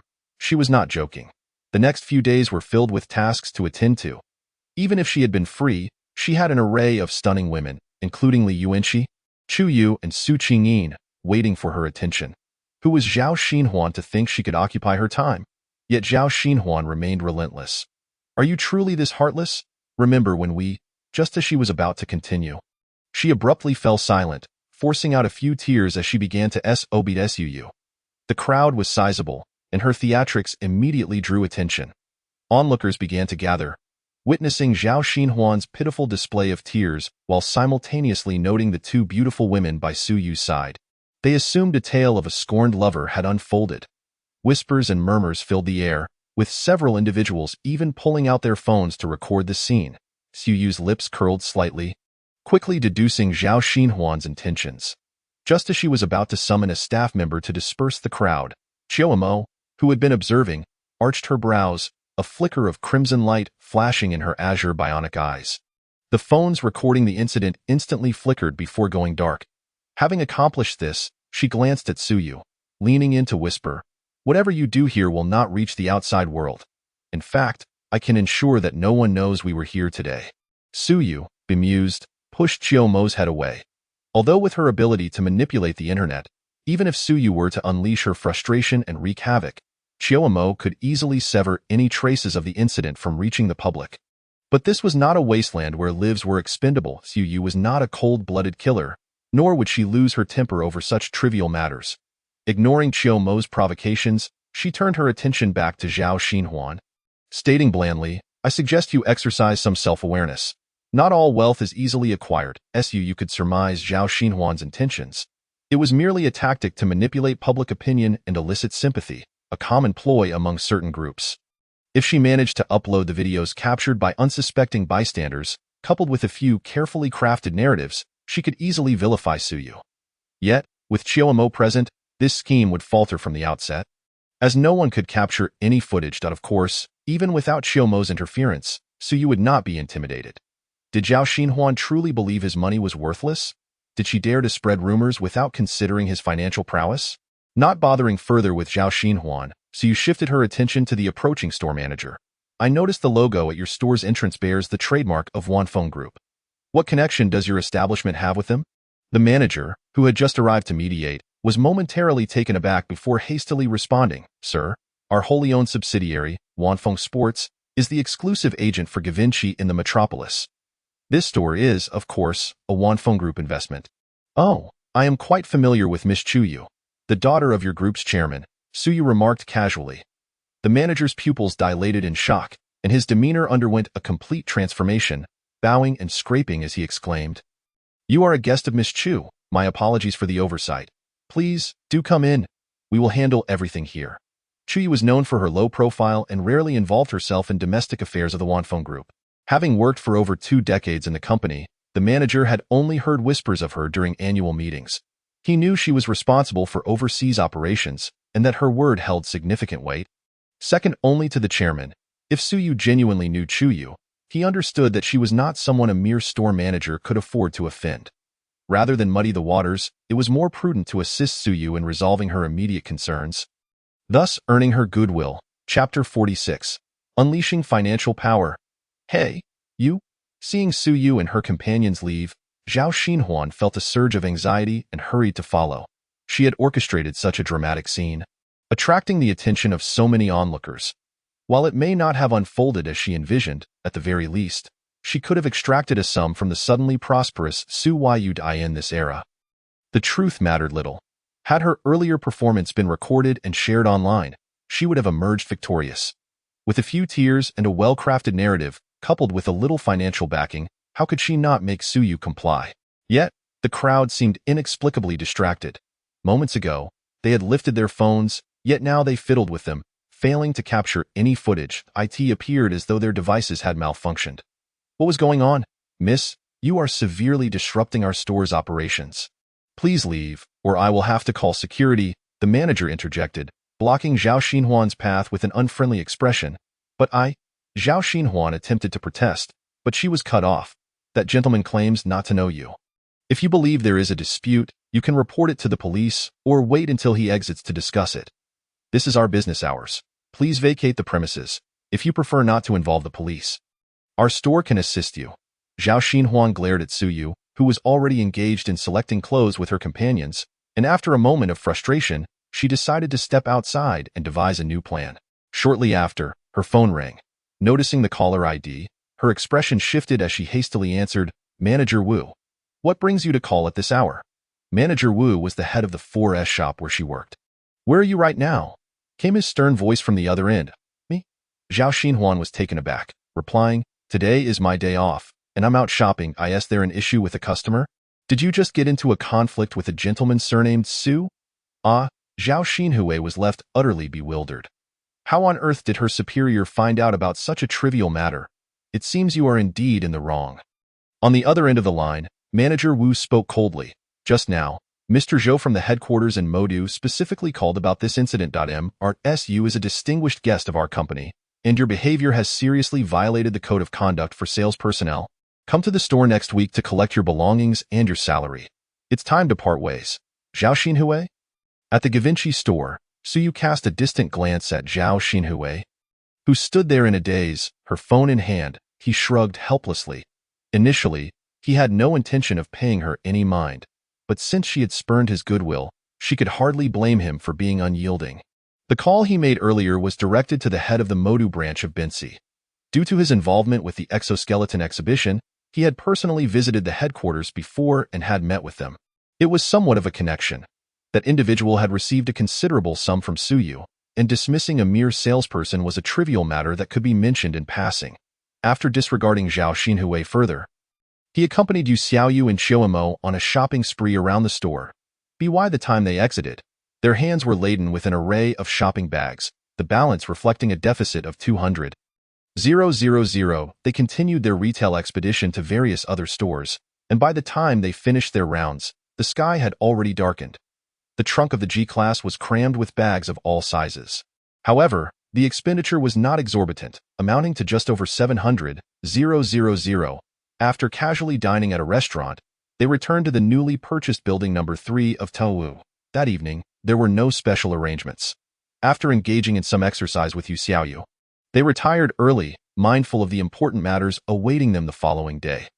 Zhoubo had hinted to him earlier that the military would likely reach a conclusion regarding the exoskeleton issue by tomorrow. Just the negotiations alone promised to take a considerable amount of time. Additionally, Shuangxing had promised to deliver 3 Falcon-class near-Earth orbit spacecraft. The following morning, Suyu unusually awoke early. Although it was Saturday, Yu Xiaoyu, working at the 4S shop, belonged to the service industry and did not enjoy the luxury of weekends. After greeting Suyu, she took a taxi to work.as for Qiumo.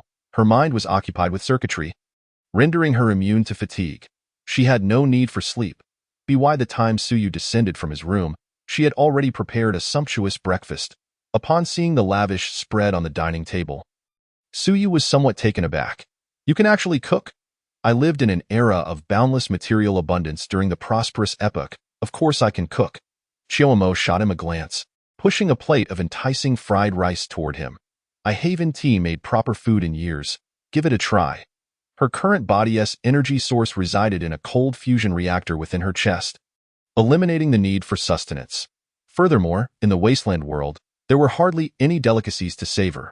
Before Shuangxing became an agent for the interdimensional trading platform, ordinary people subsisted on unpalatable nutrient paste. Even the elite of Future City could only occasionally indulge in the produce from the agricultural and pastoral bases within the city.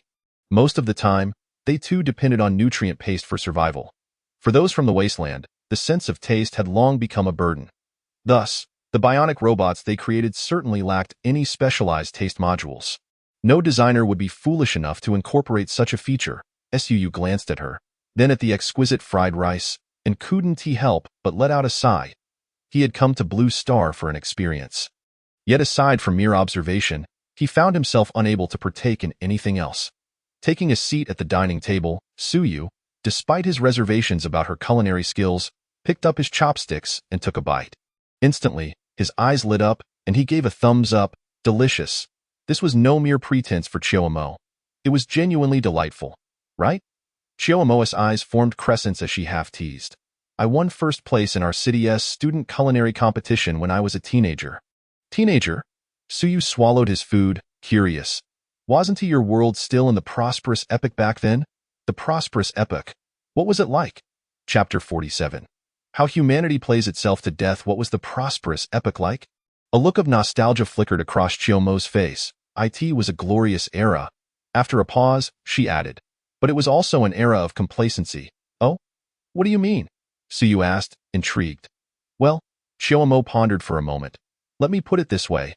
If we were to apply your terms of the First and Second Industrial Revolutions, our world transitioned from the First Industrial Revolution to achieving controllable nuclear fusion for commercial use in a mere 80 years.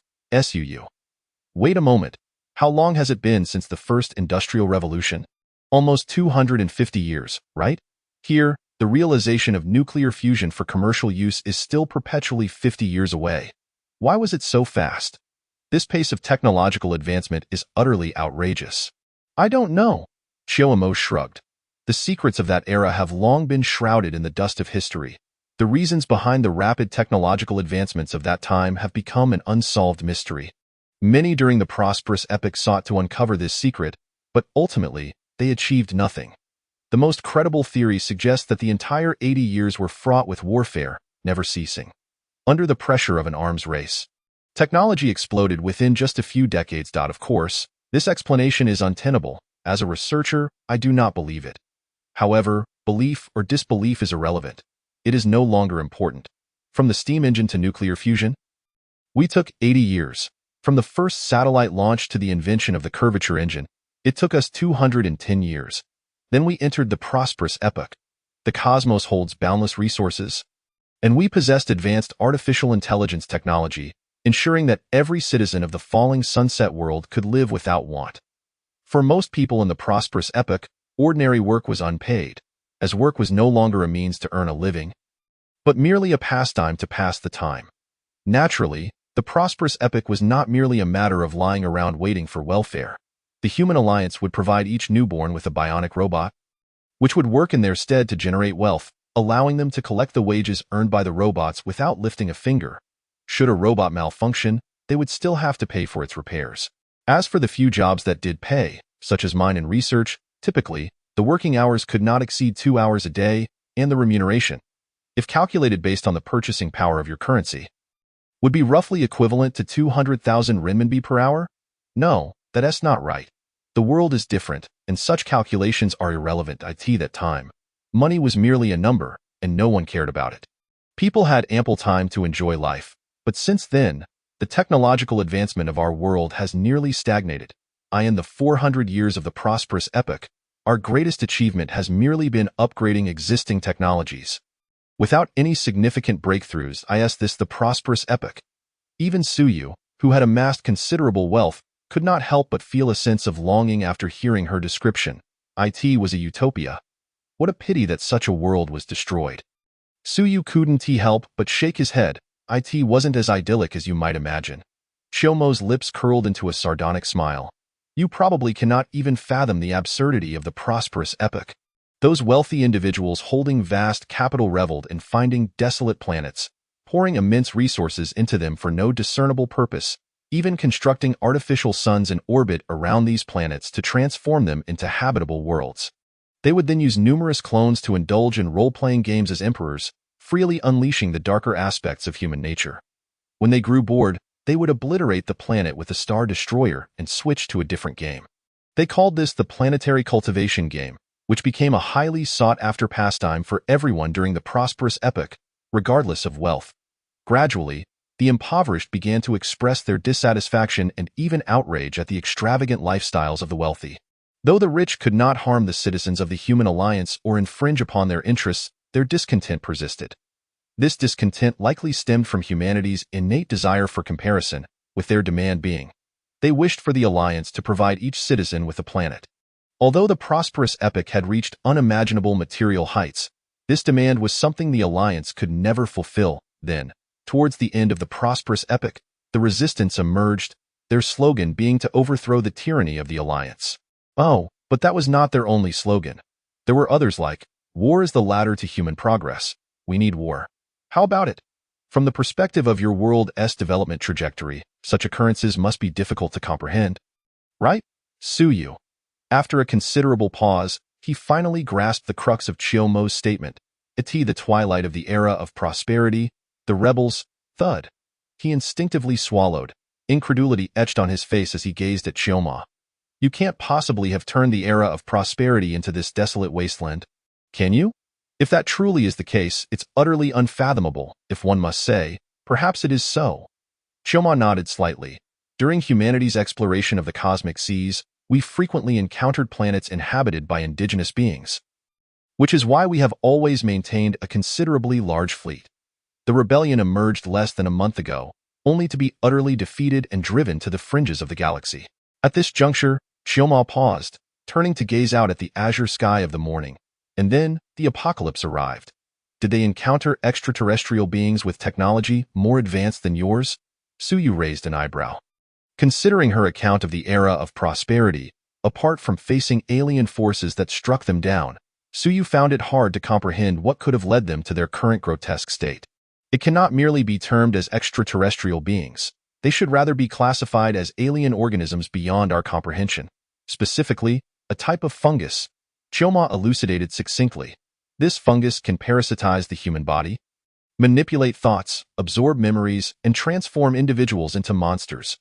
The Ninth Fleet of the Cosmic Sea, one of humanity's mightiest fleets, pursued the rebels, capturing them with the intent of bringing them back for judgment. However, the entire fleet was silently overtaken by this fungus. Subsequently, this fungus spread like a plague throughout the Cosmic Sea, and by the time humanity realized its presence, it had already seized control of a significant portion of the fleet. The war raged for merely 2 years, and the once invincible humanity was annihilated by this seemingly trivial fungus. Does that not seem utterly unbelievable? Such is the absurdity of reality. Chiyomo shrugged.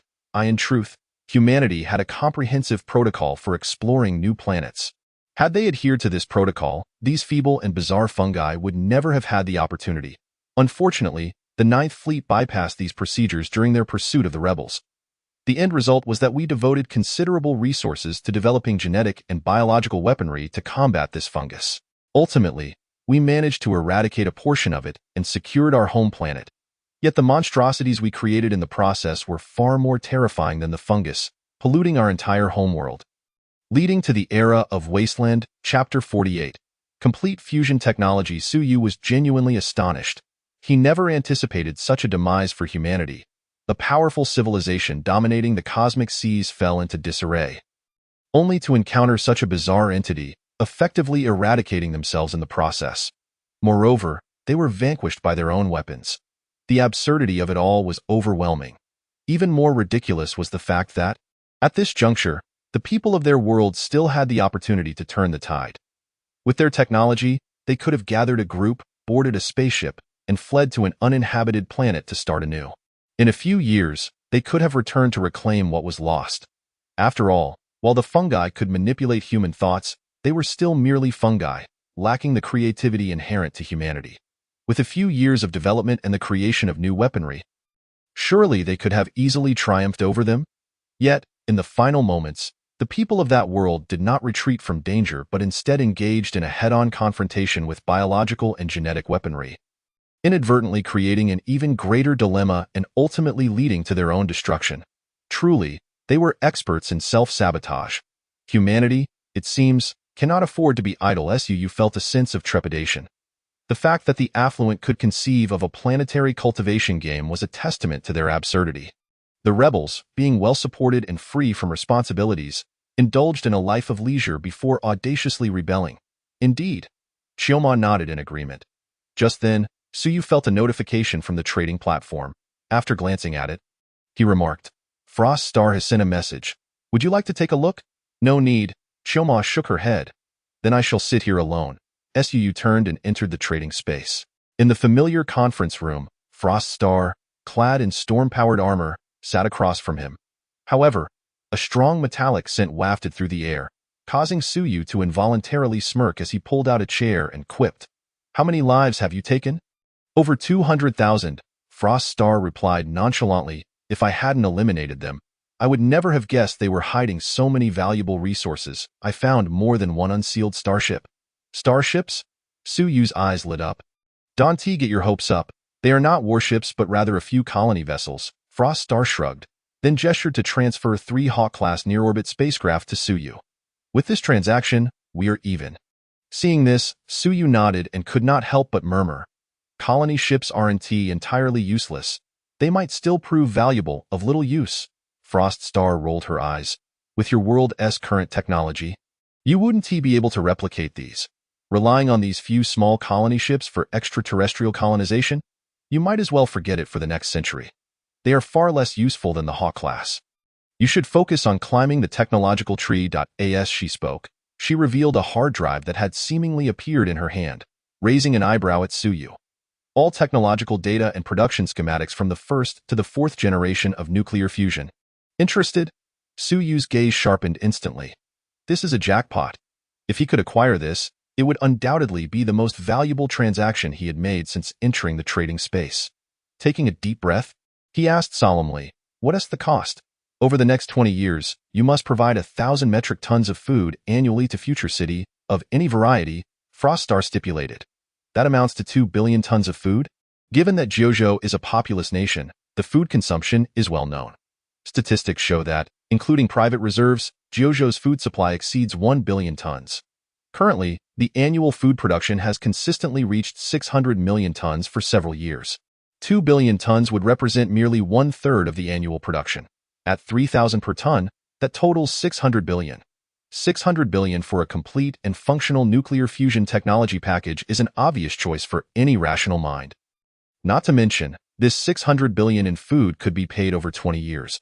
What does nuclear fusion represent? It symbolizes boundless energy, endless food, and indeed, a true future. Agreed, but it must commence from next year. Suyu nodded in acceptance of the deal, not even bothering to haggle. Froststar was already well aware of his circumstances and, knowing that he would never refuse even the highest price, chose to offer a remarkably low cost. There was little point in further negotiations. After finalizing the transaction, Suyu turned to inquire, What is the production capacity of those bionic beings that carry Chioma's consciousness on your side? Are you looking to purchase bionic beings? Frost Star asked instinctively, then nodded. That makes sense. You indeed require these bionic beings. Her bionic being was custom-made, not a mass-produced item, so acquiring them in bulk would be impossible. However, she added, you need not seek those. We at Future City also produce some lower-end bionic beings.as for capability. Under artificial intelligence management, they are certainly more efficient than most employees you recruit in your world. From assembly line tasks to piloting starships for space colonization, they can perform all human tasks except for creative endeavors, and loyalty is not a concern. During last night's cleanup, we just so happened to seize a warehouse containing approximately 2,000 units, which I can provide you right away. Bionic beings and clones are not the same. Bionic beings, strictly speaking, are robots designed to resemble humans. Clones, on the other hand, are actual humans, cultivated from human cells in a petri dish. Given that both Suyu and Frost Star currently possess lower-tier statuses, they cannot trade live beings, and thus, cloning transactions are not feasible. However, due to Chioma's presence, after her consciousness dissipates, her memories will merge with the artificial intelligence module within her body. Suyu would acquire an extraordinarily advanced AI endowed with all the memories of the former ruler of Future City. With this AI orchestrating operations, bionic beings would prove far more useful than clones, as for the price. At this point, Frost Star exhibited hesitation, uncertain of what to request. Asking for food seemed impractical since, with the nuclear fusion deal in place, they would be receiving 1,000 metric tons of food annually starting next year. Given that Future City houses only a few 100,000 residents, they would not be able to consume all that food, making excess unnecessary. However, requesting too little would be a loss. In fact, for her, these 2,000 bionic beings held more value than the nuclear fusion technology that could be easily replicated. How about a longevity elixir that could extend one's life by 20 years? Suyu smiled slightly, producing an exquisitely crafted wooden box. Upon opening the lid, a captivating fragrance instantly filled the conference room. Frost Star, caught in her indecision, was momentarily taken aback, her eyes widening as they fixated on the pearl-sized, translucent longevity elixir within the box. Chapter 49. Leasing engineering robots for longevity? Golden pill? Frost Star gazed at the wooden box for a considerable time before incredulously looking at Suyu. You actually matched with your second trading counterpart successfully again? And they hail from the realm of metaphysics? Indeed. Suyu shrugged. This is truly, Frost Star found herself at a loss for words. She had accessed the trading space long before Suyu, yet it was only after him that she truly began to savor the benefits of trading. Prior encounters had either involved eccentricities that rendered normal transactions impossible or individuals so impoverished that even possessing gold was futile. The first trading counterpart matched by Suyu had been her. And now he had managed to find another suitable trading partner, acquiring something as remarkable as a longevity-enhancing elixir. Frost Star admitted, she was genuinely envious, so, shall we trade? Suyu tapped the table to remind her. Absolutely, Frost Star responded without hesitation. A golden pill that extends life by 20 years. Only a fool would refuse to trade. Upon hearing this, Suyu quickly signed the transaction contract, solidifying the deal. He then expressed some confusion. Speaking of which, isn't it possible in your world to extend life through cybernetic enhancements and organ replacements? Just like Chiomo, then why show such interest in extending life by 20 years? Frost Star, momentarily distracted by the elixir, scratched her head and replied, theoretically, it could indeed work, but she is left with only her consciousness. Her physical form is gone, so it wouldn't apply, would it? True, Suyu nodded, not dwelling on it further. The impending demise of Chiomo had been something he had long anticipated.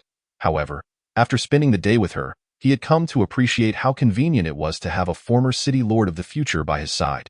If possible, he would gladly assist her, but if it proved impossible, he would not be held accountable. After completing another transaction involving bioengineered individuals, Suyu did not leave immediately but continued. Do you have any engineering machines capable of rapid construction over there? Once he established cooperation with the military, his company and factories could take off.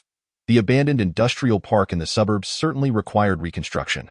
Given the current technology in Blue Star, renovations would not pose a challenge. However, complete demolition and rebuilding would take at least a year or more. The industrial park, a relic of the last century, housed many structures that had become hazardous. Therefore, Rebuilding was essential. Suu was unwilling to wait that long and turned his attention to Frost Star, who was now the city lord of Future City, possessing production capabilities that likely surpassed those of the entire Blue Star. Moreover, Future City had grand aspirations for reconstructing the wasteland. Logically, they should possess relevant infrastructure technology. J9000, All-Terrain Engineering Modification Module, Frost Star replied nonchalantly. This module comprises over 8,000 engineering robots with specialized functions, all coordinated by a central AI. In simple terms, you only need to define the construction area, and it will automatically survey the terrain, design thousands of architectural blueprints. There will surely be one you fancy. Just choose one. Once selected, you only need to provide the raw materials. Everything else is taken care of. With its construction speed, it can erect a skyscraper over 1,000 meters tall from bare ground within 3 days. I've heard that during the Prosperity era, 10 such engineering modules completely demolished and rebuilt a city center with a population of over 100 million in just 3 months. Damn, that's incredibly enticing. How much is it? Suu inquired eagerly. Not for sale. Future City has only this one, and we will need it for reconstructing the wasteland. Frost Star shook her head, but before she finished her sentence, she raised an eyebrow and added, however, it can be rented. How about renting a longevity elixir for 3 days, a month? Suu proposed his price. Not possible, a maximum of 5 days. 28 days. Ultimately, Suu secured the all-terrain engineering modification module for 12 days in exchange for a longevity elixir. After becoming the city lord of Future City, Frost Star was surprisingly straightforward. She only made Suu wait for less than half an hour before returning with over 2,000 bioengineered individuals in the engineering modification module.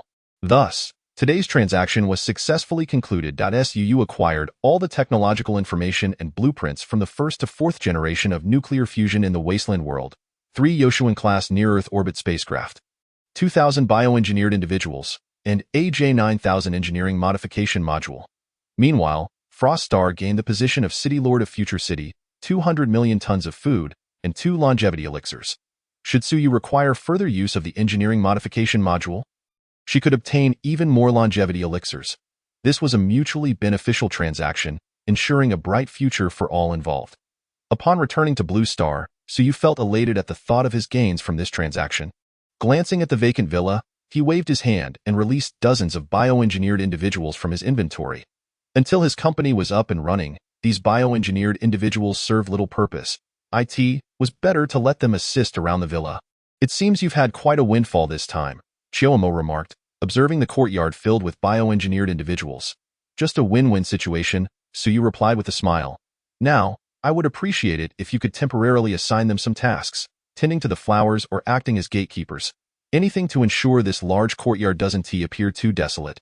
Chiomo nodded, and without any visible action on her part, the bioengineered individuals standing listlessly in the courtyard sprang into motion.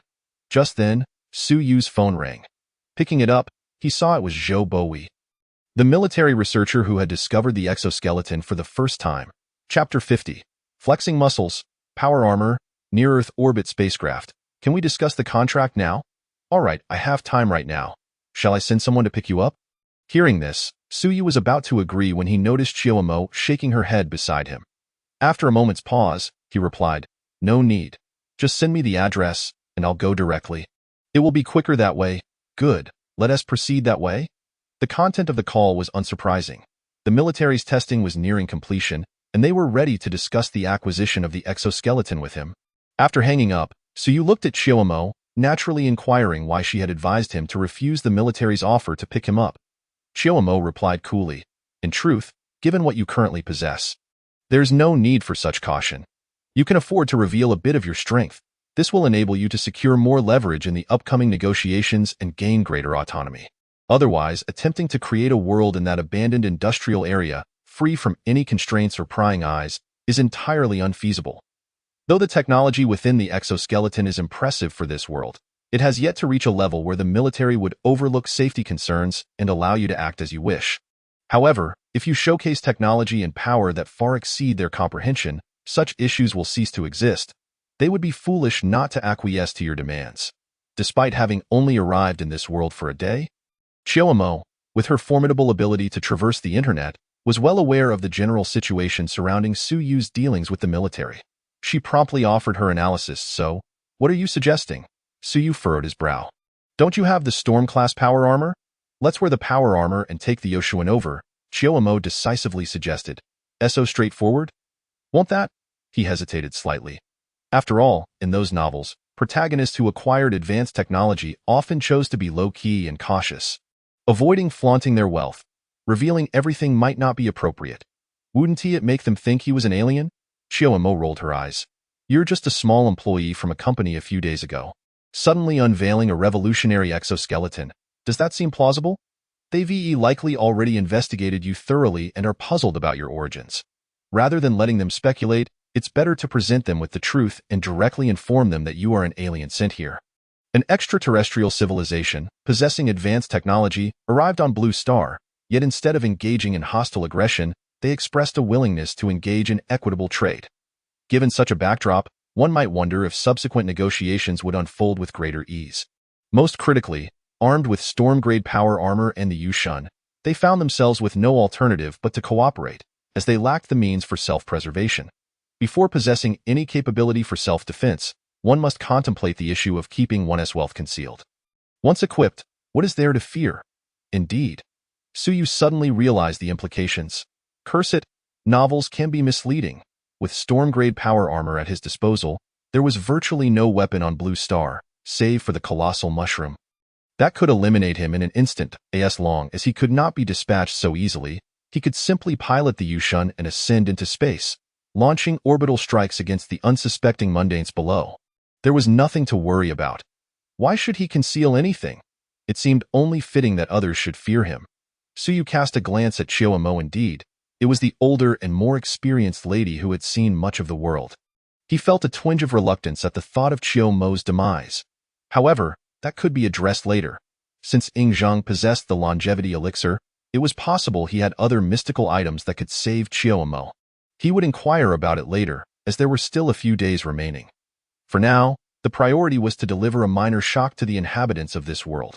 With a wave of his hand, 2 storm-grade power armors materialized on the vacant space in front of the villa. According to the classifications from the Wasteland, exoskeletons were divided into light, medium, and heavy types, while power armors were similarly categorized.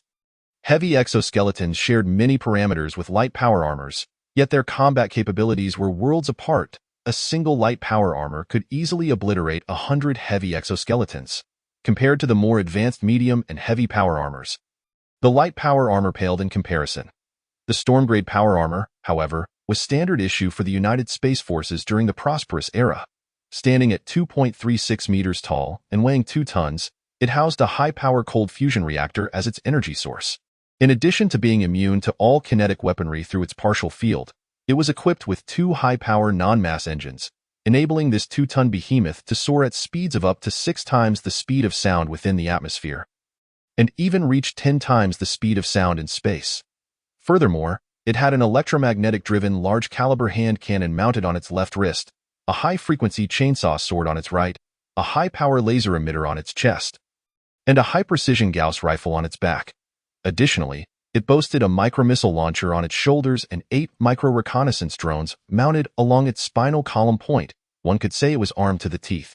Without a hint of exaggeration, this machine could single-handedly take down a main battle tank on the battlefield and face a modern heavy mechanized brigade with ease. Suyu and Chiyomo donned their respective power armors. The controls were not particularly challenging as they featured built-in AI assistance. Even a fool could operate it to tear apart tanks. The 2 activated their thrusters and ascended to an altitude of 1,000 meters. Then, Suyu retrieved the Yoshuan-class near-Earth orbital vehicle from his inventory and boarded it mid-air. Though to the Frost Star's perspective, the Yushun was merely a small vessel with a maximum payload of 500 tons. It was undoubtedly a colossal machine. After all, the largest transport aircraft on Blue Star, the An-225, had a maximum payload of only 250 tons. The Yushun's capacity was double that of the An-225, making it impossible to be considered small. In reality, the Yushun measured over 100 meters in length, 30 meters in width, and approximately 10 meters in height, featuring a conical shape that exuded a sense of sci-fi grandeur. Operating it was rather complex, but fortunately, he had numerous biosynthetic beings at his disposal, along with Chiyomo who could control them. Soon, the Yushun sprang to life. gradually vanishing into the azure sky. It seemed to disappear without a trace. True optical stealth. A few minutes later, several fighter jets roared into the airspace previously occupied by the Yushan. Observing the empty skies, the pilots within the jets appeared bewildered and hastily activated their communications, reporting to headquarters. There are no unidentified flying objects in the target airspace. It seems to have vanished. Chapter 51. Optical stealth. Seems to have vanished. Inside the Yoshuan's cockpit, so you listen to the pilot's report echoing through the channel. Swallowing hard, his eyes wide with astonishment as he watched the jets zoom past, barely meters away from the Yushan. Truly invisible? Wasn't that less than 10 meters away? The optical stealth technology, combined with the wave absorption energy field, rendered the Yushan undetectable to both the naked eye and radar. Shoamo shrugged. Don't even mention Blue Star's detection technology. Even during our prosperous era, a Yushan seeking concealment could only be detected by large gravity wave monitoring instruments typically found on ground and starships, which could sense gravitational anomalies. Other detection technologies are nearly ineffective against it, and of course, firing will certainly expose our position. As she spoke, she deftly tapped a few keys on the virtual keyboard before her. Instantly, a projection of a command center materialized in front of them. The command center was filled with an array of precise instruments, and many individuals in military attire were moving about with grave expressions. As if faced with a significant crisis, upon hearing keywords like unidentified flying object and vanished, so you quickly deduced the nature of this place. A military air command center. Could this be? Too extreme. Suyu couldn't help but twitch the corners of his mouth. Goodness, this was undoubtedly an act of military espionage. What is the harm? No one will know. If you don't believe me, I can show you something else. Chioamo, with a flick of her finger, changed the projection again, revealing another similar military-related command center. However, the flag displayed on the wall was now the stars and stripes, and the personnel had transformed into Caucasians. Goodness, had they hacked into a military base across the vast expanse of America? As Chiomo's fingers danced, a series of confidential locations that Suyu had never dared to imagine were displayed before him in real time. Discussions and decisions that could impact countless individuals were laid bare in his ears. If previously, Chiomo was constrained by the processing power of the biosynthetic robot's internal chips, requiring time to breach firewalls. Now, with the computational power of the Yushan's central computer, she had become a true deity navigating the networks of Blue Star. If I were to give the command to launch all of Blue Star's nuclear weapons, could you do it? Suyu asked, somewhat impulsively. The show-off Chiomo paused, casting a surprised glance at him. I didn't expect you to harbor such inhumane tendencies. Those systems are largely independent of the existing network and have launch protocols determined by humans. I find it quite difficult to operate them directly. However, it's not impossible. I could fabricate some false messages to deceive those at the nuclear bases into believing they are under nuclear attack, prompting them to initiate countermeasures and launch their nuclear weapons. As she spoke, she began typing on the virtual keyboard with an ethereal grace, seemingly intent on following through. Wait, I was just asking. Suyu quickly interrupted her. Goodness, if that were to happen, wouldn't Blue Star be reduced to a wasteland? Such reckless actions were unacceptable. Chiomo shot him a glare, her gaze resting on his hand. Let us go. We should be arriving soon. Suyu, seemingly oblivious, turned his attention back to the biosynthetic being operating the Yushan, squeezing Chiomo's hand lightly. Don't misunderstand. It's purely curiosity, he stated. After acquiring another batch of biosynthetic beings from Frost Star, he noticed that the one Chiomo utilized was not only functionally superior, but also seemed to possess a more refined skin texture. He had long been curious to touch it. Upon contact, it was indeed different. Quite frankly, had he not known in advance, he would never have imagined this was a synthetic robot. To say it felt like skin as smooth as jade and hands as delicate as silk would not be an exaggeration. The sensation surpassed even that of a real person. That's enough. We wouldn't want to wear it out here. Chiomo withdrew her hand, her expression slightly unusual. It seems you have a peculiar fondness for biosynthetic beings. Once my consciousness dissipates, this robot won't escape your clutches. Ahem, let us not go that far. Suyu cleared his throat, redirecting the conversation. How long until we arrive? We have already arrived. Chiomo lifted her fair chin, her gaze directed outside. Following her line of sight, Suyu noticed that the previous urban landscape had vanished, replaced by a sparsely populated mountainous region. Deep within the mountains, a sizable base stood tall. Occasionally, armed helicopters could be seen departing the base, seemingly responding to an emergency situation. So soon. Suyu squinted. If his memory served him right, Zhoubo had informed him that the location was approximately 90 kilometers from his villa in Taohuawu. Yet, from the time he had ordered their departure until now, it had barely been half a minute. Not too fast. At the end of autumn, Qioma shook his head and remarked, the first cosmic velocity is 7.9 kilometers per second, which equates to 23 times the speed of sound. Just now, our maximum speed barely exceeded 20 times the speed of sound, falling short of even the first cosmic velocity. The Peregrine Falcon can reach speeds that surpass the second cosmic velocity. We are still far from that limit. Suyu paused for a moment, then queried with skepticism, isn't that incorrect? Such rapid acceleration. What about the G-forces? It is widely known that when one drives a fast vehicle, the sensation of being pushed back is distinctly felt. When this force reaches a certain threshold, the human body cannot withstand it. This phenomenon is commonly referred to as G-force. The primary concern for many crewed spacecraft is not the machinery itself, but rather the inability of humans to endure such extreme G-forces. Those who have experienced flight simulators are aware that during high-speed maneuvers, while the aircraft may endure, the human body often succumbs to blackout. Yet, just moments ago, the Peregrine Falcon traversed over 90 kilometers in under 30 seconds. Logically, the G-forces should have been catastrophic. However, Suyu felt absolutely nothing. This defies logic, merely a rudimentary application of gravitational waves. There's no need for alarm, Qioma cautioned, shaking his head. It would be prudent for you to make a call and notify someone. Otherwise, I fear a hasty landing may lead to unnecessary misunderstandings. Gravitational waves, very well, this was not a matter for someone of his limited academic prowess to question. Suyu retrieved his phone and dialed Joe Bowie's number. Chapter 52. Hold your fire, it's our allies. In the main building of the base, Joe Bowie sat in his office awaiting Suyu's arrival. Aside from him, several military researchers were present, who were supposed to be engaged in research at another highly secretive facility. They had come here today primarily to finalize matters regarding the exoskeleton collaboration with Suyu. After all, such technologically intricate matters required the presence of knowledgeable researchers. Although the atmosphere outside seemed somewhat tense, they remained comfortably inside, unburdened by any responsibilities. Such military installations have established emergency protocols that do not necessitate their involvement. If they ventured outside, they might inadvertently complicate matters. However, curiosity is a natural human trait. Hearing commotion from outside, an elderly scholar with a head full of white hair could no longer contain his curiosity and asked, "What is happening? Why the sudden tension? I don't recall any drills scheduled for today." Joe Bowie shook his head, replying, "I've heard that the Air Force's radar just detected an unidentified flying object over Modu, measuring at least 100 meters in length, larger than a transport aircraft.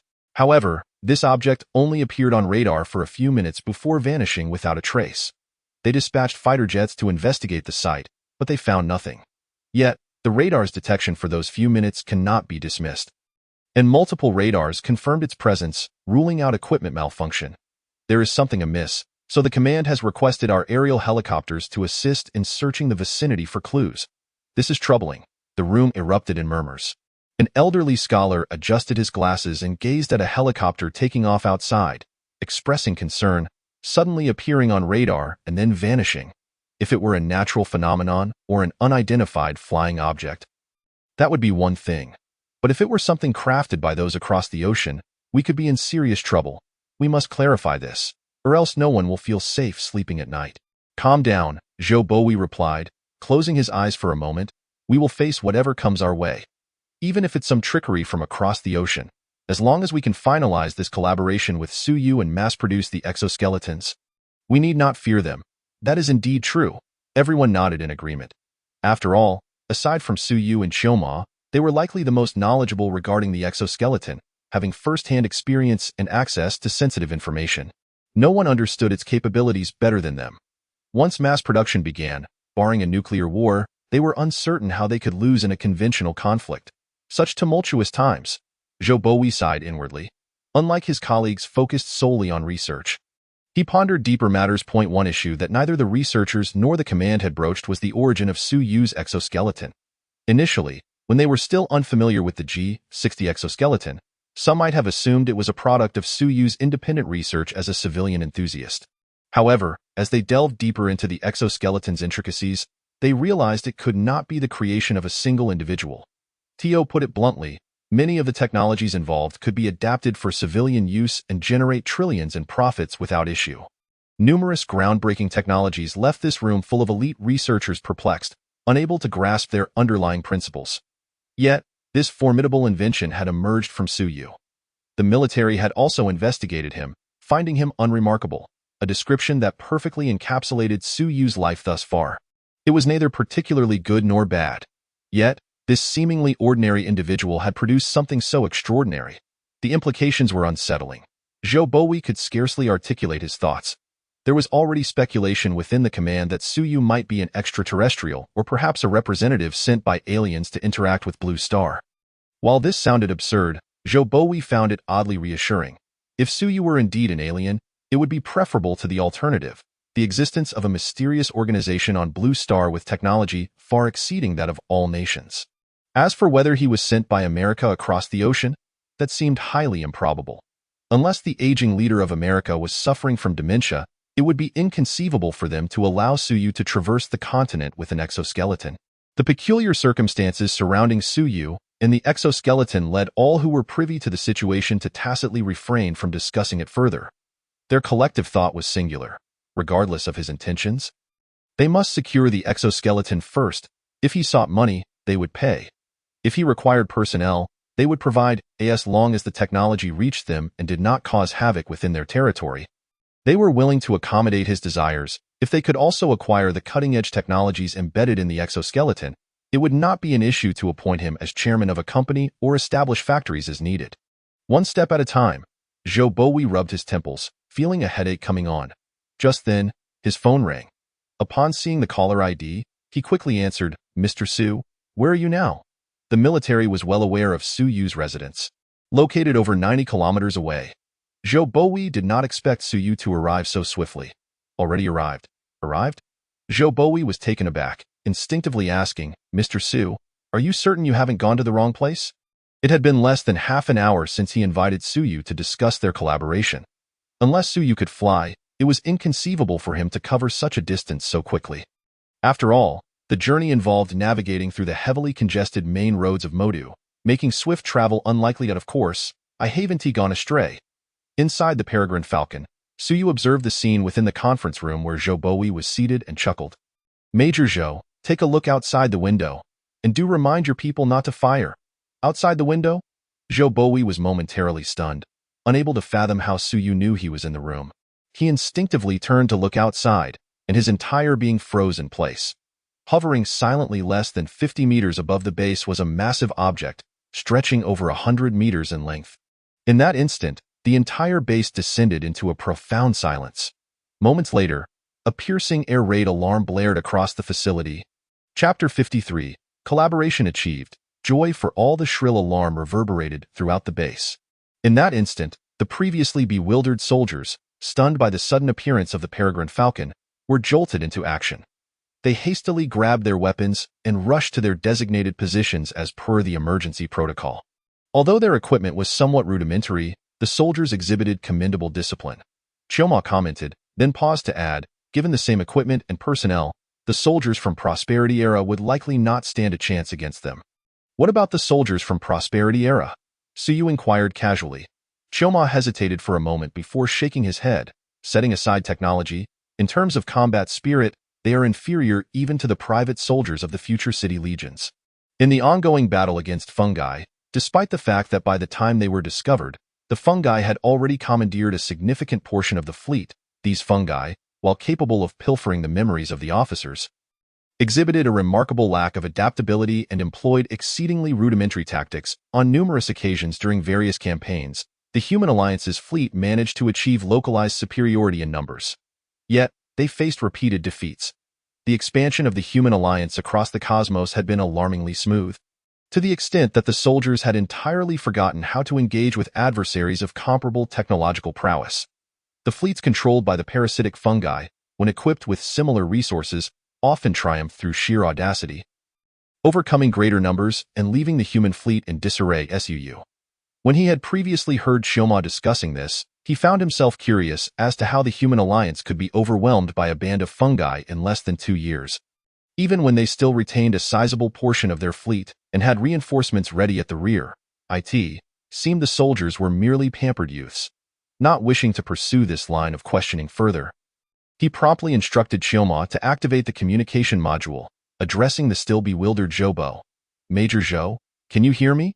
Zhoubo, suddenly jolted back to reality, recalled Suyu's earlier request for their men not to fire, and his voice rose sharply by 8 octaves. "Are you aboard the ship?" "Indeed." Upon receiving Suyu's affirmation, Zhoubo's mind briefly faltered. However, upon noticing that soldiers had already deployed the anti-air missile vehicles, he quickly regained his composure and rushed out of the conference room, sprinting towards the command center above. "Do not fire! Do not fire!" This left a room full of researchers exchanging bewildered glances, utterly perplexed by the unfolding events. Several minutes later, with Zhoubo providing a brief explanation, a cadre of high-ranking officers, all clad in military uniforms and bearing stern expressions, emerged from the central building of the base, each holding the rank of at least colonel. All anti-air defenses surrounding the military base had been mobilized, yet they remained silent, merely pointing towards the Peregrine Falcon. Suu, unfazed, donned his powered armor and opened the hatch. Then, under the watchful gaze of countless onlookers, he and Shioma leaped from a height of over 50 meters. As they neared the ground, just a few meters away, the unorthodox engine of the powered armor emitted nearly imperceptible microwaves, allowing them to land soundlessly. Suu, here to discuss business. Approaching the group, Suyu removed his faceplate and the armor from his right hand, extending his hand in greeting. "Commander of this base, Zhou Qing." The foremost officer shook Suyu's hand and, after a moment's contemplation, remarked, "Mr. Su's entrance is rather unique." With that, he glanced at the Peregrine Falcon still hovering above, a look of grave concern flashing in his eyes. Without delving into further details, the mere fact that this apparatus could silently approach their heads without any radar detection was already absurd. If it were an enemy bomber, the entire base would likely have been obliterated by now. To save time, if the general finds it bothersome, I can make it vanish. Suyu chuckled as he snapped his fingers. In an instant, the colossal object in the sky began to fade into the ethereal, ultimately vanishing entirely. Optical stealth? The researchers erupted in astonishment. Not only them, but even the less knowledgeable enlisted soldiers felt a chill creep from their hearts to their limbs upon witnessing such a massive object disappear without a trace. As for those tasked with air defense, they were rendered speechless. Moments ago, it was merely undetectable on radar, but now it had vanished from sight entirely. Was this truly possible? Could such optical stealth technology exist? Zhou Qing, the highest authority at the base, was momentarily taken aback, then gazed intently at Suyu before turning aside. "We have prepared a conference room, Mr. Su. Shall we proceed inside to discuss the details?" Before long, the group found themselves in the conference room. After a brief moment of mutual contemplation, General Zhou Qing broke the oppressive silence. "Mr. Su, you are here to discuss the exoskeleton business, correct?" "Absolutely," Suyu nodded. Zhou Qing paused before continuing. "Regarding the procurement agreement for the exoskeletons, the higher-ups are taking it very seriously and have entrusted me with full authority to negotiate the relevant matters. If you have no further issues, shall we begin?" Neither Suyu nor the military representatives mentioned the earlier incident. Truth be told, if it hadn't been for the presence of such seasoned military professionals, they likely would have been paralyzed by fear at the prospect of conducting business after witnessing a 100-meter vessel hovering in the sky, which exuded an overwhelming sense of pressure. Suu, however, was unperturbed. He promptly laid out his meticulously prepared conditions. First, he expressed his desire to completely revamp the abandoned industrial park in the southern suburbs, establishing factories there for the production of exoskeletons and other goods. The military would need to assist him in navigating any related troubles, as well as aid in acquiring special materials as necessary. Furthermore, his company sought no privileges, promising to pay taxes punctually each year, but he requested a degree of privacy, ensuring that neither military nor governmental personnel would intrude upon his operations to gather intelligence. Lastly, he proposed a price of 1 million per exoskeleton. The first condition was self-evident, as it was one of the primary motivations behind Su Yu's collaboration with the military. The second was to safeguard his secrets. While he was not particularly concerned about exposure, it was best to remain discreet. Regarding the final point about the exoskeleton pricing, it was only natural for him to quote a higher initial price. To be clear, he had no intention of exorbitantly demanding several million for each unit. Rather, he aimed for a volume-based approach, given that his production capacity could yield 500 exoskeletons daily. This was a commodity reliant on quantity. Pricing it too high would deter buyers. From the outset, he intended to offer a competitive rate to encourage bulk purchases. SUU's bottom line was set at 500,000 per unit. Pricing it at 1 million merely provided room for negotiation. However, to his utter astonishment, upon hearing his stipulations, Zhou Qing nodded without hesitation. We can agree to all of the above requirements. If there are no objections, we can proceed to sign the contract. Chapter 54, Nuclear Fusion Energy, the terrifying Peregrine Falcon all agreed. Suyu was momentarily bewildered by Zhou Qing's response. He had initially valued the G-60 exoskeleton at around 500,000. Considering the low production cost, he was confident he would not incur losses. His quote of 1 million was actually a deliberate inflation to provide the military with room for negotiation. He never anticipated they would express no interest in bargaining and would accept all his terms outright. Mr. Su's conditions are not unreasonable. Why would we not agree? Zhou Qing, representing the military in negotiations, smiled and gestured for the delivery of several contract documents. After Chiyomo reviewed them and confirmed there were no issues, Suyu promptly signed the contracts. Although he had intended to sell at a lower price, he saw no reason to refuse a generous offer. Furthermore, a higher payment would allow him to invest more resources into research and development of new technologies, such as nuclear fusion. If these advancements could be realized sooner, the ultimate beneficiaries would be the people of Jojo. Thus, more funding was undoubtedly advantageous. The contracts were swiftly finalized in addition to Suyu's stipulations. The government also had its demands. The contract stipulated that Suyu must establish a company dedicated to managing the exoskeleton patents, with shares divided between him and Jojo Bank, approximately a 70-30 split. This new company would be responsible for the mass production and commercialization of all technologies associated with the exoskeleton, excluding the groundbreaking innovations such as high-power microengines, metallic hydrogen batteries, and specialized armor. The profits from this commercialization would require Suyu to share dividends with Jojo Bank. In exchange, Jojo Bank would provide Suyu with 150 billion over the next 3 years as funding to purchase these shares. This represented the most substantial financial support Suyu would receive from the contract. Whether this arrangement was beneficial or detrimental could be viewed differently. Essentially, it stripped away the truly valuable, revolutionary technologies within the exoskeleton, avoiding any competition for those aspects, and instead focused on the secondary technologies, which, while not individually valuable, could accumulate significant worth due to their volume. If all of them could be commercialized, it would undoubtedly yield profits.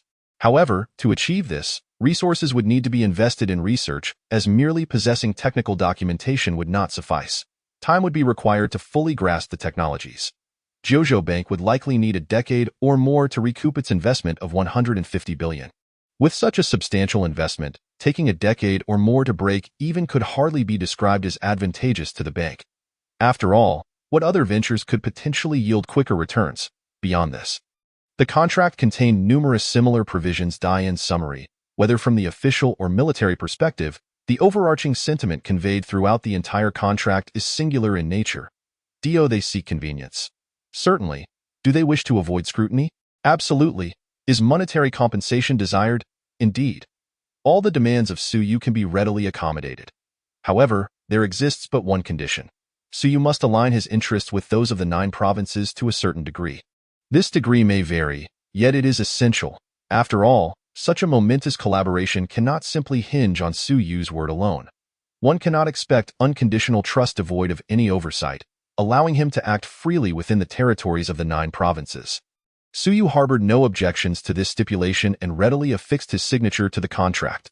The entire agreement, encompassing numerous clauses, amounted to several hundred pages, had it not been for Chiyomo's assistance in reviewing the document. The signing process alone could have consumed an entire afternoon. With all matters settled, Suyu's previous plans were now poised to commence. He had initially intended to take his leave. However, The military clearly had no intention of allowing him to depart immediately after signing. Instead, they warmly invited him to partake in a meal. As the conversation flowed, the atmosphere grew increasingly amicable, gradually steering toward the topic of the Peregrine-class near-Earth orbital vehicle that had caused considerable tension throughout the Eastern District earlier that day. Although they had chosen to disregard the matter during the morning's discussions concerning the exoskeleton collaboration, the emergence of such an incomprehensible entity on the territory of the 9 provinces could not fail to pique the military's curiosity. Initially, they were unsure of Su Yu's intentions and refrained from probing too deeply, fearing they might inadvertently provoke him. Yet now, seated at the table and sharing drinks, the military personnel began to cautiously inquire.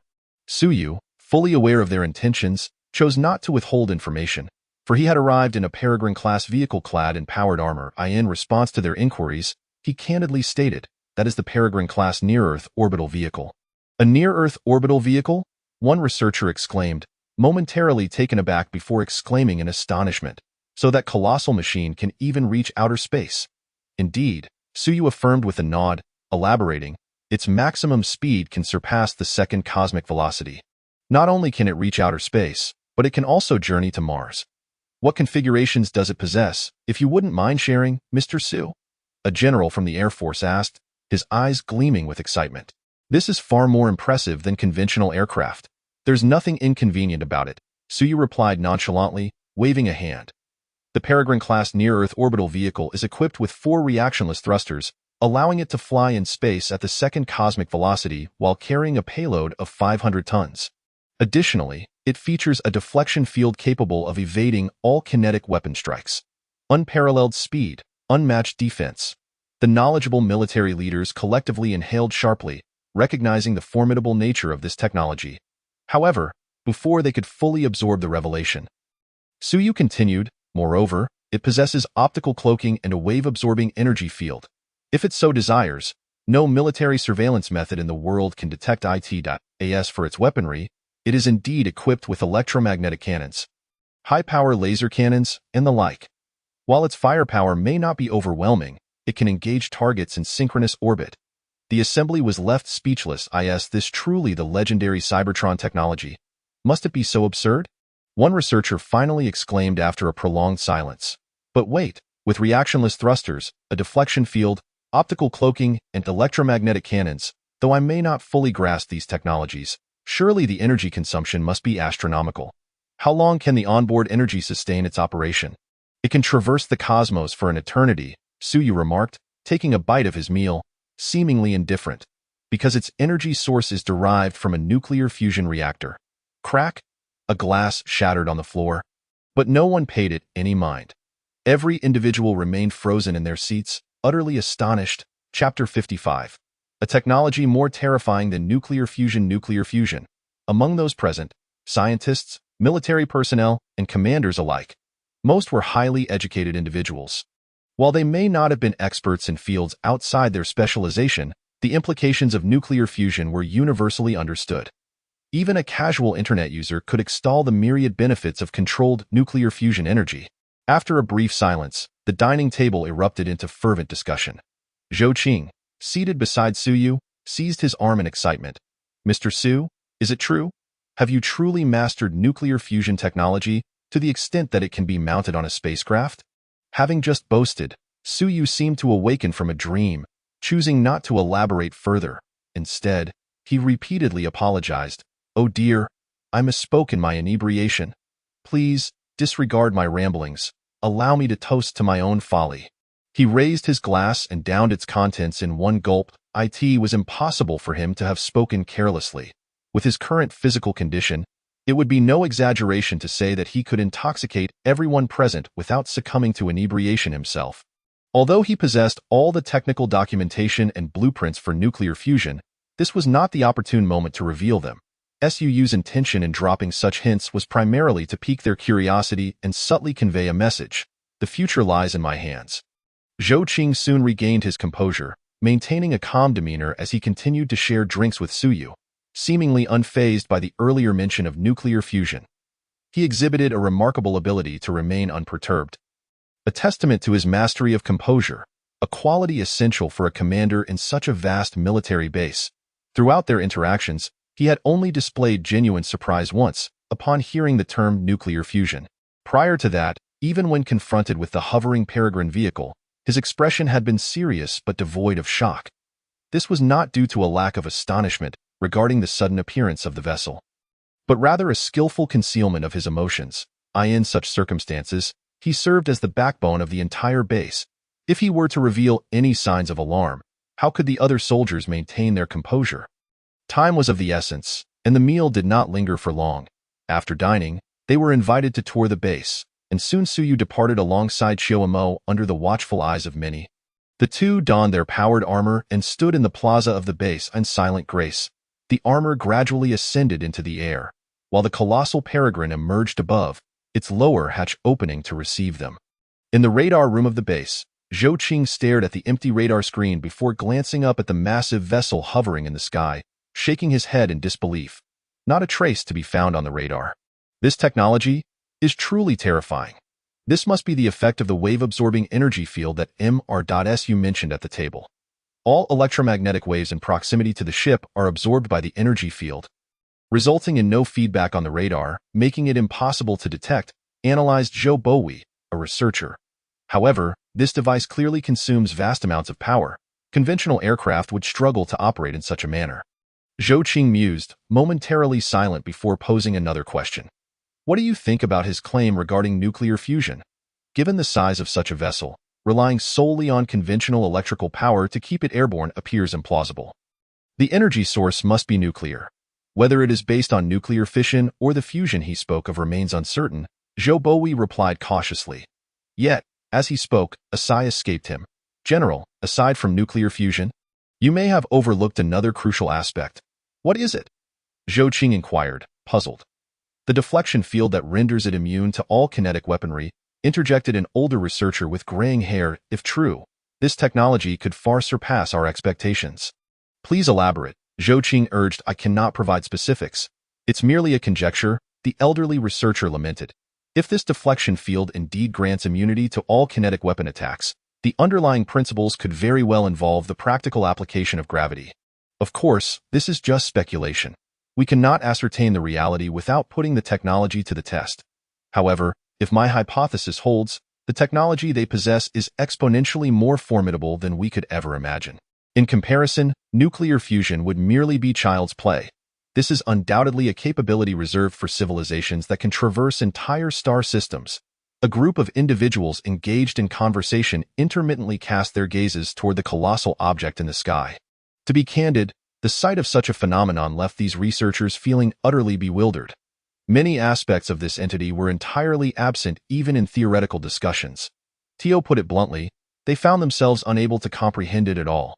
Faced with something that transcended their understanding, it was only natural for anyone to feel a sense of a in contrast to the researchers. Zhou Qing, a military leader, was visibly electrified, contemplating how such a marvel could be employed in actual combat. After much reflection, he realized that possessing a falcon would enable them to dominate the skies of the entire blue planet. As the thoughts of those on the ground diverged, each lost in their own musings. The moment Suyu and Xiaomo boarded the vessel, the previously motionless falcon finally sprang to life in the blink of an eye. This behemoth vanished from the sky above the base, its speed defying imagination. The acceleration it demonstrated while carrying passengers was astounding. The elderly researcher who had analyzed the directed energy field widened his eyes in disbelief. Even Suyu, upon realizing he had traversed over 90 kilometers in less than half a minute, contemplated the issue of overload. It was inconceivable that the military researchers would overlook such a matter. After a lengthy pause, he exhaled slowly. If they had not employed special technology to mitigate the overwhelming acceleration, it would imply they truly had mastered the concept of force. Ignoring the astonishment of those within the base, Suyu's choice was to flaunt his prowess momentarily before departing. However, he did not venture far, instead making his way to an abandoned industrial park on the outskirts. Here, there was no need to showcase the falcon any longer. Suyu retracted the falcon into the inventory of the trading platform and, alongside Xiaomo clad in powered armor, descended to the ground. They sought an open space to deploy the terrain surveying unit from the J9000 engineering modification module rented from Frost Star.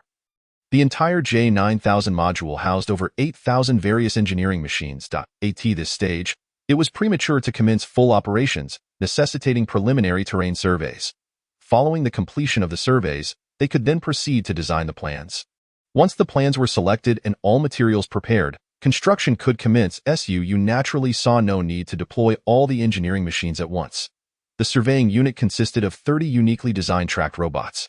With a command from Suyu, they dispersed to begin surveying this small expanse of plain nestled between mountains and the sea, including the abandoned industrial park. Initially, he only possessed the rights to the 1,000-plus acres of the industrial park. However, after forging a collaboration with the military, or rather, with the official government of the 9 provinces, the area stretching from the dock to the mountains behind, approximately 10 square kilometers, now belonged entirely to Suyu. He was free to transform it as he pleased. With the advantageous J9000 engineering module at his disposal, he was determined to seize this opportunity to complete the modifications in one fell swoop. Once the surveying robots were deployed, all that remained was to await the forthcoming plans. After finishing these tasks, Suyu turned to discover that Chiyomo had mysteriously vanished. After searching for a while, he finally spotted her by the seaside. At that moment, Chiyomo sat solitary upon a protruding rock, gazing quietly at the distant horizon.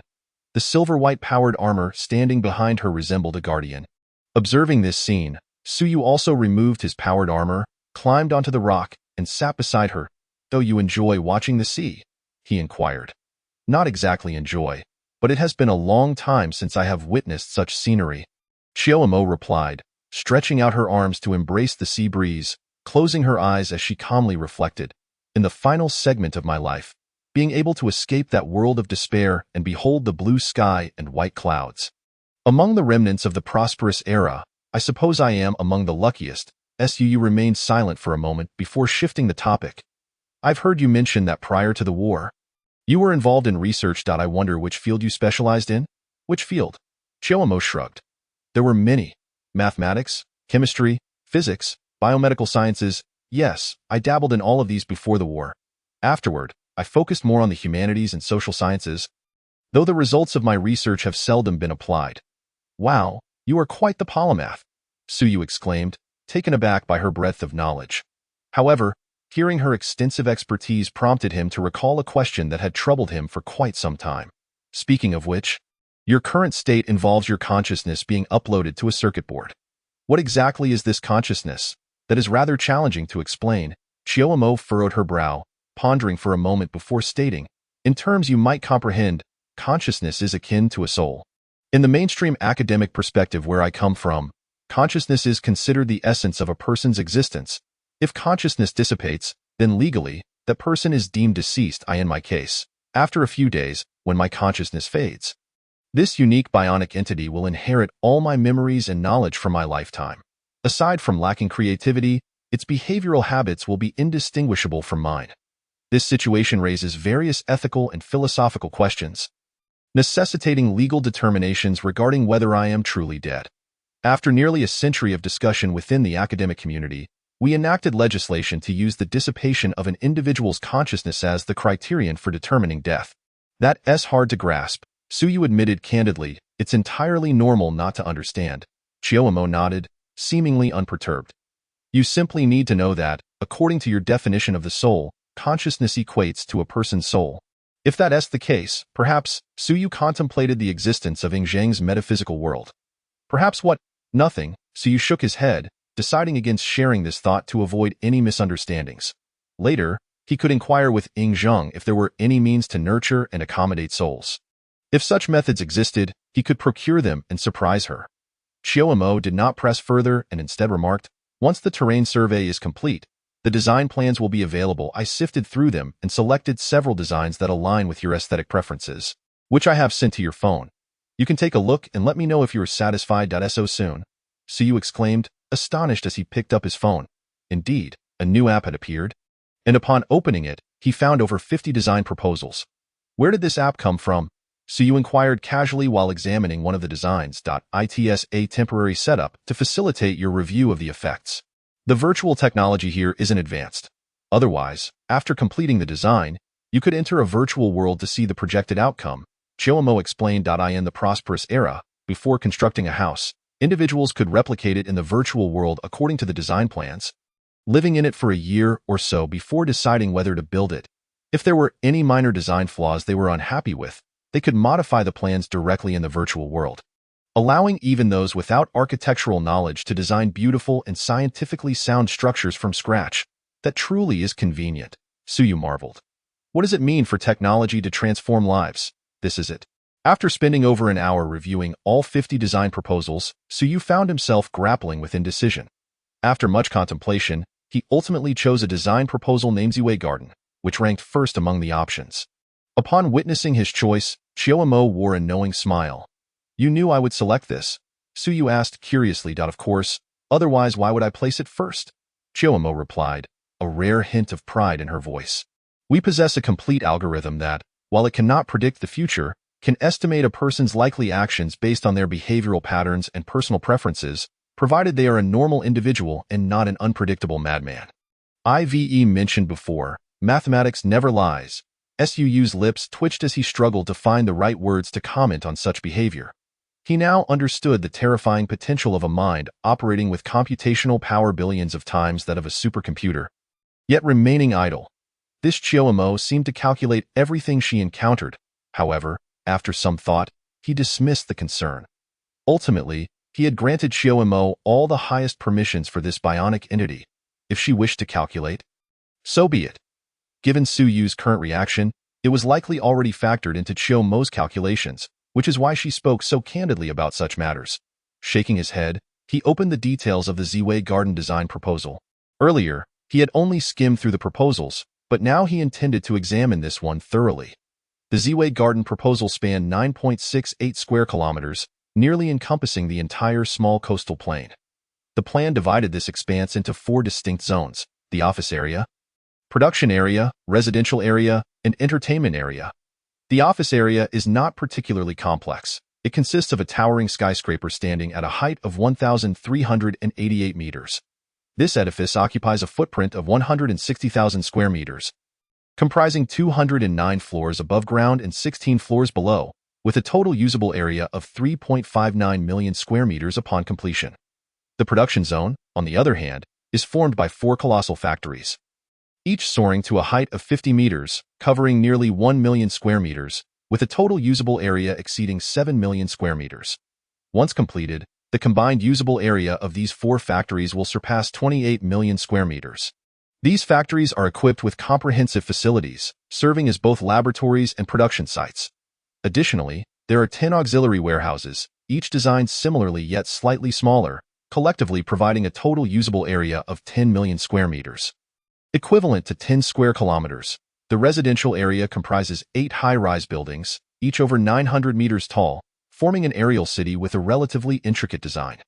The majority of this aerial city consists of high-tech smart residences, with a small portion allocated for retail spaces. The usable area exceeds 13 million square meters, accommodating up to 100,000 residents, with each individual enjoying more than 100 square meters of personal space. The entertainment district is notably more complex, featuring a massive hemispherical structure that encompasses a variety of sports facilities, cinemas, large shopping malls, and amusement parks. Moreover, the entertainment zone includes extensive marine areas, due to its proximity to the estuary of a major river.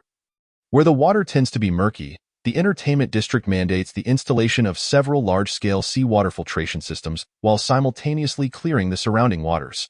Upon completion, this area will boast beaches as beautiful as those found on tropical islands. Alongside Azure Water's die, in addition to these 4 zones, there are also projects for reconstructing docks and dredging waterways. However, in comparison to the design plans of these 4 zones, the reconstruction of the docks is undoubtedly a minor endeavor. A mere trifling project. The entire Ziwei Yuan plan necessitates over 6 million tons of steel and more than 9 million cubic meters of concrete.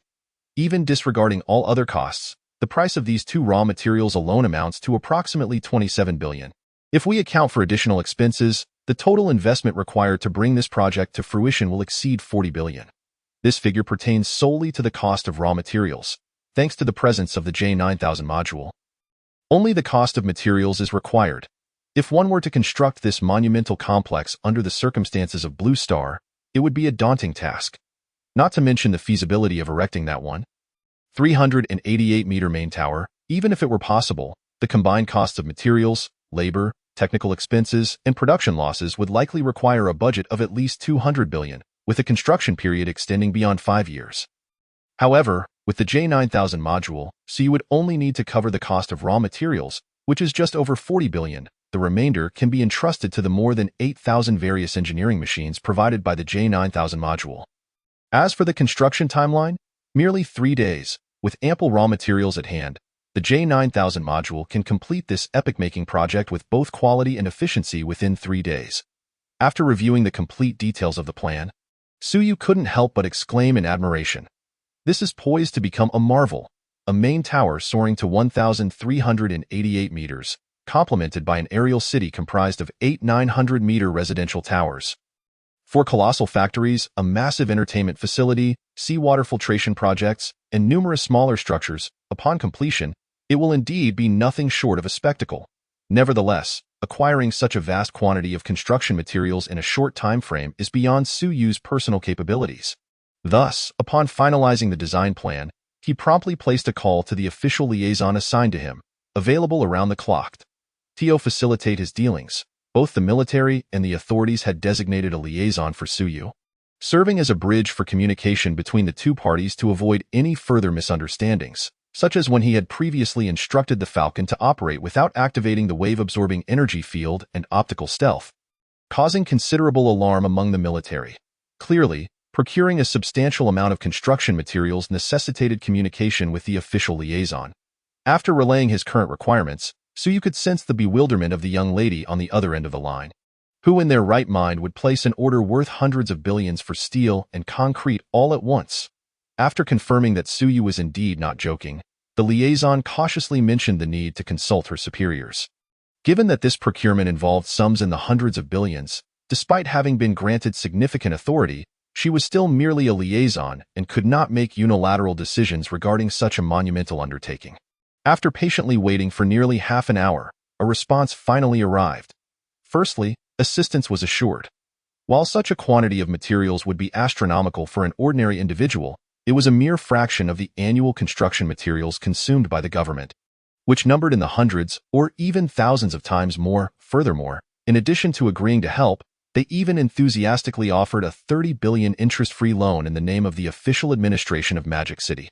Once Suyu gave his consent, the funds would be dispatched immediately. Suyu did not decline this proposal. Currently, his liquid capital consisted solely of the investment funds from his collaboration with Jiuzhou Bank to establish a company for developing exoskeleton patents. In total, he had $150 billion, to be repaid over 3 years, with this year being the first, thus amounting to only $50 billion. Although the expenses for this design plan were just over $40 billion, operational execution would inevitably encounter various complications, leading to costs exceeding this initial estimate. Moreover, he did not intend to cease his endeavors upon completing this marvel. He was also preparing to establish a company, recruiting high-caliber talent to harness the cutting-edge technologies he had acquired from the Wasteland.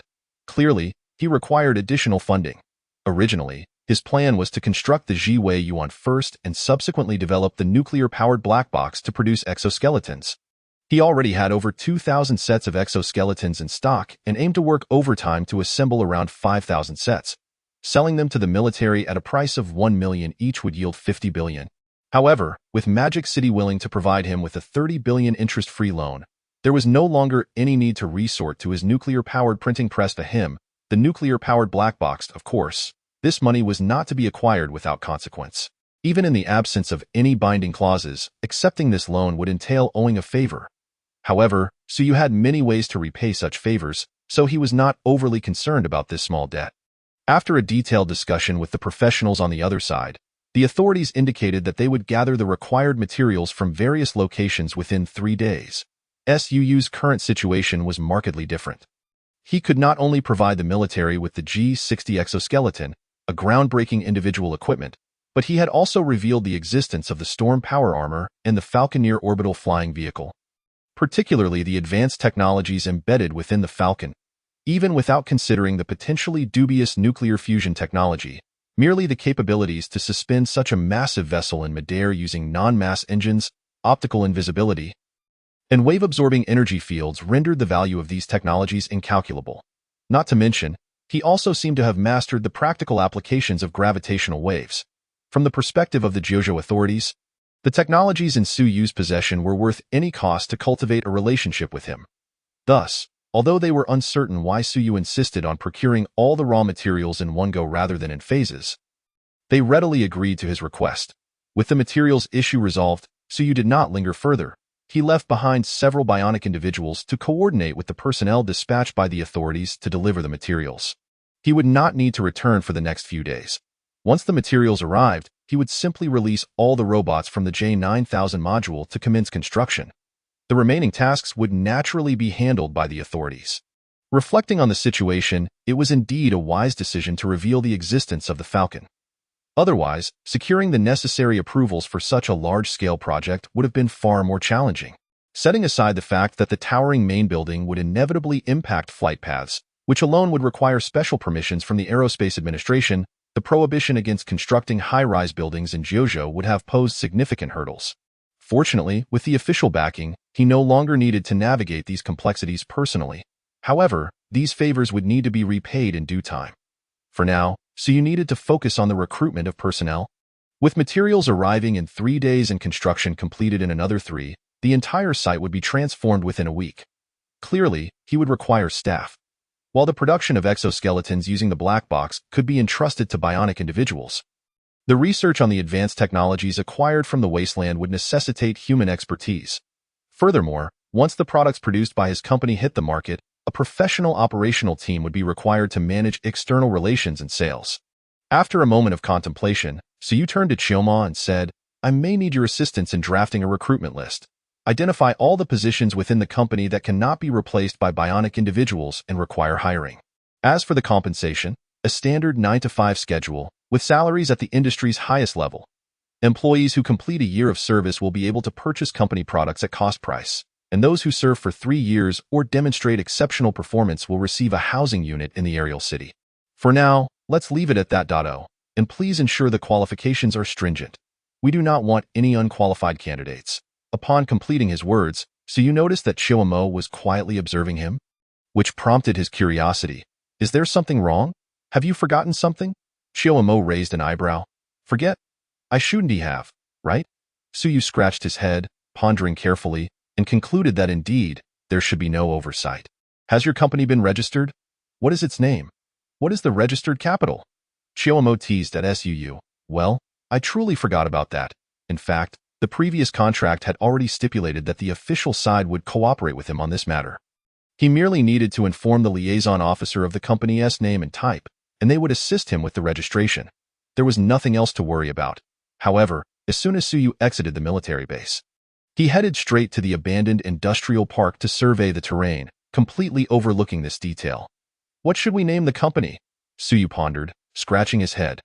The type of company was not a concern, but he truly had not contemplated a name. "I don't know. Just think of something. After all, it's merely a name." Chioma shrugged nonchalantly, much like how she named Future City, believing it to embody the future of humanity in the wasteland. She simply called it Future City. See, simple and straightforward. "Are you joking? It cannot be that casual. It needs to have some flair." Su scoffed, initiating a brainstorming session, deep in thought. Unfortunately, he was utterly inept at naming. He could spend ages choosing a nickname for a game, only to resort to Baidu to search for a name. After much contemplation and yielding no satisfactory results, he resigned, stating, "Forget it. Since it's a company that thrives on the interdimensional trading platform, let us just call it Interdimensional Technology." The subsidiary selling batteries could be named Interdimensional Batteries, the one selling exoskeletons could be Interdimensional Heavy Industries, and in the future, if we sell prosthetics or longevity elixirs, we could call it Interdimensional Medical. Wouldn't that work? Perfect. Su Yu clapped his thigh in approval of his cleverness. However, Chioma abruptly doused his enthusiasm with cold water. According to publicly available information online, Interdimensional Technology has already been registered by someone else, and their company is still operational, valued at billions. They are unlikely to relinquish this trademark. Su. What is the difference between this and when he finally thought of a nickname in a game? Only for the system to inform him that the name was taken. Damn it, that is frustrating. Then let us call it Temporal Technology. He glanced at Chioma with dismay. Chioma, suppressing her laughter, replied with a serious tone. That name is already taken as well, Suyu. However, before he could explode in anger, she added, but this is merely a case of someone hoarding the trademark. You could negotiate to purchase it. It shouldn't cost too much. Purchase. Suyu gritted his teeth. As someone who struggled with naming, his greatest annoyance was those who hoarded appealing nicknames without utilizing them, despite a few bumps along the way. Thanks to the cooperation from the official side, the company was swiftly registered. Currently, 4 companies had been established. Point 1 was Temporal Technology, serving as the parent company, wholly owned by Suyu, under which 3 subsidiaries operated. Temporal Heavy Industries, fully owned by Temporal Technology Group, currently only producing the G60 heavy exoskeleton, but it was expected to import more heavy industrial technologies from the Wasteland World to manufacture other products.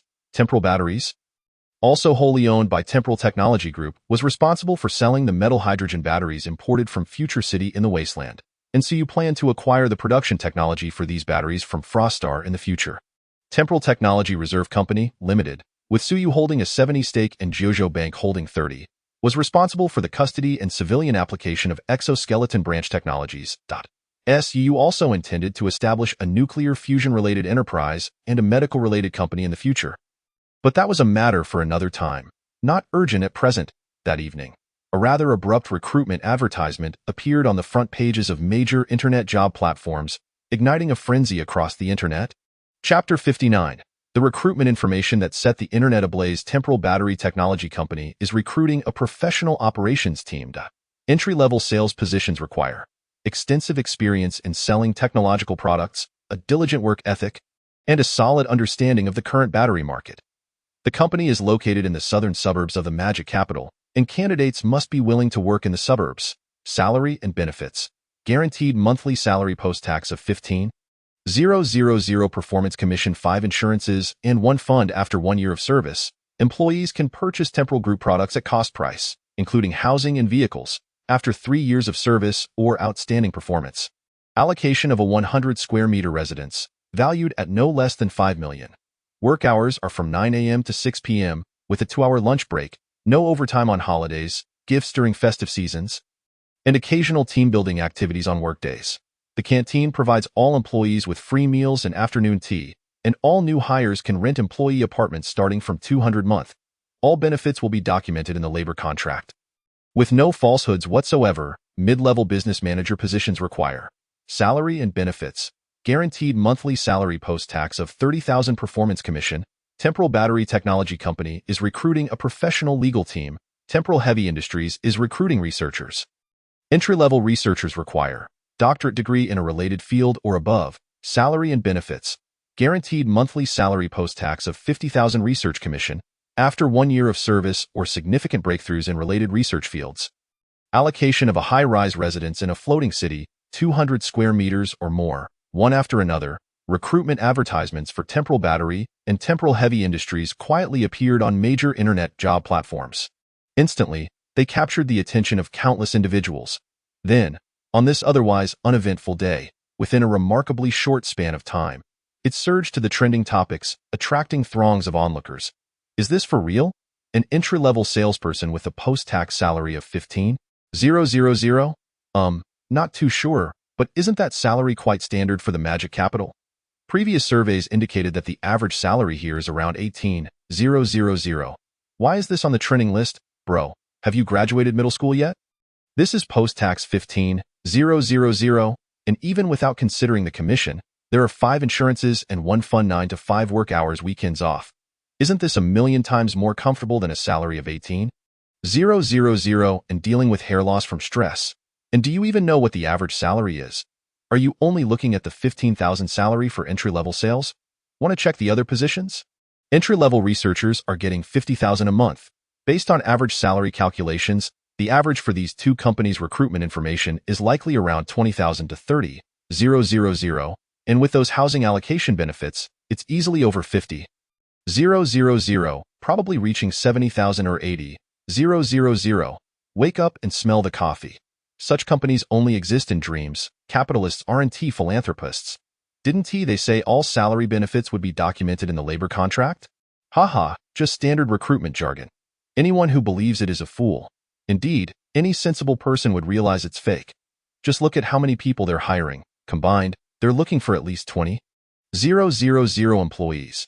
If they fill all positions, they'd be dispersing nearly $1 billion in salaries every month, not to mention the exorbitant benefits.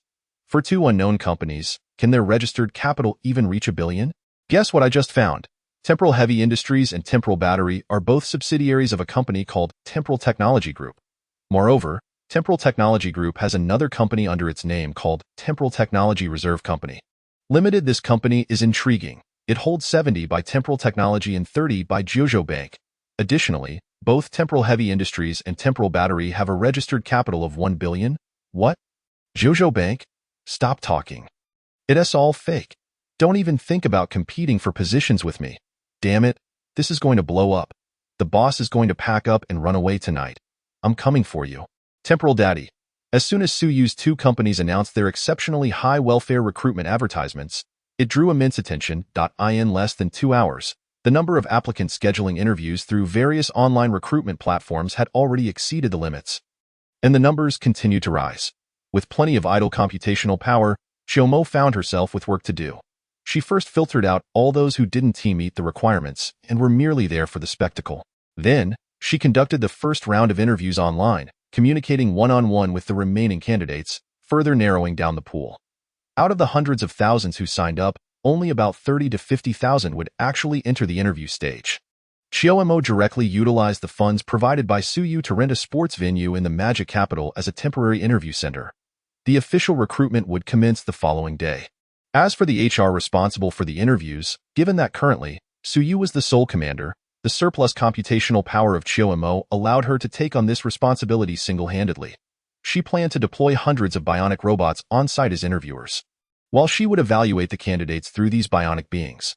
With her computational prowess, conducting interviews for thousands of candidates would be as simple as child's play. As for Suyu, after handling the industrial park renovation plans and returning home, he dove straight into the trading space.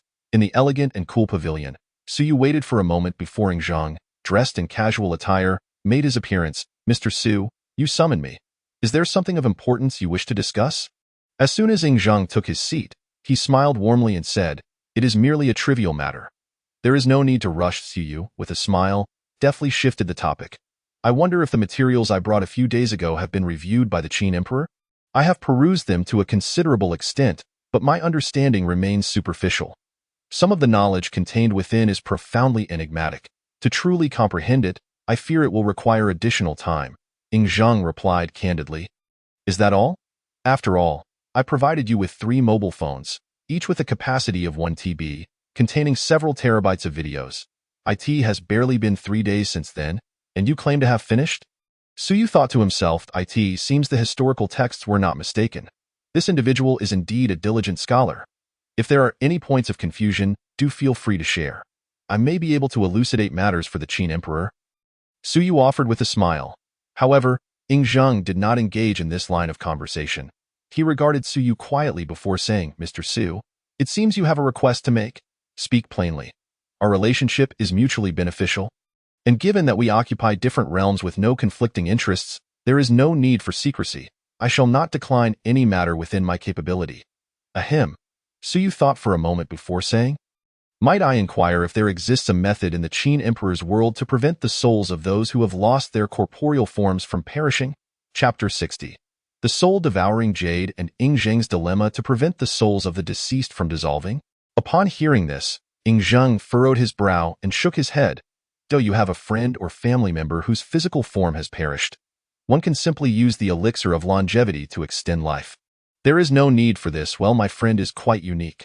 Her physical form is gone, and only her soul remains, or rather, it should be her soul," Suyu replied, raising his hands in exasperation. "In any case, she cannot consume the elixir of longevity. This indeed presents a conundrum," Ing Zhang admitted, inhaling lightly before pondering for a moment.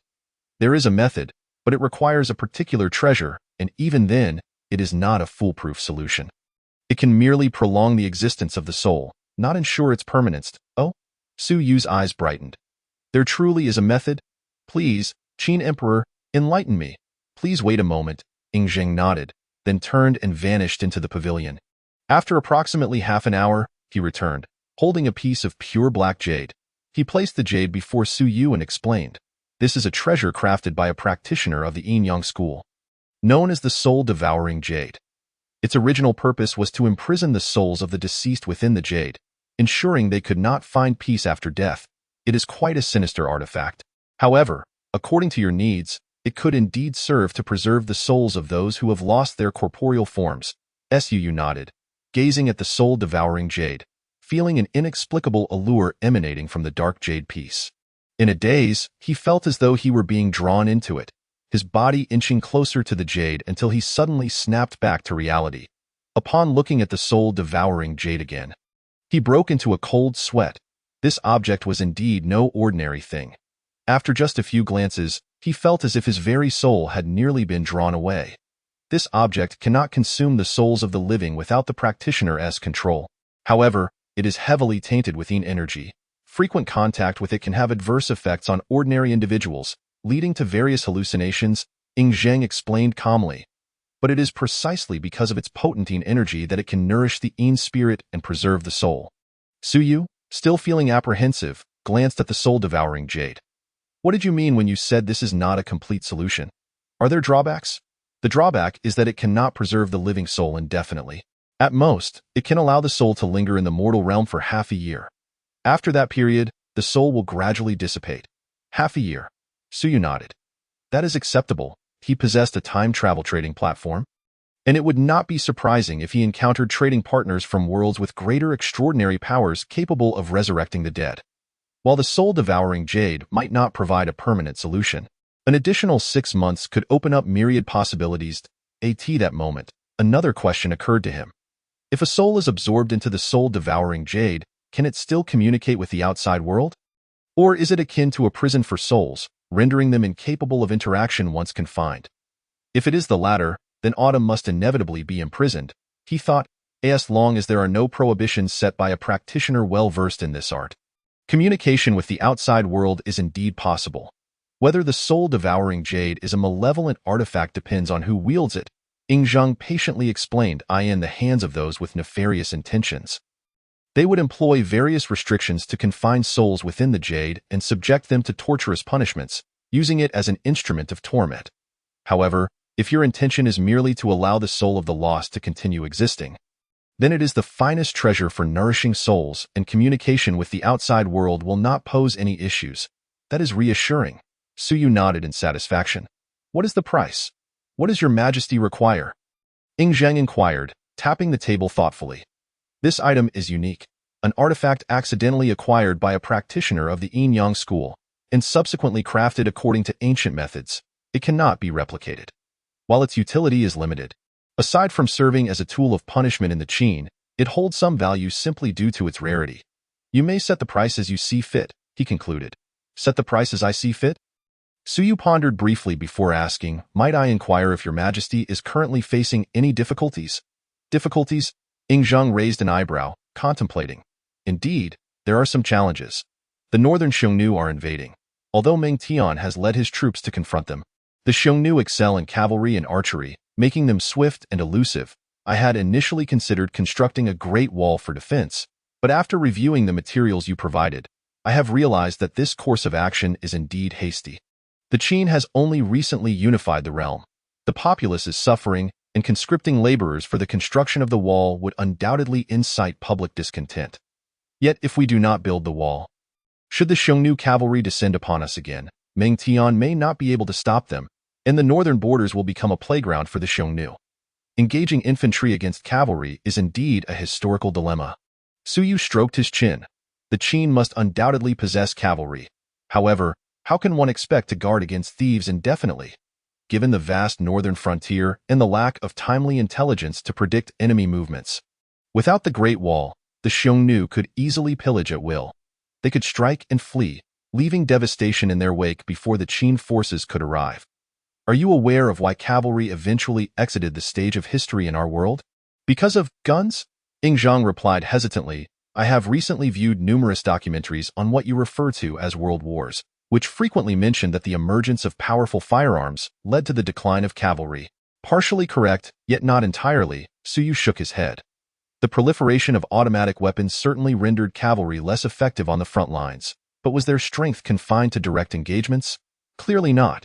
The greatest advantage of cavalry lies in their mobility. There is an adage in our world that states, "Speed is the essence of martial prowess." You possess firearms, yet so can your adversaries. However, they have 4 legs, enabling them to outrun you on 2. Thus, the true reason cavalry exited the historical stage was not firearms, but the advent of the internal combustion engine. Automobiles and tanks? Ing Zheng's eyes suddenly brightened. Indeed, the soldiers of the Qin are not incapable of defeating the Xiongnu.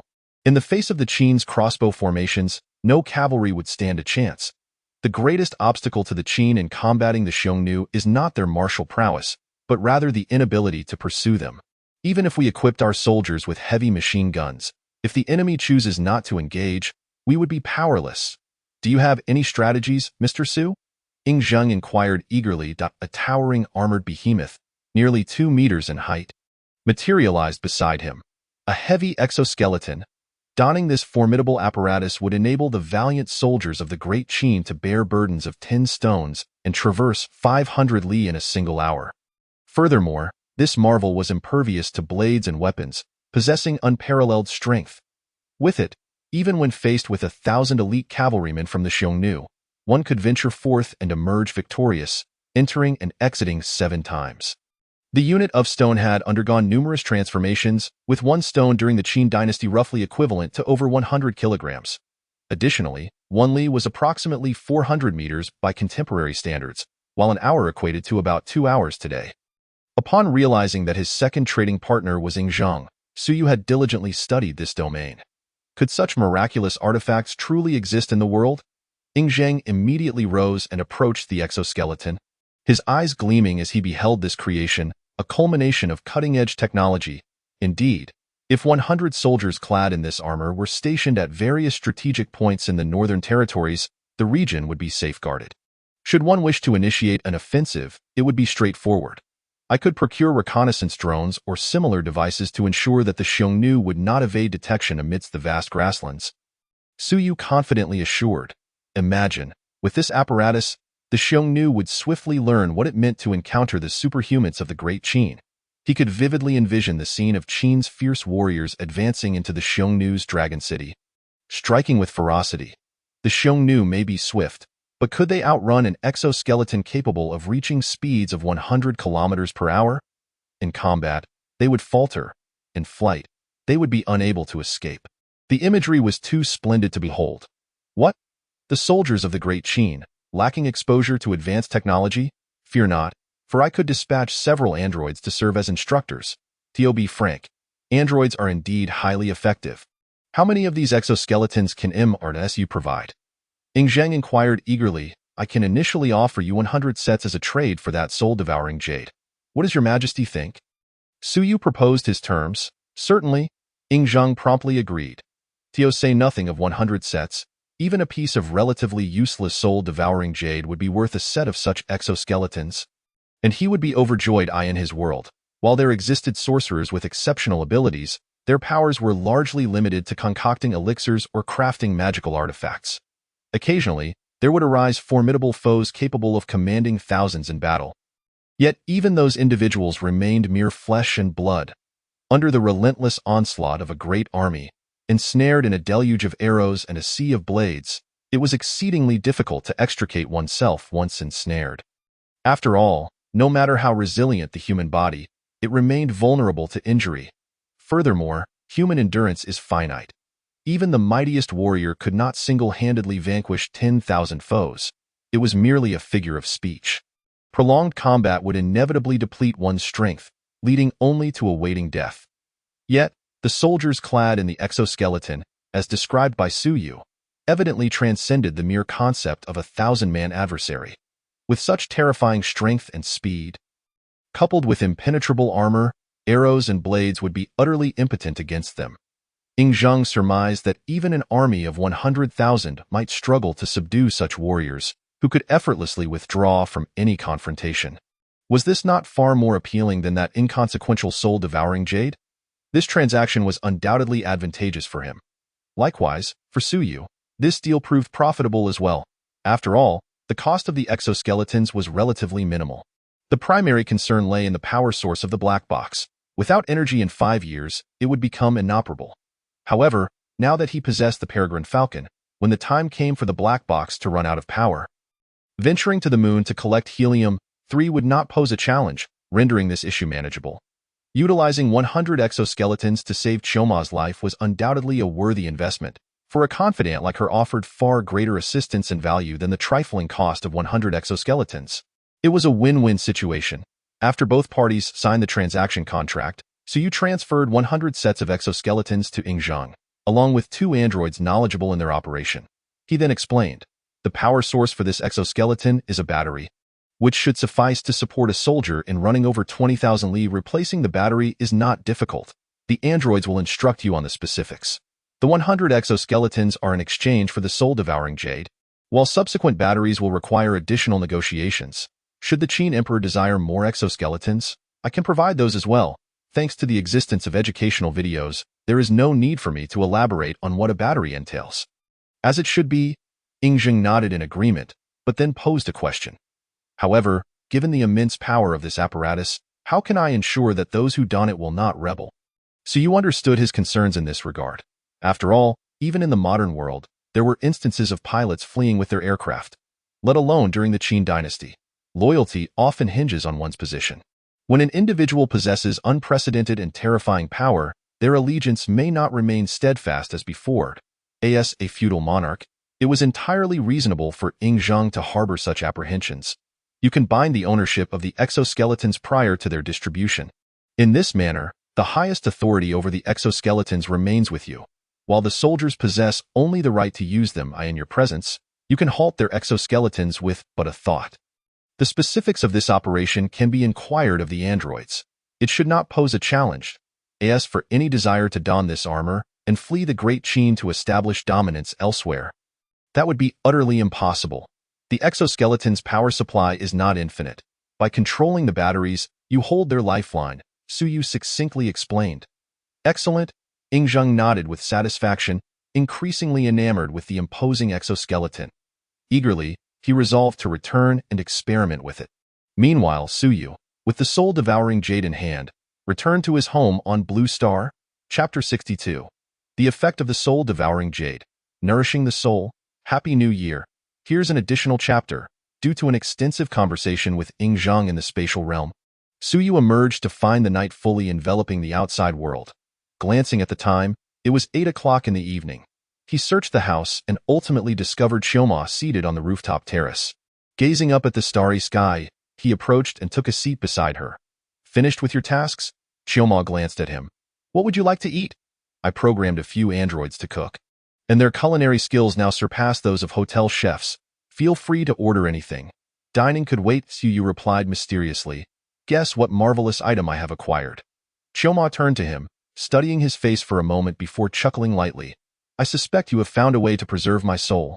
TSK, how mundane.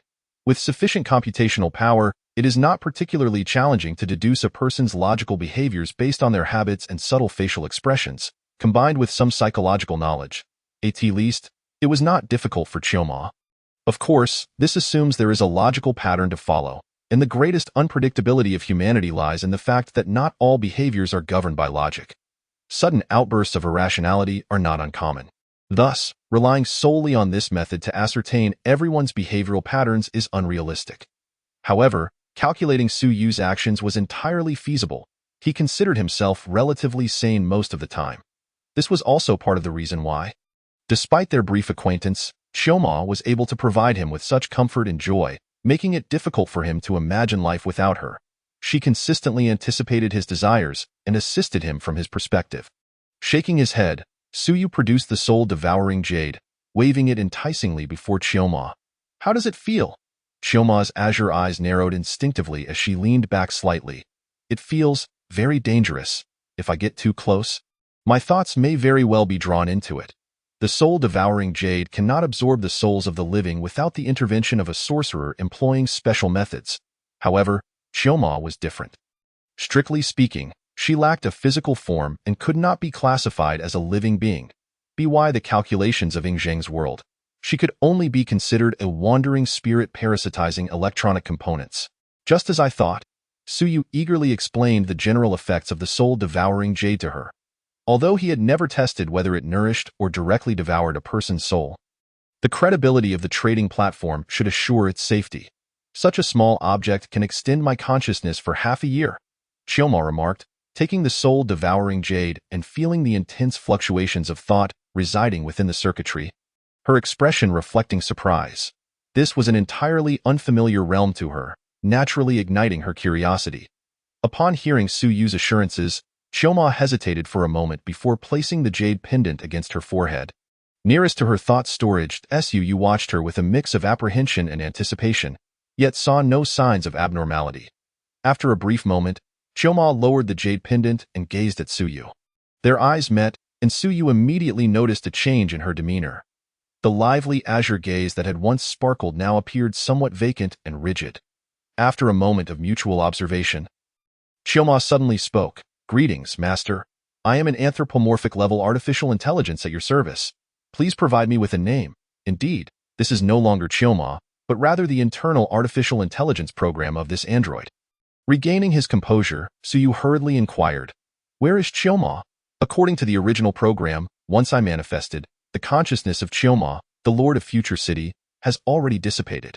The android responded, "You may authorize me to utilize the memory module regarding Chioma. Upon doing so, I shall embody Chioma." "No," Suyu shook his head. "You are not her." As he spoke, he glanced at the jade pendant held by the android, intending to retrieve it for a closer examination. However, the android suddenly interjected. "Warning. An unidentified entity is attempting to seize control of the central processing unit. Shall countermeasures be enacted?" Unidentified entity. Suyu cast a sidelong glance at the soul-devouring jade, then declared, "Authorize the unidentified entity." Although labeled as unidentified, a moment's reflection led him to surmise it was likely Chioma's consciousness attempting to regain control of the android. After all, without this, her remaining time would be confined to the pendant. Akin to imprisonment. As for the possibility of it not being Chioma, Suyu felt no trepidation. The highest authority of the android resided with him. Even when Chioma was present, he could dictate its actions.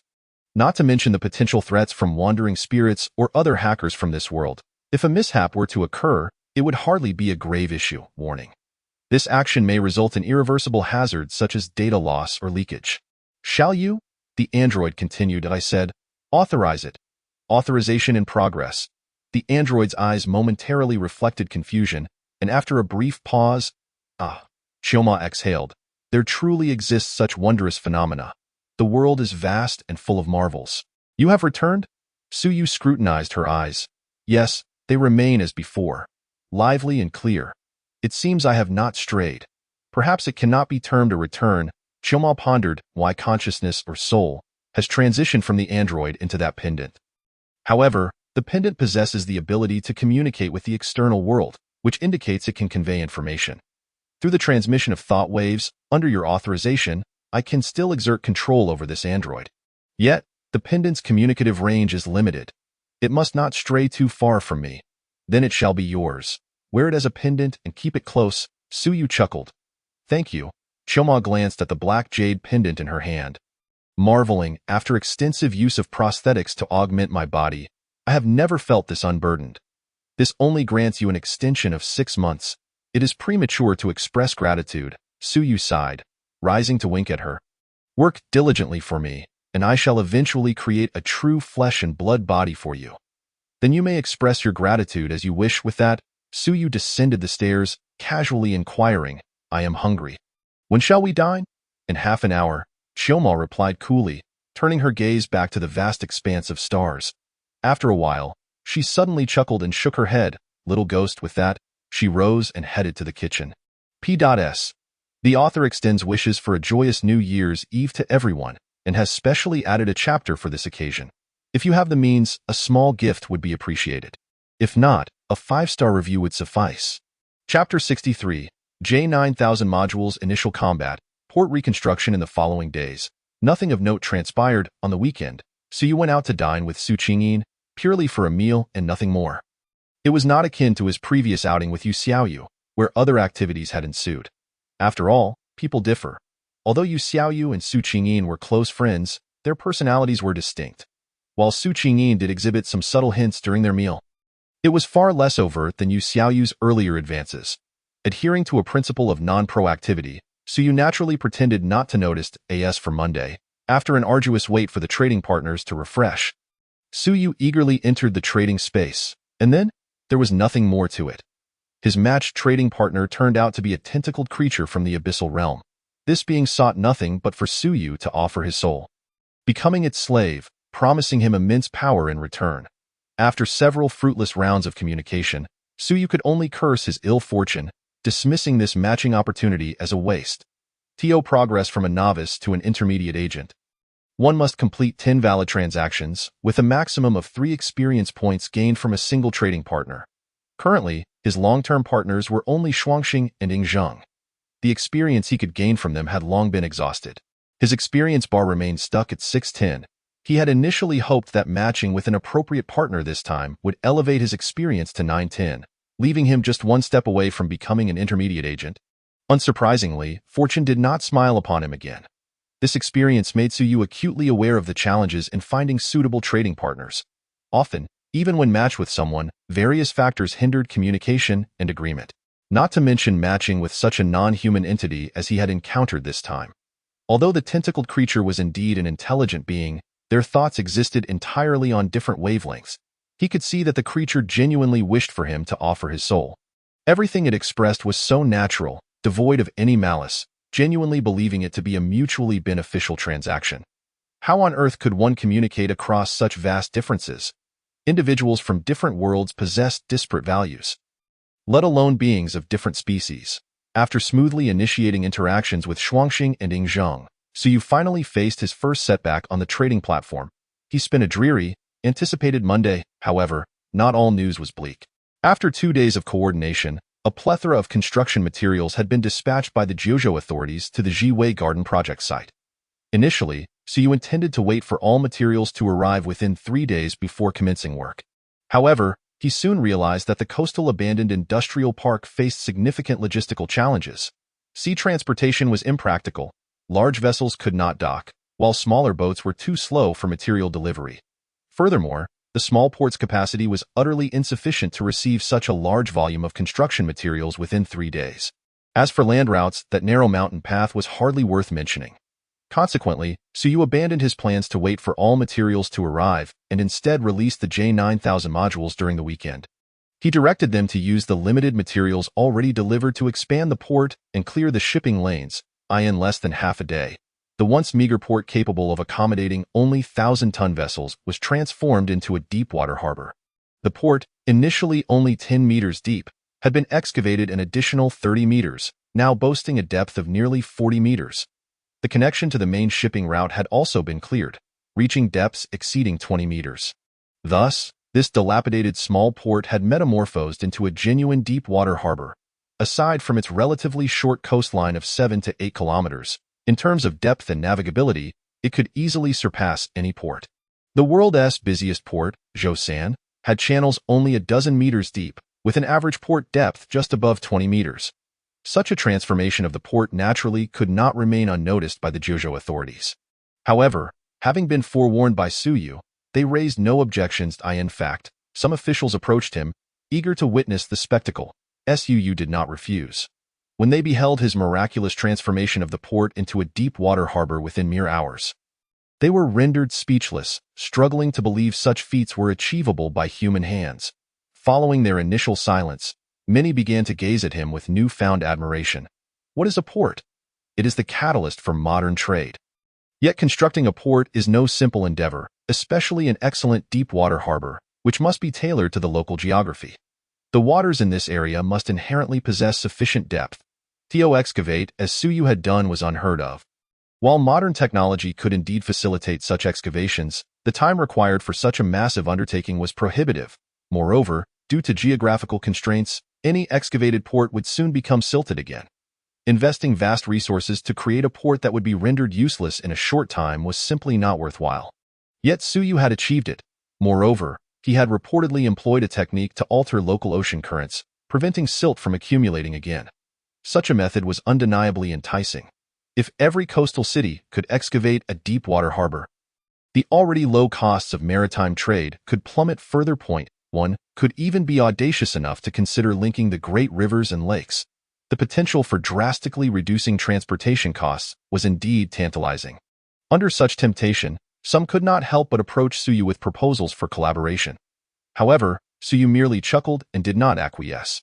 After all, he had only rented the J9000 modules from Shuangxing for 12 days. Once the Jiwei Garden project was completed, little time would remain. Suyu had no intention of extending the rental and subletting it for profit. The precious elixir of longevity was not something he wished to squander on such endeavors. Moreover, there were more complex reasons behind his decision. The J9000 module was capable of far more than just excavating ports and clearing shipping lanes. In the realm of engineering and construction, the advancements are nothing short of staggering. While cutting-edge productivity is undoubtedly advantageous, an overly advanced technology that abruptly emerges in our world can lead to unforeseen complications. The J9000 module, to put it bluntly, has the potential to construct dozens of residential complexes in a single day, provided the necessary materials are available. Its speed is remarkable, and the costs are astonishingly low, as it requires minimal pre-processed materials. Only basic materials such as steel, cement, and lime are needed to erect a building from the ground up. However, this raises a critical question. If the J9000 module is deployed on a large scale across the 9 provinces, what will become of the entire industry chain associated with the processing of raw materials, the transportation of construction supplies, the manufacturing of engineering equipment, and the employment of builders, designers, and interior decorators? The ramifications are dire, as countless individuals depend on this industry for their livelihoods, numbers that other sectors cannot possibly absorb. Thus, introducing the J9000 in the 9 provinces may, in fact, be an act of cruelty. This is precisely why Suyu only rented the module from Shuangxing for 12 days, completing the construction of the Zawuyuan without any intention of further use. In an era where humanity cannot sustain itself, unveiling such advanced technology capable of significantly reducing manpower will only precipitate unimaginable disasters. Chapter 64. Completion Ceremony, Grand Opening on Thursday morning at 9 o'clock. Having recently adjusted his circadian rhythm and resolved to embrace a healthier lifestyle, Suyu rose from his slumber.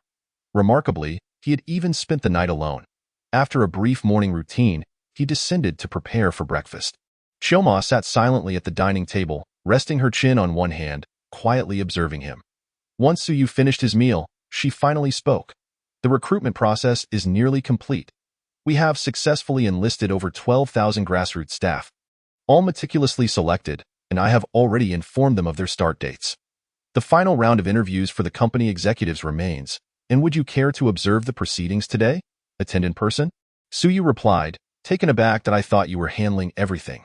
He had no doubt that the individuals he selected would be less suitable than those chosen by Chioma through her algorithms.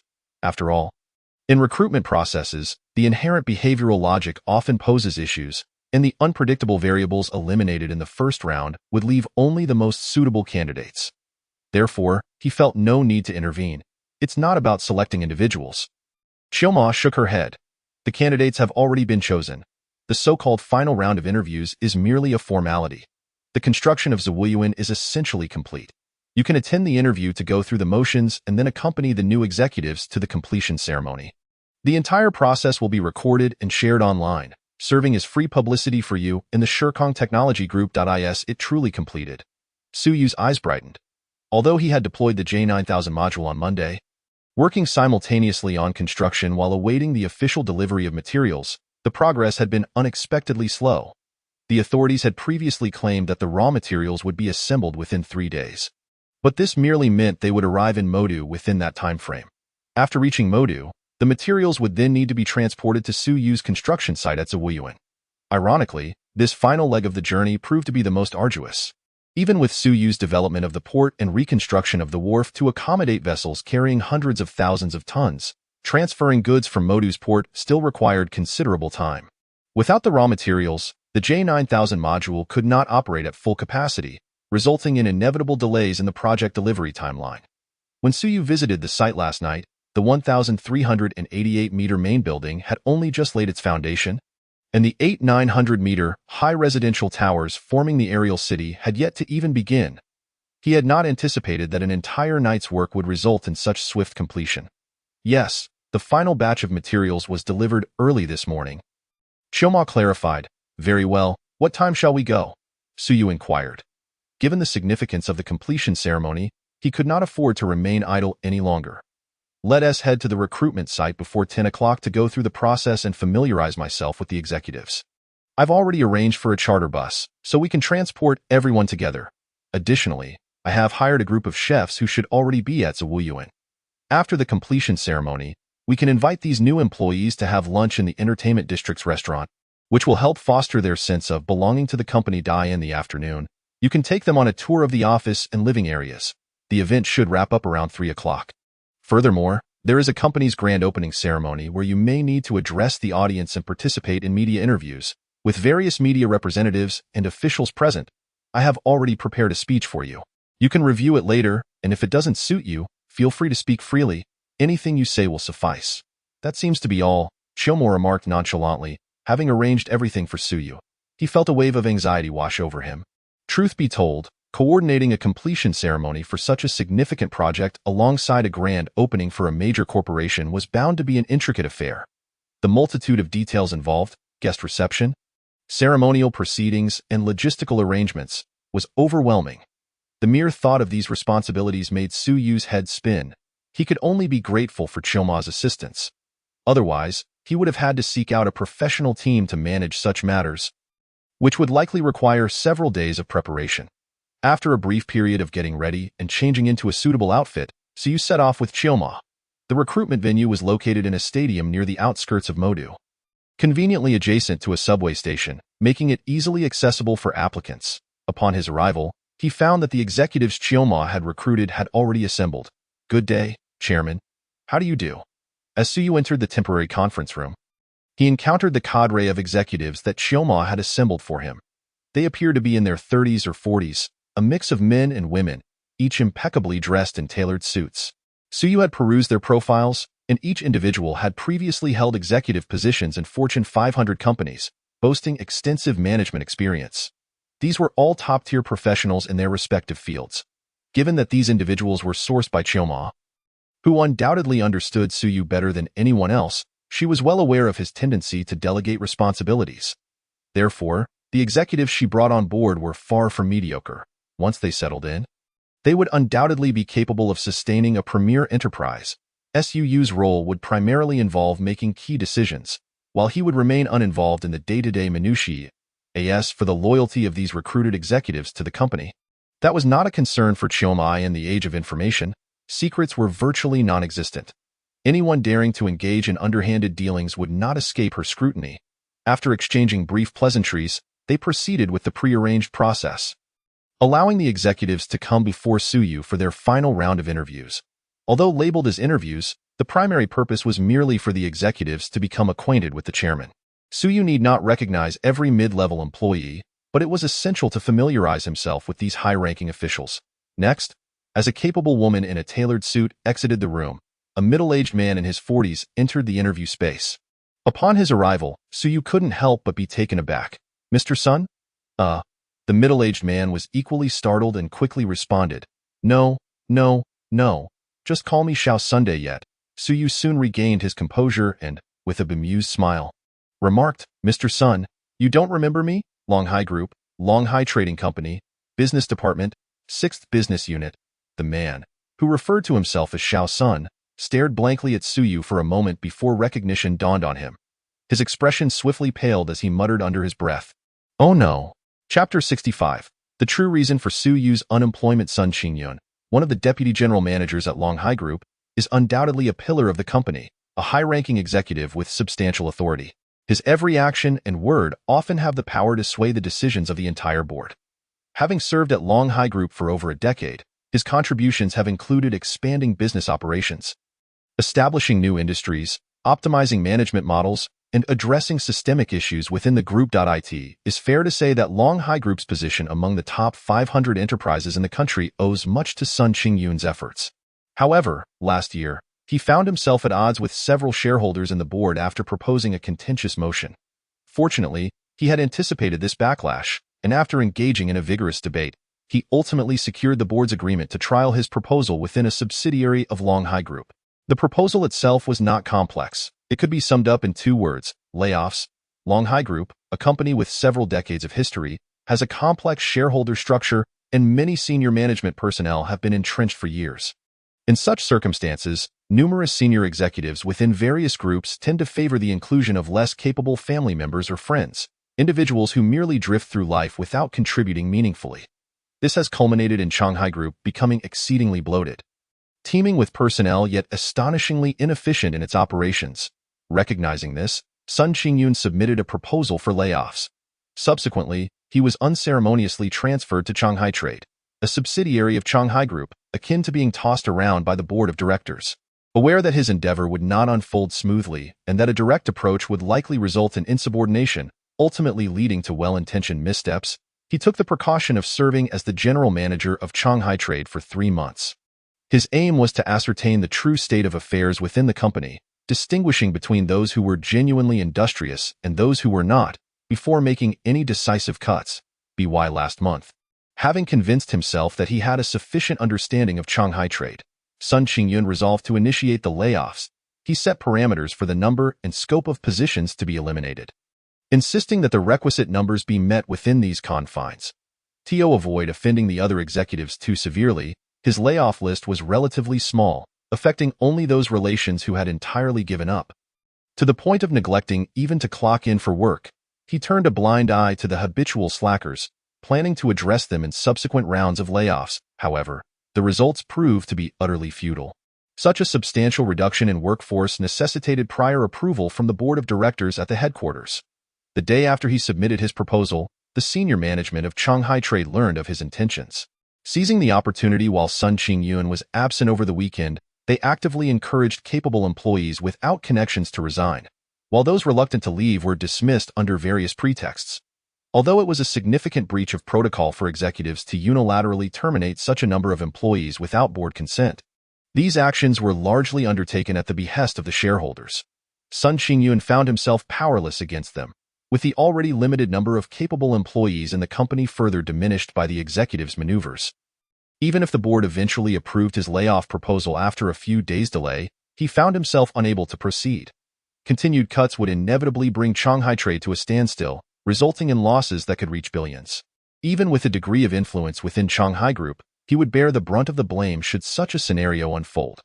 This experience left Sun Qingyun, who had still harbored some hopes for Shanghai Group, utterly disillusioned. Convinced that the company had no future at this opportune moment, he stumbled upon a recruitment advertisement for Shirkong Technology. Initially skeptical upon seeing the enticing benefits, far exceeding the average salary standards in the bustling metropolis, his curiosity was piqued. However, having occupied high-ranking positions for an extended period, he was well informed about the industry. After leveraging connections to gather information, he confirmed that Shirkong Technology was not only genuine but also involved in far more significant undertakings than anyone could imagine, reportedly capturing the attention of the highest echelons of government. Without hesitation, Sun Qingyun submitted his resume and discreetly liquidated all his shares in Shanghai Group, preparing to extricate himself from the quagmire. In the days that followed, he unearthed further information about Shirkong Technology, solidifying his belief that his decision to switch jobs was indeed the right one. The unfolding events closely mirrored his initial expectations. With his qualifications and skills, he swiftly navigated through several rounds of interviews. Long as he successfully met the major decision-maker of Shirkong Technology today, his employment would be assured. Moreover, given that Shirkong Technology was in its nascent stages, numerous positions were vacant, allowing him to step directly into an executive role without having to start from scratch or compete for power.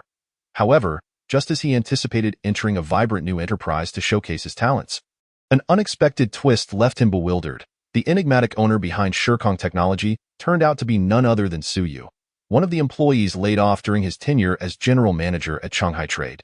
Having previously taken the time to discern which employees were genuinely productive, he had retained some memory of Su Yu, who had consistently delivered commendable performance. The initial failure to recognize Su Yu stemmed from the significant changes in appearance and status since their last encounter. An ordinary person would find it nearly impossible to connect the two. Yet, upon hearing Su Yu's name and scrutinizing his features once more, Sun Qingyun, despite his reluctance to accept the reality, could not deny it. The elusive mastermind of Shirkong Technology was indeed the very employee dismissed from Shanghai Trade. What a calamity! Although the executives had orchestrated Su Yu's dismissal to vex him, had he not insisted on the layoffs, this situation would never have come to pass. Moreover, the dismissed employees were oblivious to the multitude of underlying complexities surrounding the layoffs. They only knew that they had been terminated despite their diligent work, while the slackers remained untouched. A clear indictment of the company's poor judgment, and the executives' lack of acumen was evident. In ordinary circumstances, they might have brushed off the criticism, but now that the laid-off employee had ascended to the role of Shirkong Technology's major owner, the stakes were markedly higher. Sun Qingyun felt as though the ground had fallen away beneath him. His heart sinking to his astonishment, however, upon realizing that Sun Qingyun had recognized him, Su Yu did not hold it against him. Instead, he extended a warm hand, saying, "Welcome to Shirkong Technology." Having worked at Shanghai Trade for several years, Su Yu was well aware of Sun Qingyun's capabilities. While the layoffs appeared intricate, Su Yu's perspective as the current owner differed vastly from that of an employee. He had long suspected that there were undisclosed secrets behind the layoffs and, lacking the full picture, he would not rashly dismiss someone handpicked by Chiumo overjoyed. Sun Qingyun promptly grasped Su Yu's hand, exclaiming, "Rest assured, Chairman, I shall dedicate myself wholeheartedly to fulfilling my responsibilities." After exchanging a few pleasantries, Su Yu requested that he step aside for a moment while he continued the interviews. The number of executives requiring his personal attention was limited. Aside from Sun Qingyun, he spent only a few minutes with each candidate. By just before noon, the interview process concluded, and he announced that all executives had successfully passed. They then boarded a rented bus to head to the already constructed Zaiwiyuan, accompanied by some influential media representatives from both government and local outlets. A marvel of architectural achievement was about to unveil itself before their eyes. P.S. Wishing everyone a happy new year, abundant wealth, and may all your wishes come true in 2023. A small gift or a 5-star review would be greatly appreciated. Chapter 66. A Spectacle Unveiled. Shirkong Technology is extravagant. Are we heading to the suburbs? Why does it seem increasingly remote? Isn't it normal for the location to be remote? The recruitment information clearly stated that candidates must be willing to work in the suburbs. So the location will certainly be off the beaten path, I understand that, but given the scale of the recruitment, the company can't possibly be small, right? Has there been such a large project in the southern suburbs of the metropolis in recent years? I haven't heard of any. According to the information I received, Shirkong Technology's headquarters seems to be newly constructed and reportedly quite large. For a project of such magnitude, it's surprising that we haven't heard a whisper about it. I had heard that Shirkong Technology's background was quite remarkable, and it appears that this is indeed the case. What does Shirkong Technology matter now? It's our company now. That's true. I'm increasingly curious about what the company headquarters will look like. As they journeyed towards Iwiyuan, the executives were filled with curiosity about the mysterious headquarters they were approaching. After all, they were individuals of some standing in the metropolis, with access to various information channels. Yet, they remained entirely in the dark regarding any major projects in the southern suburbs over the past 2 years. Curiosity is a natural human trait, even among these long-established executives. As the buses gradually made their way towards Iwiyuan, excitement began to mount among the passengers. Suddenly, a sharp-eyed woman on the lead bus exclaimed, "Look over there in the sky." "What is that?" Upon hearing her, the others peered through the bus's windshield and looked up. The weather in the metropolis that day was rather dreary, overcast with rain. The sky was shrouded in mist, with visibility reduced to a few hundred meters. Additionally, as the convoy had entered mountainous terrain, the hills obstructed their view, making it impossible to see the towering structures of Zaiwiyuan. Yet, at that moment, amidst the swirling clouds, they caught a glimpse of the 1,388-meter-tall main building, along with 8 900-meter-high towers that formed an aerial city. Partially concealed within the clouds, the magnificent structures seemed to pierce the heavens, emerging from the mist like colossal titans, evoking a sense of awe and trepidation in many, triggering a visceral fear of the enormity before them. As the convoy drew nearer, the massive edifices hidden within the clouds finally revealed their true forms. Staring at the daunting skyscrapers and the aerial city composed of 8 towers, everyone on the bus gasped in astonishment. Many quick-witted individuals hurriedly pulled out their phones to capture the moment, while accompanying journalists had already whipped out their cameras, eager to document the spectacle. at this very moment, as Autumn's gentle voice resonated throughout the bus. It announced, "Welcome to the headquarters of Time-Space Technology Group, a milestone in the architectural history of Blue Star, the most magnificent cluster of buildings of this century, Ziwiyuan." The Ziwiyuan project divides nearly 10 square kilometers of coastal plain into 4 distinct areas: the work zone, factory zone, residential area, and entertainment district. Among them, the centerpiece of the work zone is a super-tall building soaring to a height of 1,388 meters, covering an area of 160,000 square meters, with 209 above-ground floors and 16 subterranean levels, yielding a usable area of 3.59 million square meters. This edifice will serve as the principal office for Time-Space Technology Group in the future. As the soothing introduction unfolded, the initial confusion in the eyes of the audience not only lingered but gradually morphed into astonishment and disbelief. A towering structure of 1,388 meters, designated as the corporate headquarters, accompanied by 8 900-meter buildings for employee accommodations, 4 superfactories, 10 colossal warehouses, a deep water port with depths of several dozen meters, and high-tech artificial beaches. Could it truly be that all these were merely the headquarters of a single company? Surely, even some small fourth-tier cities lack such scale. Following the initial shock, the cadre of executives found themselves grappling with existential doubts, questioning whether their capabilities would suffice for the impending challenges of their roles. In stark contrast, the accompanying media reporters, after a brief moment of bewilderment, erupted into sheer jubilation. A sensational story, an explosive headline. Those quick on the draw had already recorded the introduction and paired it with videos of the towering edifice, broadcasting it across various video platforms. As soon as the video was released, a multitude of onlookers flocked to witness it, incredulously exclaiming its implausibility. Yet, upon seeing similar videos from multiple media outlets, including several authoritative state-run channels, a profound silence enveloped the crowd. Before long, the convoy ventured along a winding mountain path into the heart of Ziwiyuan. The towering structure loomed like a primordial beast over the sprawling superfactories, with exquisitely crafted classical garden designs adorning the ground. The juxtaposition of classical and technological elements created an almost surreal dissonance. Yet everything appeared so harmoniously integrated, as if it were a flawless masterpiece of nature. This dreamlike scene compelled all guests to pause in admiration, as if they could never gaze upon it enough. Truly, the greatest architectural ensemble of this century, Ziwiyuan, beyond reproach. Sun Qingyun exhaled, taking in the surroundings with a sense of relief, grateful for his decision to change jobs and for Su Yu's magnanimity. Indeed, working in such an environment, he mused, might add a decade to his life. A plump woman with enduring charm exclaimed with delight, "I heard that the houses in the aerial city over there are actually for sale. Limited to 1 per person. It seems I shall have to sell my property in the Magic City and find a new home. Indeed, I wonder what the housing prices are like.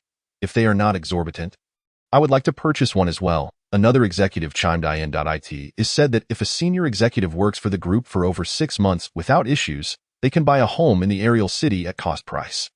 After 2 years, if they haven't purchased a home, the group will gift them one. I wonder what the specific process entails.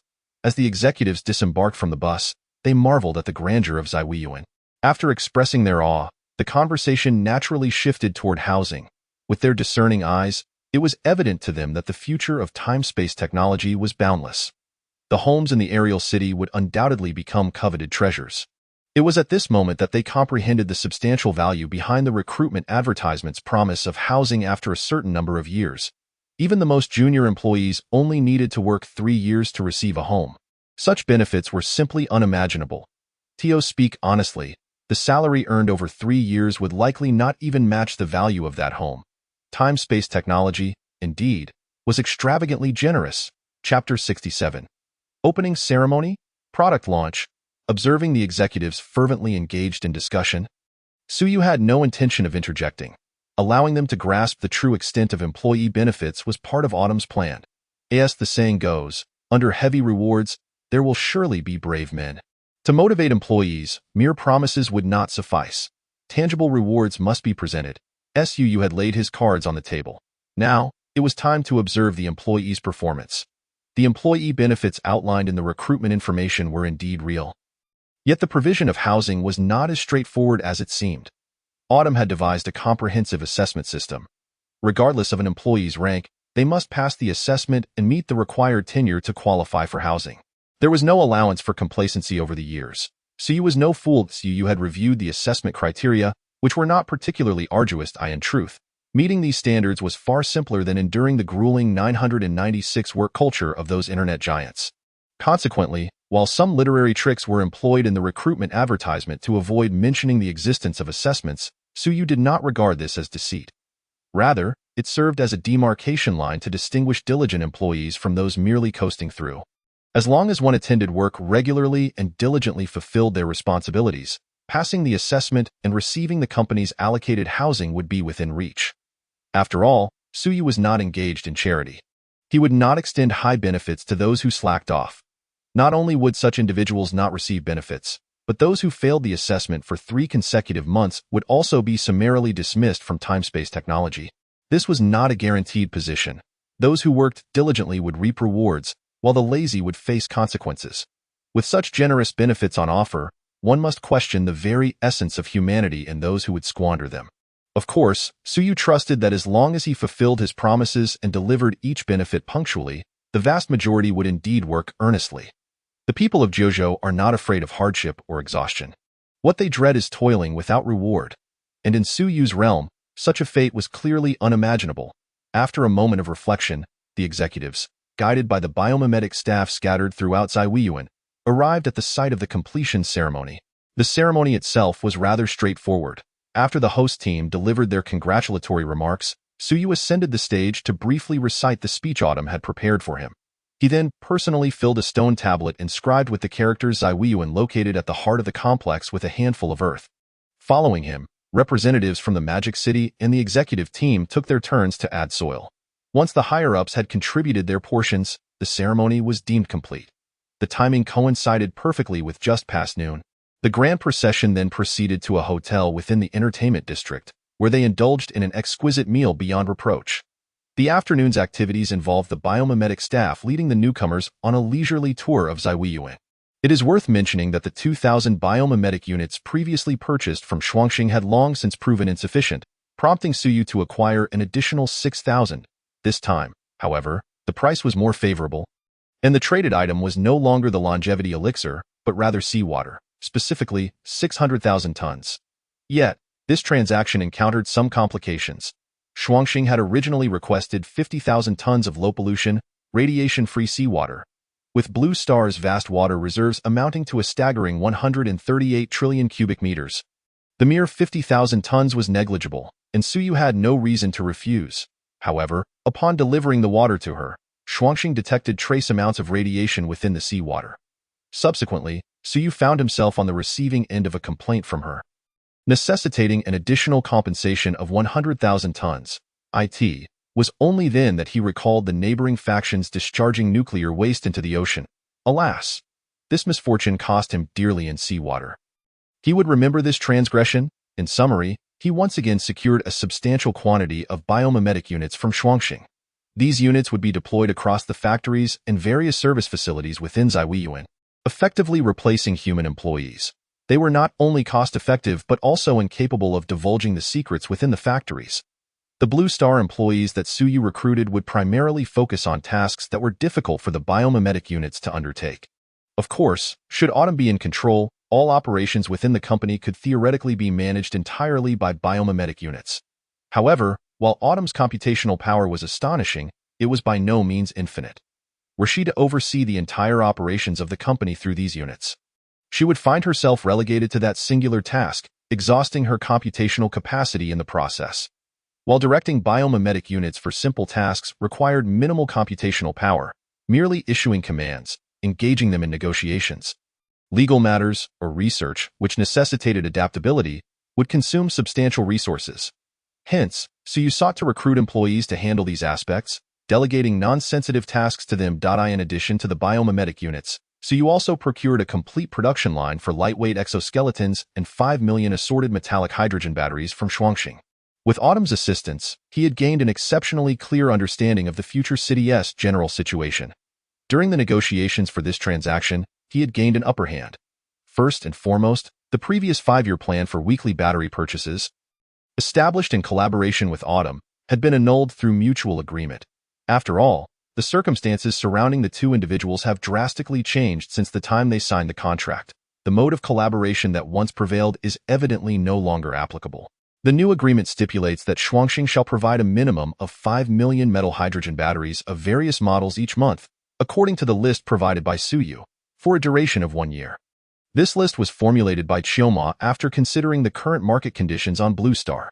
After all, for the inhabitants of Blue Star, this is an unprecedented product that will require time to assimilate once launched. It is easy to foresee that once the metal hydrogen batteries come to light, they will encroach upon the existing battery companies' market space, inevitably leading to rampant rumors regarding the instability of these batteries. The potential for explosion is no trivial matter, as even the smallest mobile phone battery, given its metal hydrogen content, could cause a person to evaporate on the spot if it were to explode. Although this type of battery has reached technological maturity during the prosperous era of the Wasteland World, the probability of explosion is less than 1 in 100 billion under normal circumstances, and can almost be deemed non-existent. However, Suyu is acutely aware that others do not share this knowledge. Within the realm of technology comprehensible to the Blue Star populace, metal hydrogen is indeed perceived as a highly unstable substance. Therefore, it would be exceedingly simple for those with ulterior motives to spread falsehoods. Initially, the sales of these batteries are unlikely to flourish. A certain period is necessary for the general public to gain confidence in their stability. Thus, Chioma currently only recommends purchasing 5 million units of different types of batteries from Shuangxing each month. Chapter 68, Real Combat, the most hardcore product promotion. Acquiring these two items certainly comes at a price. For the production line of lightweight exoskeletons, Suyu expended 1 longevity elixir.as for the 5 million batteries. He paid a staggering price of 10,000 tons of oil. Indeed, it is oil. At this stage, oil is not only an indispensable energy source for Blue Star, but also a crucial industrial raw material. Shuangxing's procurement of oil from him is not for energy purposes, as they possess nuclear fusion technology, which offers near-infinite energy. Rather, the oil is sought solely for use as an industrial raw material in her Wasteland World. The easily extractable crude oil on the mother planet has been largely depleted long before the prosperous era. What remains is not only difficult to extract but also fraught with dangers posed by countless terrifying mutated species influenced by genetic and biological weapons. The notion of future city extracting crude oil from the wasteland is nothing more than a fantasy. However, to monetize the vast reserves of technology, crude oil is an unavoidable hurdle, making it inevitable for them to seek Suyu's assistance. Given the current price of crude oil, a barrel costs slightly over 550 yuan, translating to about 4,000 yuan per ton, or over 40 million yuan for 10,000 tons.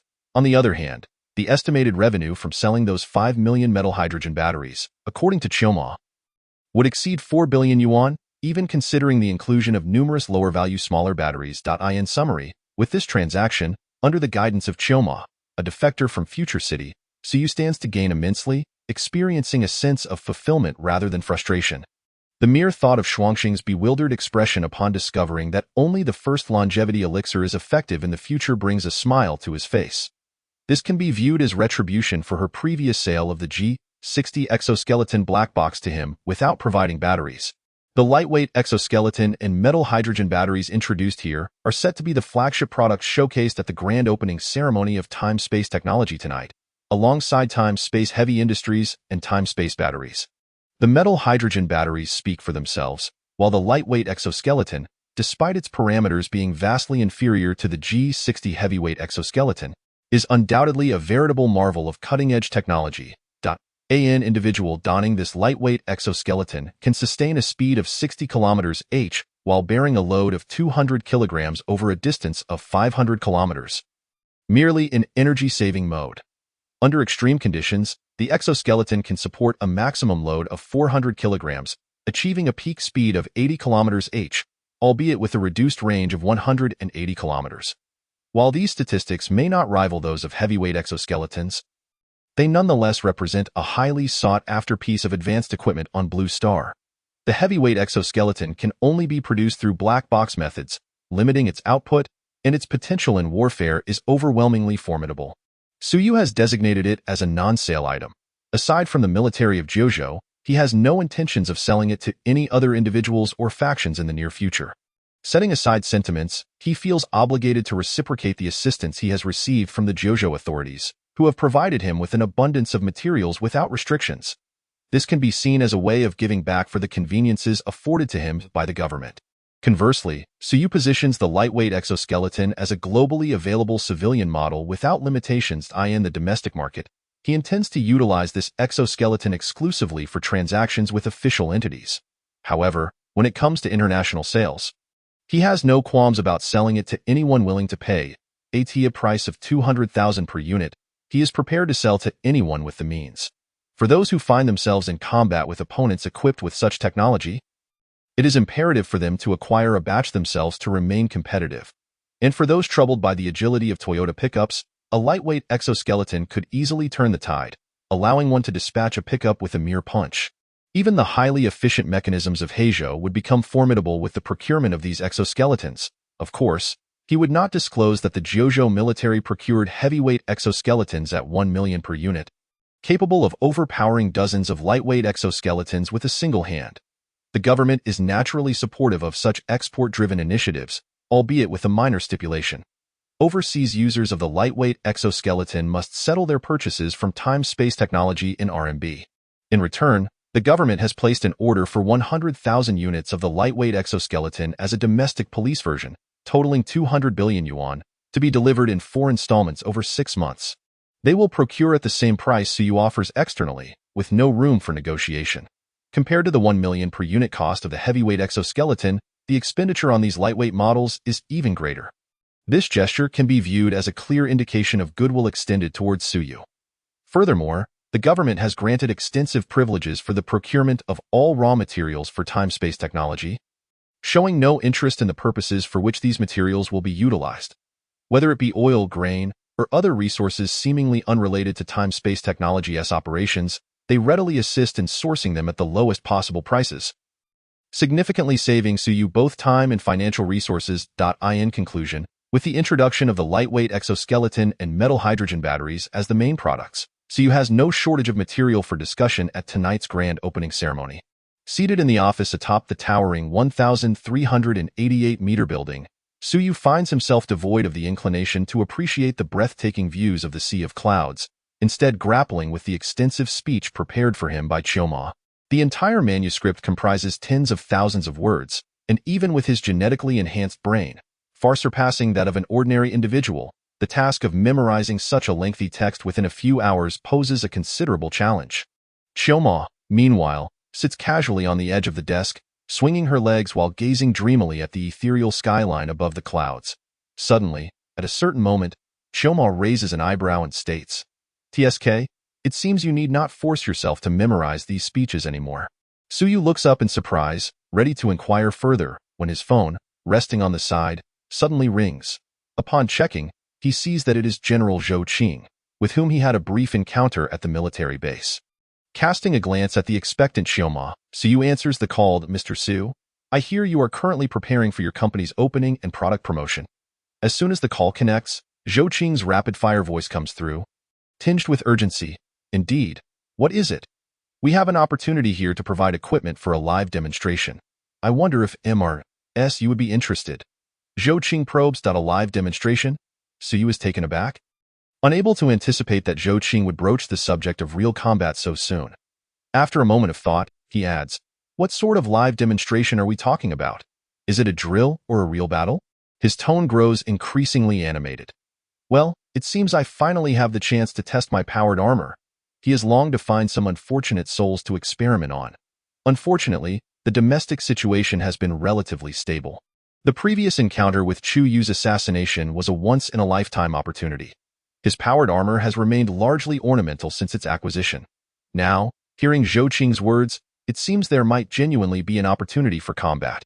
As expected, upon hearing Su Yu's question, Zhou Qing promptly responds, "We are heading abroad, for a real battle on the front lines." Chapter 69.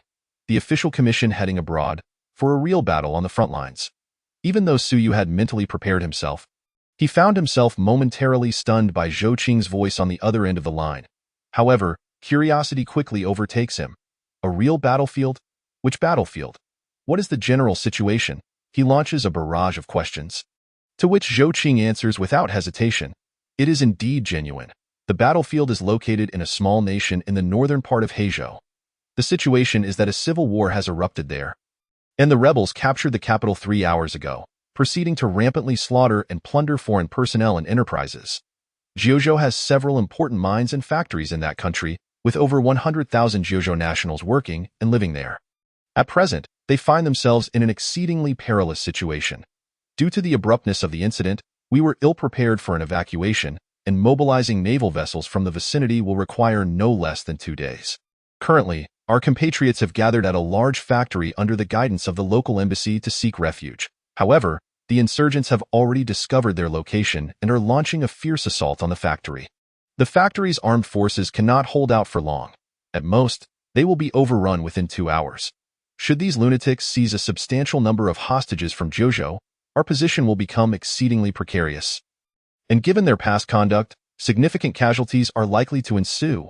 Upon hearing this, Su began to grasp Zhou Qing's intentions and blurted out, "You wish for me to utilize the Falcon to assist in transporting your people? The lives and safety of numerous Jiuzhou citizens abroad are under threat, while the closest military forces from Jiuzhou are unable to respond swiftly." Thus, Zhou Qing's call becomes self-evident. After all, the Falcon can surpass the second cosmic velocity. And with the equator of Blue Star measuring just over 40,000 kilometers at full speed, it can traverse the equator in under an hour and reach virtually any point on the globe in less than 30 minutes. Should Suyu agree to assist, he could transport military personnel and equipment to that distant black state within mere minutes. "This is indeed our objective," Zhou Qing replied candidly. "As for the cost, we are uncertain of what exactly you require, Mr. Su. You may state your needs freely, and we will do our utmost to accommodate them, provided they fall within the official capabilities of Jiuzhou. To accommodate." Suyu pondered over the terms he had been offered, choosing not to respond immediately.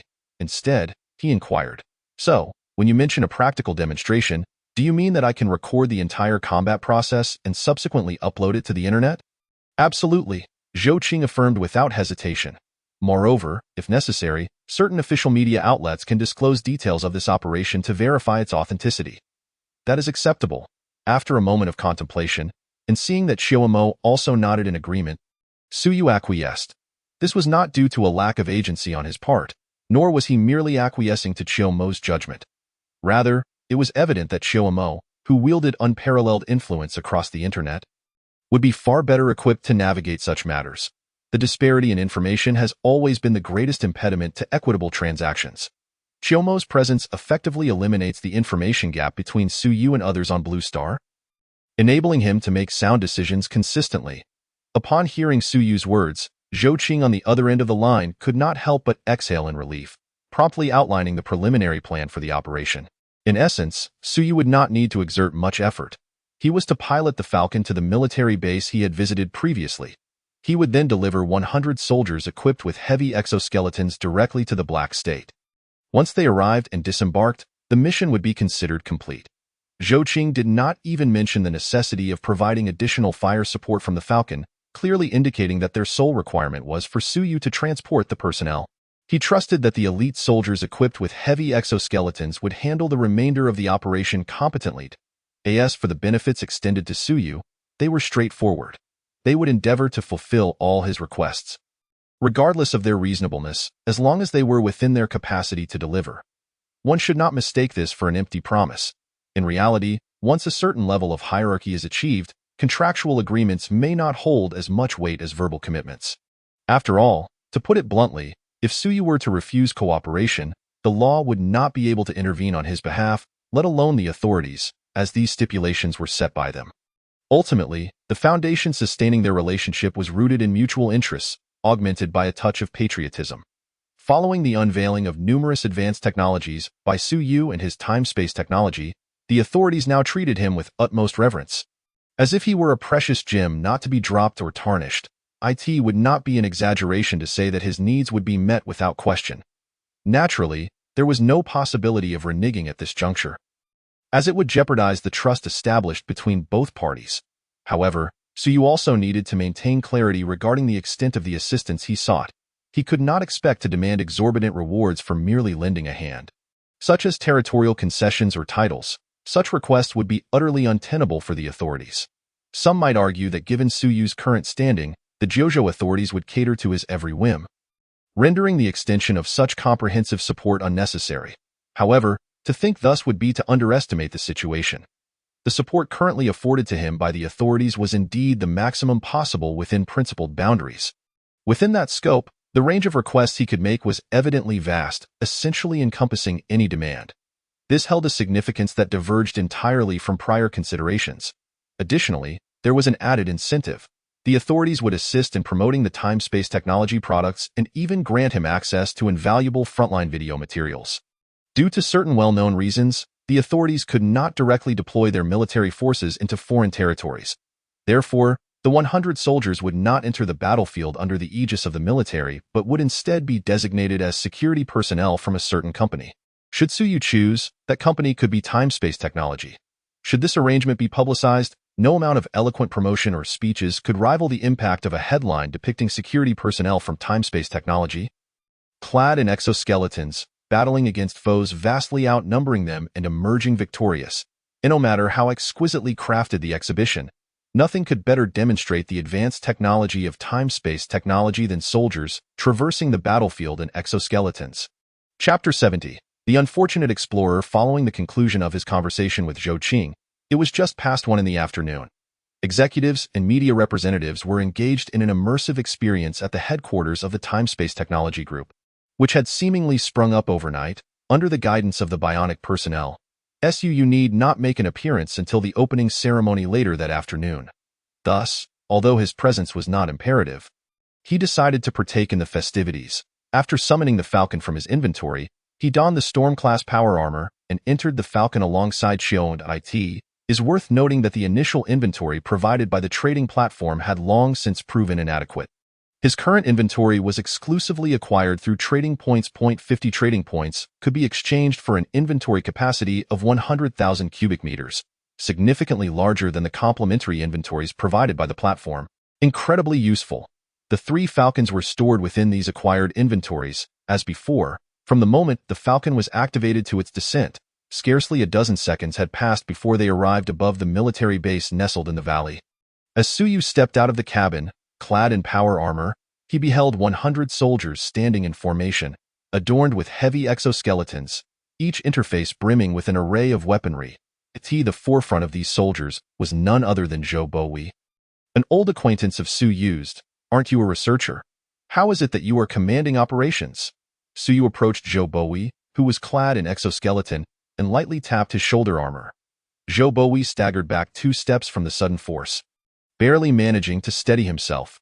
Upon regaining his composure, he looked at Suyu's power armor with a glimmer of envy in his eyes.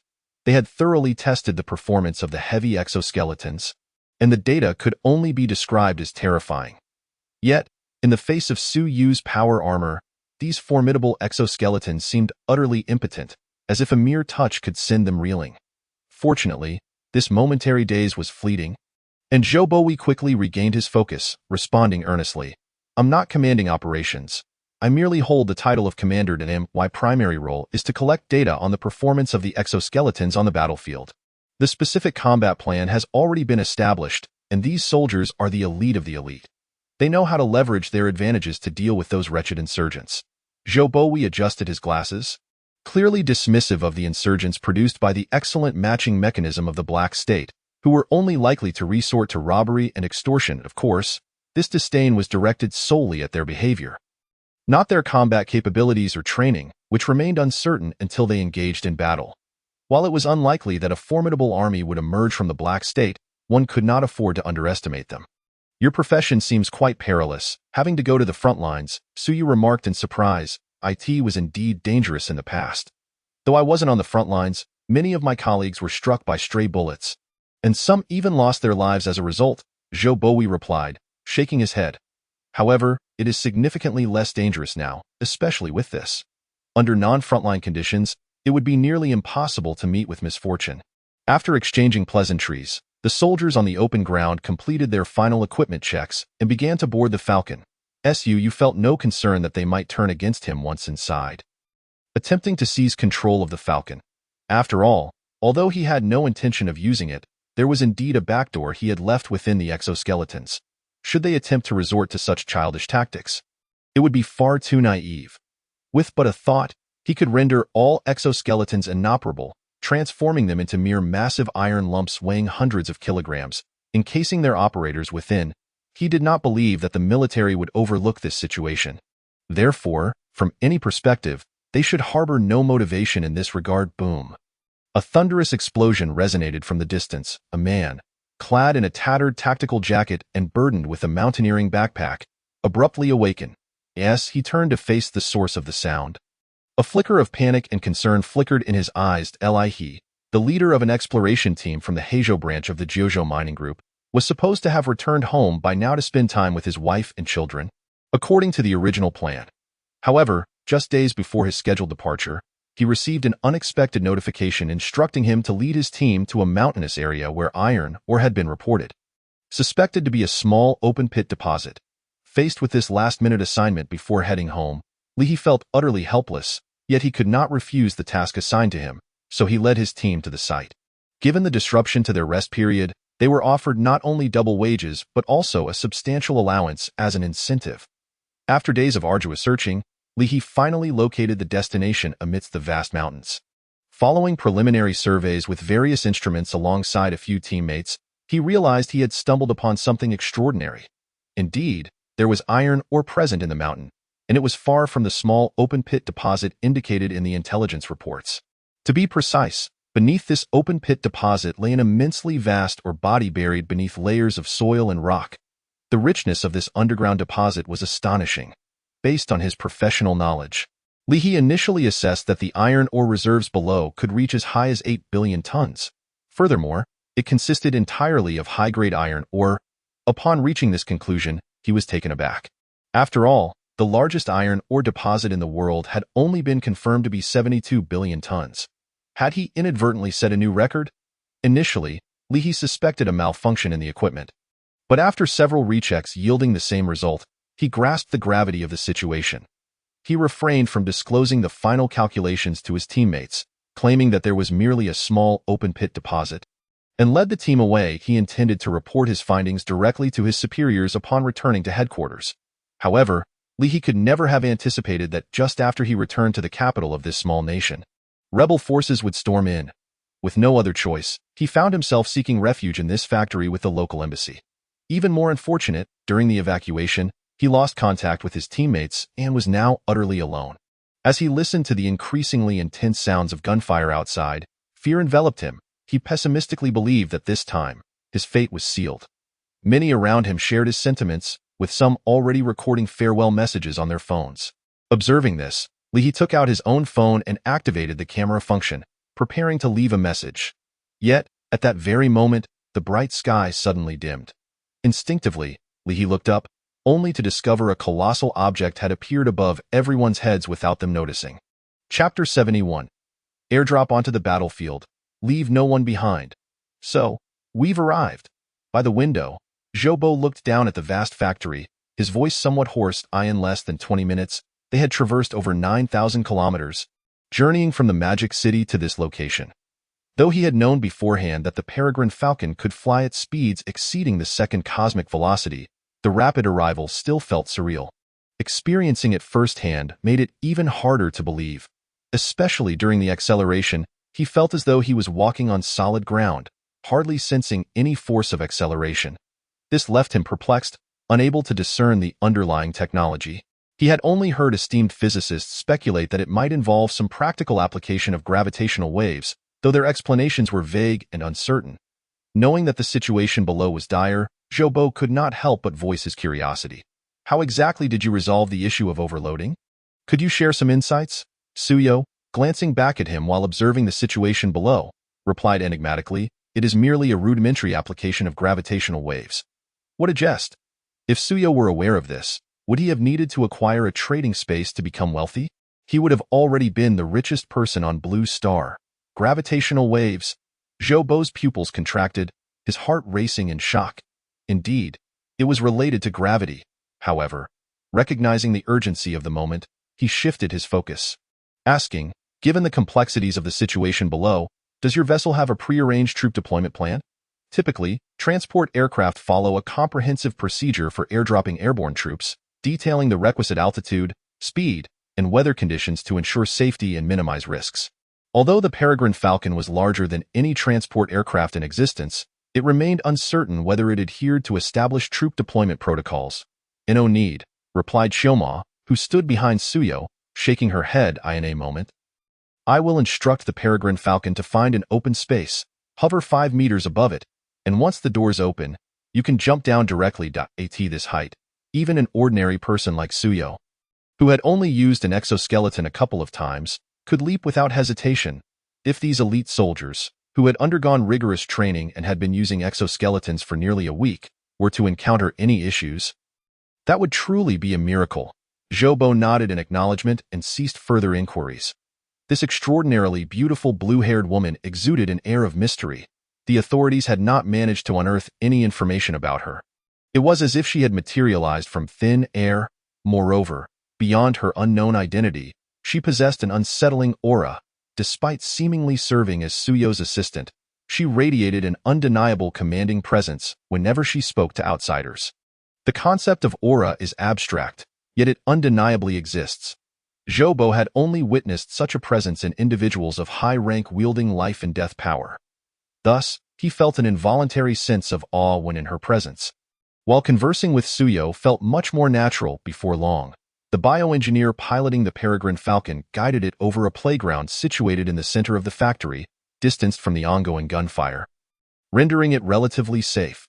The area was already teeming with people, with only a small space in the center available. Nevertheless, it was sufficient for 100 soldiers to descend. Remaining in optical stealth mode, the Peregrine Falcon silently hovered just 5 meters above the ground. Chioma cast a glance at the 100 soldiers, now lined up and ready to descend, and calmly stated, "The hatch will open soon. You have a maximum of 5 minutes to disembark." After 5 minutes, the Peregrine Falcon will close the hatch, activate its optical stealth module, and ascend to standby. As her words fell, the hatch at the rear of the Peregrine Falcon, large enough to accommodate a tank, slowly opened. Simultaneously, the optical engines disengaged. The massive floating vessel appeared before everyone, casting a shadow over the morning sun. One by one, heavily armored soldiers began to leap out without hesitation. Upon witnessing the sudden emergence of the Peregrine Falcon, Lihi's mind momentarily went blank. Such a sight was entirely beyond his comprehension. Yet, the subsequent sounds of heavy objects landing jolted him back to reality. He focused ahead and was astonished to see a figure clad in thick armor rising to their feet, surveying the surroundings before leaping a dozen meters away, raising their weapon in readiness. This was evidently just the beginning, as more soldiers in identical armor descended from the ship. Fully armed and silent, they exuded a disciplined and intimidating aura. The people on the playground now realized the presence of the mysterious Peregrine Falcon and the soldiers descending from it. Fear of the unknown loomed over everyone, and no one dared to make a sound, rendering the playground eerily silent. Until, "This is the security team under the Gyozho Space-Time Technology Group. Everyone, you are safe."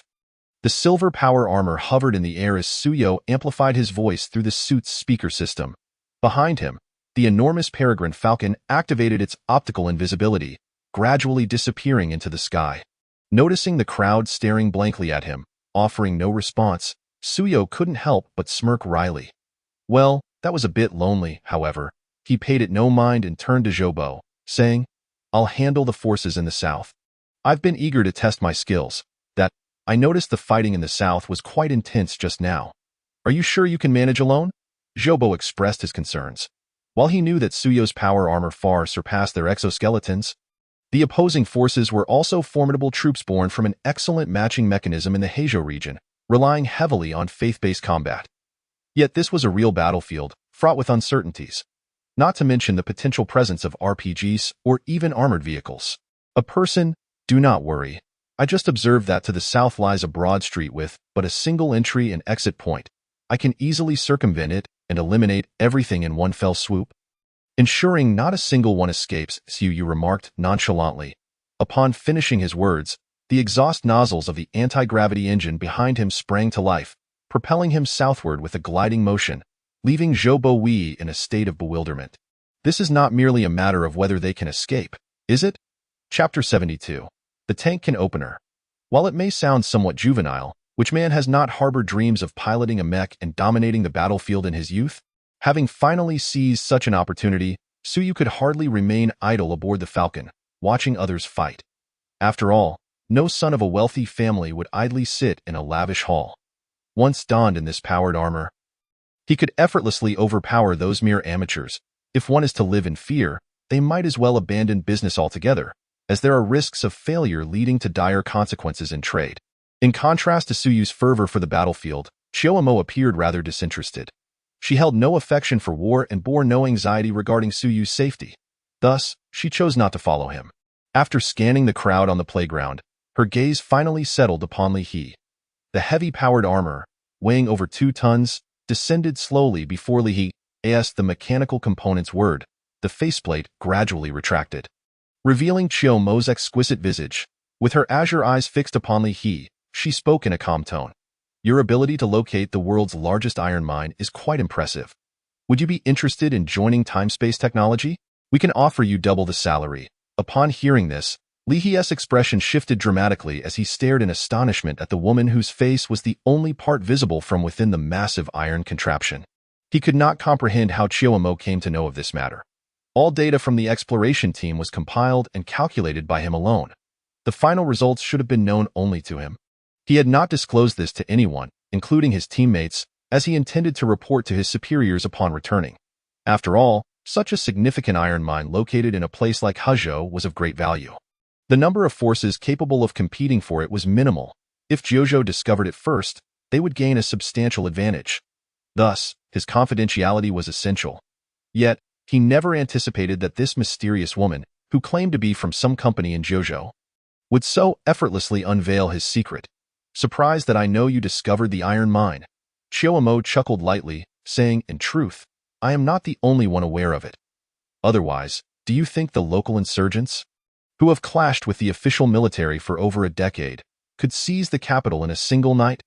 As she spoke, a flicker of crimson light flashed in Chiyomo's azure eyes, and her armored right hand slowly lifted, positioning itself before Li He. With a soft metallic rip, a bright orange bullet was pinched between her index and middle finger, crushed almost flat by her grip. Only then did Li He hear the distant sound of gunfire.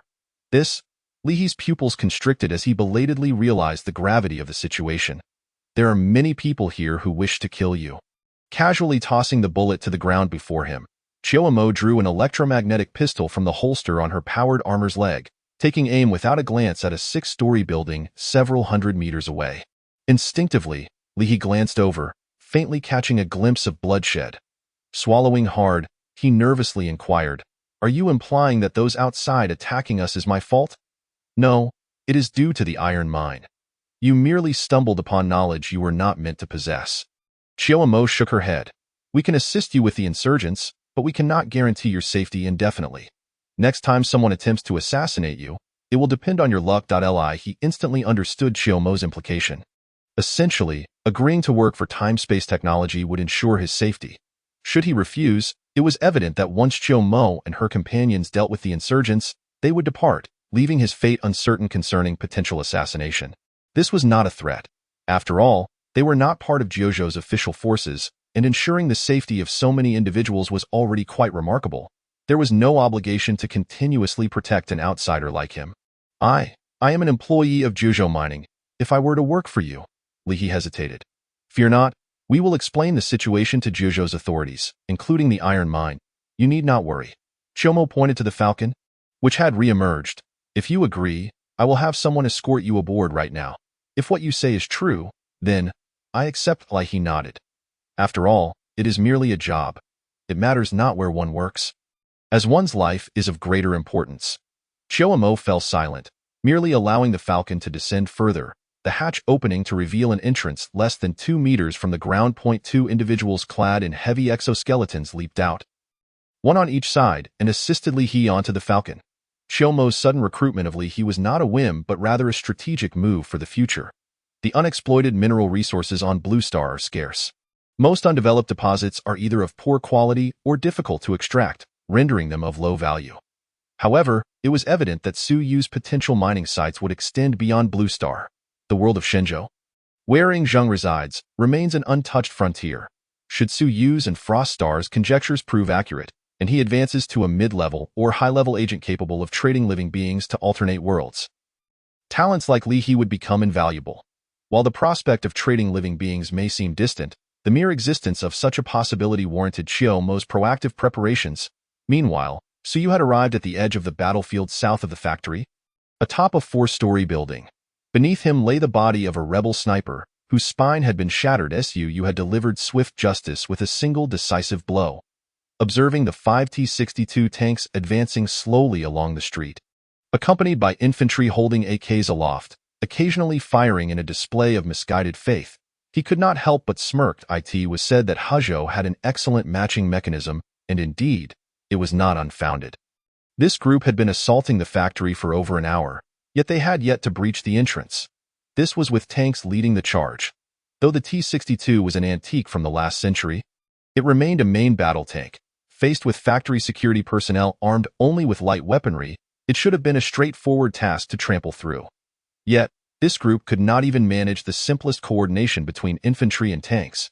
Each time, the tanks would charge ahead while the infantry lingered far behind, firing blindly. The security personnel had effectively repelled several main battle tanks with a few cluster grenades, resulting in only 2 minor injuries from stray bullets. While the insurgents suffered multiple fatalities, it was utterly surreal. Su found the spectacle rather amusing. However, he was not there merely to spectate. After watching for a while, he grabbed his Gauss rifle, aiming it at the foremost tank. Open can, zing. The tungsten core armor-piercing round was accelerated to 20 Mach by the magnetic rail, ripping through the sound barrier with a piercing shriek, and instantly penetrated the tank's rear armor. Boom!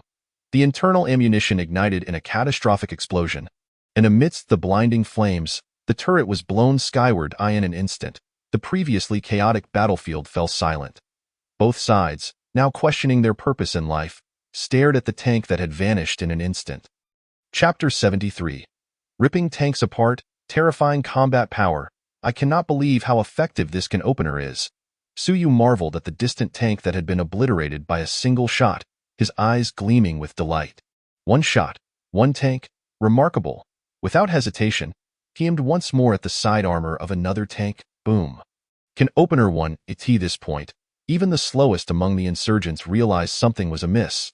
After losing 2 tanks in quick succession, the remaining crew members, terrified, scrambled down from their vehicles. From his vantage point on the rooftop, Su Yu chose not to fire again, allowing them to flee the metal coffin and seek cover, while he casually slung his Gauss rifle over his back. The armor on either side of his spine swiftly retracted, launching 8 small drones into the air. Some of these drones were purely for reconnaissance, while others possessed limited offensive capabilities, truly a marvel for urban warfare. Of course, Su Yu had no need for these devices. Their sole purpose was for recording 8 personal cameras, capturing every angle without blind spots, combined with the first-person recording system integrated into his powered armor helmet. Once the battle concluded, he could edit the footage into something far more exhilarating than any film. Inside a small street-side building, several crew members of the insurgents peered out through the windows, guns in hand, glancing nervously at the 2 destroyed T-62 tanks on the street. Had they not fled quickly, they would likely have been reduced to mere scraps of metal. The worst part was that, while they had lost 2 tanks, they had no idea where the enemy had been or how those tanks had been destroyed. That was truly terrifying. Now, the tanks are stationed there, and they do not dare to approach. Fearing they might be ambushed again. In theory, under such circumstances, it should be the infantry in conjunction with the tanks who are responsible for guarding against nearby anti-tank units. Yet, who can blame them when they have no concept of infantry-tank cooperation? The tanks rely solely on their armor to charge headlong into battle, and when faced with anti-tank weapons, they are rendered impotent. This exemplifies the average capability of the armed personnel in Hezhou. Su Yu observed their reactions through the drone's perspective and was astonished to find that after losing 2 tanks, they genuinely intended to hide in a roadside building and not come out. Do they think that their flimsy walls can withstand the armor of a main battle tank? It is utterly futile. Engaging with such incompetent individuals left Su Yu feeling somewhat diminished. They were even less impressive than the assassins who attempted to kill Chu Yu that night. With a swift motion of his right arm, a chain adorned with numerous small metal plates sprang from his wrist. In the next moment, This limp chain coalesced into a razor-sharp chainsaw sword. Although the chainsaw sword was hastily assembled from these scattered plates, under electromagnetic influence, it exhibited no visible gaps. At maximum power, the sword's edge vibrated at hundreds of thousands of times per second, rendering it virtually indestructible. Bathed in the morning sunlight, Suyu gazed at the chainsaw sword glinting with a cold sheen in his hands and nodded appreciatively. This weapon certainly looked formidable. With a heavy thud, the powered armor leaped down from the small building, positioning itself squarely in the street. Surrounding them were 420 armed personnel, 3 tanks, and 7 armed pickup trucks, listening to the battlefield data provided by the auxiliary AI. It was as though Suyu had gained X-ray vision, with all enemies within several hundred meters clearly marked before him. This was the result of the 8 drones surveying the surrounding terrain, continuously monitoring video and thermal imaging data from multiple angles in real time, and subsequently consolidating this information into the powered armor's central computer. The margin of error was virtually non-existent. It could be asserted that if Suyu wished, he could stand openly in the street and eliminate targets through walls with the terrifying penetrative power of his Gauss rifle. However, using such a weapon against these inept foes would be akin to using a cannon to swat a fly, utterly unnecessary and lacking in excitement. Suyu casually swung the chainsaw sword and strolled toward a nearby building where 7 or 8 armed men were indiscriminately firing their AKs at the distant factory gates, amidst the chaotic gunfire. These individuals were evidently oblivious to the presence of death lurking behind them. With a swift motion, he unleashed a strike. The armed men using the earthen wall as cover were cleaved in half by the chainsaw sword. Blood sprang forth and drenching several nearby black men. After a brief moment of confusion, the remaining individuals regained their senses, staring in terror at Suyu clad in powered armor. One of them, reacting quickly, grabbed a walkie-talkie and began chattering nervously while simultaneously picking up a nearby weapon and unleashing a hail of bullets at Suyu. However, all the bullets veered off course when they neared his vicinity, inexplicably deflecting 90 degrees to strike the wall on the opposite side. The deflection field, it was too late.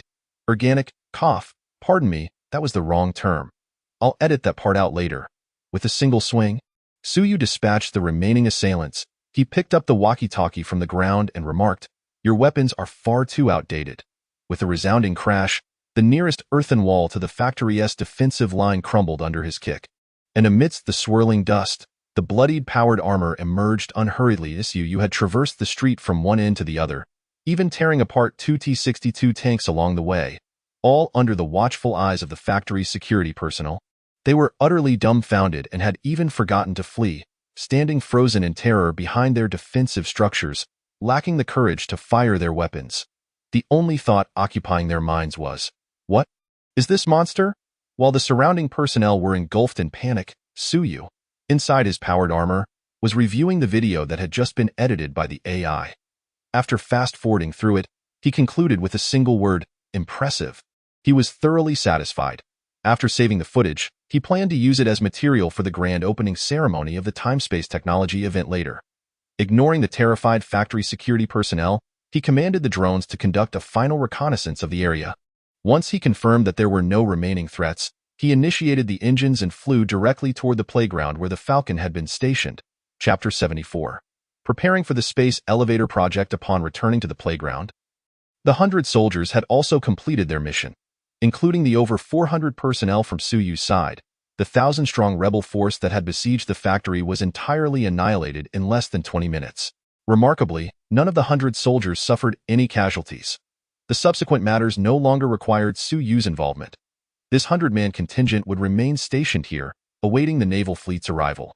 After evacuating the citizens of Jojo, they would return home aboard the same ships.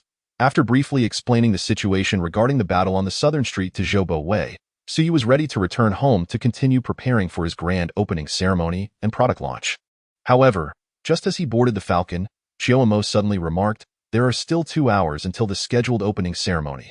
We could take a detour to check out a certain location." "Check out? What place?" Suyu inquired, puzzled. With a shimmer of blue radiance in her eyes, Chiyomo constructed a topographical map of the surrounding area.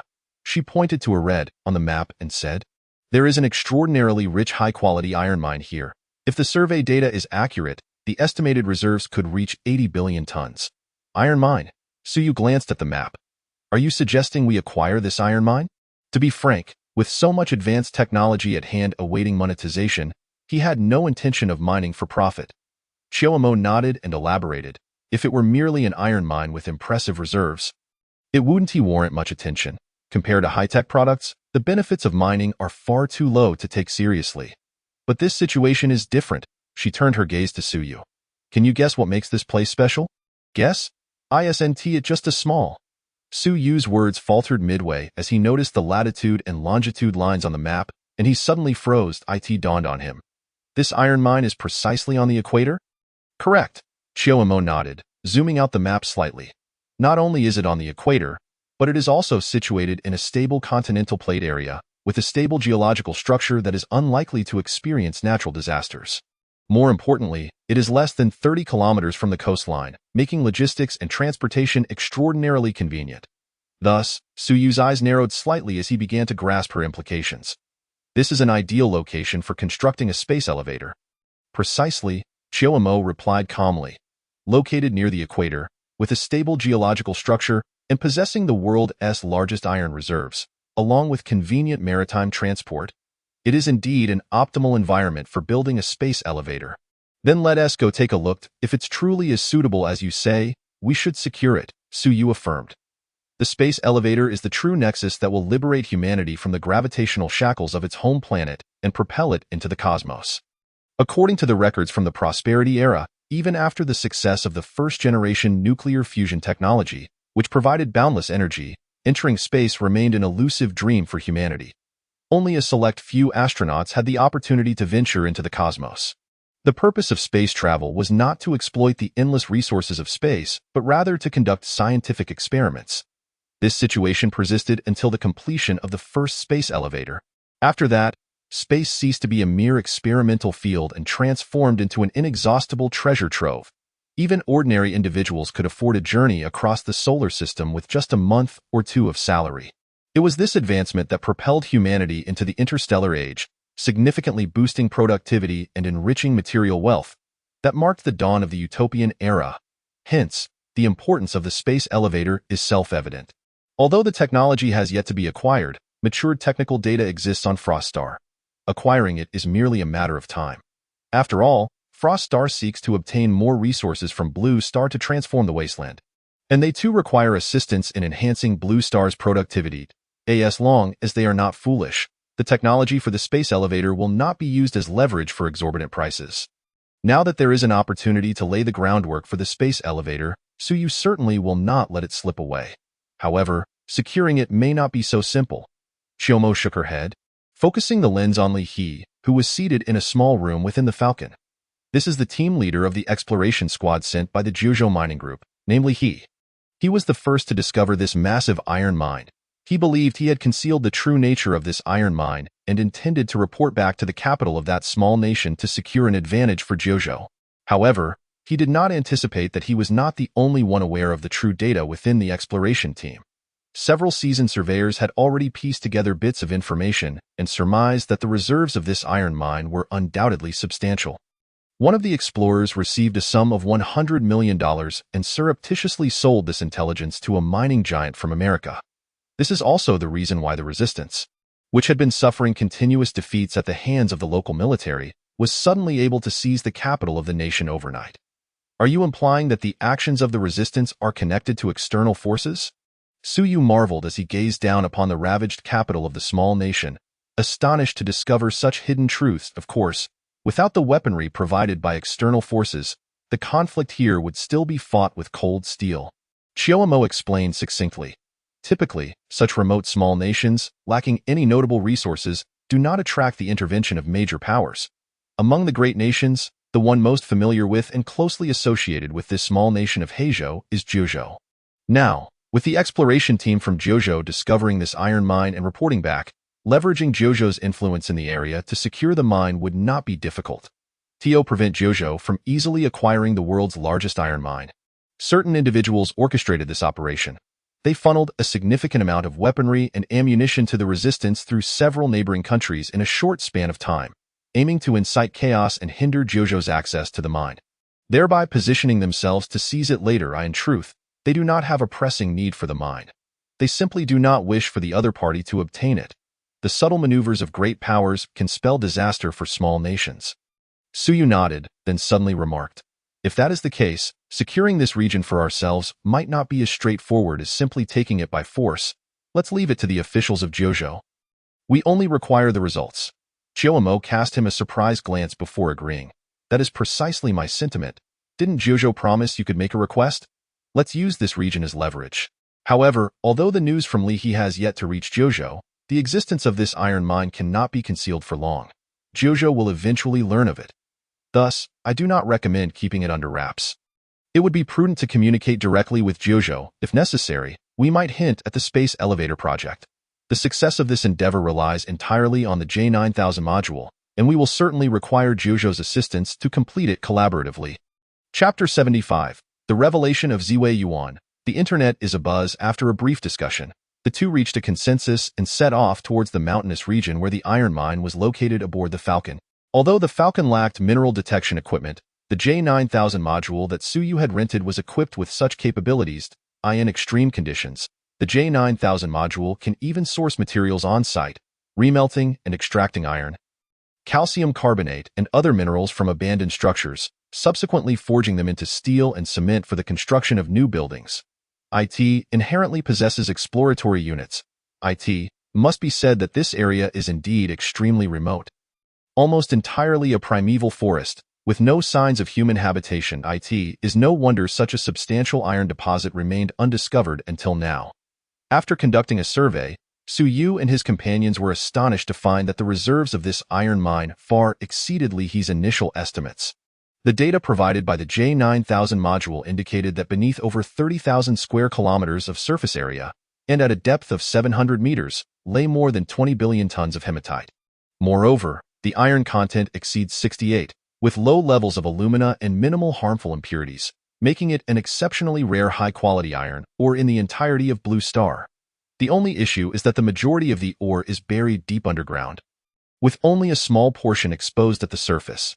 However, this very factor explains why the mine remained undiscovered until now. After all, iron ore deposits on the surface rarely support vegetation. The exposed red earth is easily identifiable as an iron mine. Thus, being buried deep can sometimes be advantageous. For Suyu, who can acquire advanced production tools from the Wasteland World, the depth of the ore is inconsequential. The matter of the iron mine is temporarily settled. Next, Chiyomo will communicate with Jojo to facilitate their assistance in resolving the situation. If the officials of Jojo cannot manage it, Suyu is unperturbed. Whenever he secures the technology for the space elevator, he will come directly to commence work. As for whose territory it is, the one with the stronger fist claims it. If they refuse to cooperate, he cannot be blamed. Of course, the chances of such a situation arising are slim.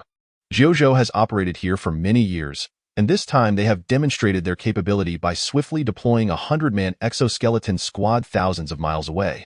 Those behind the scenes are likely scratching their heads at the sudden appearance of formidable exoskeleton armor and the silent yet terrifying troop deployment capabilities. Over a mere iron mine, they are unlikely to cling desperately to it. After all, those 100 elite soldiers clad in exoskeletons are stationed there. With their combat prowess, even a coalition of the most inept fighters in the Heijo region would likely be inadequate to confront them.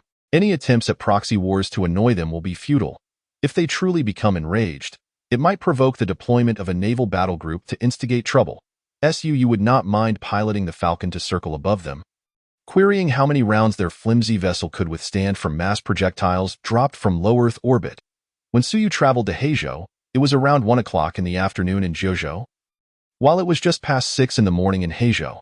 Upon his return, it was already 8 in the morning in Heijo, and Jojo had only just past 3 in the afternoon. The executives and media were still touring Ziwei Yuan under the guidance of the biomimetic robots. In addition to them, numerous employees who had already joined time-space technology had also come specifically for the occasion. Although it was not a workday, these employees became part of time-space technology the moment they signed their contracts, and the premises were naturally accessible to them. They had previously refrained from visiting, believing the time was not right and the location of Ziwei Yuan was remote. Hence, they did not rush over. However, just a few hours ago, as the media entered Ziwei Yuan, unveiling this marvel of human architectural history, combined with Jojo's intentional promotion, the towering 1,388-meter main building, and the 8 900-meter towers arranged in a complex array to form an aerial city, instantly ignited the entire internet. Within mere hours, it dominated the trending lists across major forums. Almost in less than an afternoon, news about Ziwei Yuan and time-space technology flooded the internet. Many prospective employees, driven by curiosity, spontaneously arrived for a tour. Although there is a current trend towards reducing skyscrapers, when confronted with a colossal structure soaring over 1,000 meters high, it is nearly impossible for anyone to ignore its presence. Coupled with the breathtaking scenery within Ziwei Yuan, few could pinpoint any flaws. At this opportune moment, someone inadvertently revealed online that Ziwei Yuan is indeed the headquarters of time-space technology. They also unwittingly published previous recruitment information in the contract signed by current employees. Thus, the reactions poured in. Wow, such high salaries and benefits, almost double that of competitors. Housing provided after a certain tenure. I'm losing it. I saw the recruitment ads for time-space technology and thought they were scams. So I didn't apply, even though I met all the requirements. I didn't apply either. Please, time-space technology, give me another chance to reapply. I promise to work hard. Woohoo, I am the king of competition. Give me a chance to prove myself. I want a house in the aerial city. Did you see my hairstyle? I don't have a single hair on my head. Time-space daddy, dad. Don't make me beg on my knees for you. Your dad? Our dad. Look at me. I have 10 years of 996 experience, and if necessary, I can do 8127. I can forego salary for a house in the aerial city. I'll work for you for free for 3 years. I just saw someone's live footage of the interior of the aerial city. The residences come with a complete set of smart home technology, and it's genuinely intelligent. Laundry and cooking are almost fully automated. Once you move in, all you need to do is eat, sleep, and work. No household chores at all. Much better than the artificial intelligence I spent hundreds of thousands to install at home. The key point is, a 100 square meter 3-bedroom apartment with this amazing smart home setup only costs $500 a month to rent, and utilities are all free. I'm in Magic City. I'm going to rent a place right now. Think again. It's only open to employees. Moreover, according to their standards, even the most ordinary employees, after working for a year, can purchase time-space technology products at cost price, and the houses in the aerial city count as products. Surprised? Amazed? A 100 square meter 3-bedroom apartment in the aerial city costs only $8,000 per square meter at cost. To be fair, when I first saw the recruitment information, I thought the location of the houses offered by time-space technology was too remote and wouldn't be useful even if given away. Now it seems I was short-sighted. The entire Ziwei Yuan is clearly a small city integrated with countless high-tech features. Once it reaches full capacity with 100,000 residents, the value of those houses will likely rival that of prime real estate in Magic City. That's debatable. If time-space technology truly becomes a giant in a certain sector, then your words hold water. However, if it were to collapse, Ziwei Yuan would merely stand as an inconsequential spectacle. Dear brother, I suggest you take a look at the recent announcement released by Jiuzhou News. Link, the security team under Shirkong Technology has defeated thousands of insurgents in Heizhou, safeguarding the safety of hundreds of thousands of compatriots.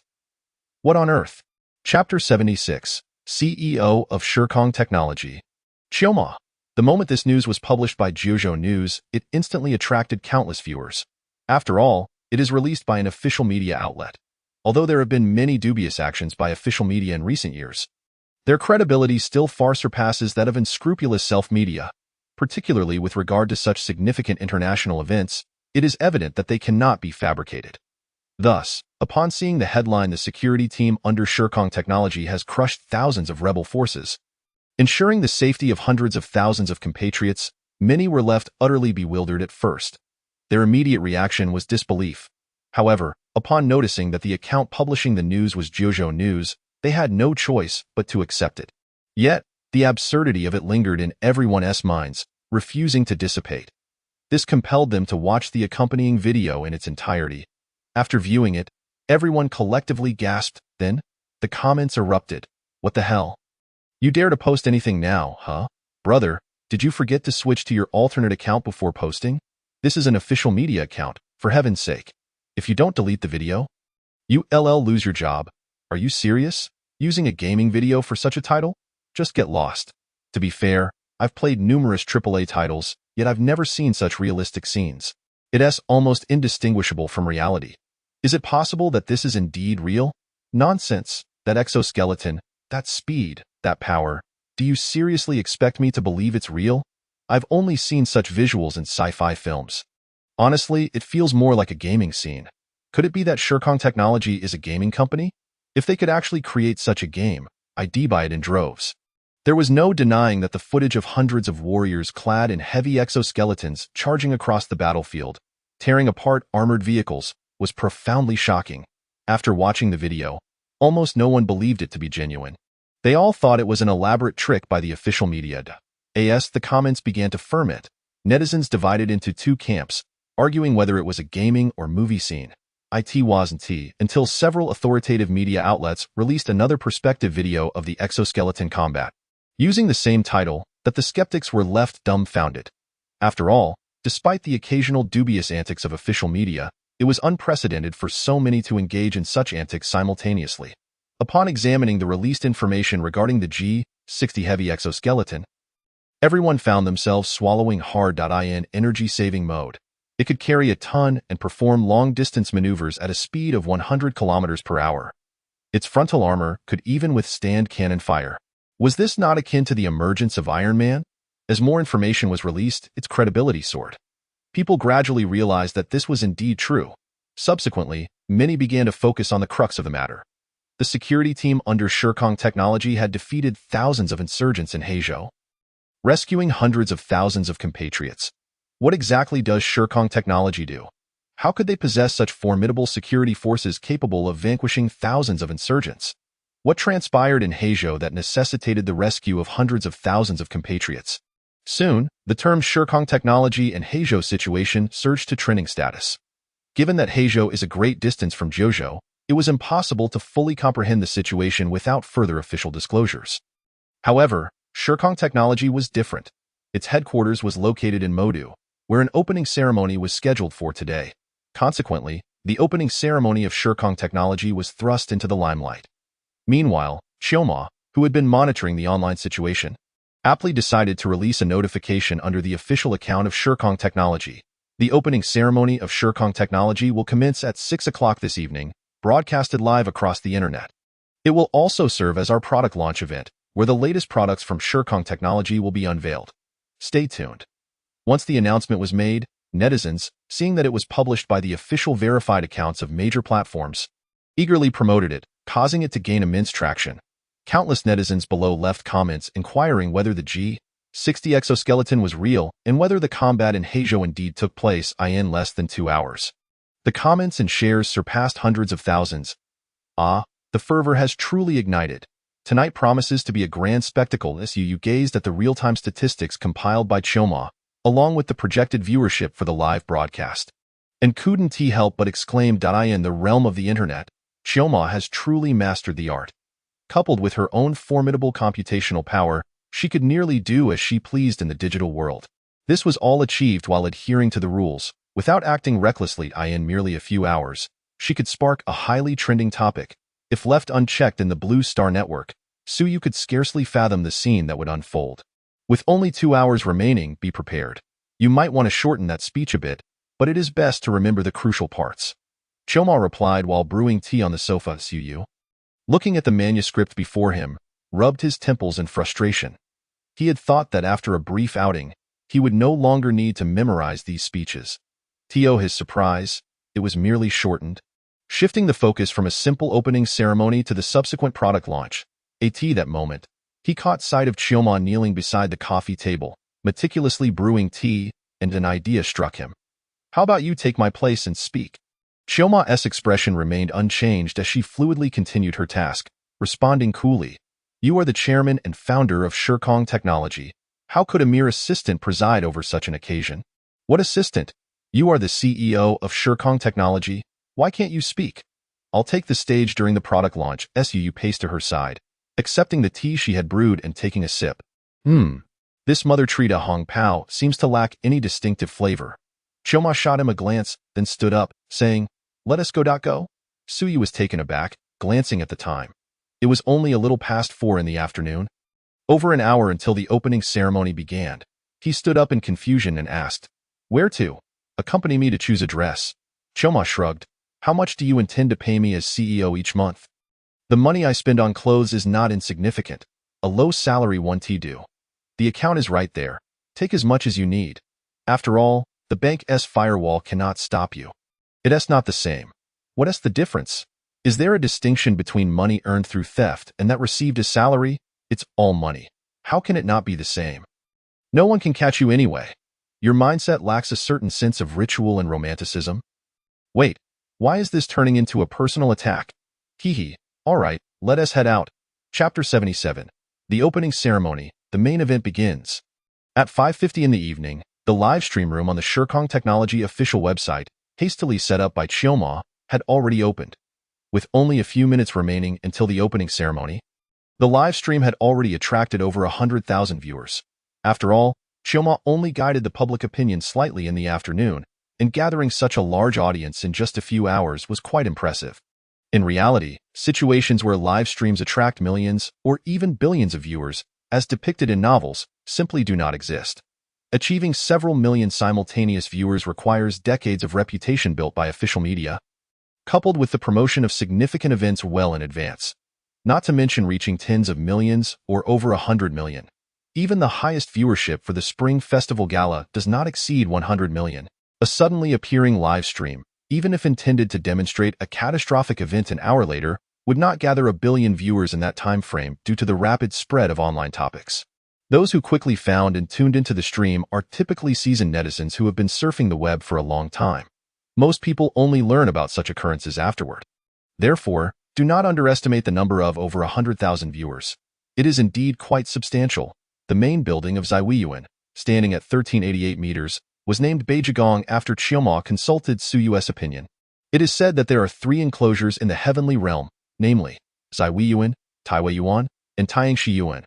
Ziwiyuan is the central enclosure of the 3, located in the northern sky, hence also referred to as the Central Palace or Ziwagong. With the North Pole as its core, the left and right enclosures each contain 15 stars. Thus, naming the core building of Ziwiyuan as Beijigong is quite fitting. Tonight's opening ceremony will be held in the giant exhibition hall on the first floor of Beijigong. The hall's decor has been completed, and the audience has all entered, eagerly awaiting the moment when Chioma can take the stage to host the opening ceremony on behalf of Suyu. Meanwhile, in the backstage dressing room, the hired makeup artist was at a loss, gazing at Chioma. "Miss Chioma, you are simply too beautiful. I cannot find a single flaw. It seems there is no need for makeup at all. In my humble opinion, makeup would only detract from your natural beauty." As the autumn twilight approached, Chioma casually remarked, "I am aware that I did not invite you here solely for makeup. Rather, I sought your opinion on which gown would be most suitable for my appearance on stage tonight." With a gesture towards the wardrobe nearby, she indicated her intent. The makeup artist instinctively glanced over, swallowing hard at the sight before her. The wardrobe was filled with exquisite garments crafted from luxurious silks, rather than the more commonly seen Western-style gowns that revealed much skin. "Are you intending to wear these for tonight's ceremony?" the makeup artist inquired reflexively. "Is there a problem?" Chioma replied with a gentle smile. "In fact, I prefer these styles over the conventional gowns." Perhaps it was her prolonged companionship with Suyu that had gradually shifted her aesthetic towards the classical elegance of JoJo, rather than the Western trends. Reflecting on the identity of the CEO of Time and Space Technology before her, and then glancing at Suyu, the chairman of Time and Space Technology, the makeup artist suppressed the urge to voice concerns about the unconventionality of Chioma's choice and instead smiled. "With Miss Chioma's figure and beauty, you are a natural model. Any attire you don will undoubtedly appear stunning. There is no need for any hesitation." It was a jest. The norms of fashion and decorum seemed entirely irrelevant in the presence of these two. Given the strength of Time and Space Technology, should Chioma choose to don an avant-garde outfit for the grand opening ceremony, the onlookers would only be left in awe of her beauty. No one would dare to say that her attire was inappropriate at such a moment. Moreover, these garments were undoubtedly far superior in craftsmanship compared to the poorly made hanfu often seen online. Coupled with Chioma's beauty and stature, there would be no sense of discord in her appearance. After further discussion, Chioma ultimately selected a black and red palace gown, simple yet exuding an air of solemnity. Once the makeup artist fashioned her hair into an elegant bun and adorned it with delicate golden hairpins, the reflection revealed a breathtaking beauty, as if she had stepped out of an ancient painting. "What do you think?" Chioma asked, presenting herself slightly before Suyu, her figure clearly displayed. "Beautiful," Suyu exclaimed in admiration. Frankly, Chioma's ensemble truly resonated with his preferences, the stately and classical gown, harmonizing with her gentle demeanor, perfectly embodied the image of a timeless beauty from antiquity. The only lament was that her physical form was that of a a synthetic being. Otherwise, Suyu would have awarded her a perfect score. "Isn't that right?" Chioma raised an eyebrow before adopting a more serious demeanor, saying, "The time is nearly upon us. I shall make my way up." Watching her retreating silhouette, Suyu suddenly perceived that this elderly lady had recently become increasingly vivacious. When she had first arrived, she often wore a faint air of melancholy, frequently gazing at the sea or the sky, seldom fretting over what beautiful attire to wear. It seemed that the extension of her lifespan, coupled with the shedding of the burdens associated with her title as the Lord of Future City, had allowed her to embrace her true nature. Who said a 200-year-old lady could not adore beautiful clothing and ponder over what to wear for significant occasions? The fusion of formidable computational power with absolute rationality did not preclude the presence of emotions. Quite the contrary. Suyu did not dwell excessively on these matters. It was undoubtedly a positive development for Chioma to cultivate her own interests in Blue Star, especially since she was not devoid of emotions as an artificial intelligence. As for the expenditure, these garments were indeed costly, purchased that afternoon from several esteemed tailor shops across Juzhou, averaging around 100,000 per set. However, Suyu was not at all concerned about such trifles. What mattered was Chioma's happiness. Her joy would ensure her efficacy in her work. Subsequently, Suyu made his way to the grand exhibition hall of the Arctic Palace, which was now filled with journalists from various regions, employees, and executives of time and space technology. Numerous officials had also graced the event with their presence. Even the authorities from Magic City had taken time out of their schedules to attend. After exchanging greetings with those present, Suyu confidently took a seat in the central front row. There was little to discuss at the opening ceremony aside from Chioma's breathtaking entrance that left both the audience and those watching the live stream in awe. The subsequent segments felt somewhat monotonous. Chioma spent a considerable amount of time elaborating on the scope of Time and Space Technology's operations. Although there were only 3 subsidiaries under Time and Space Technology at present, selling either exoskeletons or batteries, the future promised to unveil even more groundbreaking technologies. Consequently, the content to be presented was rather intricate, which explained why the speech draft initially prepared for Suyu still contained tens of thousands of words even after being condensed. Fortunately, Chioma's ability to engage the audience was exceptional.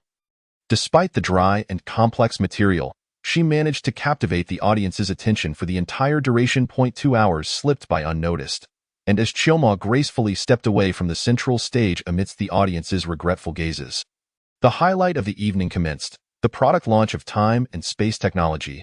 After a brief darkness enveloped the exhibition center, beams of blue light suddenly emerged. These blue particles swiftly coalesced into a 3-dimensional projection. Suyu focused intently, realizing it was a first-person perspective projection of his earlier escapade in Heizhou, where he had effortlessly outperformed some young challengers in powered armor. Chapter 78. Holographic Projection. Astonished audience. The lights in the exhibition center abruptly extinguished, startling everyone present. However, before they could voice their astonishment, they beheld the gradual emergence of blue particles on the stage. A multitude of these particles slowly materialized, ultimately forming a flawless first-person perspective projection of the powered armor. Is this naked eye 3D? One might wonder. Wait, this is holographic projection? Genuine holographic projection? Wow, it truly is, exclaimed someone in disbelief. I haven't kept up with developments for years. Has holographic technology advanced to this extent? This can't be right. My previous company specialized in VR equipment. If holographic projection has become this impressive, what do we need VR for? As soon as the projection appeared, several individuals voiced their amazement. Even the lower-level employees of Time and Space Technology were not entirely ignorant of technological advancements, and witnessing such a remarkable holographic projection was bound to evoke astonishment. However, their wonder at the holographic technology was fleeting. The subsequent moment brought forth a shock far greater than that of the projection itself. The first-person perspective of the powered armor gradually ascended, racing forward. Upon reaching a certain altitude, the view abruptly shifted to a third-person perspective, providing a drone's eye view of the powered armor soaring through the skies. Navigating deftly around numerous obstacles, it effortlessly landed on a rooftop, where it crushed a sniping insurgent from Heizhou.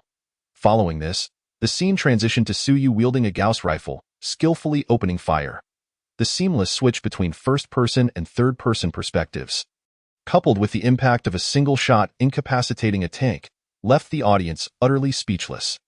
Next, as Suyu discarded the Gauss rifle in favor of a chainsaw sword, he leaped down to engage in close combat, dispatching insurgents with ease, dismantling a T-62 tank turret, and crushing an incoming RPG with his bare hands without sustaining any harm.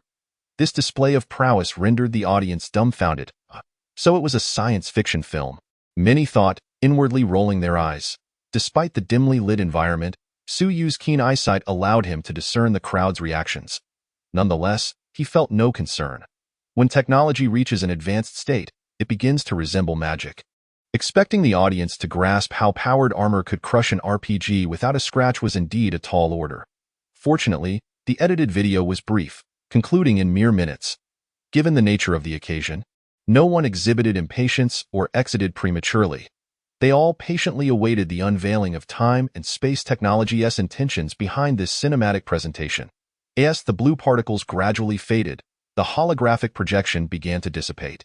The exhibition hall was once again plunged into darkness, this time for merely a few seconds. Suddenly, a beam of light pierced the pitch-black void, illuminating the central stage. There stood a powered armor model identical to the one depicted in the previous projection, quietly waiting in place. All eyes widened in astonishment as a ludicrous thought crossed their minds. Could it be that the entirety of the previous holographic projection was real? Yet, in the next moment, those who pondered this quickly shook their heads, instinctively dismissing the notion. After all, the technology required for the Gauss rifle to take down a tank or the powered armor's ability to deflect bullets with a force field was far beyond the realm of Blue Star's current capabilities. It is natural for people to reject concepts that exceed their comprehension. Ignoring the audience's confusion, a beam of light illuminated yet another object in the exhibition hall.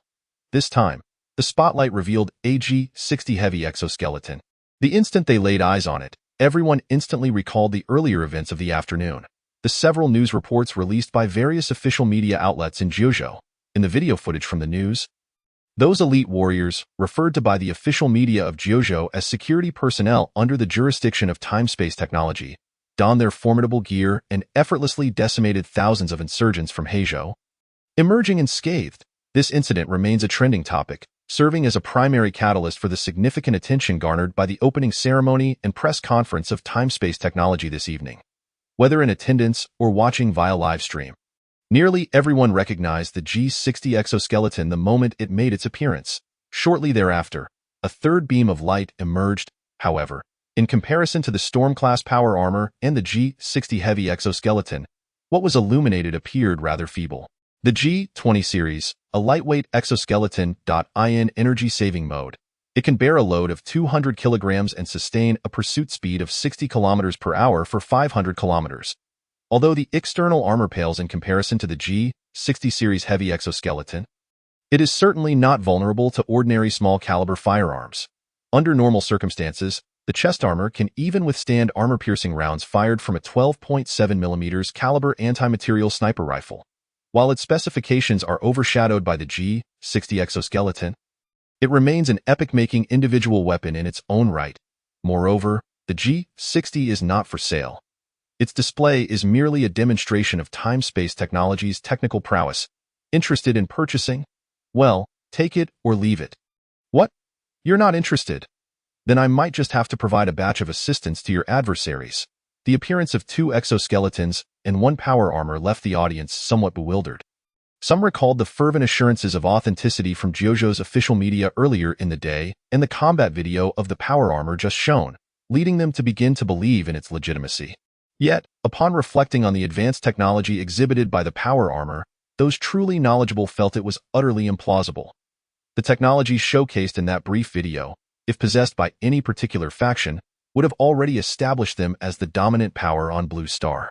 Furthermore, To concentrate such advanced technology into a mere power armor is inconceivable. If such technology truly existed, time-space technology would have long been renowned worldwide, rather than waiting until now to officially open its doors. At that moment, however, Suyu, seated in the front row, rose and approached the stage. The spotlight kindly focused on him. Observing the audience's expressions of skepticism, he refrained from elaborating further and walked directly to the power armor. With a gentle spread of his arms, the power armor seamlessly enveloped him. The antimatter engine began to hum quietly. The 2-ton power armor gradually floated into the air. A line of holographic text appeared in the adjacent space. Storm-class power armor. Chapter 79. Do you call this a civilian product? Storm-class power armor, a culmination of all technologies from time-space technology. This model of power armor is rich in functionality, capable of operating in various environments across land, sea, air, and space, achieving speeds of up to 6 times the speed of sound within the atmosphere and 10 times outside it. When delivering a full-force punch, it can unleash a tremendous force exceeding 100 tons. Simultaneously, it is equipped with a high-frequency vibrating chainsaw sword module on the right arm and an electromagnetic cannon firing unit on the left. The holographic subtitles briefly introduce the Storm-class power armor, without revealing all its capabilities at once. Nevertheless, it was sufficient to astonish the audience. To preemptively address any doubts regarding special effects or fabrication, time-space technology had made prior arrangements. Suyu maneuvered the power armor over the heads of the crowd to a corner of the exhibition hall. There lay a massive iron ingot, approximately 15 cubic meters in size. This ingot was a remnant from the construction of the Ji-Wei Yuan during the J9000 module's assembly. After a simple smelting process, it had been stored in the warehouse as surplus material. Chioma was certainly aware of its existence and had arranged for it to be brought to the corner of the exhibition hall. This block of steel, weighing over 100 tons, resembled a solid little iron house from a distance. The purpose of this display was to allow Suyu to demonstrate to the audience the true capabilities of the power armor. The iron ingot was right there, and for those familiar with steel, it wasn't difficult to infer its weight based on its size. Suyu needed to do little more than lift it and take a few steps to complete the test of the power armor. Under the gaze of the audience, Suyu soared above the ingot, grasping a specially reserved handle with one hand. In front of so many witnesses, he effortlessly lifted the nearly 100-ton behemoth into the air. The antimatter engine operating at full capacity. Just as he ascended, a holographic explanation appeared in the adjacent void. Iron ingot. Volume of 15 cubic meters, total weight exceeding 120 tons. The audience gasped in astonishment, unable to believe their eyes. But before they could voice their doubts, Suyu released his grip, letting it crash to the ground. The thundering impact reverberated through the floor, momentarily halting everyone's breath. Anyone with a modicum of common sense could discern the weight of the ingot from the noise it made upon falling. It wasn't until Suyu returned to the center of the stage and stepped out of the power armor that a portion of the audience regained their composure. Welcome, everyone, to the product launch of time-space technology. The product demonstrated earlier is the Storm-class power armor, which has recently participated in military operations in the Heizhou region. While I understand that this may sound hard to believe, the video just shown depicts actual combat footage of the power armor in action. Of course, as our latest product from time-space technology, it is not yet fully matured, so I won't elaborate further. Next, I will introduce our pride and joy. Suyu raised his right hand, and just as everyone presumed he would introduce the G60 exoskeleton, he instead pointed towards the diminutive G20. G20, lightweight exoskeleton. Observing the audience's bewildered expressions, Suyu secretly chuckled, maintaining an impassive demeanor as he continued. Despite its seemingly fragile appearance compared to the Storm-class power armor and the G60 heavy exoskeleton, the G20 exoskeleton harbors considerable strength within. The G20 lightweight exoskeleton is equipped with. What followed was a lengthy and elaborate introduction of its specifications and functionalities. Given the nature of the product launch, Suyu allowed reporters to pose any questions they might have. Thus, the explanation of the G20 lightweight exoskeleton's parameters consumed over an hour. However, the outcome was evidently not comparable to the dry presentation of the power armor's data. After gaining a deeper understanding of the true specifications of the G20 lightweight exoskeleton, the audience was left agape, completely astonished by the power concealed within such a compact device. Under full operation, it could manage a load of 400 to 500 kilograms. While it paled in comparison to the G-60 in power armor, it was significantly superior to the frail human body. This alone was enough to elicit their admiration, let alone the other more innovative equipment. Following this detailed introduction, attendees could not help but exclaim in awe. At that moment, however, Suyu abruptly shifted the narrative, announcing, "The G-20 lightweight exoskeleton is a civilian engineering assistance device independently designed and developed by our company. With it, workers will be able to conduct hazardous operations more swiftly and safely. I believe that in the near future, this exoskeleton will become a tremendous boon for laborers." The audience was left speechless. Wait, you created such a device and you call it a civilian product? Weren't you just talking about an auxiliary aiming module? Are you saying that with this, holding a gun would be akin to having auto-aim? Hitting wherever you point. Is this the kind of functionality a civilian engineering tool should possess? What does your siege equipment need an aiming system for? To make air guns more precise when driving nails? Mr. Su, a reporter could no longer contain himself and raised his hand. Suyu interrupted mid-flow in his enthusiastic discourse about the G-20 exoskeleton's potential in the civilian sector, was not angered. Instead, he smiled and replied, "What question do you have?" "My esteemed journalist friend," the reporter asked directly. "Mr. Su, you stated that this is a civilian product, which implies it can be freely bought and sold by the public. If so, have you considered the potential consequences of such actions?" "Civilian products, of course, can be freely traded," Suyu remarked nonchalantly. However, just as he was about to continue, he suddenly slapped his forehead. "Oh, I nearly forgot. Due to the G-20's excessive emissions, it currently does not comply with Jiuzhou's relevant laws and regulations, so it will not be available for sale in Jiuzhou for the time being. However, rest assured, Time-Space Technology's scientific team is working tirelessly to overcome this challenge, and I believe it will soon be available in the Jiuzhou market." Continuing from our previous discussion, what were we talking about? Yes, energy and power. The G-20 exoskeleton features a fully electric, environmentally friendly design, with its core energy derived from a metal hydrogen battery produced by our company. Shirkong Technology IT is both technologically advanced and pollution-free. Reporter, are you really suggesting that this is intended to be sold as military equipment abroad? Otherwise, this justification is quite insulting to our intelligence. Chapter 80. The emergence of metal hydrogen batteries. It was not just this one reporter who felt their intelligence insulted. A wave of unrest swept through the entire venue. Even the barrage of comments in the live stream surged almost instantaneously. However, the online audience did not dwell on Suyu's blatant falsehood. Rather, they were astonished by the chairman of Shirkong Technology's remarkable flair for theatrics. The on-site audience, after an initial uproar, responded much more swiftly. They immediately grasped the crux of Suyu's statement, and another reporter promptly stood to inquire, "Mr. Su, I noted that you mentioned the metal hydrogen batteries produced by your company. If I recall correctly, Shirkong Technology currently has two wholly owned subsidiaries. One is Shirkong Heavy Industries, which presumably manufactures the exoskeletons we see before us, and the other is Shirkong Energy. The metal hydrogen battery you referenced indeed a product of Shirkong Energy?" This reporter has uncovered a blind spot. Suyu clapped his hands. The ground of the exhibition platform parted, and a tray slowly emerged from below. Resting upon it was a black battery, roughly the size of a brick. Suyu casually picked it up and introduced it. "This is the flagship product of Shirkong Energy, the metal hydrogen battery. The metal hydrogen battery boasts an immense energy density. To what extent, you ask? Currently, the energy density of the highest performing lithium battery is approximately equivalent to 0.35 kilowatt-hours per kilogram. In contrast, gasoline carries an energy equivalent of about 12 kilowatt-hours per kilogram. The metal hydrogen battery I hold, weighing precisely 1 kilogram, can release energy exceeding 10,000 kilowatt-hours. Its energy density is 900 times that of gasoline." Boom! The audience erupted in astonishment. Almost all present instinctively rose to their feet, gazing at the small brick-like object in Suyu's hand, their eyes reflecting disbelief. An energy density 900 times that of gasoline. This must be a fabrication. What kind of celestial technology is this? This is utterly absurd.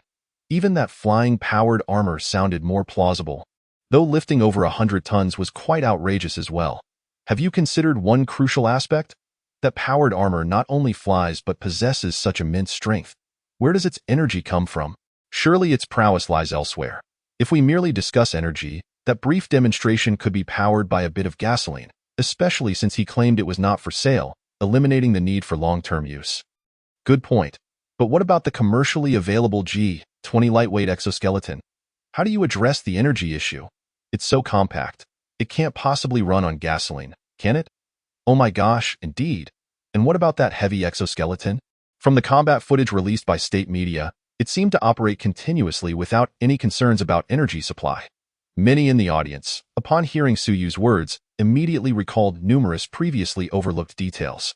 The source of energy was undoubtedly the most conspicuous among these details. Whether it be the powered armor or the G60 or G20, such compact individual equipment that could unleash such formidable power and speed could only be consuming vast amounts of electricity. If Shurkong technology had not devised an efficient energy solution, then these dazzling devices were mere castles in the air, entirely impractical. No matter how powerful the features, without adequate energy supply, they would be futile. Mr. Su, you're not joking, are you? The previously questioning reporter was momentarily taken aback and hastily probed further. Of course, I stand by my words. Suyu replied with a light smile, and no sooner had he spoken than another holographic display materialized before everyone. In the image, a humanoid robot clad in Shurkong technology employee attire appeared in a terrain characterized by intricate topography and numerous obstacles. A timing device was visible, indicating that this was a continuous shot without any staging or editing. The robot swiftly inserted a metal hydrogen battery into the energy compartment of the G60 heavy exoskeleton, then operated the exoskeleton, which weighed over 300 kilograms, while carrying a load exceeding 1 ton, executing various high-difficulty maneuvers beyond the capabilities of the human body. The entire testing process spanned over an hour. However, after fast-forwarding, the audience viewed the footage in under 10 minutes. In that brief span, a humanoid robot appeared behind Suyu, naturally donning the G60 heavy exoskeleton, and proceeded to demonstrate its capabilities right there in the exhibition hall. Once the humanoid robot completed its demonstration within the expansive venue, even the most skeptical audience members, despite their lingering doubts, had no choice but to accept the reality. Without a doubt, just the performance exhibited by the metal hydrogen battery at that moment was sufficient to prove its extraordinarily high energy density, far superior to current battery technologies. If, as Suyu claimed, its energy density was indeed 900 times that of conventional batteries, the astute individuals present could almost predict the monumental market potential this metal hydrogen battery could unleash, at the very least. In the trillion-dollar range, Mr. Su, a reporter from a financial news outlet, possessing a keen sense of inquiry, quickly rose to ask, "Is your company's metal hydrogen battery ready for mass production? What is the expected output? What about pricing and safety?" Listening to this string of questions, Su gestured for him to remain calm before responding. Since the metal hydrogen battery is the flagship product of Shurkong Energy, it is indeed ready for mass production. In terms of output, we anticipate producing various specifications, including batteries for mobile phones, automobiles, and other small appliances. Given the differing specifications, calculating an overall output is somewhat complicated. If we must provide a general figure, combining all specifications by weight, our current production capacity is approximately 5 million kilograms. This equates to roughly 5 million units, considering that automotive batteries are larger and heavier while mobile phone batteries are relatively smaller. Averaging this gives us that figure. For specific monthly production quantities of each specification, you would need to consult our CEO, Ms. Chiom-O.As for pricing. The metal hydrogen battery holds a competitive advantage. It is slightly more expensive than current market batteries, but not excessively so, making it a price point suitable for widespread adoption. Chapter 81. Energy Revolution, an incredibly expansive market. The questions posed by this reporter were indeed quite probing. It was apparent that the crux of the matter lay further down the line, namely, the safety of the batteries. If the metal hydrogen battery's safety was questionable, then no matter how impressive Suyu claimed its capabilities or energy density to be, it would be rendered irrelevant. TNT's energy density exceeds that of current lithium batteries by more than 10 times. Yet everyone understands that it cannot replace batteries. The same applies to metal hydrogen. This concept is not particularly novel on Blue Planet. Liquid or solid hydrogen transforms into a conductive material under the immense pressure of millions of atmospheres, exhibiting conductivity akin to that of metals, hence its designation as metal hydrogen, in American laboratories. Solid hydrogen samples have been subjected to pressures exceeding that of the Earth's core, resulting in the creation of a small piece of metal hydrogen. However, due to a lab accident, this sample vanished. This incident reveals that, at least according to current understandings on Blue Planet, this material is exceptionally unstable. Moreover, it is not only unstable but also a high-density, high-energy storage material. In the academic circles of Blue Planet, discussions surrounding metal hydrogen extend to potential military applications. Many believe that such a high-energy density substance, aside from serving as a battery, is also an excellent material for weapon development. In fact, this notion has merit. According to information Suyu acquired from the Wasteland, metal hydrogen batteries can indeed function as explosives once security protocols are bypassed. Moreover, specialized metal hydrogen bombs do exist in the Wasteland, boasting significantly greater destructive power than TNT. Given the inherent dangers of such a volatile material, who would dare to utilize it if its safety cannot be guaranteed? Suyu, having anticipated this question before stepping onto the stage, was fully prepared and remained composed. Safety is of utmost importance and a significant concern for everyone. I assure you all can rest easy on this front. He casually lifted a 1-kilogram metal hydrogen battery before him, connected it to a specialized testing device, and pointed at the displayed values, stating, "As you can see, this battery is currently fully charged, storing over 10,000 kilowatt-hours of energy." As he spoke, he nodded towards the powered armor beside him. Then, everyone witnessed. The imposing and robust power armor astonishingly sprang to life without any human intervention. Taking a step forward to position itself appropriately, it effortlessly brandished a chainsaw sword located at its right wrist, just as seen in the earlier video. Could it be? The moment everyone present witnessed the movement of the power armor, an unsettling feeling gripped their hearts. Before they could utter a word, the power armor decisively swung its sword, cleaving the entire metallic hydrogen battery along with the tray beneath it in two. The severed battery clattered to the ground, emitting only a wisp of white smoke before returning to its normal state.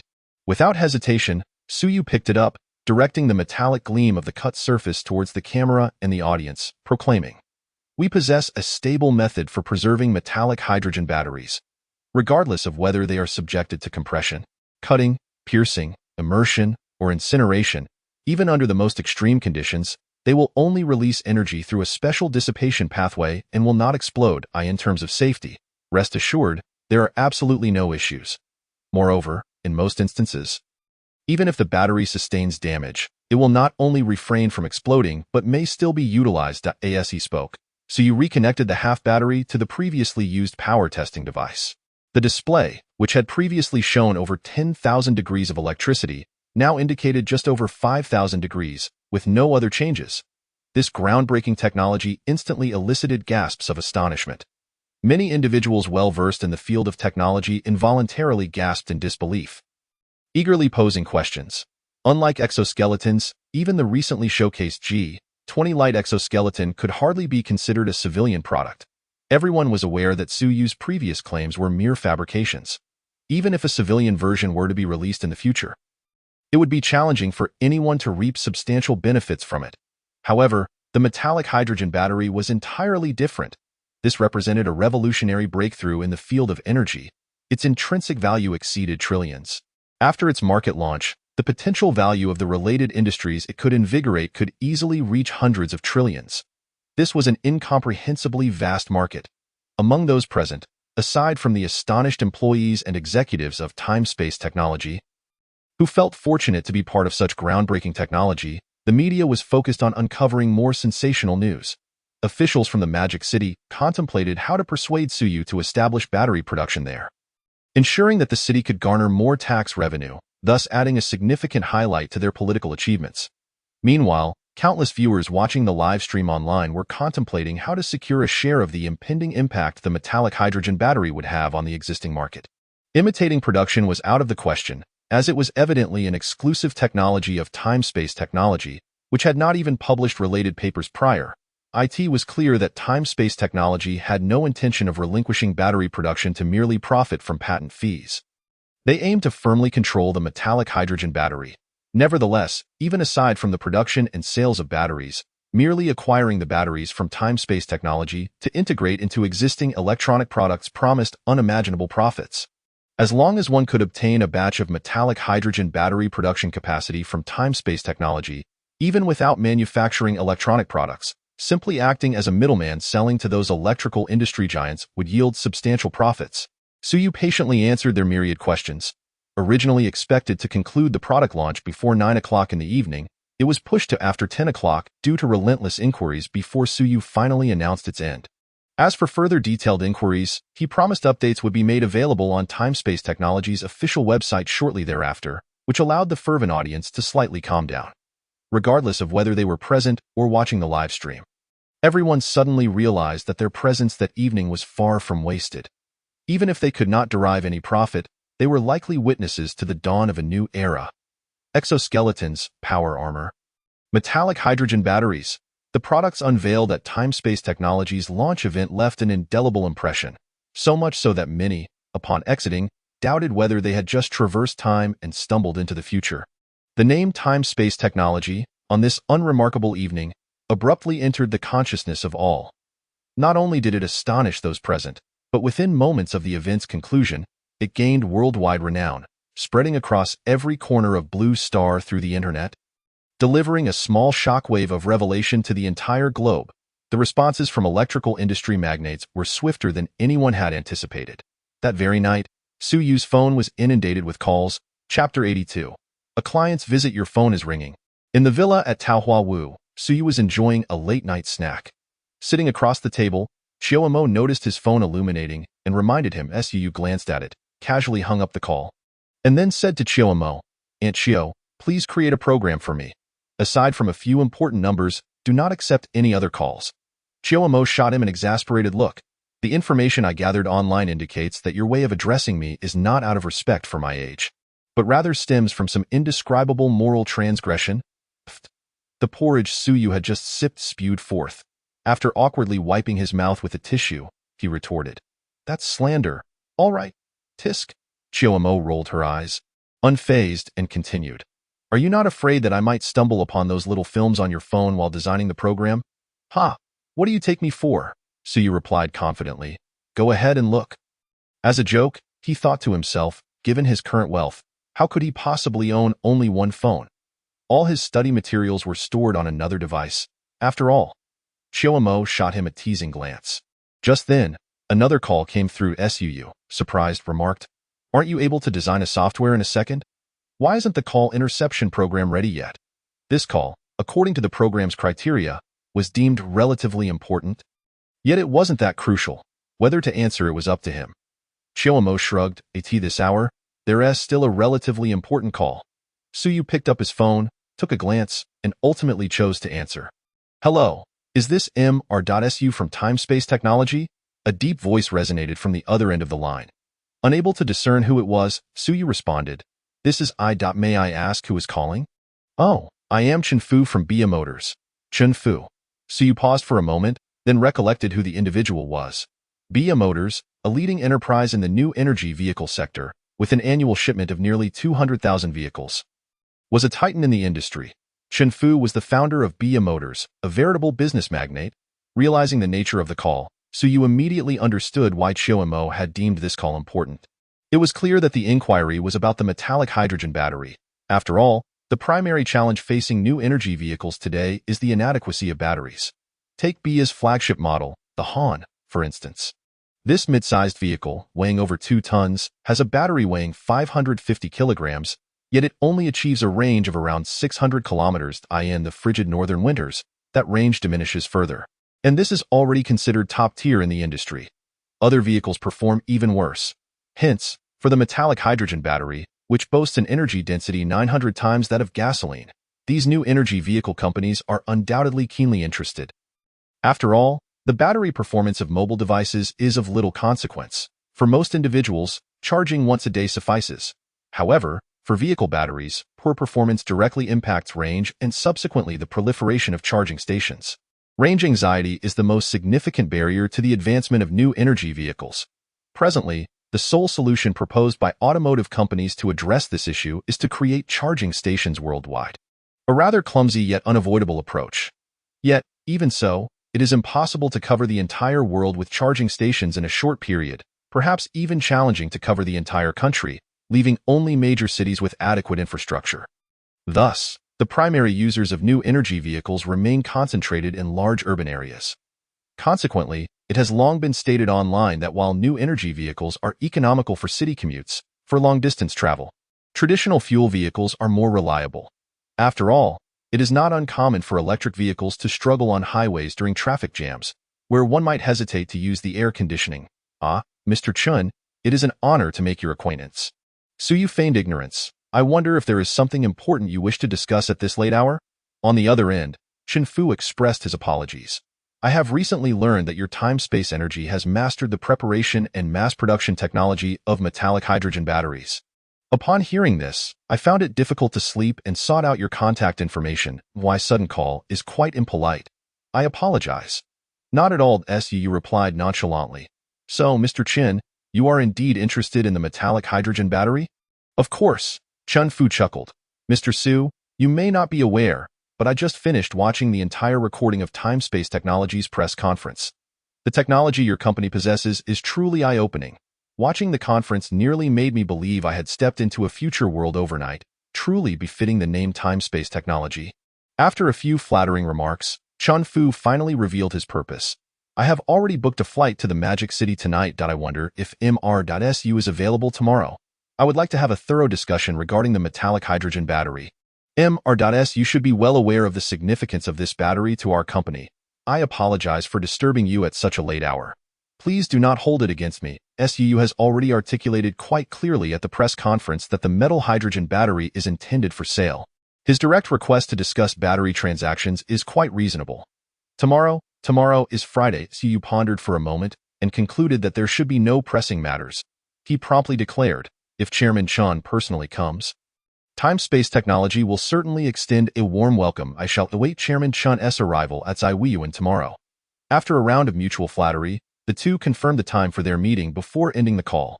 Such intricate dealings in the world of business were familiar to Suyu. Although the parties he engaged with had transitioned from obscure figures to prominent business tycoons, he himself had also undergone significant transformation. He was far from being stage-frightened. Yet, he found it somewhat disconcerting that after spending the day clad in powered armor, battling foes and traversing the cosmos in a falcon, he now had to concern himself with these commercial matters. It felt rather amiss. Wasn't it agreed that he would be the hands-off proprietor? Upon contemplating this, Suyu suddenly recalled that although Time-Space Technology had recruited a plethora of highly capable executives, these executives were indeed sufficient for handling most business affairs. However, when it came to negotiating collaboration with influential business magnates like Chen Fu, it appeared that without Suyu's presence, there was no one readily available to manage such encounters. This was less about capability and more about status. Ultimately, executives were merely employees. It would be quite discourteous for an ordinary executive to receive a prominent founder of a large corporation. Thus, it was imperative for Suyu to attend personally.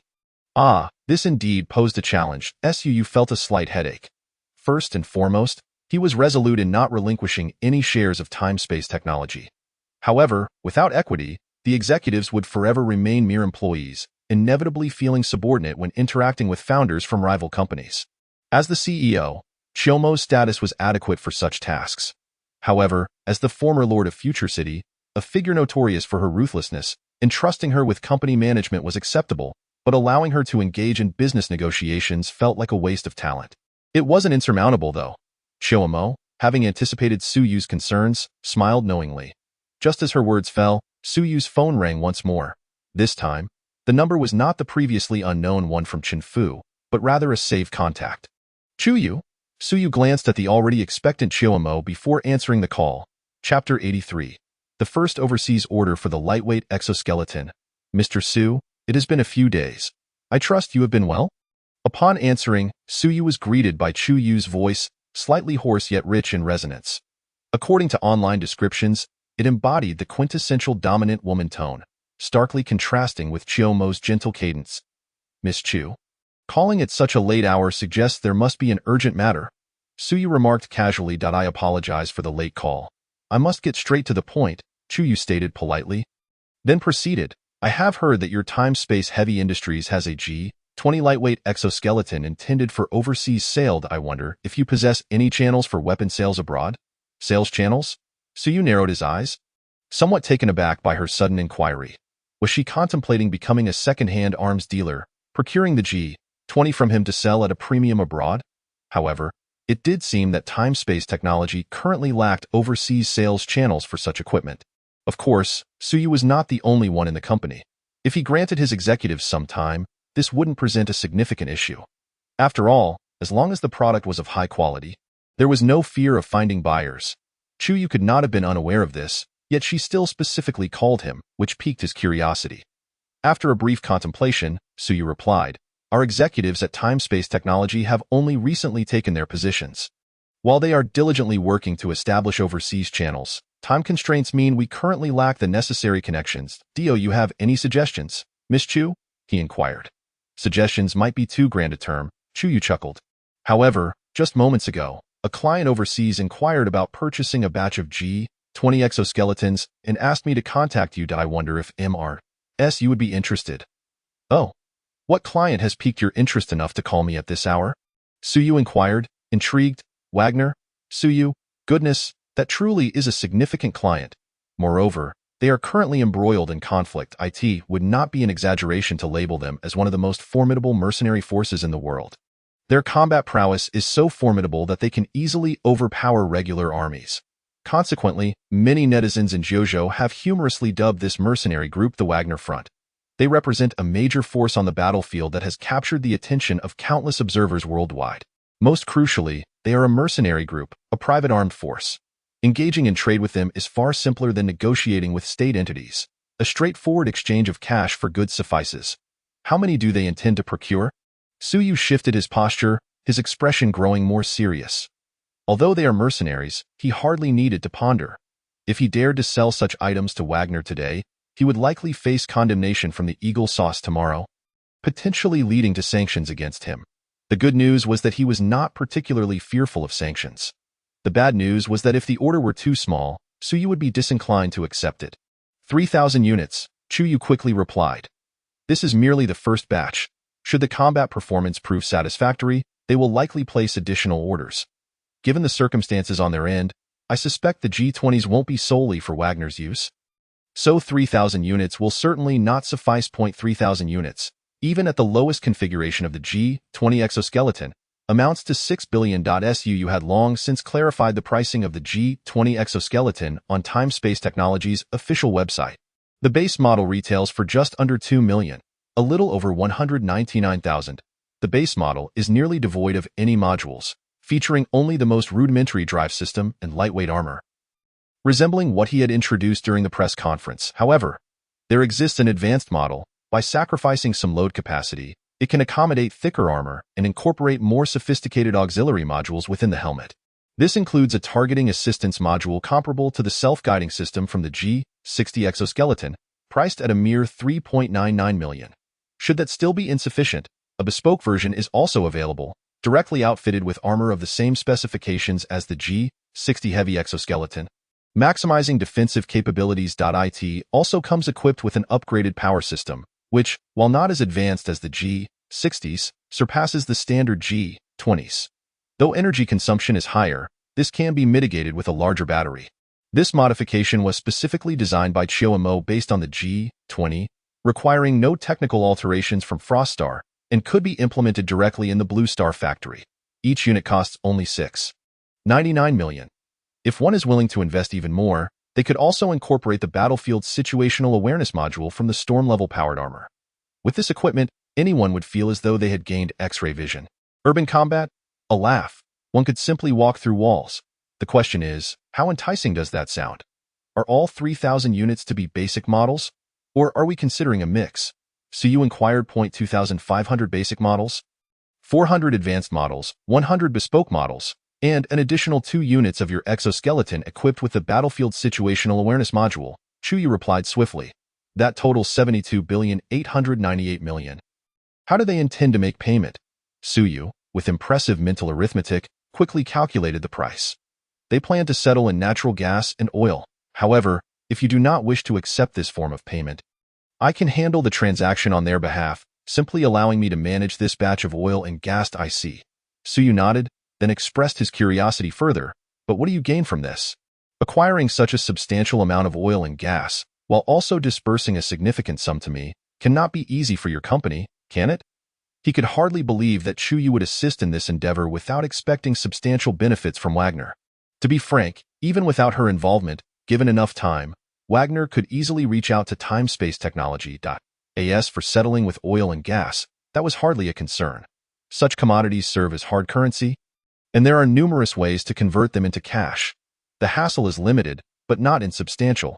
They would not bestow Chu Yu with an exorbitant commission for merely facilitating this transaction. It was unrealistic. I require their assistance with a task, specifically eliminating someone. Chu Yu mused for a moment, but did not conceal her intentions. I see. Su Yu, upon hearing this, refrained from probing further. He then engaged in a few more exchanges with Chu Yu, agreeing to meet the following evening at Time-Space Technology to finalize the contract before ending the call. He then turned to Chiao Mo in astonishment. Were you implying just now that you want Chu Yu to work at Time-Space Technology? Why not? Chiao Mo shrugged. Come now. Su Yu shook his head. Her company, the Wanfu Group, is already a conglomerate worth over $1 trillion. They also possess an indeterminate scale arms company. Why would she choose to work for me instead of enjoying the comforts of being her own boss? I fear that being a boss isn't as easy as it seems, Chiao Mo replied. As autumn wanes, a subtle path emerges. What does it mean? Su Yu furrows his brow, immediately suspecting that there are matters he remains unaware of. Fortunately, Chiao Mo is not one to speak in riddles. Upon hearing this, he promptly states, Are you aware of the origins of the Chu family? The southeastern Chu clan, a lineage spanning a millennium. It is said that the Chu family descends from the royal lineage of the state of Chu during the spring and autumn and warring states periods. However, the veracity of this rumor is likely unknown even to the Chu family itself. Nevertheless, it can be substantiated that the Chu family has been active in the southeastern region for at least 1,000 years since the end of the Tang dynasty. This is a venerable and extensive family. The Wanfu Group, which you are familiar with, is merely the tip of the iceberg when it comes to the Chu family, a 1,000-year lineage. Su Yu is momentarily taken aback, then incredulously inquires, such families truly exist in reality? Indeed, they do. Over the past century, nearly all the prominent individuals with the surname Chu you are familiar with belong to this family, spanning various industries. Yet they never publicly mention their lineage, leaving ordinary people oblivious. Explains Chiao Mo. The rise and fall of dynasties may be fluid, but these families remain steadfast, as history has always shown. If you believe that a mere upheaval could erase these families from the annals of history, you underestimate the wisdom of these millennia-old clans. Even during the desolate era of our world, remnants of such familial structures endure amidst the wasteland, with some factions rivaling the future cities in strength. A mature family structure embodies a remarkably advanced organization, bonded by bloodlines, collectively controlling production resources. Though it may appear simplistic and crude, its simplicity conveys another layer of meaning: stability. These individuals seamlessly integrate into various sectors during periods of societal tranquility, leveraging their enormous scale to amass and control advanced production resources, thus fortifying their family. In times of chaos, they retreat into the shadows, patiently awaiting the next era of stability. The rise and fall of empires. The changing of dynasties are of no concern to them. Thus, their disappearance is no simple feat. Su Yu, upon hearing this, is profoundly astonished. Reflecting on it, he realizes the truth in Chiao Mo's words. As long as such families refrain from letting a few deranged heads of the family stir trouble, with their amassed power, they will invariably be sought after in any era. Their extinction appears exceedingly improbable. However, he cannot help but wonder, so how does this relate to Chu Yu's involvement with time and space technology? Chiao Mo shakes his head. Though Chu Yu possesses remarkable abilities, her age and experience are insufficient for her to assume control over such a vast family. The reason she currently oversees most of the Chu family's operations is fundamentally due to the support of the current head of the family. By the way, the head of the Chu family is her great-grandfather, who is 92 years old this year and reportedly in declining health, seemingly nearing the end of his days. Without his backing, it would be challenging for Chu Yu to command the entirety of the Chu family. Once the old patriarch passes, significant turmoil is bound to ensue within the family. Previously, there were attempts on Chu Yu's life. Do you truly believe those individuals would dare to risk everything to assassinate her over a minor conflict in the arms trade? Su Yu recalls some details of the incident. At that time, Chuyu indicated that the assassination attempt was complex. Otherwise, under normal circumstances, even the most determined assailants would hesitate to take such a perilous risk within the borders of Jiuzhou. According to Chuyu, some unforeseen event had compelled certain individuals to expedite her demise, so this unforeseen event refers to the impending death of the Chu family's patriarch. Suyu ponders, grasping the crux of the matter. Given Xiaomo's characterizations of the Chu family, it is evident that such a colossal family, in this age of globalization, cannot merely be confined to Jiuzhou. There are likely branches overseas. Based on existing intelligence, it is probable that news of the patriarch's impending death has spread. Some within the Chu family may be vying for the headship, naturally leading them to conspire to eliminate Chuyu. Collaborating with those who oppose her in the arms trade and allying with dissatisfied members of the Chu family in Jiuzhou appears to form a coherent strategy for her assassination. Thus, when she mentioned hiring Wagner to carry out the hit, was it also a member of the Chu family? Suyu immediately inquires. This is not a difficult deduction.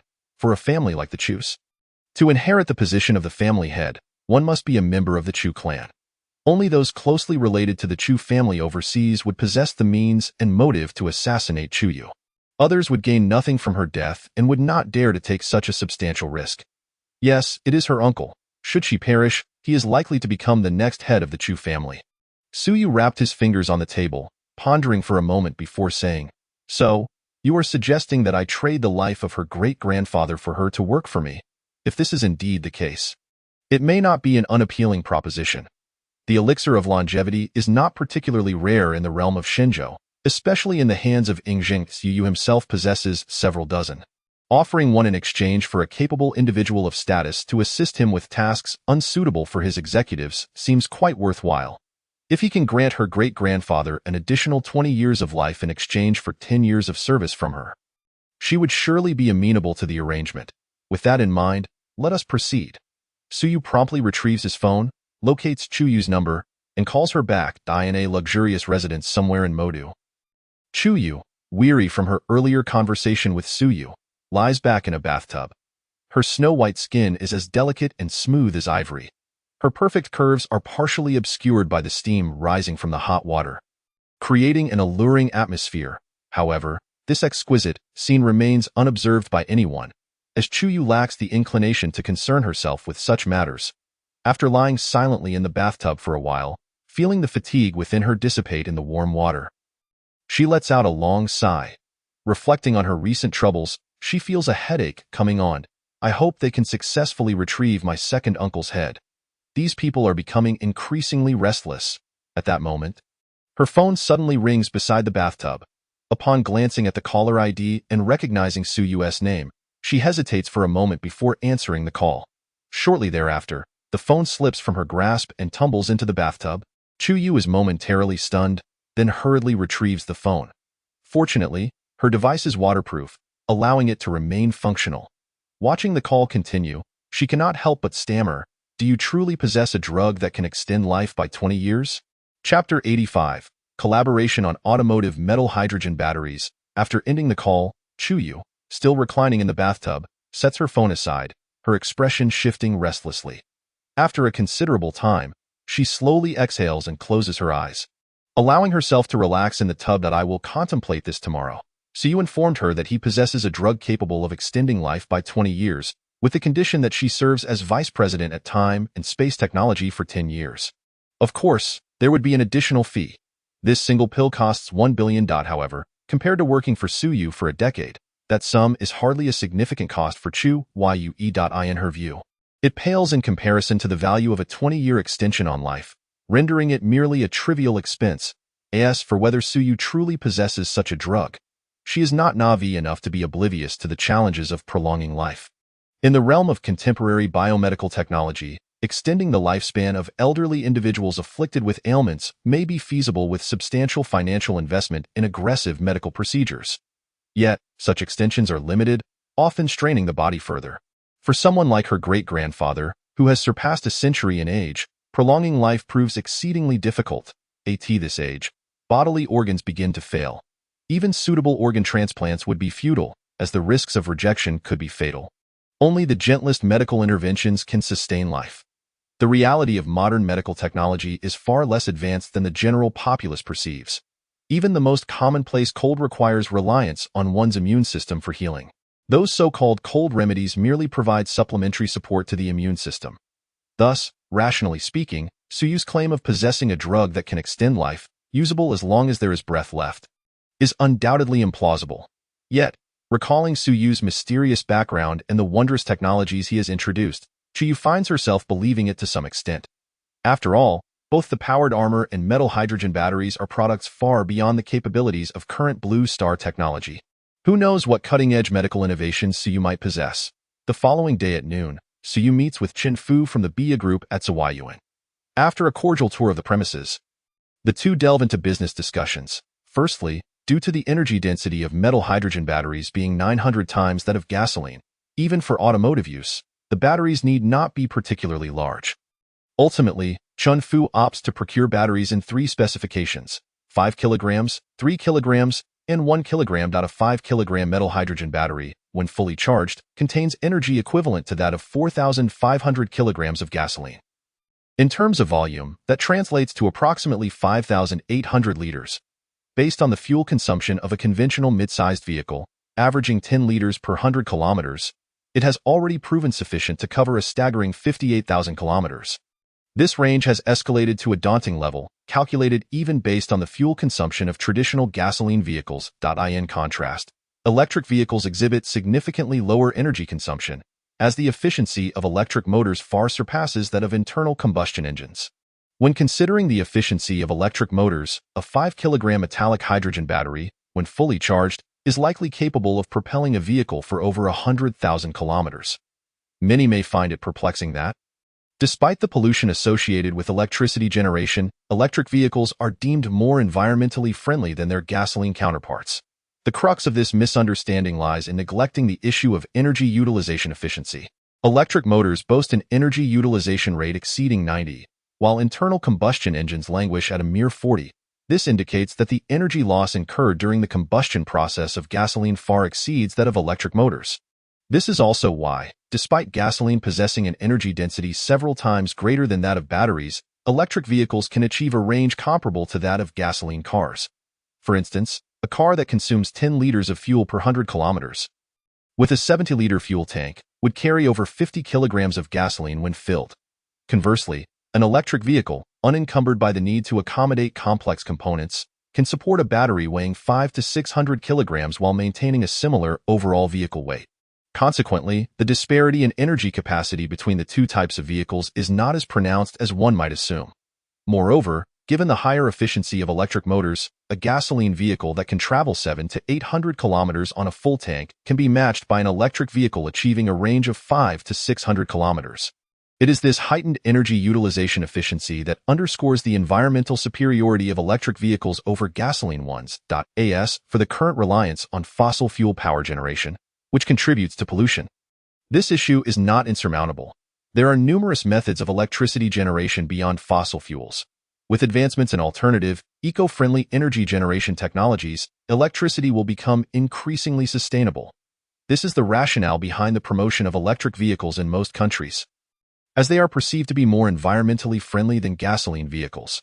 For manufacturers like BIA, which specialize in electric vehicles, a 5 kilogram metallic hydrogen battery is more than adequate for their top-tier models. For lower-end models, a 1 kilogram battery, providing a single charge range of 20,000 kilometers, effectively alleviates the current anxiety surrounding electric vehicle range, even exceeding expectations. This capability positions electric vehicles to deliver a significant competitive advantage over gasoline cars. Regarding the pricing of the batteries, Suyu adopts a straightforward approach by pricing according to weight. The 1 kilogram metallic hydrogen battery is priced at 50,000, given that this battery can enable an electric vehicle to travel 20,000 kilometers. This pricing appears exorbitant. On average, the cost per kilometer reaches 2.5 yuan. If the vehicle only offers the benefit of extended range, those equipped with metallic hydrogen batteries may find it challenging to compete with other electric vehicles, which can achieve a cost of less than 0.1 yuan per kilometer. Even gasoline vehicles typically incur costs of around 0.5 to 0.8 yuan per kilometer, while current electric vehicle range issues may be troublesome. For users in major cities who do not frequently travel long distances, this concern may not be as significant. Such users are unlikely to incur excessive costs, as they primarily evaluate practicality rather than the inclusion of high-tech features.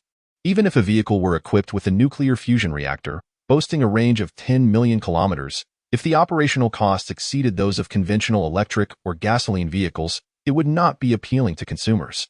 Soyuz's confidence in this pricing strategy stems from the nature of the transaction. The metallic hydrogen battery is not rechargeable. Once depleted, it requires hydrogen refueling. Time-Space Energy possesses the technology for metallic hydrogen production. Acquired from the Wasteland, this process necessitates only water, allowing for the establishment of a facility by the seaside capable of producing several tons daily. The sole cost associated with this production is the substantial electricity required. However, Soyuz has already enlisted nuclear engineers from Time-Space Technology to develop the first-generation nuclear fusion blueprint. According to estimates, with Soyuz's unlimited financial support and her logistical assistance, the first fusion reactor could be ignited within a month. At that point, electricity would effectively become free. Thus, the cost of metallic hydrogen would primarily stem from transportation and storage. As for why he seeks to purchase metallic hydrogen batteries from Frost Star despite already possessing the technology for its production. The answer is straightforward. While producing metallic hydrogen is relatively simple, as even the Blue Star inhabitants have managed it, the challenge lies in storing it within compact batteries for power supply. In essence, the battery casing itself is the true technological marvel. While Chiyomo understands the process, Blue Star lacks many essential materials, making direct procurement from Frost Star a more viable option. The one-time purchase that Soyuz refers to indicates that users of metallic hydrogen batteries enjoy free hydrogen refueling after the battery's energy is depleted. Each refueling incurs only minimal transportation, storage, and labor costs, expected to be no more than 500 yuan.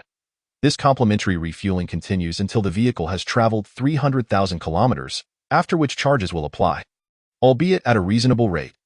Thus, what appears to be a 50,000 yuan investment for a range of 20,000 kilometers, with a cost of 2.5 yuan per kilometer, effectively translates to a 50,000 yuan investment for a range of 300,000 kilometers, with a cost of less than 0.2 yuan per kilometer. Although this may be somewhat pricier than many current electric vehicles, the elimination of range anxiety presents a significant advantage, rendering it a remarkable competitive edge. As for gasoline vehicles, what are they even? P.S. This chapter is detailed to clarify the calculations, primarily to preemptively address potential objections. Future similar scenarios will not be elaborated upon in such depth to avoid unnecessary verbosity. There are always those who claim that the protagonist's products are priced too low. However, selling such items requires consideration of not only the intrinsic value of the technology, but also the market's purchasing power. In simple terms, one must assess whether consumers can afford it, especially for widely adopted technological products. Regardless of how advanced the technology, if the pricing is beyond reach, it loses its significance. For instance, a set of exoskeletons priced in the millions may attract some buyers, but not in large quantities. Rather, they may procure a few for research or limited deployment. After all, individual soldier equipment cannot compete with the efficiency of missiles, aircraft, or naval vessels in combat, and exorbitant prices preclude bulk purchases. Without substantial procurement, the meager sales from various outlets may ultimately yield less profit than selling at lower prices in greater quantities. Heavy exoskeletons, with a production cost low enough to sell for 500,000, can achieve nearly 20,000% profit margins. The drug lord is a narrative that many have likely encountered, where pharmaceutical companies charge exorbitant prices due to high research and development costs. Without high prices, they cannot recoup their investments. This is an inherent cost of technological products. However, the protagonist's acquisition of this technology does not entail substantial costs. Why, then, pursue such pricing? Chapter 86. Collaboration achieved, profits galore. The initial batch of contracts signed between Chun Fu and Soyuz entails 1 million kilograms of metallic hydrogen batteries. This includes 50,000 5-kilogram units, 100,000 3-kilogram units, and 450,000 1-kilogram units, a substantial order totaling 5 billion. Both parties will settle the payment within the coming week. This batch of batteries is sufficient for the BIA Group to produce 600,000 vehicles equipped with the new metallic hydrogen batteries. This order represents merely the current month's transactions. Chinfu and Soyuz have entered into a long-term agreement, whereby the BIA Group will procure at least 1 million kilograms of metallic hydrogen batteries from Time-Space Energy each month for the next year. The specific specifications will be negotiated at that time. Last year, the BIA Group's total vehicle sales did not exceed 2 million units. Logically, such a vast production capacity would be unmanageable. However, with the advent of metallic hydrogen batteries, Chairman Chun is filled with ambition, not only focusing on the domestic market but also turning his gaze toward international opportunities. If his plans unfold successfully, the BIA Group is likely to manufacture over 700,000 metallic hydrogen vehicles in the upcoming year. Even with the innovative technology of metallic hydrogen batteries, this presents a considerable challenge. After all, Time-Space Energy does not sell exclusively to them. The BIA Group only supports 1/5 of Time-Space Energy's monthly production capacity. Other manufacturers can also procure batteries from this source. Therefore, metallic hydrogen batteries cannot serve as a unique selling point. The reason Chen Fu feels confident in making such a decision to increase production stems from another factor. He has secured an exclusive cooperation project with one of the most inconspicuous subsidiaries of Time-Space Technology. This subsidiary, known as Time-Space Technology Reserve Company, is 70% owned by Su Yu and 30% by Jiuzhou Bank. This company currently possesses all but the top-tier technologies of the G60 heavy exoskeleton. Even the secondary technologies are considered advanced on Blue Star. To illustrate, the enemy identification system embedded within the G60 exoskeleton can be easily adapted to create an advanced vehicle radar system, providing superior hardware support for autonomous driving. Although the armor technology of the G60 exoskeleton is classified as top-tier technology and is not listed under the Time-Space Technology Reserve Company's offerings, many internal components utilize specialized materials. For instance, the framework is crafted from titanium alloy combined with another composite material. This composite material is inexpensive, lightweight, and boasts a strength of 4,000 MPa, far surpassing the high-strength steel typically employed in critical automotive components such as A-pillars. While it may fall slightly short compared to high-strength carbon fiber, its affordability is a significant advantage. It is lightweight, cost-effective, and cheaper than high-strength steel, making it an ideal material for vehicle manufacturing. The exclusive collaboration project established between the BIA Group and Time-Space Technology Reserve stipulates that over the next 5 years, all commercial technologies produced by Time-Space Technology Reserve, pertaining to the automotive sector, will be developed solely in partnership with the BIA Group.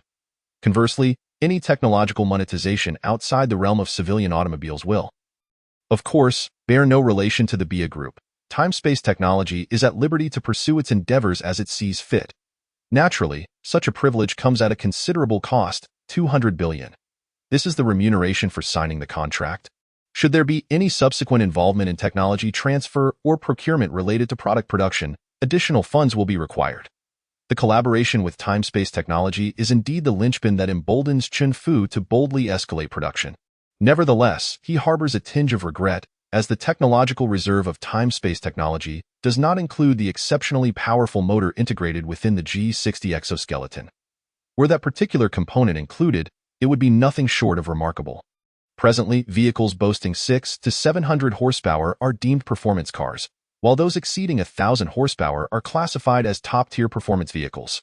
Based on the publicly disclosed parameters of the G60 exoskeleton, if the motor were to be redesigned according to its principles for vehicular application, it could potentially yield a vehicle with horsepower surpassing 5,000, truly, a power output exceeding that of a tank. Should such power be unleashed in a vehicle without restrictions, discussions of 0 to 100 acceleration would seem trivial. 0 to 500 acceleration could likely be achieved in under 5 seconds. Such a vehicle would be more akin to a ground-hugging aircraft. Yet, despite the lingering regret, he remains exceedingly satisfied with the successful negotiation. Barring unforeseen circumstances, BIA Automotive is poised to enter a phase of unprecedented dominance. Even competitors seeking to procure metallic hydrogen batteries from Time-Space Energy will find no advantage. Similarly, Su is equally pleased with this lucrative venture.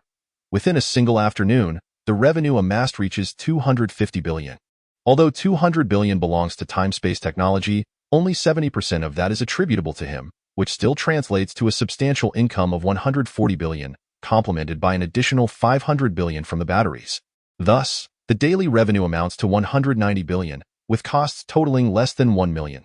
This exemplifies the advantages of capitalizing on cutting-edge technology, and this is merely the beginning. In fact, aside from his personal meeting with Chen Fu, The newly operational business department of Time-Space Technology has become inundated with inquiries and collaborative intentions from all directions. Newly appointed employees and executives find themselves overwhelmed with the sheer volume of activity. However, the silver lining is that Time-Space Technology strictly adheres to a 9-to-5 work schedule, allowing employees to depart promptly at the end of their shifts. What important collaborations remain unfinished? Let the clients wait. Unwilling to wait, they can either purchase or leave without hesitation. These employees, on their very first day, could hardly fathom the stark contrast. Previously, in other workplaces, they were accustomed to treating clients with excessive deference. Fearing reprimand from superiors should negotiations falter, the most frequently heard admonition was, if you can do it, do it. If not, leave. There are plenty more who can. Yet, at Time-Space Technology, the dynamic has flipped entirely. The clock strikes quitting time. If a client is dissatisfied, they can assertively declare, I'm off work. We can negotiate if you wish, but if not, there are many eager buyers waiting. To their astonishment, clients, rather than expressing anger, readily signed contracts, fearing that delay might jeopardize the deal. Reflecting on past experiences where they were pressured into excessive drinking at banquets, feeling akin to subordinates, these salespeople could hardly contain their emotions. The disparity is staggering. Clients have become the ones pleading for a few extra minutes before closing.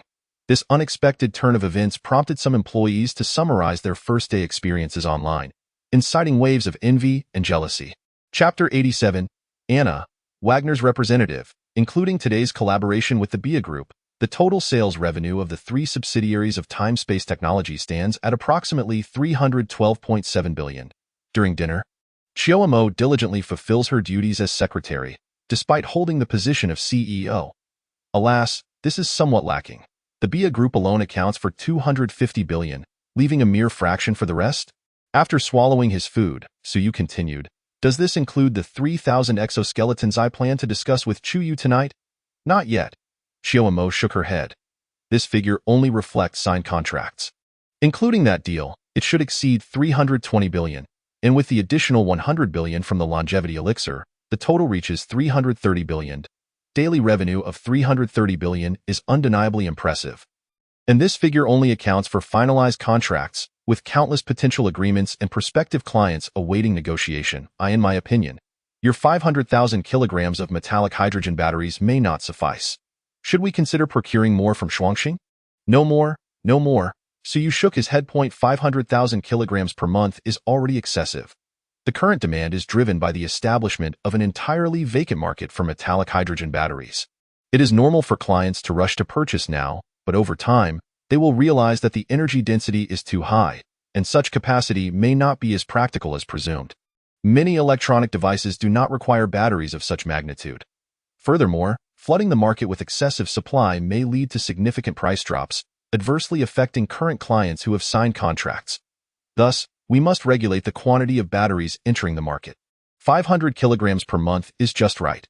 Once consumers are accustomed to these high-capacity batteries and new products with greater energy consumption and enhanced functionalities are developed based on metallic hydrogen batteries, that will be the true turning point for metallic hydrogen technology. Indeed. Chiyomo nodded thoughtfully. Moreover, Suyu suddenly grinned, adding, the real challenges lie ahead. Do you believe that within 3 days, a scandal regarding the safety of metallic hydrogen batteries will inevitably surface? It will likely create quite a stir, considering how many livelihoods it has disrupted. That's a minor issue. We can simply silence them. Chiyomo remarked nonchalantly. In the online realm, she is invincible, as long as she chooses not to acknowledge it. No one can tarnish the reputation of Time-Space Technology's products. After a moment's contemplation, she added, however, merely silencing them online may not suffice. They could resort to offline newspapers and other channels to tarnish our image. Yet, that too is manageable. We can identify the masterminds behind it and eliminate them. While I am not particularly fond of killing, I harbor no qualms about ensuring the physical obliteration of such individuals. Not necessary, not necessary, Suyu quickly interjected. The thrill of a business rivalry is far too captivating. Once we secure the deal with Chuyu today, we can delegate all business matters to her. We ought to find some amusement in the meantime. He was eager to witness how those whose livelihoods he had disrupted would respond. Chiyomo shot him a disapproving glance, but chose not to elaborate further. Shortly after Suyu finished his dinner, Chuyu arrived at Jiwei Garden, accompanied not by bodyguards, but by a blonde woman. From her outward appearance, it was evident that she was of Slavic descent. However, this Slavic woman exuded an air of formidable competence, her movements reflecting a certain discipline. It was clear she was well trained. Considering the true buyer for this order, it was easy to deduce that she was likely the representative sent by Wagner for negotiations. This is Mr.Suu, the chairman of Time-Space Technology, Chuyu announced as an intermediary, greeting Suyu before introducing the blonde woman. She continued, "This is Ms. Anna, the representative from Wagner. She was initially in Kyushu to procure a batch of drones and has come to oversee the details of this order." Suyu nodded in acknowledgement. "Hello. Welcome to Time-Space Technology. Mr.Suu is even more handsome in person than in the videos. Truly, a masterpiece crafted by the creator," Anna exclaimed, her eyes ablaze with admiration as she spoke fluent Kyushu dialect. "And your headquarters is simply astonishing. Upon arrival, I felt as though I had stepped into a world of the future. Ms. Anna is indeed quite stunning, among the most beautiful Western women I have encountered. The lovely lady evidently possesses a keen sense of her own allure." Suu smiled noncommittally. To be fair, just as Anna praised him, he did not intend to feign modesty. Among Western ethnicities, Slavic women align closely with Kyushu aesthetics, and Anna is undoubtedly a standout among them.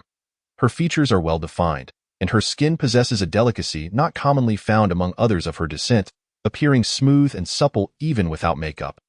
Coupled with her tall stature and enviable long legs, she would easily score 95 out of 100.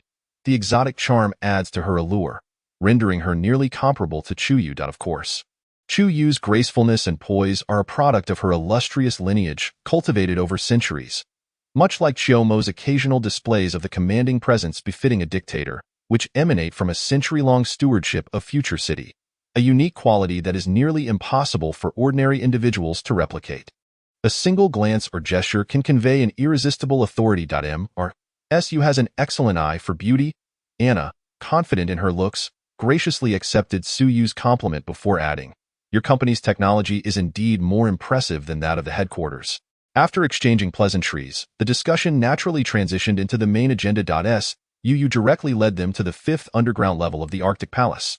This space was specifically designed as an underground equipment testing ground. While it lacked sufficient room for testing powered armor, it was certainly adequate for evaluating the G-20 lightweight exoskeleton. It was evident that Anna was no mere damsel in distress. Upon arrival, she promptly expressed her desire to personally test the equipment. Naturally, Suu had no reason to decline. Once donned in the exoskeleton, Anna commenced a series of performance tests, a process that spanned nearly an hour. Observing her infatuation with the G-20, it was easy to deduce her level of satisfaction with this exoskeleton. This was a piece of equipment capable of altering the dynamics of the battlefield. Anna approached Suu and the others, her expression tinged with excitement. She had experimented with several modified versions of the G-20 produced by Chiyomo and concluded succinctly, she wanted them all. Particularly coveted was the one priced at $999, equipped with a drone battlefield mapping module and an auxiliary targeting module. Its capabilities were simply astounding. For a fleeting moment, Anna even felt as though she were playing a game with cheats. Then, in the next instant, she realized, this might indeed be akin to cheating. Lock-on X-ray vision. What else could it be? So how many units does Miss Anna intend to procure? We have ample stock. And if ordered today, we can ship by tomorrow, Suu remarked with a smile. The initial agreement with Ms. Chu for 3,000 units, of course, remains unchanged. Anna blinked at Suu and replied, I believe it is necessary to place an additional order. I will report to my superiors and hopefully, I will receive a definitive response by tomorrow. Therefore, I would prefer to finalize the contract then. Absolutely. Suu nodded in agreement. Afterward, the two engaged in casual conversation for quite some time. To be frank, Anna spoke fluent Jojo dialect and demonstrated a commendable understanding of its culture, resulting in almost no communication barriers. Furthermore, she was quite loquacious, displaying a mindset evidently more open than that of many Eastern women. Even occasionally tossing in a risque joke. Their exchange was indeed enjoyable. Meanwhile, Chuyu had been accompanying them, though she refrained from interjecting much into their discussion, instead engaging in conversation with Chiyomo. It was only after Suu sent Anna off to her hotel in the Ziwei Courtyard Entertainment District that the three remaining individuals finally broached the evening's truly significant matter. the longevity elixir. In the Arctic Palace's top-floor office, Chuyu gazed at the longevity elixir nestled within its box, her brow furrowed in contemplation. Prior to her arrival, she had anticipated it to be some sort of potion, only to discover it was merely a high-tech product in the form of a single pill. Just that? Suyu shrugged.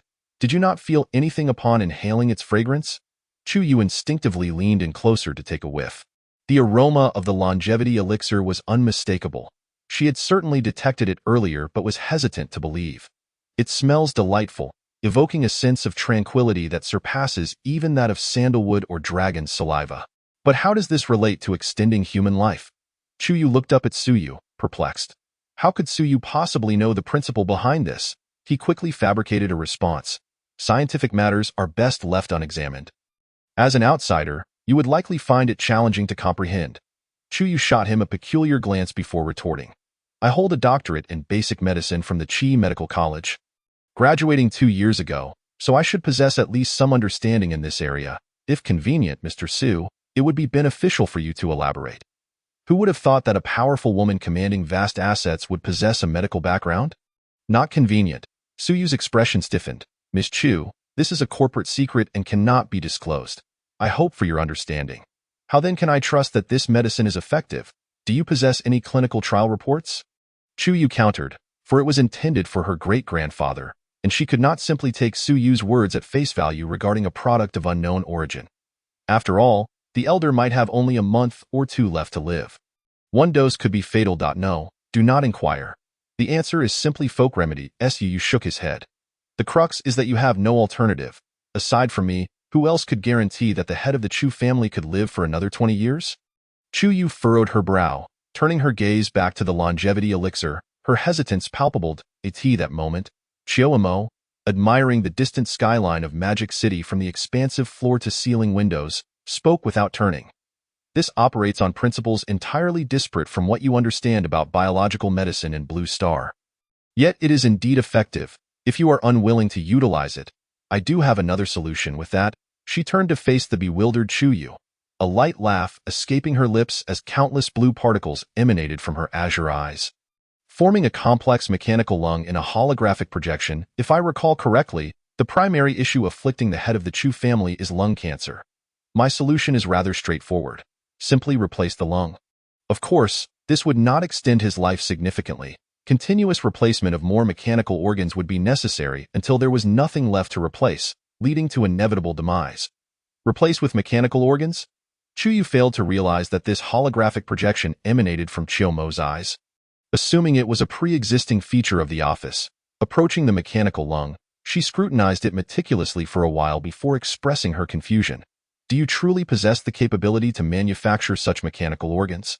Upon reaching this point, Chuyu suddenly paused, regaining her focus to fixate on Chiyomo. If I did not mishear, you just mentioned your Blue Star?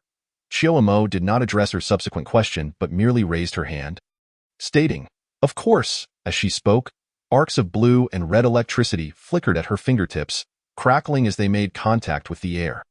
Chiyomo casually seized a decorative tree in the office. Bang! The violent arcs instantly shattered the decorative tree into countless fragments, prompting her to gesture for a cleaning robot to clear the debris before turning her attention to the nowadays Chuyu. It is merely an electric shock device integrated into the mechanical arm, capable of releasing over 5A of current, primarily for self-defense. As she spoke, she unconsciously cast a glance at Suyu. Of course, it lacks any real deterrent effect since the highest authority of this body resides with Suyu. So, your hand utilizes this type of technologically enhanced mechanical organ. Chuyu's eyes were fixated on Chiyomo's hand, yet she discerned no differences from any ordinary hand. Chiyomo smiled softly, offering no explanation, and instead stated, so then, mechanical augmentation or the longevity elixir to extend life by 20 years. Choose one. Of course, I estimate that should you opt for mechanical organs, using the longevity elixir afterward would be infeasible. Conversely, trying the longevity elixir first and then employing mechanical organs should pose no issues. I need to think it over. Chuyu was momentarily indecisive, as her mind felt rather chaotic. Chiyomo's earlier statements had profoundly impacted her. The allusions to your Blue Star were quite daunting. Additionally, the concept of mechanical organs felt excessively futuristic, and she struggled to accept it.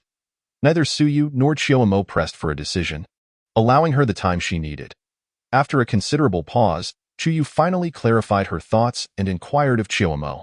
If I select mechanical augmentation, can it be achieved in such a way that it is indistinguishable from an ordinary human? Certainly not. Chiyomo immediately shook her head. Her bionic form was a one-to-one replica of herself from her youth, crafted with the abundant resources of Future City.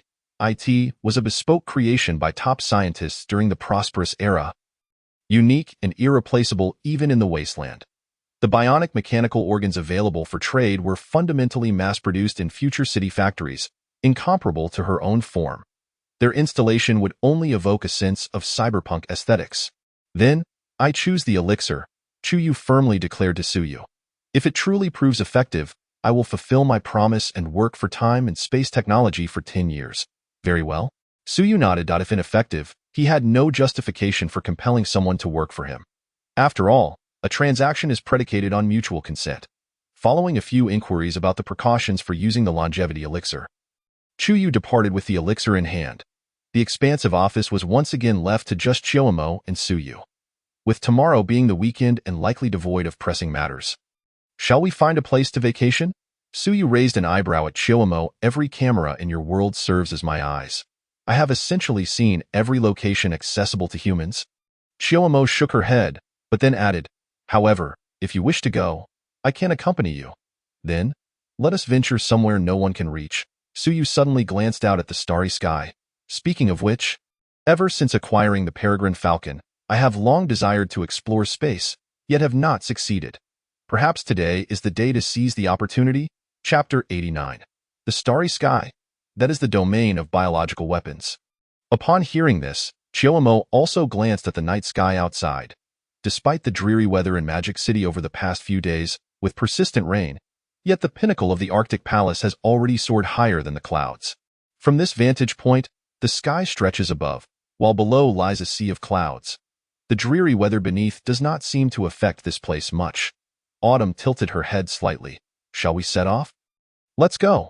Suyu immediately rose, swinging open the grand door of the top-floor office and stepping outside. Behind the office was a helipad.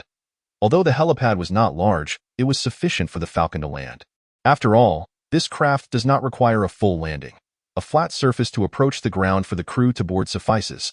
The two entered the Falcon in succession, in the next moment.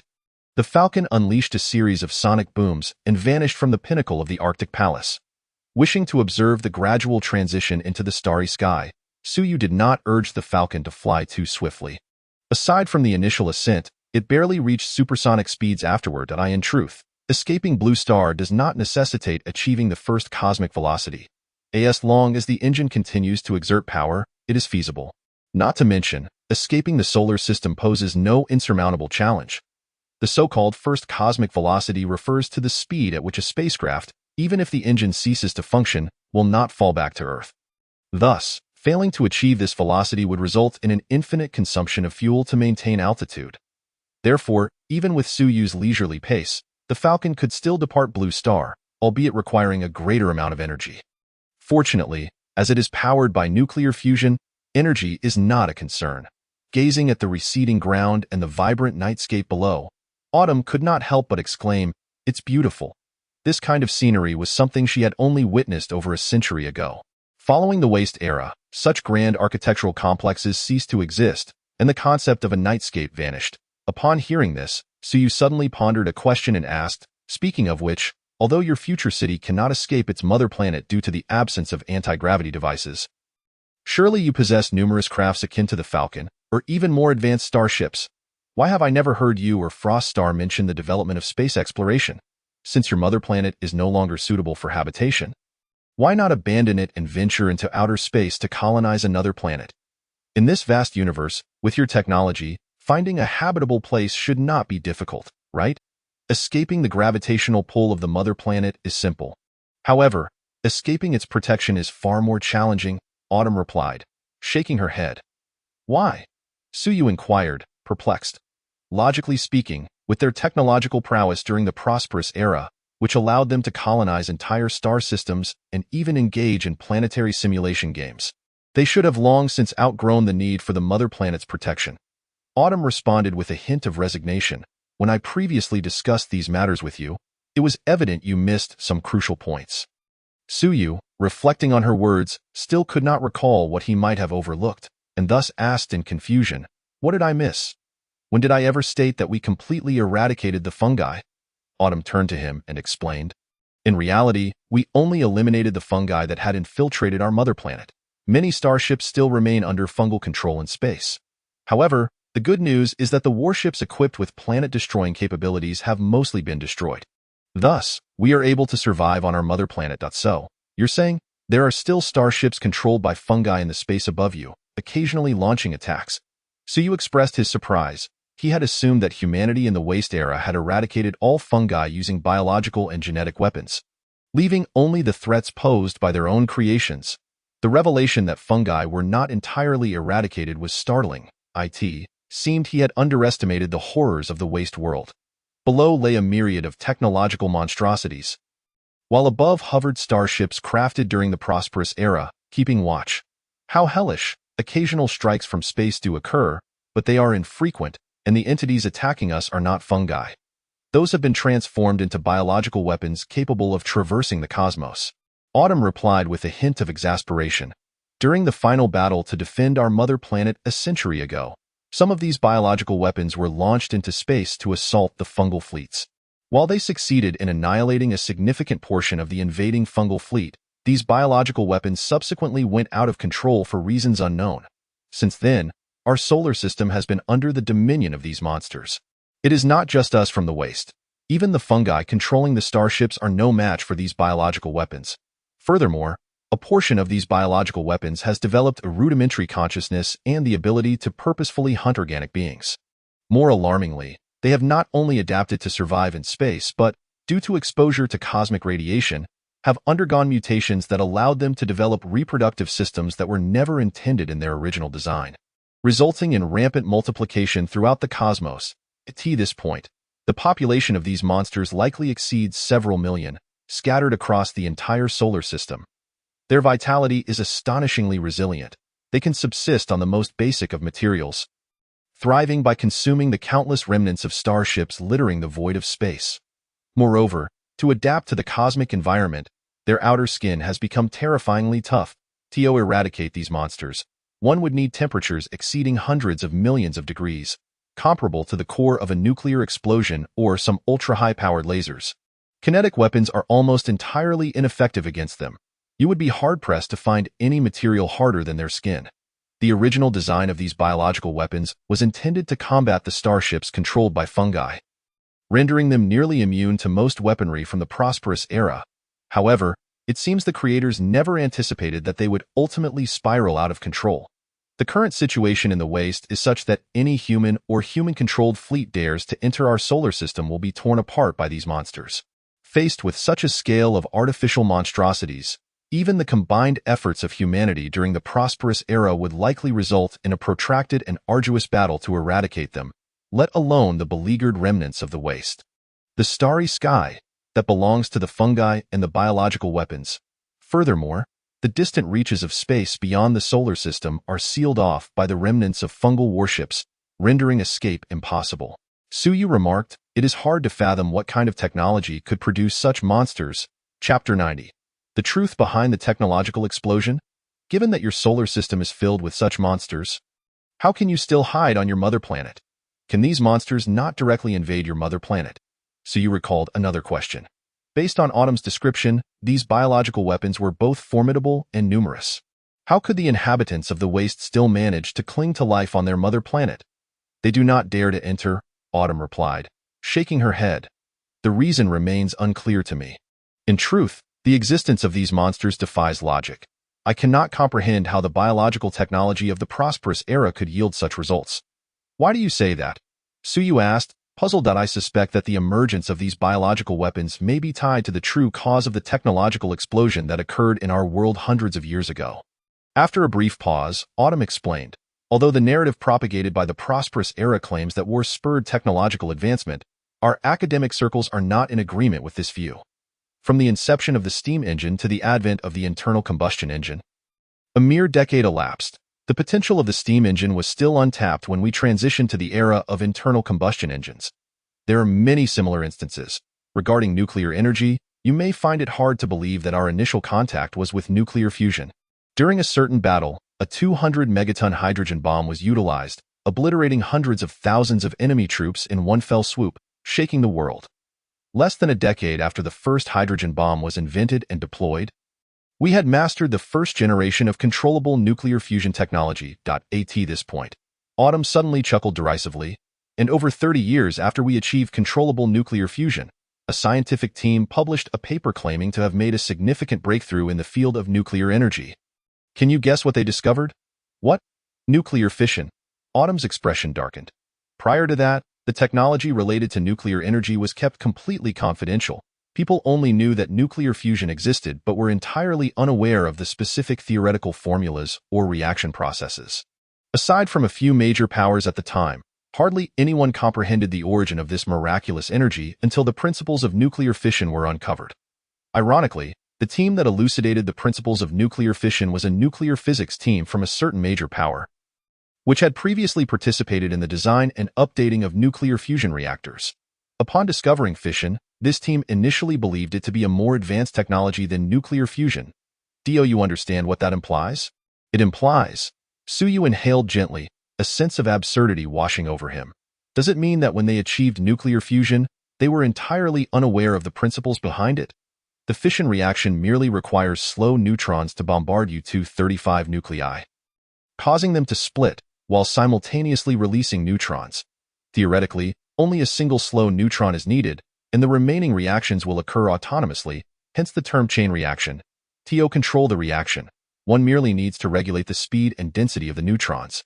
A task that is not particularly challenging, however. The conditions for nuclear fusion are exceedingly stringent, requiring temperatures of tens of millions to even billions of degrees, rendering control immensely difficult. The complexities of these two processes are not even on the same level. It is one thing to have difficulty in one area and ease in another. The crux of the matter lies in the fact that controllable nuclear fusion has already been commercialized. And yet they still regard nuclear fission as the more advanced technology. This is indeed thought-provoking. The truth remains unclear, leading to what is perhaps the greatest scandal in the history of our world's technological advancement, occurring at a time when countless individuals were reveling in a monumental leap forward in the domain of nuclear energy. A newly joined researcher at a certain country's Nuclear Energy Institute, granted access to the theory of fusion, drew comparisons between fusion and fission, thereby uncovering this anomaly. Among all his predecessors, including those renowned figures in the academic world who had developed controllable nuclear fusion reactors, few had discerned this issue, as they were largely regurgitating established knowledge, utterly oblivious to the fundamental principles of nuclear energy. Such occurrences are not isolated. Technologies surpassing theoretical support are occasionally encountered, yet their frequent emergence is indeed indicative of an underlying problem. The notion that war propels technological advancement is nothing but nonsense. Humanity at that time undoubtedly possessed some unknown source of technological prowess. It was simply that, upon venturing into the cosmos, this source was sealed away for reasons unknown.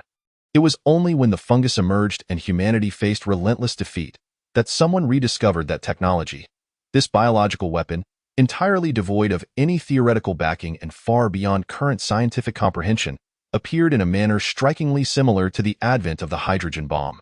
Thus, Chiyomo gazed up at the starry sky in late autumn, sighing. If that object could be found, perhaps humanity in that world might still be saved.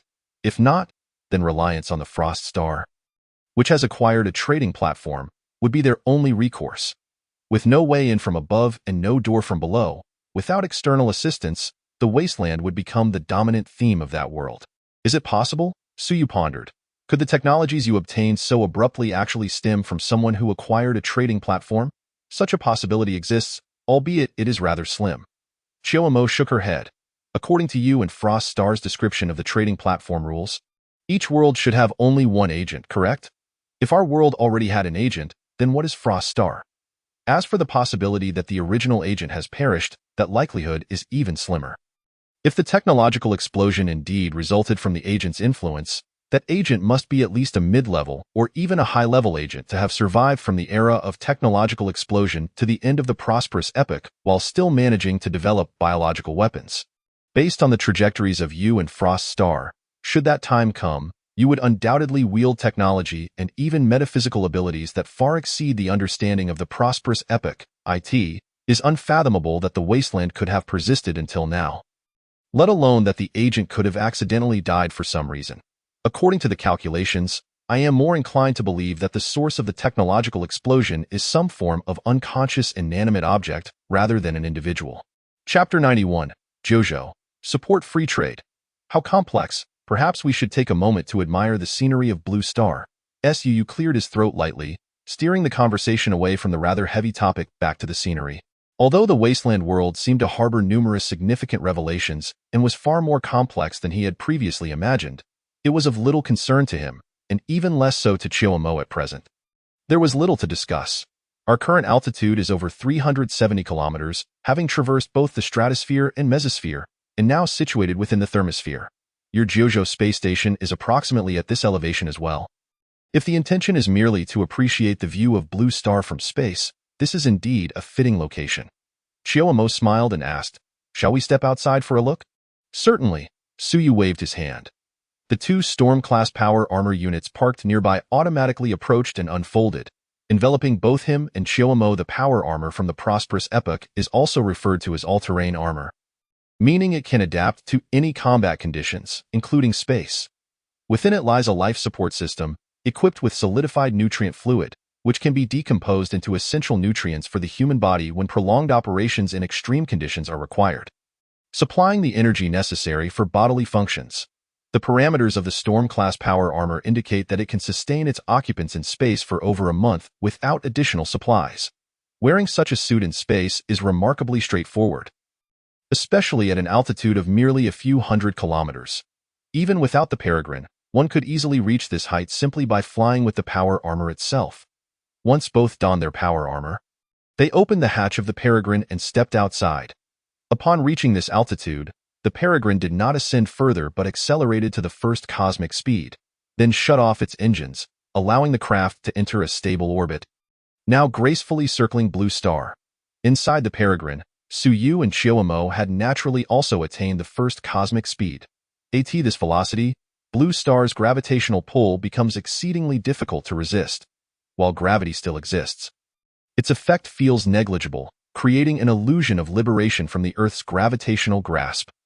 The moment the hatch opened, gazing up at the immense blue sphere above, and feeling the sensation of weightlessness coursing through his body, Suyu experienced a taste of what it feels like to be an astronaut exiting a spacecraft. However, unlike the astronauts of Blue Star, who must contend with immense risks and proceed with utmost caution in every movement, he appeared far more relaxed. With his right hand, encased in the power armor, he gently pushed against the hatch and propelled himself forward, instantly soaring several hundred meters away. Only after adjusting the power armor's engines for a slight reverse thrust did he gradually come to a halt. Looking back, the massive peregrine had diminished to a mere speck. "How does it feel?" came Chiyomo's voice through the communication channel. "This sensation?" Suyu stared at his hand, momentarily taken aback, before exclaiming, "It truly is peculiar." Inside the peregrine, due to the presence of that gravitational wave technology, even at this height, he felt no trace of weightlessness. Yet upon exiting the spacecraft, that sensation became strikingly pronounced. The disorientation of not being able to discern up from down or left from right is an extraordinarily unique experience for any creature that has spent an extensive period on Blue Star. The two spent some time enjoying the scenery in low Earth orbit, relishing the sensation of weightlessness, before returning to Blue Star. One cannot deny that acquiring 3 peregrines from Frost Star was indeed a worthwhile venture. This mature aircraft is rich in functionalities and practicality. Should the opportunity arise in the future, Suyu hopes to procure several more from Frost Star. Not to mention, given that nuclear fusion necessitates helium-3, establishing a base on the moon for future temporal and spatial technologies is imperative. Such vessels will undoubtedly be indispensable. Of course, it would be even better if a complete set of blueprints could be obtained. The following 2 days were rather uneventful. The company gradually entered into a stable rhythm, and there were no substantial contracts requiring Suyu's personal attention. It remained unclear whether Chuyu was still hesitating. as she had yet to administer the longevity elixir to the head of the Chu family. On a Saturday afternoon, Wagner, after nearly 2 days of research, finally confirmed the quantity of exoskeletons to be procured. Anna was instructed to increase the initial order of 3,000 G20 exoskeletons to 5,000, including 10 units of the upgraded version valued at $999. This batch of equipment was secretly transported via land rail to the Russians. With no unexpected incidents anticipated along the way, on that very day, Wagner boldly announced that they had procured over 5,000 G20 lightweight exoskeletons from temporal and spatial technology. Regarding this matter, Anna specifically consulted Suyu. Naturally, he had no objections. After all, the customer is king. Given that they are spending such a considerable sum, it is only reasonable to allow them to boast about their purchase. Moreover, the more fervently Wagner promotes their acquisition, the greater the exoskeleton's reputation will be internationally, which in turn benefits Suyu. Temporal and spatial technology had no grounds for opposition. The moment the news was released, it stirred considerable excitement on the international stage. Their ongoing conflict had already been a focal point of international attention over the past 2 years, drawing the gaze of countless observers. Coupled with the recent emergence of temporal and spatial technology, which showcased remarkable technical prowess, the combination of these factors made Wagner's procurement announcement an irresistible focus for global attention. That evening, during a press conference, the spokesperson for Jiuzhou was queried by foreign media regarding whether Jiuzhou's overt provision of exoskeletons to Wagner indicated an interest in the ongoing conflict there. In response to such inquiries, the spokesperson answered without a moment's hesitation, "The companies in Jiuzhou possess the right to sell legal merchandise to anyone. This does not represent the official stance of Jiuzhou. We have neither the authority nor the necessity to intervene. Personally, I am quite fond of one particular assertion from the Eagle country: trade freedom." Upon hearing this, the foreign media, which had long been itching to pounce, were left utterly dumbfounded, unsure of how to counter. For regardless of the specifications of the exoskeleton developed by Shirkong Technology, it was clearly designated as a civilian product at the press conference. One cannot simply label it a weapon merely because individuals donning the exoskeleton may exhibit enhanced speed and strength. There isn't even a gun in sight. Moreover, the crux of the matter lies in the fact that this transaction is indeed a trade between Shirkong Technology and Wagner, with no involvement at the national level. Thus, approaching the spokesperson of Jiuzhou for comment is rather unwarranted. Chapter 92. Matching Frequency Refresh, New Trading Entities.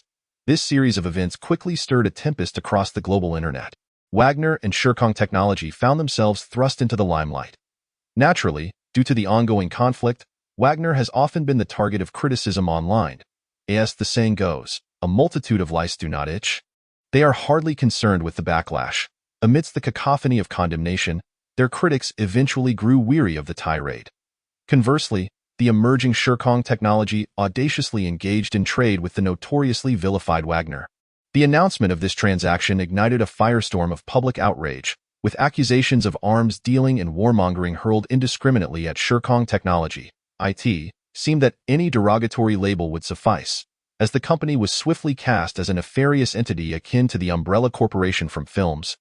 A sinister conglomerate wielding formidable technology. Even within domestic forums in Jiuzhou, opinions regarding Shirkong Technology became polarized, with the detractors echoing the external criticisms, branding the company as arms traffickers.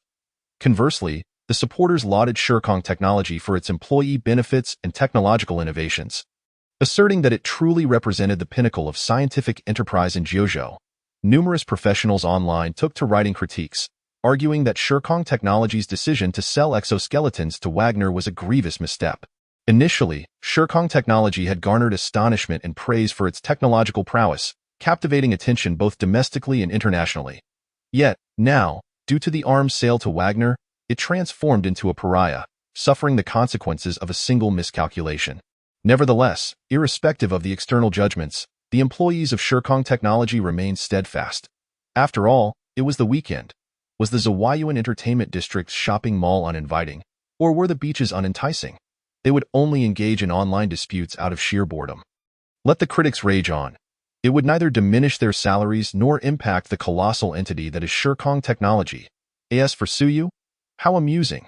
Were it not for his deliberate steering of online sentiment, this matter might not have reached such feverish heights. While the majority of opinions were scathing, they would not affect the operations of Shirkong Technology in the slightest.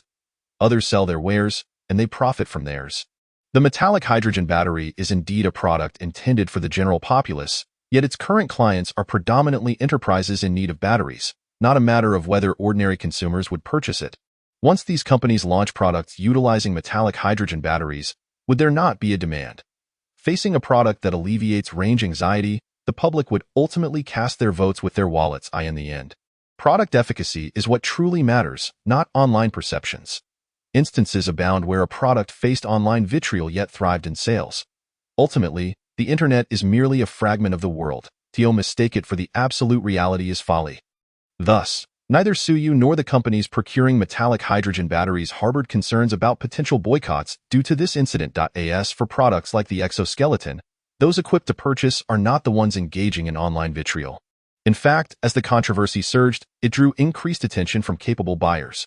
Within 2 hours of the incident, Shurkong Technology received numerous calls and emails from overseas clients, all inquiring about the procurement of the G20 exoskeleton. Though Wagner may be disparaged online, its combat effectiveness is irrefutable. No one would dare dismiss Wagner as a mere triviality. The fact that Wagner has committed to spending billions on equipment cannot be overlooked. Especially after learning that Shurkong Technology's exoskeletons are available for all, without client restrictions, the interest surged exponentially. From major countries' officials to armed factions in conflict-ridden regions, and even civilian firearms companies from the Eagle country wishing to market the G20. The interest was vast and varied. After all, high-end military hardware from major nations is typically selective in clientele, while Shurkong Technology's G20 exoskeleton stands out as premier individual equipment, given that it does not discriminate against clients. What more is there to wait for before placing an order? As for the veracity of Shurkong Technology's claims, is it not evident that purchases are being made? Wagner is undeniably preparing to deploy this technology in combat. One cannot gamble with the lives of their soldiers. Thus, contrary to the online vitriol, orders for Shurkong Technology began pouring in like snowflakes, with the G20 exoskeleton's production capacity for the month nearly booked solid. Suyu had naturally anticipated this scenario and paid it little heed. In comparison to such minor disturbances, what truly captured his attention was the impending weekly client refresh. Name: Suyu. Identity: Blue Star Region Agent of the Transdimensional Trading Platform. Level: Junior Agent, 610. Trading points: 1050 points. Available matching attempts: 0. Next refresh time: 59 seconds. 58 seconds. As the final moments ticked away, Suyu entered the trading space, gazing at his familiar personal panel. The experience gained from the two trading entities, Yingzheng and Shuangxing, had been fully exhausted. Each provided 3 points, totaling SIX-TO upgrade to a mid-level agent. He needed to match with at least 2 trading entities. Currently, he possessed over 1,000 trading points, which allowed for numerous purchases in the platform's marketplace. Though nothing particularly essential caught his eye, previously, he utilized a junior gene serum costing 200 trading points, while a mid-level serum required 2,000 points. Suyu intended to save up to acquire one for himself. As time slipped away, finally, at a certain moment, the personal panel shifted from available matching attempts 0 to available matching attempts 1. Eagerly, Suyu proclaimed, match trading entity. Matching trading entity, please wait, matching successful. As the familiar scene shimmered before him, Suyu found himself atop a towering peak, surrounded by breathtaking scenery, filled with the melodies of birds and the fragrance of blossoms. What astonished him further was the presence of a magnificent palace perched atop the precipice. Exuding an aura of opulence, and no matter how one viewed it, this did not appear to be a structure achievable by mere human endeavor. Each engagement with different trading entities resulted in the selection of a unique locale for the transaction, with each place possessing its own distinctive charm that left one utterly entranced. After marveling at the wonders of the trading space, he turned his attention to the current trading entity. A tall woman clad in a pale yellow silk gown stood before him. And most notably, she wielded a sword, blood dripping from its blade. Chapter 93. Oh no, I've become a night wolf. Hello.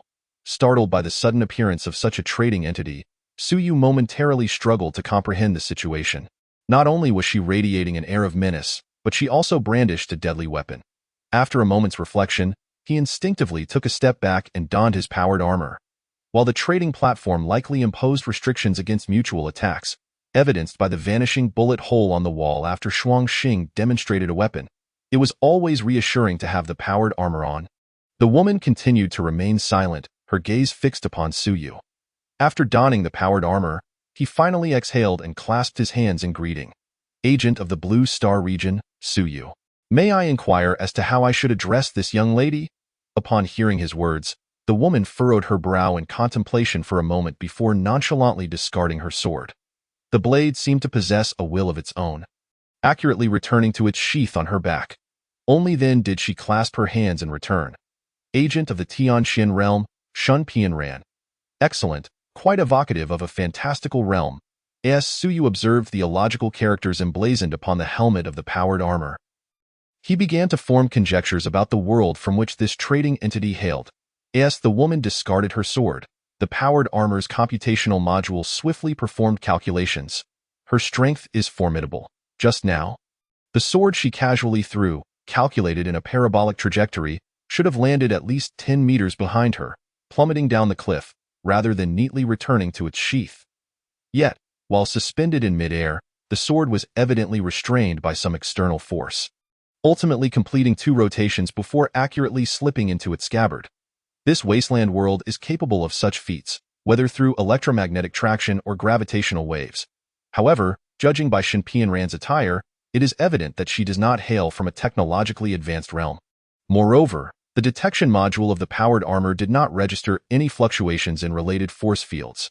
Without the aid of such high-tech means, accomplishing such a miraculous act of levitating objects clearly indicates she is not of a scientific background, but rather from a mystical one. The key point is that her method of throwing the sword just now bears a striking resemblance to the swordsmanship described in certain novels. If Suyu's conjecture is correct, then the Tianxin realm, where Shun Pianran resides, is likely a realm of mysticism even more advanced than the Shenzhou of Yingzheng. With the assistance of the built-in computer of his powered armor, Suyu can undoubtedly grasp the entire picture from a mere glimpse. No wonder he had been at a disadvantage during his dealings with Frost Star. Suppressing his internal complaints, he redirected his attention to the woman before him. Given her current demeanor, she also appeared to be a novice in the realm of trade. After a moment's contemplation, he spoke up. Might I inquire what Miss Shun wishes to buy or sell? Suyu, clad in powered armor, took a seat on a stone bench engraved with the yin-yang symbol. A similar stone bench was positioned beside Shun Pianran, clearly meant for the two of them. Buy? Sell? Trade? A look of confusion flickered in Shun Pianran's eyes, and after a moment's hesitation, she asked, which mighty force established this trading platform? And what is the purpose of my being here? I do not know. Suyu replied, lifting his visor with composure. We are merely here to exchange goods and strengthen ourselves amidst the myriad realms. Does it truly matter who founded this place? Indeed. Shun Pianran nodded, settling cross-legged on the stone bench before her. With curiosity, she regarded Suyu. What is this armor you are wearing? A single piece of armor evokes a sense of threat in me. Could it be a treasure of a Foundation establishment practitioner? Goodness, a Foundation establishment practitioner has arrived. They truly are from a fantastical world. Suyu thought with delight, yet feigned indifference as he inquired. How did you discern its threat to you? Naturally, through spiritual awareness. Shun Pianran shot a bewildered glance at Suyu, then suddenly realized. Ah, from your aura earlier, without this treasure, your power seems merely to be at the early stage of body refinement. One requires at least the chi refinement stage to possess spiritual awareness. To say something that may amuse you, this is still reliant on the genetic potions provided by the trading platform. If others from Blue Star were to come, they might not even reach body refinement. Wait, what exactly is body refinement? Suyu's eyelids twitched, instinctively yearning to scratch his head. Not knowing the cultivation system of the opposing world made things quite difficult. After pondering for a moment, he diplomatically remarked, Miss Shun? It appears our worlds may categorize realms differently, so I find it challenging to comprehend what you mean by body refinement or foundation establishment. Shun Pianran, being clever, promptly grasped his intent and hurriedly clarified. In cultivation, one must first undergo body refinement, which is divided into early, mid, late, and perfection stages. Then comes chi refinement, which is similarly categorized into 4 stages: early, mid, late, and perfection. Following that are foundation establishment, golden core, and nascent soul realms. Contemplating this, she proudly lifted her fair chin and added, I am currently at the late stage of chi refinement. I ask that all you've revealed. Suyu looked at her in surprise. This young lady is quite charming. Yet she seems somewhat lacking in wit. He quickly instructed the powered armor's computer to record this segment, then feigned casualness as he asked, "In our world, there are powerful beings capable of shattering stars and the earth with a single strike. What level of practitioner would that be in the Tianqian realm?" He wasn't exaggerating. Who said a battleship can't be considered a formidable force? Although he currently does not possess one, he is certain to acquire one in the future. To shatter stars? A look of horror crossed Shun Pianran's features as she gasped. Such supreme power must surely belong to at least a god transformation practitioner. I have heard that even nascent soul experts can only shatter 100,000 miles of land. To tear apart stars is utterly impossible. Wait, are we speaking of the same mile here? Suyu asked, his face stiffening. How long is a mile in your context? A mile? Shun Pianran tilted her head, puzzled by his inquiry, but answered, approximately 150 zhang. 1 zhang is how long? Naturally, it is 9 chi and 1 chi. Oh dear, why are you asking about this? It's just that long, Shun Pianran gestured impatiently, upon seeing her demonstration of 1 chi. Suyu inhaled sharply. According to her approximation, 1 chi in the Tianqian realm seems to be around 30 to 40 centimeters, meaning their 1 zhang would be slightly over 3 meters. Thus, a mile would likely measure around 4 to 500 meters. Nearly comparable to Suyu's understanding of a mile in blue star. 100,000 miles. May I be so bold as to ask, how far is it from north to south in your world? Who knows? It's just very, very far. Perhaps 1 billion miles? Shun Pianran frowned. Why are you asking these questions, Suyu? The equatorial circumference of Blue Star is only over 40,000 kilometers, which converts to about 80,000 miles. Their world stretches 1 billion miles north to south. A battleship capable of obliterating Blue Star would perhaps only be able to tickle their world. Reflecting on his earlier claim of being able to tear apart stars, Suyu couldn't help but twitch his lips. Oh no, I've become ignorant of my own limitations. Chapter 94. Who said you were destined to be a cultivator? No, I was merely curious. Cough, cough. Suyu coughed lightly to mask his embarrassment, then turned serious. Might I inquire if the young lady possesses anything she wishes to trade? Buying or selling is fine. The trading platform's purpose is to allow us to exchange resources. I have enemies pursuing me outside, so I have nothing to use for trade. Shun Pianran pouted, dejected. It was evident that her sword had been dripping blood. Moments. Ajia. Suyu pondered for a moment, then continued. In truth, you need not immediately present items for trade. You could express what you require. If I can provide it, I will do my utmost to assist you. As for compensation, if you can offer something now, great. If not, you may repay me once you escape. The other party hails from an exceptionally powerful cultivation world, evidently possessing substantial investment value. Suyu did not mind investing some resources in her at this early stage. After all, this situation is vastly different from the mere chi refiners in Yingzheng's Shenzhou. This is a genuine cultivation world. Can I defer payment? Shun Pianran's bright eyes instantly lit up as she eagerly asked, if I wanted that armor on you, could I have it? The ones pursuing me are a few at the late stage of chi refinement and one at the perfection stage. With this foundation establishment treasure, I could defeat them. The powered armor? She has quite the discerning eye, immediately targeting Suyu's best asset aside from the Falcon. Su has a total of 10 sets of powered armor, 1 for himself, 1 for Chiumo, leaving 8 sets available, parting with 1. It's not out of the question. After a moment's thought, he devised a plan but did not respond directly. Instead, he probed further. Our worlds have different cultivation methods. Why are you so certain that this powered armor can help you match a foundation establishment practitioner? Is it merely based on spiritual awareness? Of course. My spiritual awareness tells me that it possesses the might of a foundation establishment practitioner. So it surely does. Shun Pianran paused mid-sentence, then regarded Suyu with a touch of pity. I apologize. I forgot you lack spiritual awareness, which must make it hard for you to comprehend. Suyu. Well, who told you to be a cultivator? After pondering for a moment, he stood up, and the electromagnetic cannon on his left arm slowly charged. Seconds later, as the blue glow at the cannon's mouth transformed into red, the words maximum power flashed before him. Only then did the long-stored mass projectile launch forth. Under maximum power, the projectile's exit speed reached a terrifying 80+ Mach, almost instantaneously tearing through the air and creating a sharp sonic boom. It transformed into a metallic stream, crashing violently into the clearing on the opposite side of the mountain peak. Boom. Deafening explosion echoed from the ground, accompanied by tremors. The towering mountain began to slowly collapse from the spot he had just struck. In an instant, a third of the already small summit was obliterated by this single shot. SUU estimated that the power of this shot could rival an explosion of several hundred kilograms of TNT. This was also the most powerful weapon mounted on the powered armor. After completing this display, he turned to Shun Pianran, whose eyes were wide with astonishment. How does this compare to the Foundation establishment practitioners from your world? After contemplating for a moment, Shun Pianran replied earnestly, "It is slightly stronger than an ordinary Qi refinement perfection practitioner, barely enough to match a slightly weaker Foundation establishment practitioner's casual strike. However, it is evident that the strengths of your armor do not lie in offense, but rather in defense." As she spoke, she casually formed a sword gesture. The blood-stained flying sword within the sheath behind her suddenly shot out, unleashing a violent surge that swiftly pierced the air towards Suyu. Before he could react, the guidance system of the powered armor had already responded. An invisible repulsive force spread out, diverting any object moving faster than 60 kilometers per hour away from its trajectory. The incoming flying sword was deflected just 2 meters away from Suyu. Rather than feeling disheartened by her failed strike, Shun Pianran exhibited a look of excitement. "This is it.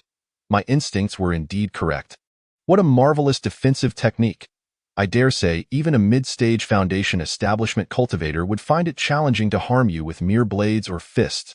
Suyu's lips twitched slightly, and he chose not to dwell on her sudden attack. After all, in the trading space, she could not harm him. Instead, he began to ponder the implications of her words, the guidance shield. It could be said that gravitational waves are indeed far more advanced than the technology of an electromagnetic cannon. But do the laws of physics apply in this fantastical world of cultivation? Moreover, she mentioned blades and fists. This likely refers to physical attacks, which means that her notion of Foundation establishment cultivators might also involve magical attacks. Such forms of assault would likely be more challenging for the powered armor to withstand. It makes sense, as the guidance field is primarily immune to kinetic weaponry. Furthermore, if it can only withstand mid-stage Foundation establishment cultivators, does that imply that those in the late stages can break through the guidance field by sheer brute force? This is merely the guidance field of the powered armor, which does not possess high power. What if it were replaced with that of a Falcon-class ship, or even a more advanced Starship, or perhaps the guidance field within a space fortress like Future City? What level of cultivator would be required to shatter it using brute strength? Shun Pianran's few remarks revealed a plethora of information. Suyu found it difficult to deduce any reliable conclusions at that moment, so he noted it down, intending to study it thoroughly later. Since Shun Pianran mentioned its usefulness, he certainly had no objections. A Storm-class powered armor in exchange for a trading counterpart situated in a world of cultivation. Although he was uncertain what this counterpart could offer him presently, the mere fact that she belonged to such a realm was already sufficient for Suyu to consider it a worthy investment. He nodded and said, "Since you desire it, I can indeed part with this armor. However, what do you intend to offer in exchange? It need not be something you currently possess. It could be something you can procure after escaping." "Well," Shun Pianran's delicate face displayed a hint of embarrassment as she hesitated. "I fear I do not possess any treasures that could match its value. Something that can ensure survival under the hands of Foundation establishment cultivators." Quite honest, Suyu thought as he shook his head. "We hail from different worlds, so it need not be judged solely by your standards. You may share what you can provide, and I shall decide after hearing you out." After all, if Shun Pianran truly sought to procure a Foundation establishment artifact equal in value to the powered armor, it would serve little purpose for Suyu'd is that so? Shun Pianran pondered for a moment, and suddenly her eyes brightened. She retrieved a fragrant pouch from her bosom. After untying it and fiddling with its contents, she produced a creature larger than a tank. Boom! Dust filled the air. Shun Pianran gazed at the monster lying on the ground, boasting, "Do you understand why I am being hunted?" Chapter 95. The Tianlin Beast. A truly exceptional tonic. Do you understand why I am being hunted?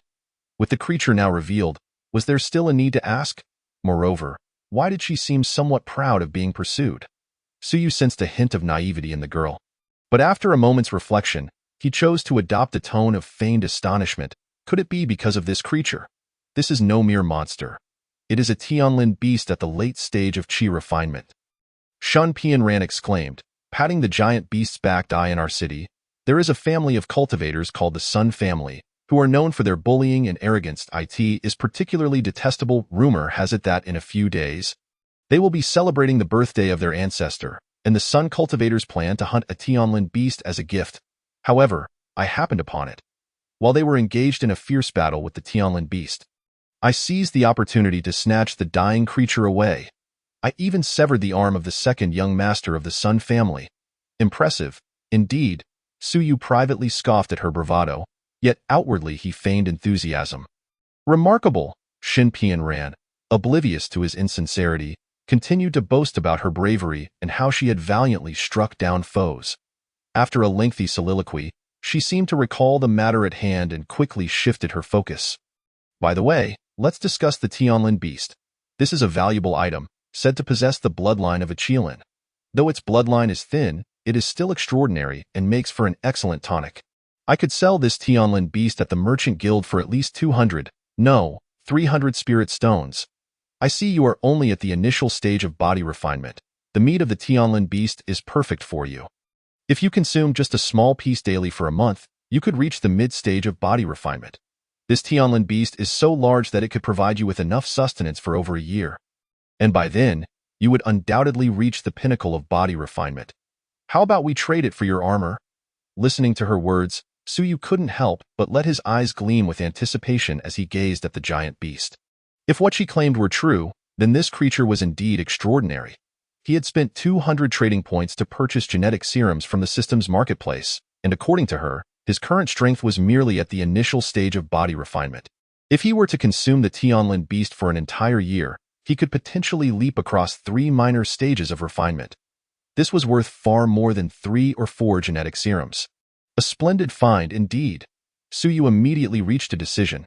However, he naturally would not settle for just that. Suppressing the flicker of eagerness in his eyes, he responded nonchalantly after hearing Shun Pianran's introduction, this could suffice. But it is still inadequate. Seeing his reaction, Shun Pianran felt a bit disheartened but did not perceive any issue. After all, in her worldview, a Tianlin beast easily dealt with by several qi refinement cultivators could hardly be compared in value to artifacts capable of contending with Foundation establishment cultivators. What significance did it hold for a body refinement cultivator? 100 fully refined body cultivators would not stand a chance against a single Foundation establishment cultivator. They were simply not of the same caliber. Then how about an additional 100 spirit stones? Shin Pianran proposed after a moment of contemplation. Spirit stones? What purpose do they serve? Given her level of intelligence, Suyu chose to inquire directly. What use do they have? Oh, they are quite useful, Shin Pianran exclaimed, realizing he was interested in spirit stones, and began to explain. They are essential materials for alchemy, artifact forging, and array formations. Moreover, spirit stones can also be used for cultivation. However, only the powerful cultivators typically use spirit stones for training.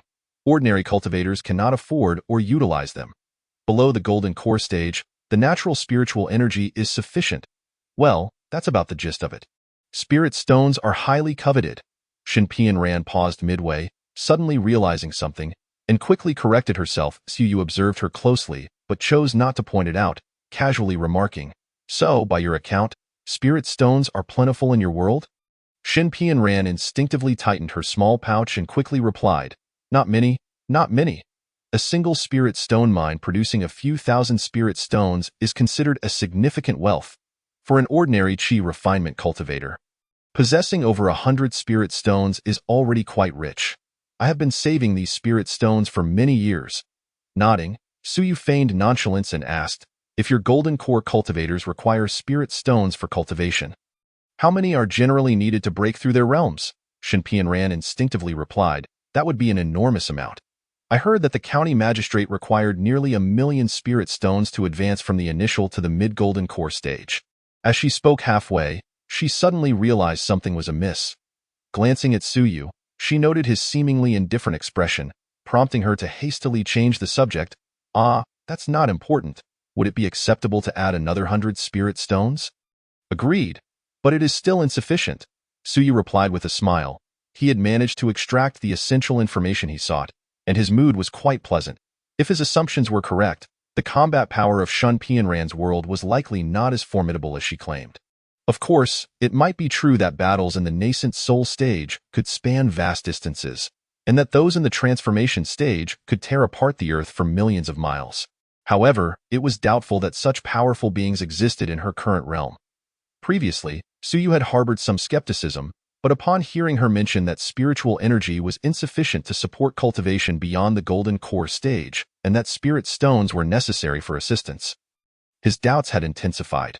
Thus, he had sought to extract information regarding the yield of spirit stones in her world. If spirit stones were as common as dirt, then there would be little to discuss.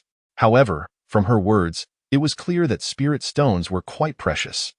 The fact that breaking through from the initial to the mid-golden core stage consumed nearly 1,000,000 spirit stones indicated that it could represent the entire fortune of thousands, if not tens of thousands, of chi refinement cultivators. If her world of cultivation did not operate on the principle of the strong treating spirit stones as air while the weak could scarcely catch a whiff, then what kind of reality was it? Thus, it can be inferred that the number of spiritual stones in their world is rather limited.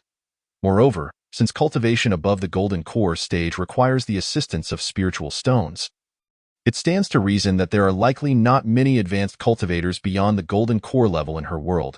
Given the scarcity of spiritual stones, of course, it is also possible that Shun Pianran appears harmless on the surface, yet is concealing a darker nature within. Everything she has exhibited thus far may be mere pretense, deliberately steering Suyu towards erroneous conclusions. Consequently, in the absence of evidence, he did not feel overly certain. Merely entertaining the possibility, I truly have little to offer, Shun Pianran pouted. Everything I possess is on my person, and the more precious items are with my master, who rarely grants me access to them. Nothing to give? Suyu suddenly smiled and replied, not necessarily, to be frank. I am quite interested in the cultivation methods you practice. Chapter 96, Elixirs. Key information? No. The moment Suyu's words fell, Shun Pianran shook her head vehemently, resolutely rejecting the idea.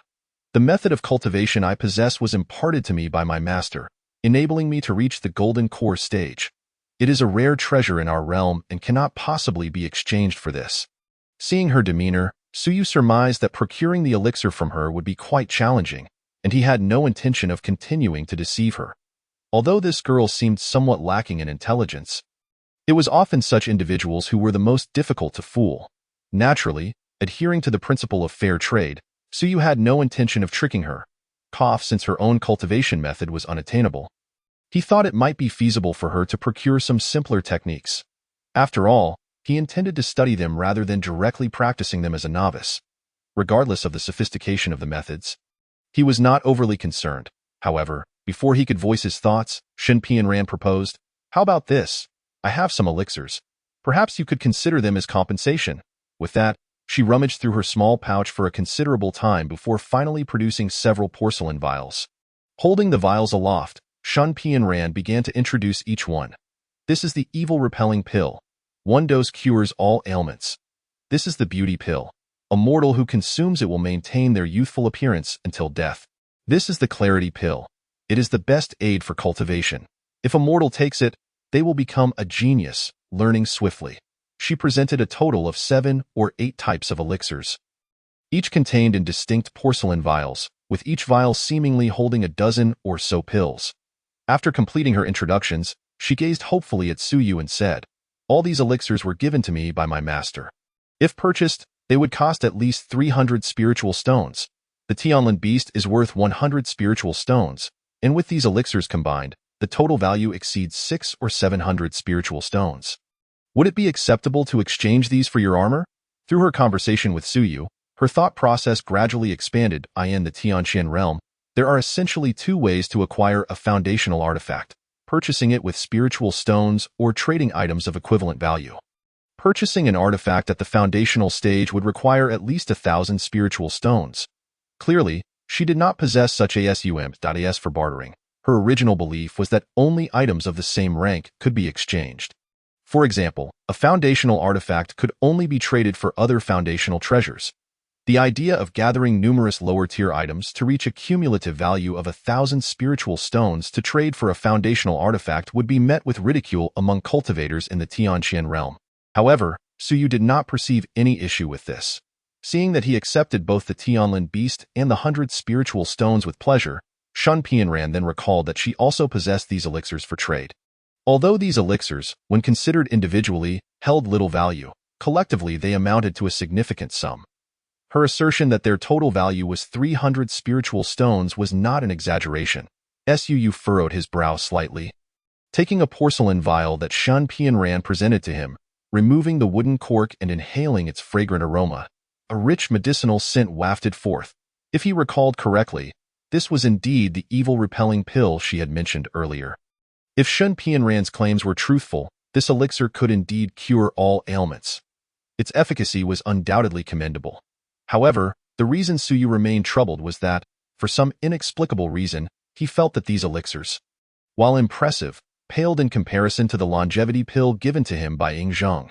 After opening and sniffing each vial, this sensation intensified.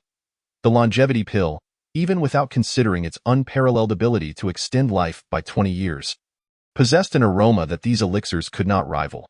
Just the scent of the longevity pill invigorated one's spirit, seemingly sweeping away fatigue, far more effective than consuming an entire case of energy drinks. In contrast, while these elixirs also emitted a medicinal fragrance, it was merely pleasant without any other remarkable properties. Glancing at the transaction panel, Suyu noted that the system had already validated the trade. Clearly, at least regarding the efficacy of these elixirs, Shun Pianran was not deceiving him. This left him somewhat perplexed. Instead of providing an immediate response, he began to ponder deeply. First, it was evident that the world where Ying Zhang resided, particularly in terms of metaphysics, was evidently less advanced than the Tianqian realm. This could be inferred from Ying Zhang's purchase of the G60 exoskeleton from him. Tio say nothing of Shun Pianran's effortless dismantling of several G60 units. It was evident that even more powerful foundational cultivators, let alone those at the golden core or nascent soul stages, would be even more adept. If the metaphysical power of Ying Zhang's realm truly surpassed that of Shun Pianran's Tianqian realm, it would seem illogical for him to seek out the G60 to combat the Xiongnu. Given that the metaphysical forces in the Shenzhou world were inferior to those in the Tianqian realm, the fact that the longevity pill presented by Ying Zhang was of a higher grade than the elixirs provided by Shun Pianran warranted further scrutiny. Based on Ying Zhang's casual provision of dozens of these pills, it was clear that the longevity pill was not a particularly precious item in his possession.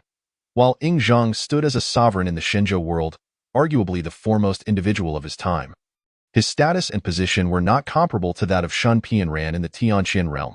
However, Shun Pianran had mentioned her master at the Golden Core stage on more than one occasion, indicating that she was not merely an insignificant novice. Furthermore, considering the disparities between different realms, and the fact that the cultivation system in the Tianqian realm was more developed and refined than that of the Shenzhou world, it stood to reason that the elixirs she presented, even if they were not on par with the longevity pill derived from Ying Zhang's national resources, could not be of vastly inferior quality.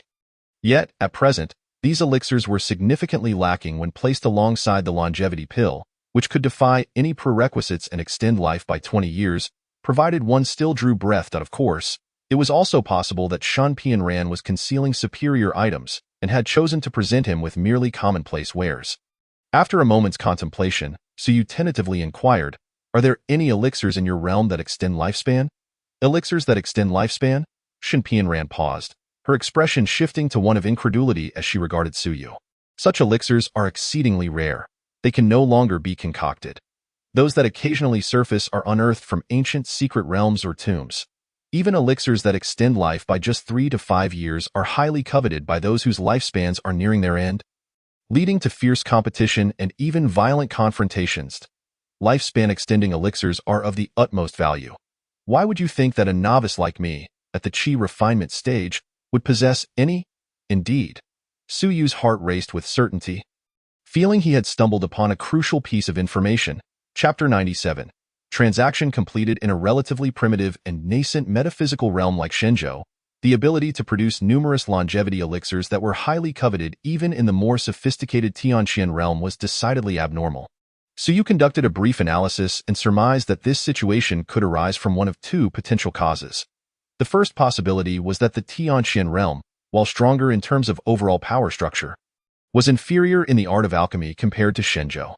The second possibility was that the metaphysical capabilities of the Tianqian realm were indeed vastly superior to those of Shenzhou, yet the latter retained certain advantages in specific areas. Such advantages need not pertain solely to technical prowess. They could also involve resource availability. The first scenario seemed unlikely. Objectively, so you believed that the second scenario held greater merit. This was reinforced by Shan Pianran's earlier assertion that the Tianqian realm was not devoid of lifespan-extending elixirs. It was simply that they could no longer be produced. The current supply of longevity elixirs relied entirely on archaeological endeavors, suggesting that the Tianqian realm had once possessed the capability to craft them. The reasons for their current inability to do so were likely due to a shortage of specific materials. In the realm of Xinxia literature, there often exists a notion of valuing the ancient over the modern, where age-old techniques surpass contemporary methods. Scenarios wherein ancient cultivation arts could obliterate the forces of nature while modern practices falter in comparison are frequently encountered in the Xinxia and fantasy novels Suyu had perused. If one were to forcefully interpret this, it could be argued that the alchemical practices of the Tianqian realm were once more advanced but had since been lost to time. However, if viewed objectively, such a possibility was almost negligible. While it was plausible for a unique and obscure technique, one that only passed down male heirs, to become lost, as the limited dissemination of such knowledge could lead to its extinction. The art of crafting longevity elixirs clearly did not fall into this category. Given Shan Pianran's statement that longevity elixirs could still be obtained through archaeological means, it was evident that the methods for their creation were not entirely lost. The methods for concocting longevity elixirs, though not commonplace, certainly cannot be deemed as a closely guarded secret, likely to vanish without a trace at the slightest mishap, in light of the difficulty of the crafting methods being lost. The inability to produce such elixirs must be attributed to a lack of essential materials. Su had formed some conjectures in his mind, yet he refrained from probing Shan Pianran further to validate his assumptions, as it was not of paramount importance. The most critical information at present was that longevity elixirs were rare treasures in the Tianqian realm, available only by chance. It is often said that the longer one lives, the greater the fear of death becomes. These cultivators, with their extended lifespans, clearly find it even more challenging to view life and death with equanimity. A demand for prolonging life is thus inevitable. Casting a glance at Shan Pianran, who was still eagerly awaiting his response, Suyu suddenly smiled and said, "For a Tianlin beast and 100 spirit stones, I shall exchange a piece of armor. This price, I know without a doubt, will seem exceedingly favorable to Shan Pianran." However, this did not concern him, as he was not at a loss. He had initially contemplated a purely investment approach, fully prepared for the scenario where Shan Pianran would venture forth in his powered armor only to fail against her adversaries, resulting in his total loss. Now, with these gains surpassing his expectations, Suyu could indeed continue to extract further benefits from her, even to the extent of emptying her seemingly spatial storage pouch. Yet he deemed it unnecessary. He needed to consider another factor: the emotions of his trading partner. For both Shuangxing and Ying Zhang, being astute individuals, they would mostly engage in actions that serve their own interests, without regard for the enjoyment of the process. Thus, while bargaining with them, Suyu negotiated meticulously, ever eager to secure a greater profit, untroubled by the thought that Shuangxing or Ying Zhang might forego trading with him because of it. Shan Pianran, however, was different. From her behavior thus far, she not only appeared to be in the bloom of youth, but also exhibited the impulsiveness and immaturity characteristic of her age. She readily resorted to drawing her sword to sever the hand of that young master. Even at great personal risk, acting purely on whims without much regard for consequences. Engaging in business with her required a more delicate approach. Excessive pressure would be counterproductive. Should she develop a rebellious mindset, she might refuse to proceed with the transaction altogether, leaving Suyu in a predicament. After all, she represented a genuine realm of fantasy and adventure, and merely contemplating the wonders of her world made Suyu's mouth water. Thus, for the sake of long-term benefits, it seemed prudent to offer her some sweeteners. After all, acquiring 10 sets of powered armor by simply bringing on board a capable assistant like Chiumo was undeniably advantageous. As anticipated, upon hearing Suyu's agreement, although Shan Pianran made an effort to maintain a serious demeanor, Delight was evident on her face, almost bringing her to the brink of laughter. Su Yu, unfazed, proceeded to finalize the transaction contract, transferring an unopened set of powered armor to Shan Ran, and without allowing her the chance to thoroughly examine her recent acquisition, he continued, having concluded the armor deal, I believe we can discuss another transaction. With that, a finely crafted redwood box appeared in his hand. Su casually lifted the lid, and an enchanting fragrance wafted forth. Another transaction? Shan ran, her attention still captivated by the recently acquired powered armor. Instinctively turned her head. Upon catching sight of the longevity elixir in Su Yu's hand, she momentarily froze, her beautiful eyes fixating on the resplendent golden pill, revealing a palpable intensity of desire. Her breathing grew heavier, and the undulating mountains seemed to sway visibly. Clearly, the sudden appearance of the longevity elixir eclipsed the allure of the powered armor. After a prolonged silence, her voice trembled with disbelief as she addressed Su Yu. Is this the longevity elixir? Su Yu chuckled lightly. Indeed, a pill capable of extending one's life by 20 years. Can this also be traded? Shan Ran's eyes sparkled, and before Su Yu could respond, she continued, What compensation do you desire? If it is cultivation techniques, I can provide them to you immediately. The cultivation techniques were certainly of interest to Su Yu. He pondered briefly. I would require the techniques passed down by your master, plus at least 3 different types of techniques, which may be of slightly lesser quality but not significantly so. Although he could not discern the quality of her techniques, Shan Ran was unaware of this. Agreed, she replied without hesitation, her value assessment of the golden pill evidently far surpassing that of the techniques. However, just as Shan Ran envisioned acquiring such a precious elixir with merely a few techniques and anticipated accolades from her master upon her return, Su Yu's voice rang out once more, not so fast. There is more in addition to the techniques. I shall also require. At this point, he paused, observing Shan Ran's anxious gaze fixated on him, and smiled, 50,000 spirit stones.